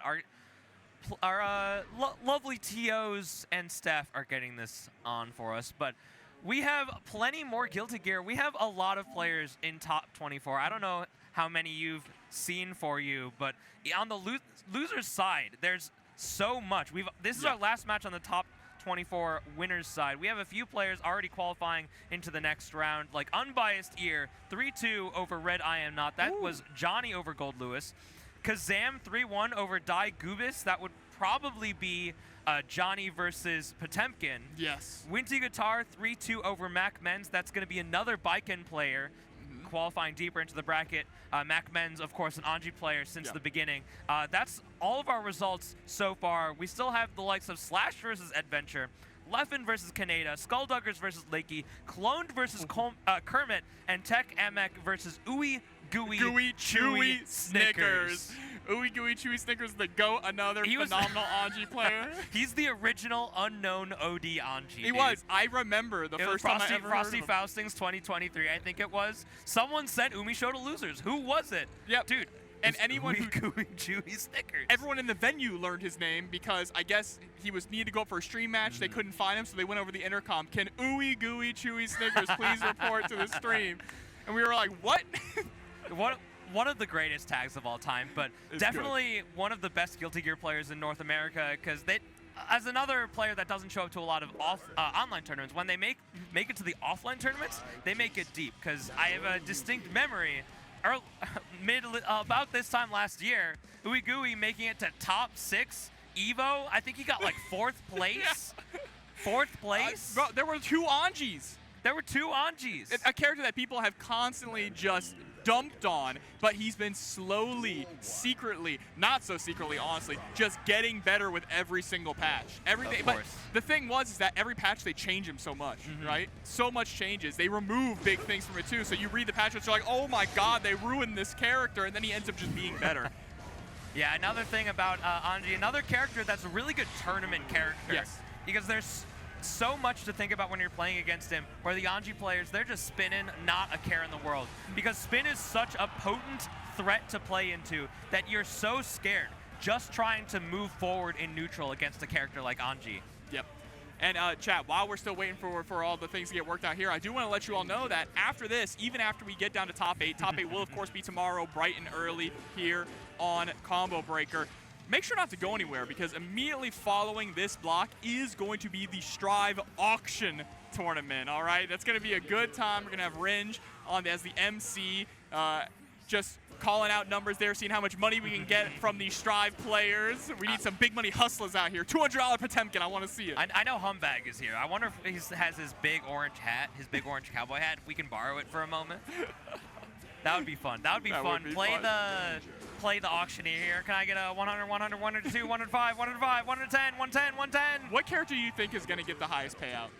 Like, which character do you think is going to get the highest payout? Like, if I could have any character on the character select screen, I think they're going to limit it to, like, maybe 16 or something like that. I'm not sure. It might be the whole cast. Is it going to be the whole cast? It might be the whole cast. And my only question, though, is because I'm not sure about the rulings. Normally, auction tournaments are single elimination 1st to 1. I know. So in a 1st to 1, who do you think gets the highest bid? Well, I know Street Fighter 6 last night. It was arcade style. 1st to 1, 3 rounds. That's probably what it's going to be here too. I have no idea. I feel like Potemkin is going to get or the most. Slayer, right? I feel like Potemkin, because especially if we're doing 3 rounds, he's going to be a lot stronger, because he's going to be able to burst like 5 times minimum. Exactly, yeah. 5 times minimum. I think Potemkin or Slayer is probably going to end up earning the most money. We'll have to see. We'll have to see if, speaking of funny tags, Creed-MP3.hire is out there wanting to bid on Potemkin. That's Octopimp. Saw him yesterday on stream. Oh, Octopimp always choosing the strangest tags to enter with. For those of you who don't know, Octopimp, like, tried and true Guilty Gear player, but also the voice of Axel Lowe. Yep, the English voice of Axel Lowe. It's always good to see him showing up. That's kind of funny, because he loves Potemkin. Yeah. But, like, Axel is, like, Potemkin's natural enemy. It's true. It's true. Natural enemy indeed. But I'm super excited for that auction tournament. Obviously, that's going to be coming up directly after this, once we have our full top 8 locked out. So there's going to be plenty of more Guilty Gear Strive fun to come. And there's also plenty of fun Guilty Gear. 3 generations of Guilty Gear here at Combo Breaker. Elven Shadow winning +R. top 8 As of expected. Xrd is going to be tomorrow. And of course, top 8 of Strive tomorrow as well. Yeah, we have the bright and early anime spot. I do believe it's going to be around 11 a.m. You can go to combobreaker.org to check the schedule, but it's going to be right across the stream setups. It's at twitch.tv/teamspooky. Those of you are well familiar if you've been around the FGC for a hot minute. It looks like we might finally be locking down our issue, figuring out what's going on. Of course, we will let you all know as soon as we know. So thank you for bearing with us, but we want to make sure that the players have everything perfectly checked out, right? This is high stakes. There is a qualifying spot for the Arc World Tour on the line, so we need to make sure there's no issues. There's more than just the extra $10 everyone puts into the pot for signing up. Those Arc World Tour, and every game, every match matters. Because it's not only an instant qualifier, this is Platinum, so everyone outside of first place, or including first place I do believe, is going to be getting points to help them get set for the Arc World Tour. And we just announced a ton of extra Arc World Tour stops as well. I remember seeing Beach episode off from Boston Blue Beat was announced. I think another European tournament. I know Frosty Faustings was another Platinum event added, as always. Yep. But it looks like Fist Bump, we're going to jump right back into it. Everything is fine, and Hotashi is 1-0 here, keeping that first game. Let's hope that this long pause didn't ice either of our players out. Yeah. I want to see a slobber knocker. I want to see these players fight. Hotashi was feeling real hot, feeling himself with that pop-off as well. But immediately going to get the Daro. And the burst there from SQ, too. Ooh, perfect timing. Able to get that gold burst on Wake Up. And this is that Beyblade. We've used it so often that first game. That's really what opened up SQ and allowed Hotashi to make it through and take that victory. Great defense, too, on the left, right there from the sword explosion. But Hotashi still gets opened up either way. Through the wall here. No sword, so less damage. Nago at 1.5 bars. This is going to be able to kill with an RC. It is the 6H coming through. Now, oh, I forgot she strikes the Akuma pose, the aura farming. Dude, it's anything you can do, I can do better. All right, immediate burst. Nagoriyuki, another high health character. At least when we're at low blood, we're able to build more of our burst gauge because we have more health to give. SQ, that's one sword on the wall break, so just about 75 full damage from Mortabato there. Oh, but the IBFD pushing out. SQ still able to run in time to get that 5D. Yeah, but we're out of our swords. This is where Hotashi is going to want to go wild. We check the Fukyo forward, and we get a sword back. He has no life to go. Wow, the sword explosion blowing you up after the blood pop. That was a swift reversal of fortune once we got back on the sticks. SQ in the driver's seat the whole time. Yeah, Let's deep see. breaths. Hotashi staying composed. It's tied up 1-1. Instant block allows SQ to move out of the corner thanks to that extra lack of push block back, excuse me. Oh, but the rock pulling you on in. Nice. Speak of lack of push block, right? 2 Juts blocks into the throw. Beautiful punish from Hotashi into another 6H. Plenty of damage. Is one touch to kill SQ here. And we go for the slash sword. And we're able to trade with the explosion, catching SQ moving forward. I see Hotashi in the preview leaning back. Maybe a little surprise there. 6B trying to already build up that blood gauge here into level 3 right there, but threw out the far slash, or the heavy slash, as to say, right before hitting level 3, so it wasn't an extended one. Here's that big counter. We're going to be able to take it to the corner. Hotashi being very conservative with burst usage. We have 50 tension, but SQ is going to have to play deep offense just a little tricky to make sure that it's irrelevant. Yeah, getting caught trying to jump out of the sword explosion. Ooh, what a trade, putting you right back where you started, and the backdash getting caught, Dostro. Able to make it through pretty quickly, but even with that SQ not even at 50% burst, you might just lose the game without reaching another access to burst. Oh gosh! Speaking of no access to burst, SQ with none available, sent through the wall, 50% of your health, forfeit. We're just trying to get some of our blood back. We have access. No whiff punish on the Beyblade. We're dancing in and out of those stocks range right into the super. Is the wall break enough? It should be the 1,000-year blood war. Extra damage. There it is. Hotashi up 2-0. These players are tense. These players are tense. Can you see it on their faces? I mean, this is one game away from being in winner side top 8 or being sent down to fight the sharks. Shark-infested water, and there's chum in that water as well, so everyone is feral. Yeah, Nagoriyuki may be used to living with blood, but that's no place for me. Hotashi wants to do their best, wants to get it clean. It looks like we're getting a stage change here to the ABBA stage. The clean blue waters that we'll see coming up. And SQ taking a breather here, taking a moment. Again, take as much time as you need. Cooling off your opponent when they're on a hot streak is a real strategy in between rounds, right? You don't want to jump in immediately while you're still tense. You want to be able to move in while you have the feeling still at the tips of your fingers. Yes. You want to be able to have your heart cooled down. You want to have your posture right, deep breaths. SQ has taken the time to reevaluate what's going to change here. SQ will show us right now. All right, utilizing that rock. I like using the rock along with the sword explosion, just trying to prevent Nago from actually jumping out at all. So close to a blood pop. We just need a few hits. We can't move forward. We tried to spend. SQ has to realize that we spent that blood. Stay a little safe. Yep. Just wait for the tension to run out. Hotashi knows that it's over in this round. SQ taking that first game. Yeah, blood management, the most important part about this character. Goes for the jump forward at round start. I think SQ is finding out a way to consistently escape that round start, and that's where Nagoriyuki loves to be, and we get the big pop. Are we going to go for the combo? Wow. We just go for the knockdown. A little bit of chip gone.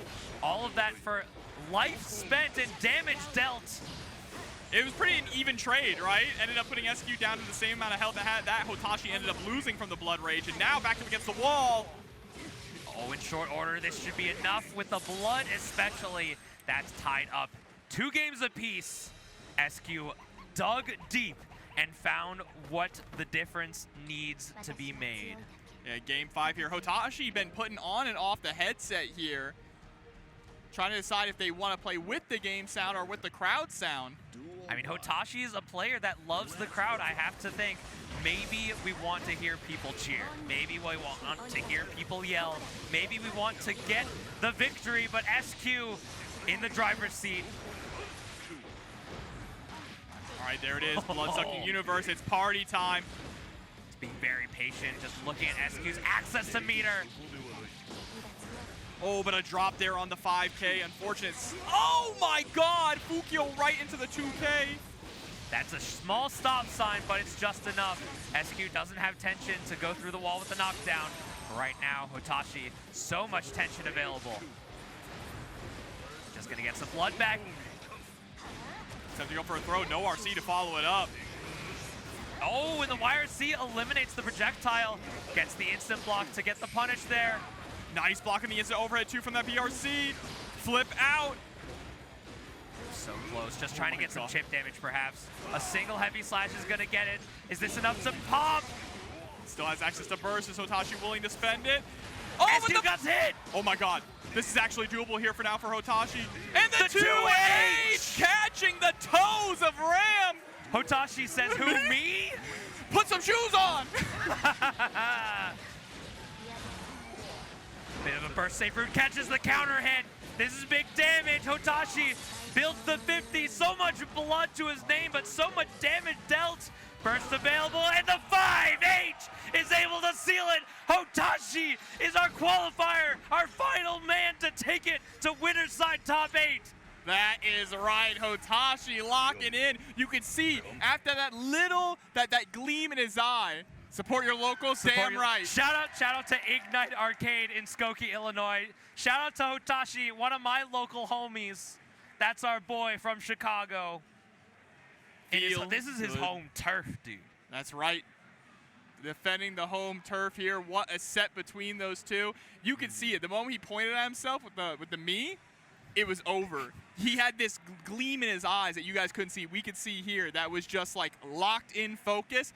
I'm winning this round at all costs. 100%. Hotashi is like one of those players that absolutely loves to play up to the crowd. And something that I really appreciate about him is that he doesn't care. He doesn't care if you hate him. All that he cares about is that he made you feel something. That's right, and that's something that's good to have in the FGC, right? Someone who doesn't care about being liked by everyone, but just wants you to feel that emotion, like you said. Yeah. Just wants to win too.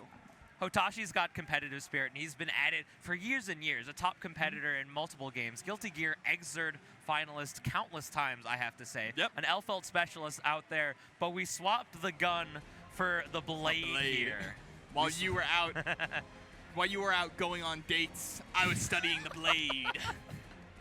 Oh, man. And he's honed those skills to a distinct fine point, to a razor's edge. Yeah, I love Hotashi. Just also a fantastic person to talk to kind of pick his brain about the game as well. I've had the pleasure of doing commentary with him multiple times, and he always has great insight about what is going on with the players. And sometimes, you know, as commentators, we like to give the players the benefit of the doubt. We're like, oh man, that crazy bait, that crazy conversion. He'll be like, nah, they didn't mean to do that.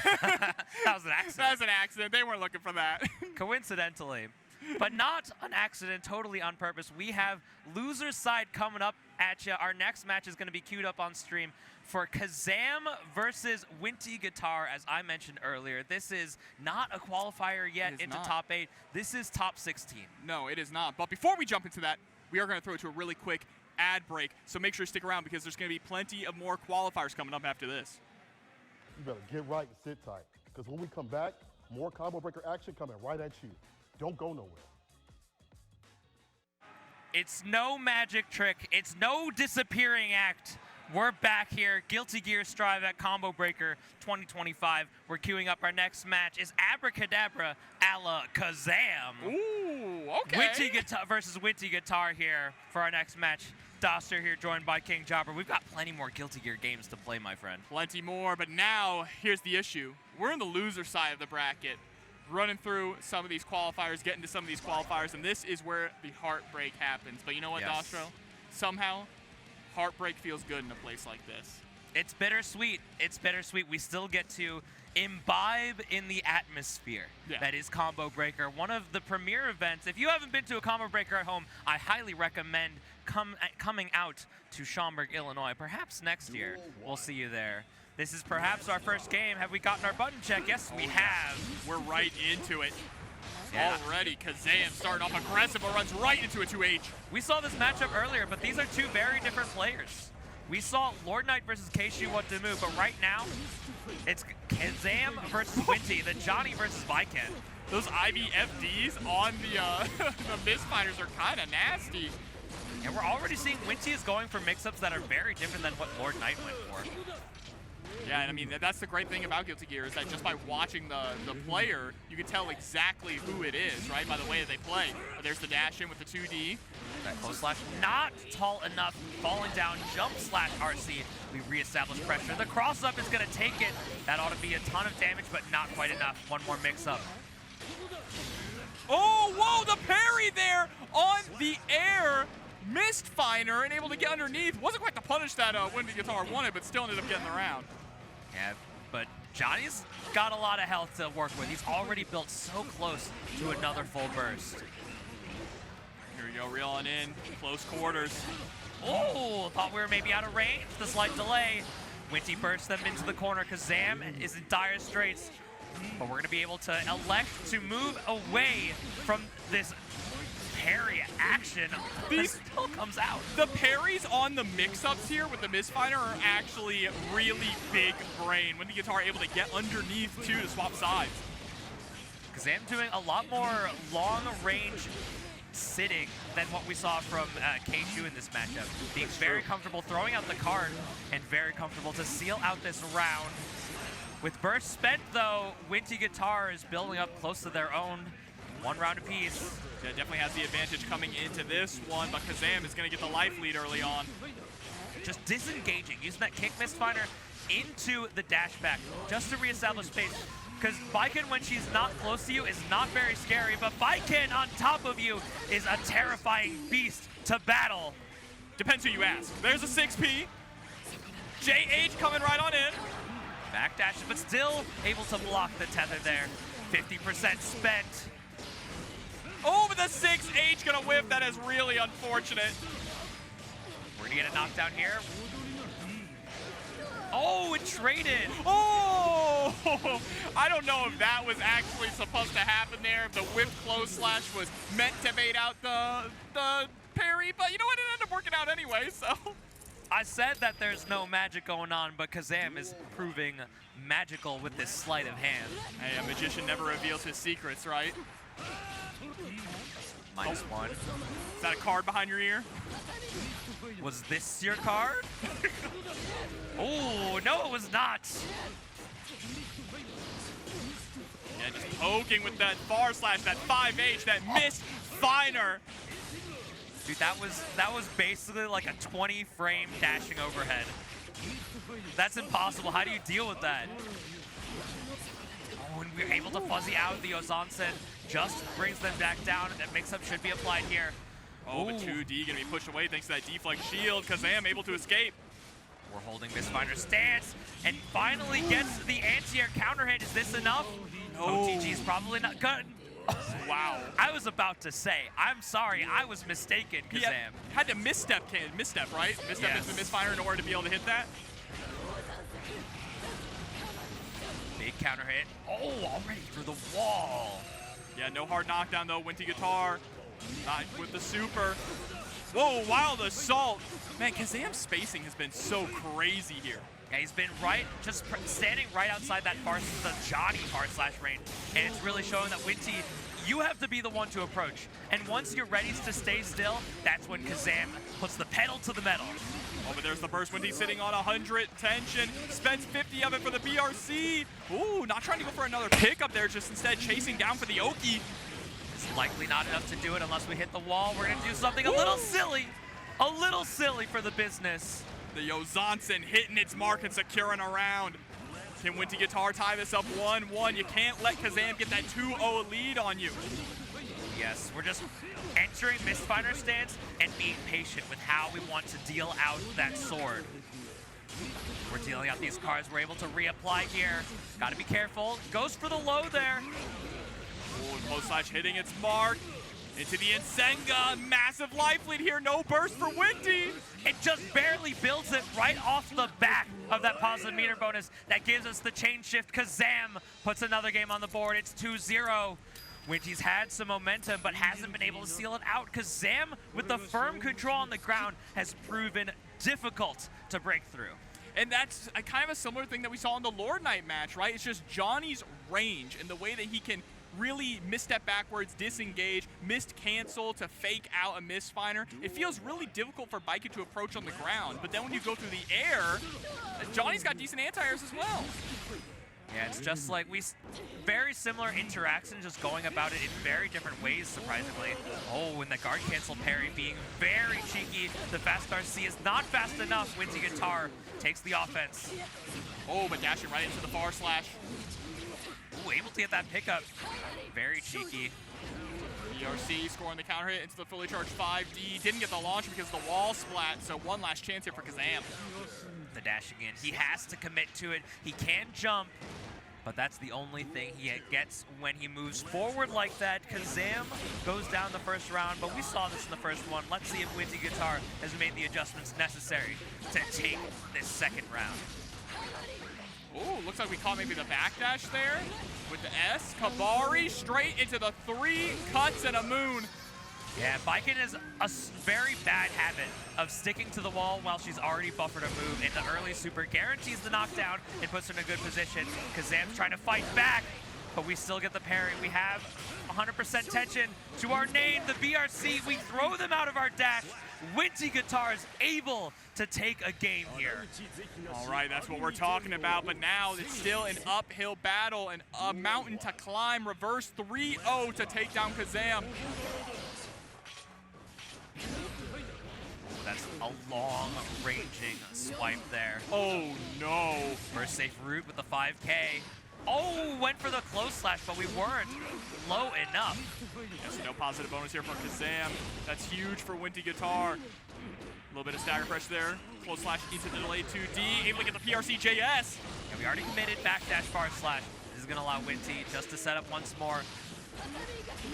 Oh, fuzzy setup, double overhead. Help! Let me out of this corner! Oh, but he's so fast. The guard cancel parry, very cheeky.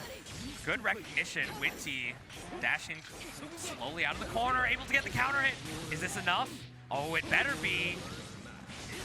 Yeah, but another Nsenga Kazam, not forcing her to watch the movie, but now putting her in a set point situation. 5K swipe, we're just flipping in. So hard to react to because he gets to throw the deal so late on the vault. So threatening Kazam. He's so eager to hold that Mistfinder, and it turns into such a threatening presence. Winty seems scared of it almost. Yeah, and Kazam hasn't taken a hit. There it is, finally, speak of the devil. 6K. Oh, that even punishes the recovery of the Kabari, and that's gonna seal a Joker trick. Is this your card, Winty? House always wins. Kazam moving on, staying alive here on the loser side of the bracket. Showing us a black jack, in fact, to seal it out. Man, I wish I got the, from Zwynot, the Joker trick card. He gives that to everyone who he IKs. Luckily, it's not IK'd me yet.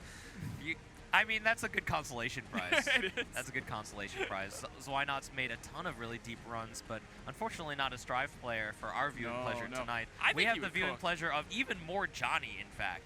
Yeah. Maybe not to some of you in chat. Maybe not pleasure. The viewing opportunity to watch some more Johnny play.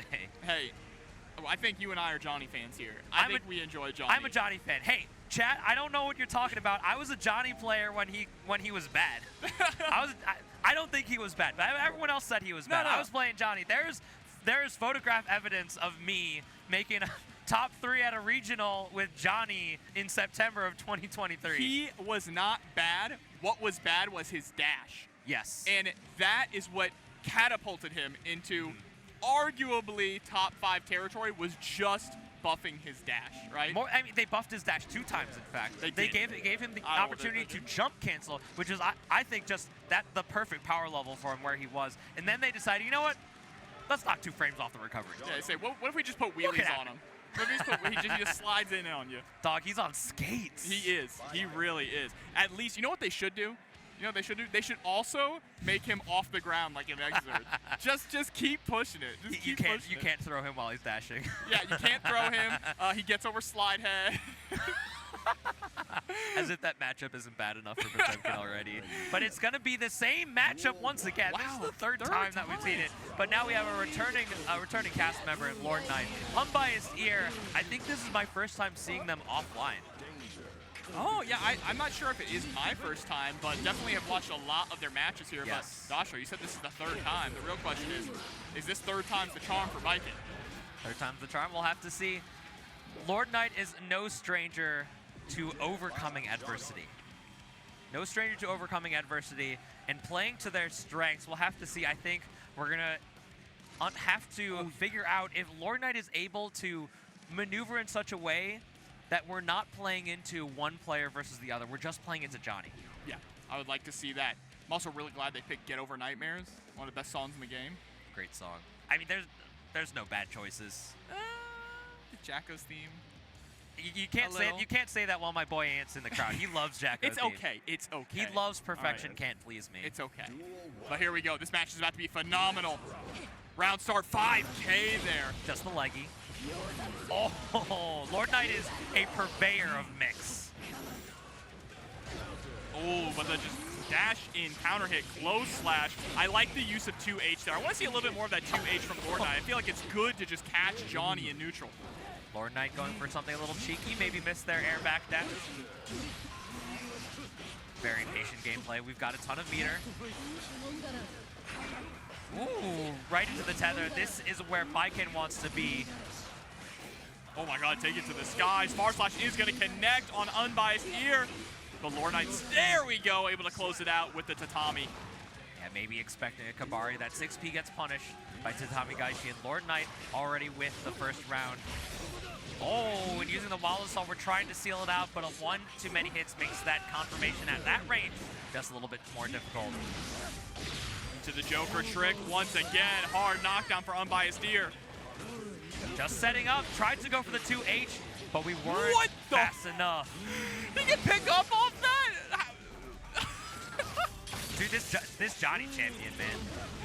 That was when he's got a card out, the world is his oyster. Oh yeah, but just a misfighter gonna beat out that Kabaria. Perfect for Unbiased Ear. 5K. Oh, we've seen LordKnight do that a few times, and there's the cross-up. This is a similar situation. We've seen it time and time again. Unbiased Ear getting clipped and getting opened up. Decides to go for the reapply rather than the combo since Tether was already stuck. 100 tension. Oh no, maybe a little bit of a mistimed mix-up. And we get to stay very safe here. 5P on the way down, just checking what Unbiased Ear wants to do when they land, but still 100 for LordKnight. Yeah, I mean, the threat of the meter alone is so strong. Unfortunately, isn't able to get the tether on. Application, no, right into the mix. Right into the mix, LordKnight takes the first game. Take a sip of that booch. Is that kombucha? I'm like 90% sure it is. Man, I could use some kombucha, not even gonna lie. I feel like LordKnight's always drinking that. That's the secret power. Maybe that's the secret power. That's the level It's up. the gut biome. It's all about that microbiome, man. And it's all about these counter hits. Burst already out of LordKnight, just trying to keep Unbiased Ear stuck in the corner, and he's doing such a good job of it. But the burst finally comes out. JS. A little zoning Baiken action. There's that vault deal just to stay closer, just to stay on top of us. Oh, yep, into the RC. What a trade. And wow, LordKnight was stuck on the wall there for a long time. That's the Johnny effect, man. Time slows down when you got sunglasses, I tell ya. Yeah, isn't it canon he can like perceive a few seconds into the future according Yeah, to the anime? yes. He's just that good. Dude, he's a strong mage. Oh, 6K, just that forward momentum. Doesn't get a counter hit off the punish there. But this is where we want to be. We're trying to make it weird. The backup. We're still safe. Okay, but trying to poke out. Ooh, swinging back. The tether's still on. I think it's still on unless we go through the wall. I think it prevented us from going through the wall. It did, which might be a double-edged sword here. Yeah, double-edged sword, but we only got the one on the Baiken katana. We're gonna go through. Oh, catching a backdash perhaps. Oh, nice throw tech. LordKnight just trying to create that space, still sitting on a lot of meter here. Could we see a YRC? No, we attempted a parry. There's the throw. Application. The fuzzy jump out, doesn't get a meaty with it. We're just sitting still.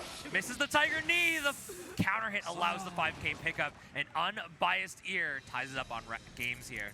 Yeah, there just wasn't a good time to actually go for the YRC there, right? Because Unbiased Ear was staying at like that 5K, tip of 5K range, the possibility of it whiffing was huge. Unbiased Ear doing a good job of just leaving card out and letting it play neutral for him. But conversely, LordKnight is very good at letting the existence of an RC, the possibility to play the offense the way he wants to. Oh, but getting caught. That's a full combo off that tatami. Big damage, doesn't go for the side swap. Do a little bit of tap.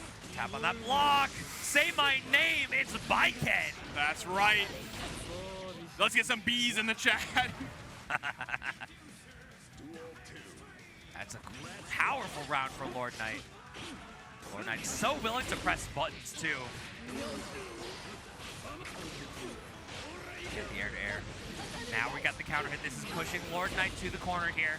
And we have the resources. We use the collision box mix-up, and we're able to go through the wall. Alex not to spend the tension and just wants to play neutral with it. He's playing patient. Wow, what a pickup. There's the burst. Yeah, that would have been real bad for Unbiased Ear, but nice dash under to get the counter hit. Able to get another knockdown here. Vault deal sets up the card, and we're escaping the turnip as well. Oh, right now Unbiased Ear is turning it up. There's the air throw. Wake up, dash forward, BRC. What is this, Momochi? Oh, catches the back dash there. Well, no, it was a counter hit. I wonder what LordKnight was going for. Is going to get caught, though. And Unbiased Ear now tying it up once again in rounds. LordKnight almost had a burst built out. All it's going to take is a single hit of damage or time. We're just trying to get our space back. And LordKnight doing a very good job of playing that patient spacing, just playing in the air that JS plays neutral for him. Oh, PRC, nice just block. Make sure you can land right in front of Unbiased Ear's face and gonna blow up the deflect shield. Oh, catches the backdash there. Another hit's gonna do it. Gotta be careful. Application, we didn't get the tatami, but it doesn't matter. Double overhead blocked. All these just little stray hits, but not able to convert them off of anything. Zerozzen coming out. Look at that risk gauge. A single hit's gonna deal so much damage, and LordKnight puts another game up. It's 2-1 here, and this is a qualifier to top 8 as well. Not just a qualifier to top 8, it's your last chance to stay alive in the bracket as well. Loser side. Running with that 2H. There's that card. Unbiased Ear seems to want to play neutral with it a lot more than the previous Johnnies we've seen. Whoa, going for the gold burst there. No one home. Oh, get back down here! What are you doing up there? That's crazy. Normally Johnny is high enough for it to just kind of send him back in the guard crush, right? Trying to get tricky with the BRCs, but right now LordKnight is keeping that tether applied and is not scared to play with it. Oh, the collision box mix-up, but Unbiased here gets it correct. The 5K clipped. Let's get it. 3 swipes like Zoro. Bro, so many J's in this top 24. It's looking like a Foot Locker. Oh my God. All right, rise it up. Nice pickup. Oh, JP on the way down. We're going to be able to set up here. Not enough to kill. But do you want to guess on a 50-50? Because I sure don't. No guesses needed here. Just action. LordKnight set point. 1 away from getting into top 8. Natural born gambler. We have to take some risks. And Senga comes out. We're just reapplying here. Deflect shield actually escaping the tether situation. Anti-air close slash. Look at the damage on this. Oh, no. A little dash forward, indicative of a cross-up. Super RC? That's crazy. Over the backdash there. Zerozzen is going to be blocked, but the backdash is going to get caught. We can make it to the corner. That's all she wrote. Application, counter hit, blue wall assault, and a throw. LordKnight qualifies on loser's side of top 8. What a performance there from LK. Third time was the charm for Baiken. Able to pull it off and take down the Johnny. That's just poetry. That's just poetry in motion. The haiku, that's the last line and syllable. LordKnight is on and gets more and more points, and we'll be seeing them tomorrow morning. Absolutely. Unbiased here, unfortunately, falling down to the Baiken, but not his last appearance, as I'm sure we'll be seeing them so often in the future. That's right, but we still have more players coming up as well because we have to round out this top 8 with a few more qualifiers. Up next, Leffen gonna be going up against SQ. So SQ, obviously, Leffen needs no introduction. Everyone knows who Leffen is. Everyone knows who SQ is if you're a fan of Guilty Gear as well. Honestly, yeah. But she has a lot of experience against very strong Happy Chaos players. Weekly. Yes, weekly. Really just fighting Jack weekly pretty much in online tournament series here. So curious to see what she's going to bring to the table here against Leffen. Yeah, and if I remember correctly, did she end up fighting Jack earlier this week? I cannot remember. I think she took it might over. Yeah, I think she did. Jack. But this is a different beast. Leffen and Jack do play very differently. Happy Chaos is one of those characters that has so many unique attributes to him that allow him to play in so many different ways. It's really that access to the reticle that allows, it opens up a sandbox of a character. And something that I like to say about Happy Chaos, it's a BlazBlue character in a Guilty Gear game. He is. But Guilty Gear is also full of a few open world characters, right? Oh, Happy yes. Chaos ain't the only one. We know about Soul Bad Guy. Ram's starting to feel that way now too with the changes that she got in Season 4. Yeah, when you block that sword toss, the world is your oyster. That Bayonetta is so strong, even when she gets access to it mid-screen, that downward angling slash sword toss. That thing is nasty. Just throw that into RC. Dude. We saw the Season 4 preview trailer when I saw the downward angle sword and then I saw the guard crush. I nearly fell out of my chair. It's like, God, what a nightmare. What did they do? What did they do to this character?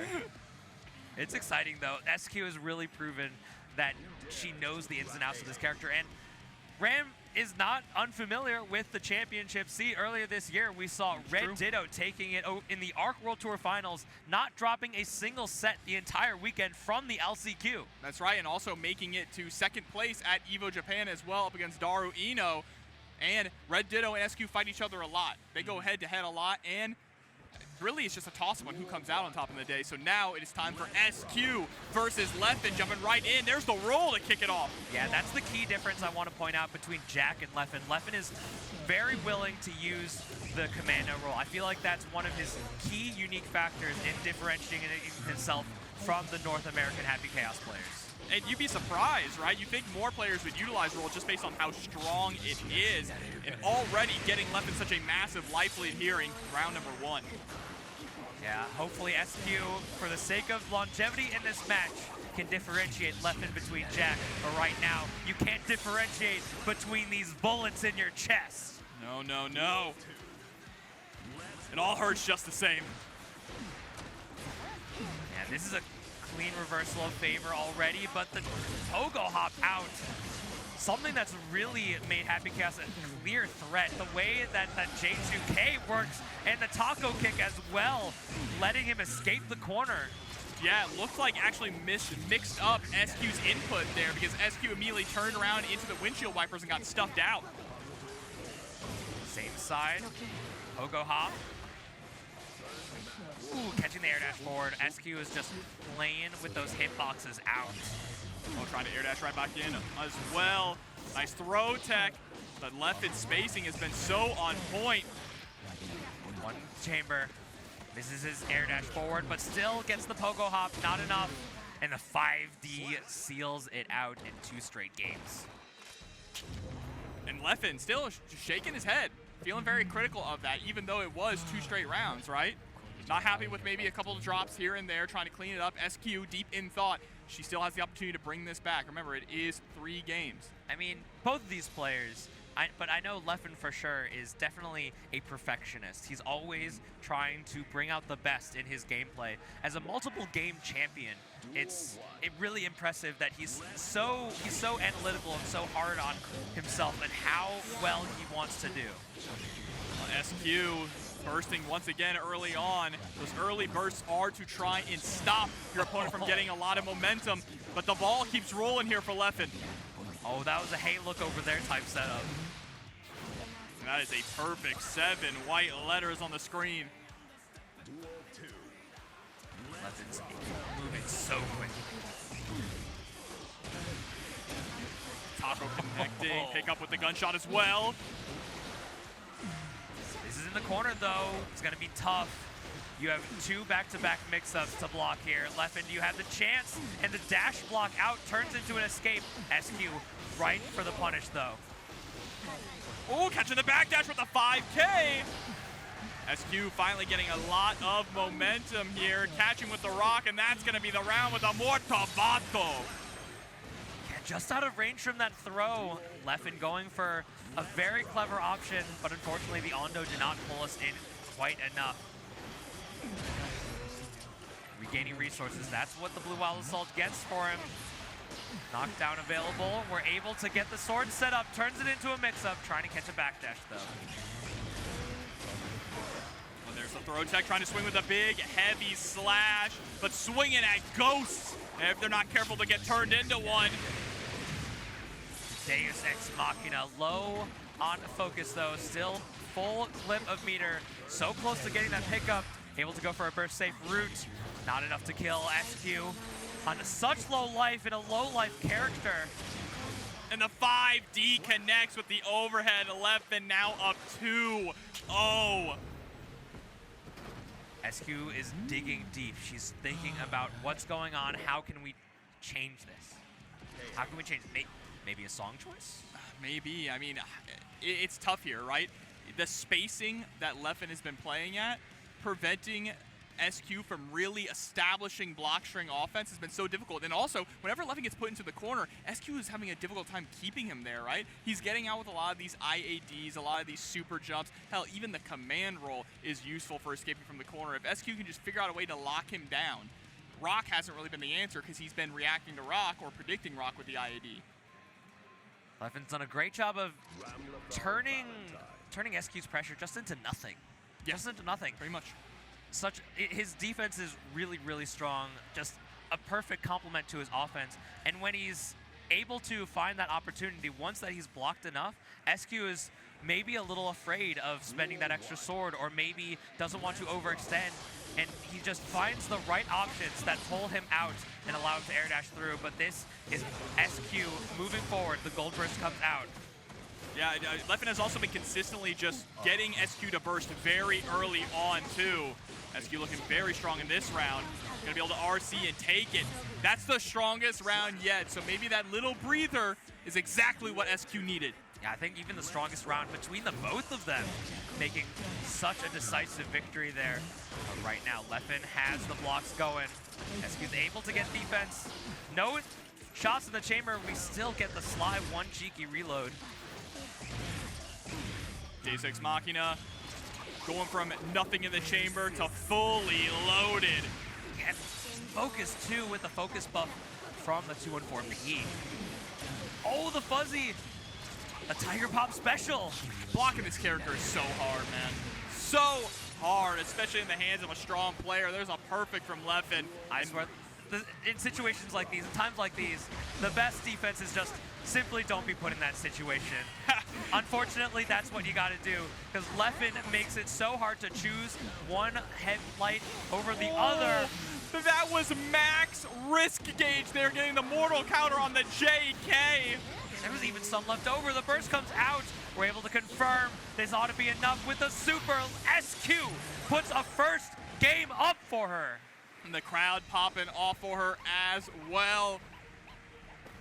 Beautiful, perfect. Just need more rounds like that from SQ. She figured it out.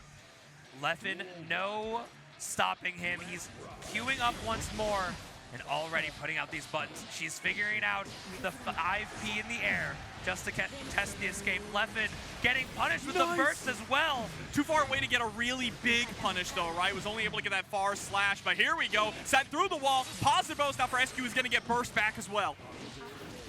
5K, it punishes her own. Leffen is gonna be able to push through the wall and is able to build the tension, but doesn't go for the wall break. SQ elects to move forward and gets the empty throw. Woo! And the OTG to kill. And now one round away here for SQ, going into this with burst. Might be taking this to a game 5. Catches the backdash into the wild assault. Gonna refund that meter spent with this positive bonus. Whatever she found out, it's been working incredibly. Leffen's spent burst so recklessly, and SQ's just keeping him in the corner. Oh, trying to go for that delayed overhead. Yep, stopping short. Burst's gonna come out sooner or later. Trying to beat out the option, and the 5K checks. This is a game 5. SQ taking another quick game. I think this might be the most perfects I have seen leading up to a game 5 between two players, because they're just, it's like whoever gets the first knockdown wins the round. That's kind of what's going on. And SQ, I feel like one of the main things she's been really going for is pressing buttons at the perfect opportunities and spending resources in order to continue her pressure, to continue her sequence. Leffen deciding to darken it up. Here we go. Game number 5 and the Council of 3. Oh, what's the deal with those guys? They are just the Aura Farm Council. They really are. Council of Aura Farm. Nago, forget about it. Ram windscreen, forget about it. Here we go. Just look at him in the background. Menacing.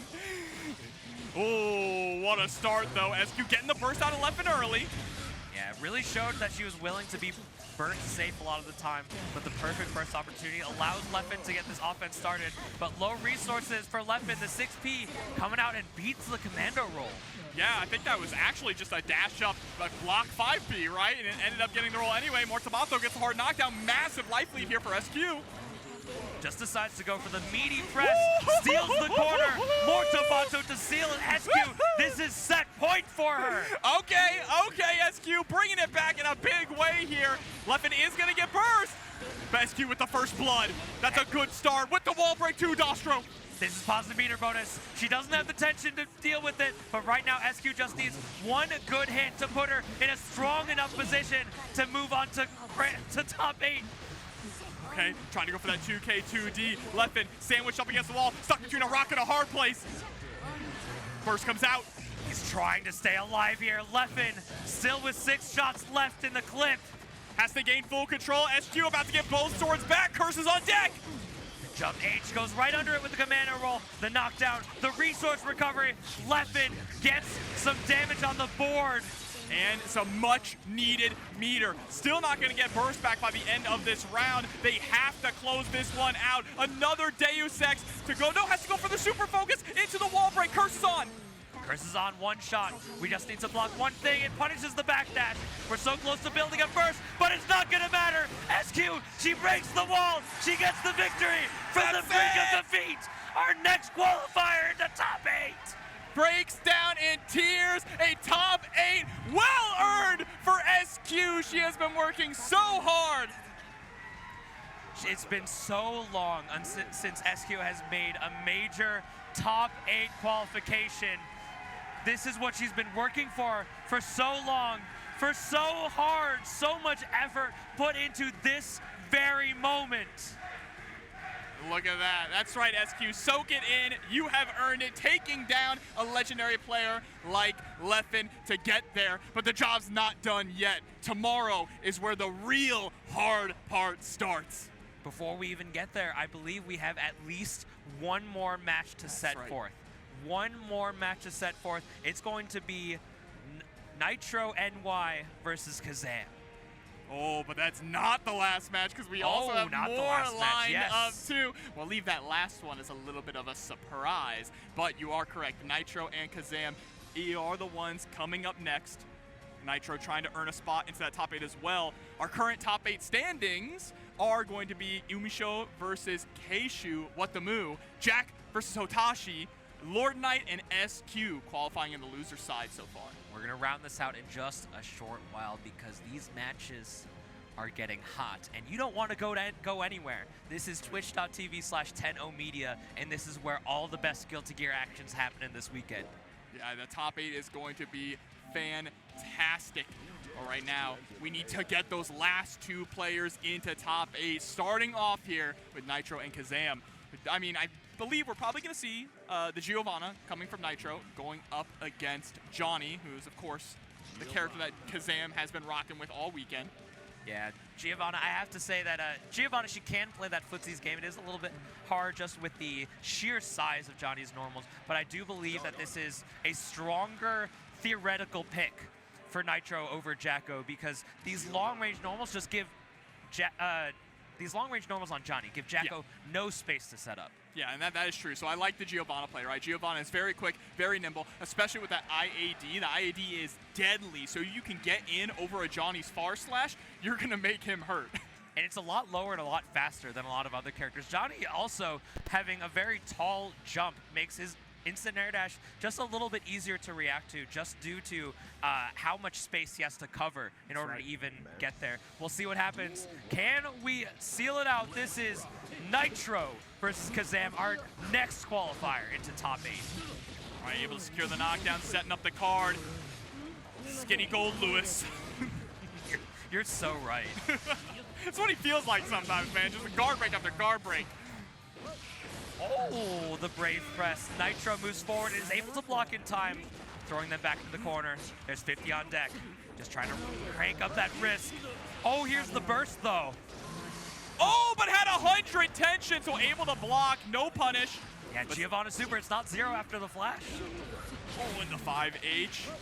Hold up, this should be able to kill here. Doesn't even need the wall break, but is gonna get it either way.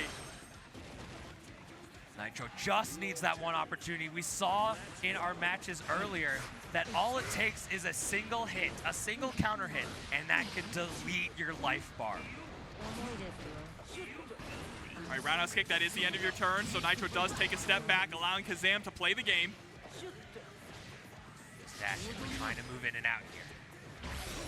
Trying to play that spacing game, and the forward advancing off of the Wild Assault allows Kazam to initiate pressure. Ooh, that delay after the 2K into the 5K, nice catch. Oh, the threat.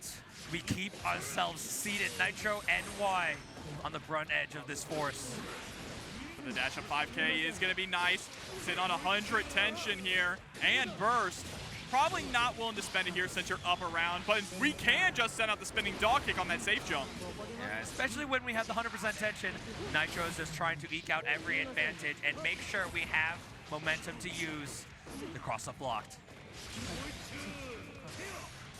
It's that walk forward, he's so imposing. Harassing them with that 5K.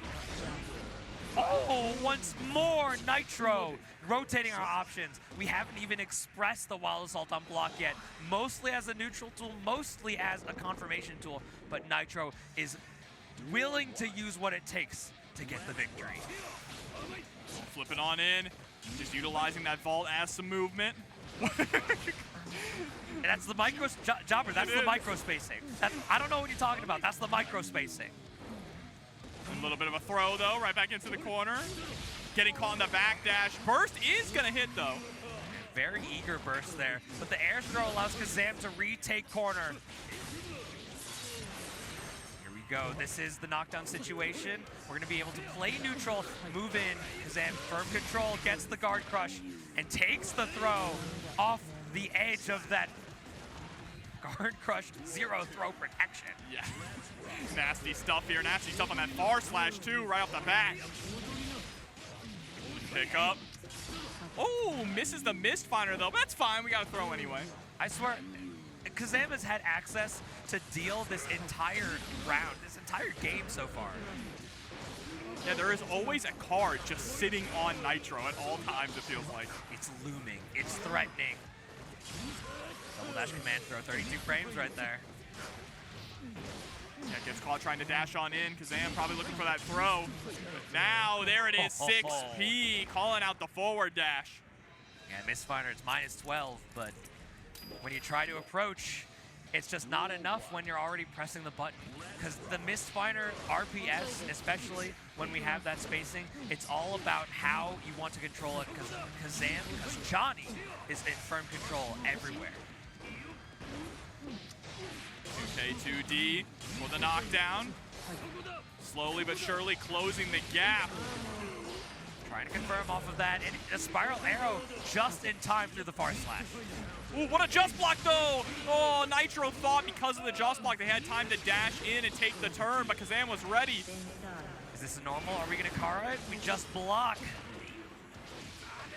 Oh, but we tried to escape. There's that close slash pickup. A simple close slash pickup doing so much damage at mid-screen as well. Oh, he gets a pickup there into the back throw. Overextending. You can only get so many dashes before.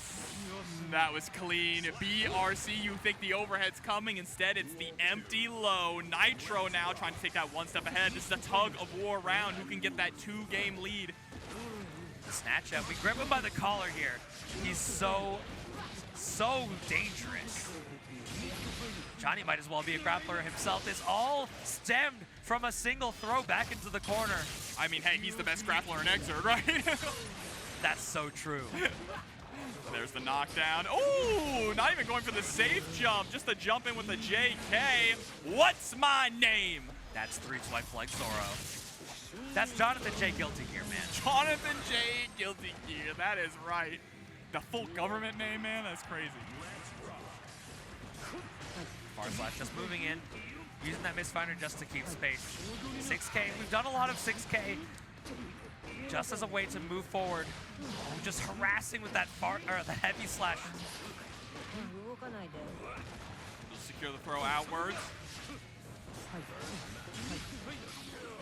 So safe from that distance, but the speed from Nitro, especially off the back of that 50% movement buff from the tension. Nitro takes that third game and is now 2-1 here in the lead against Kazam. Yep, and now on the verge of qualifying in the top 8 losers side.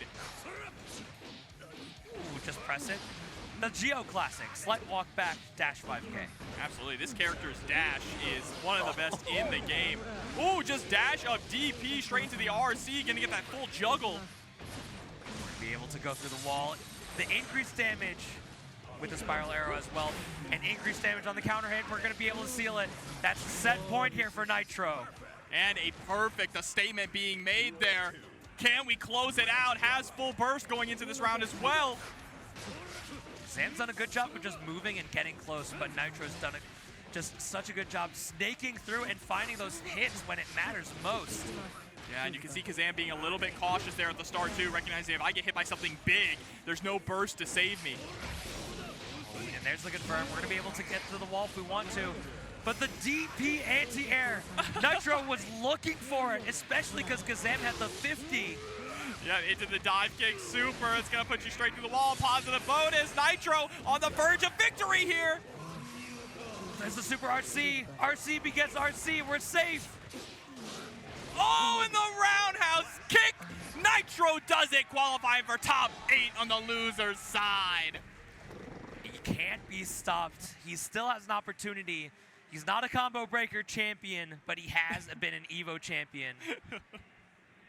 And look at that, all smiles. He was so locked in, and now it's all smiles, all laughing. He can rest easy tonight knowing he has made it into that top 8. That's one of my favorite parts about watching Nitro. The second the game is over, win or lose, he's full on cheesing, man.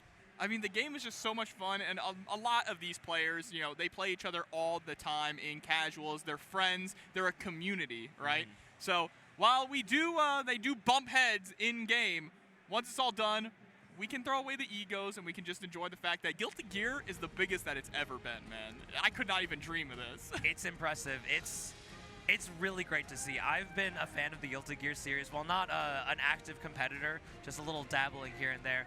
Being able to see the way that Guilty Gear Strive has grown and changed, the way that the players have become a cohesive community has been truly amazing to see and be a part of. It's been a whole lot of fun, and Guilty Gear is still going strong. Obviously, great entrance at CEO, great entrance at EVO. Season 4, 2 characters remaining. Next character comes out next week. We still have Lucy, the first ever guest character, on the horizon.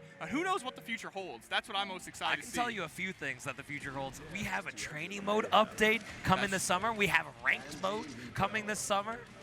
I swear that's going to get a huge influx of players on its own. I'm gonna miss the towers a bit. They're still going to be there. They're still going to be there. But they will, but I'm not going to them anymore. But the players that are here right now, this is our last qualification into the top 8. This is Razzo versus the man. You know him. You love him. You'll love to say the name. Let's say it with me, chat. Ooeygooeychewysnickers. Snickers, get this guy a sponsorship. Dog, we left it in our pocket overnight. We woke up to yesterday's pants with the Snickers still there. That's crazy. It was melting on the dashboard of the car. Oh man, this ain't a bun check. We're right into it. Okay, Ooeygooey with the burst right off the bat. Razzo still getting another counter hit, maintaining that offense. Yeah, I also want to point out, Razzo did have a stint with Anji herself, so maybe she has a bit of an inside loop here, but it has been a while. Maybe Ooey has a little extra sauce on top to make things extra spicy. Oh, backdash is going to be caught thanks to that spicy BRC. Oh, ho, ho. Tried to go for the once, twice, fool me, but there's the reversal. Early on, that was the first knockdown that Razzo had the opportunity to flash kick, and she sends it. Oh, I like that. Back turn S, unstance 2K, gonna be able to break the wall. Razzo is so good at using that snowball, and her offense is amazing. The games that I've seen her play, it's always offense that really gets those edges. Trying to chase down. Ooh, what a pickup, getting the burst there out of Ooeygooey. 5D. Yes, gets the burst out. Razzo wants this done now, and even if it doesn't work out, she's going to be able to build some extra burst. Ooh, able to go over the shin, but no punish with an air throw. We're at red risk. Yeah, that is nasty. Even though you didn't get to full, that's a lot of damage added up, allowing Ooeygooey to close out the round.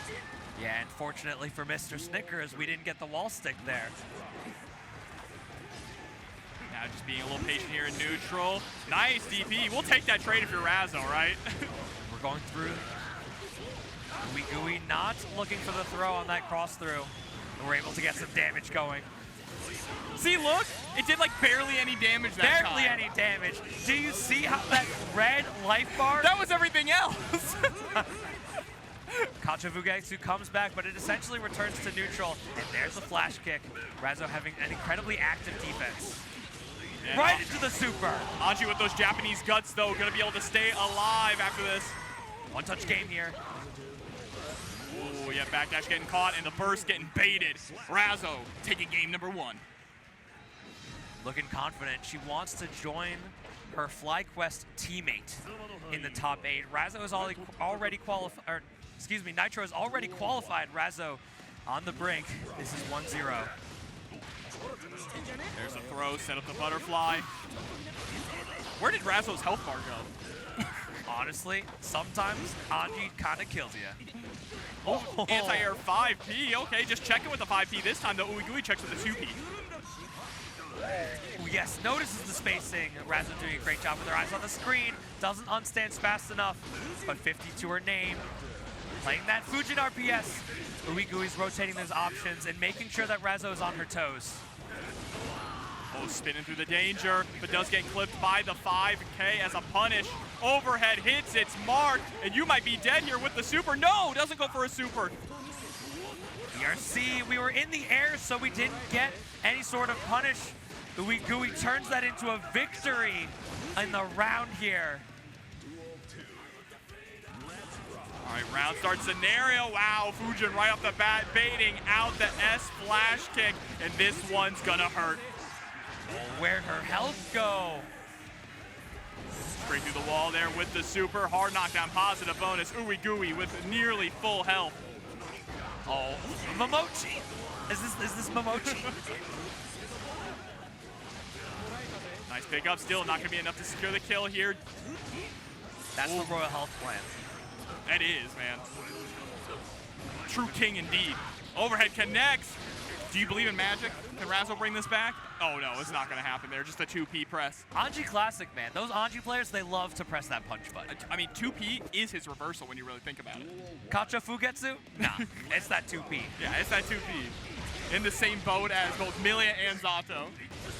We saw this in Razzo's previous set when she was in the winner's side. She loves just to guarantee that positive meter bonus, spending a full burst meter to get it. The low, gets the punish there, and baits the burst, the red RC. We see through the frames. Nice with the wall break.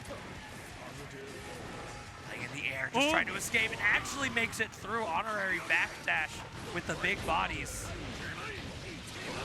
And there we go, hitting its mark. These two have been neck and neck. Look at that, they're dead even on burst as well. Just the dash up throw. You got to do it once for these Anji players. You got to do it once. It's a really good round start against Anji, actually. Just the threat of spin just eliminates a lot of your normals. And the way that Razzo has been playing on defense, she's keeping Ooeygooey just guessing at every opportunity, even when she's not in the driver's seat. And the counter is going to be able to get to the corner, get to the wall. It doesn't turn into a super. The parry seals it out with the cross beam. Straight through the wall and straight into game number 4. Can Razzo close it out, lock down this top 8 placement? Ooeygooey taking a second just to reflect on the game's past. I mean, go back to character select too if you need to, but instead locks in, wants the smoke. But where there's smoke, Dastro, there's fire, and Razzo is on fire right now. Full on blazing. But Ooeygooey's trying to quell the flames here. Already working on a wall break and a super.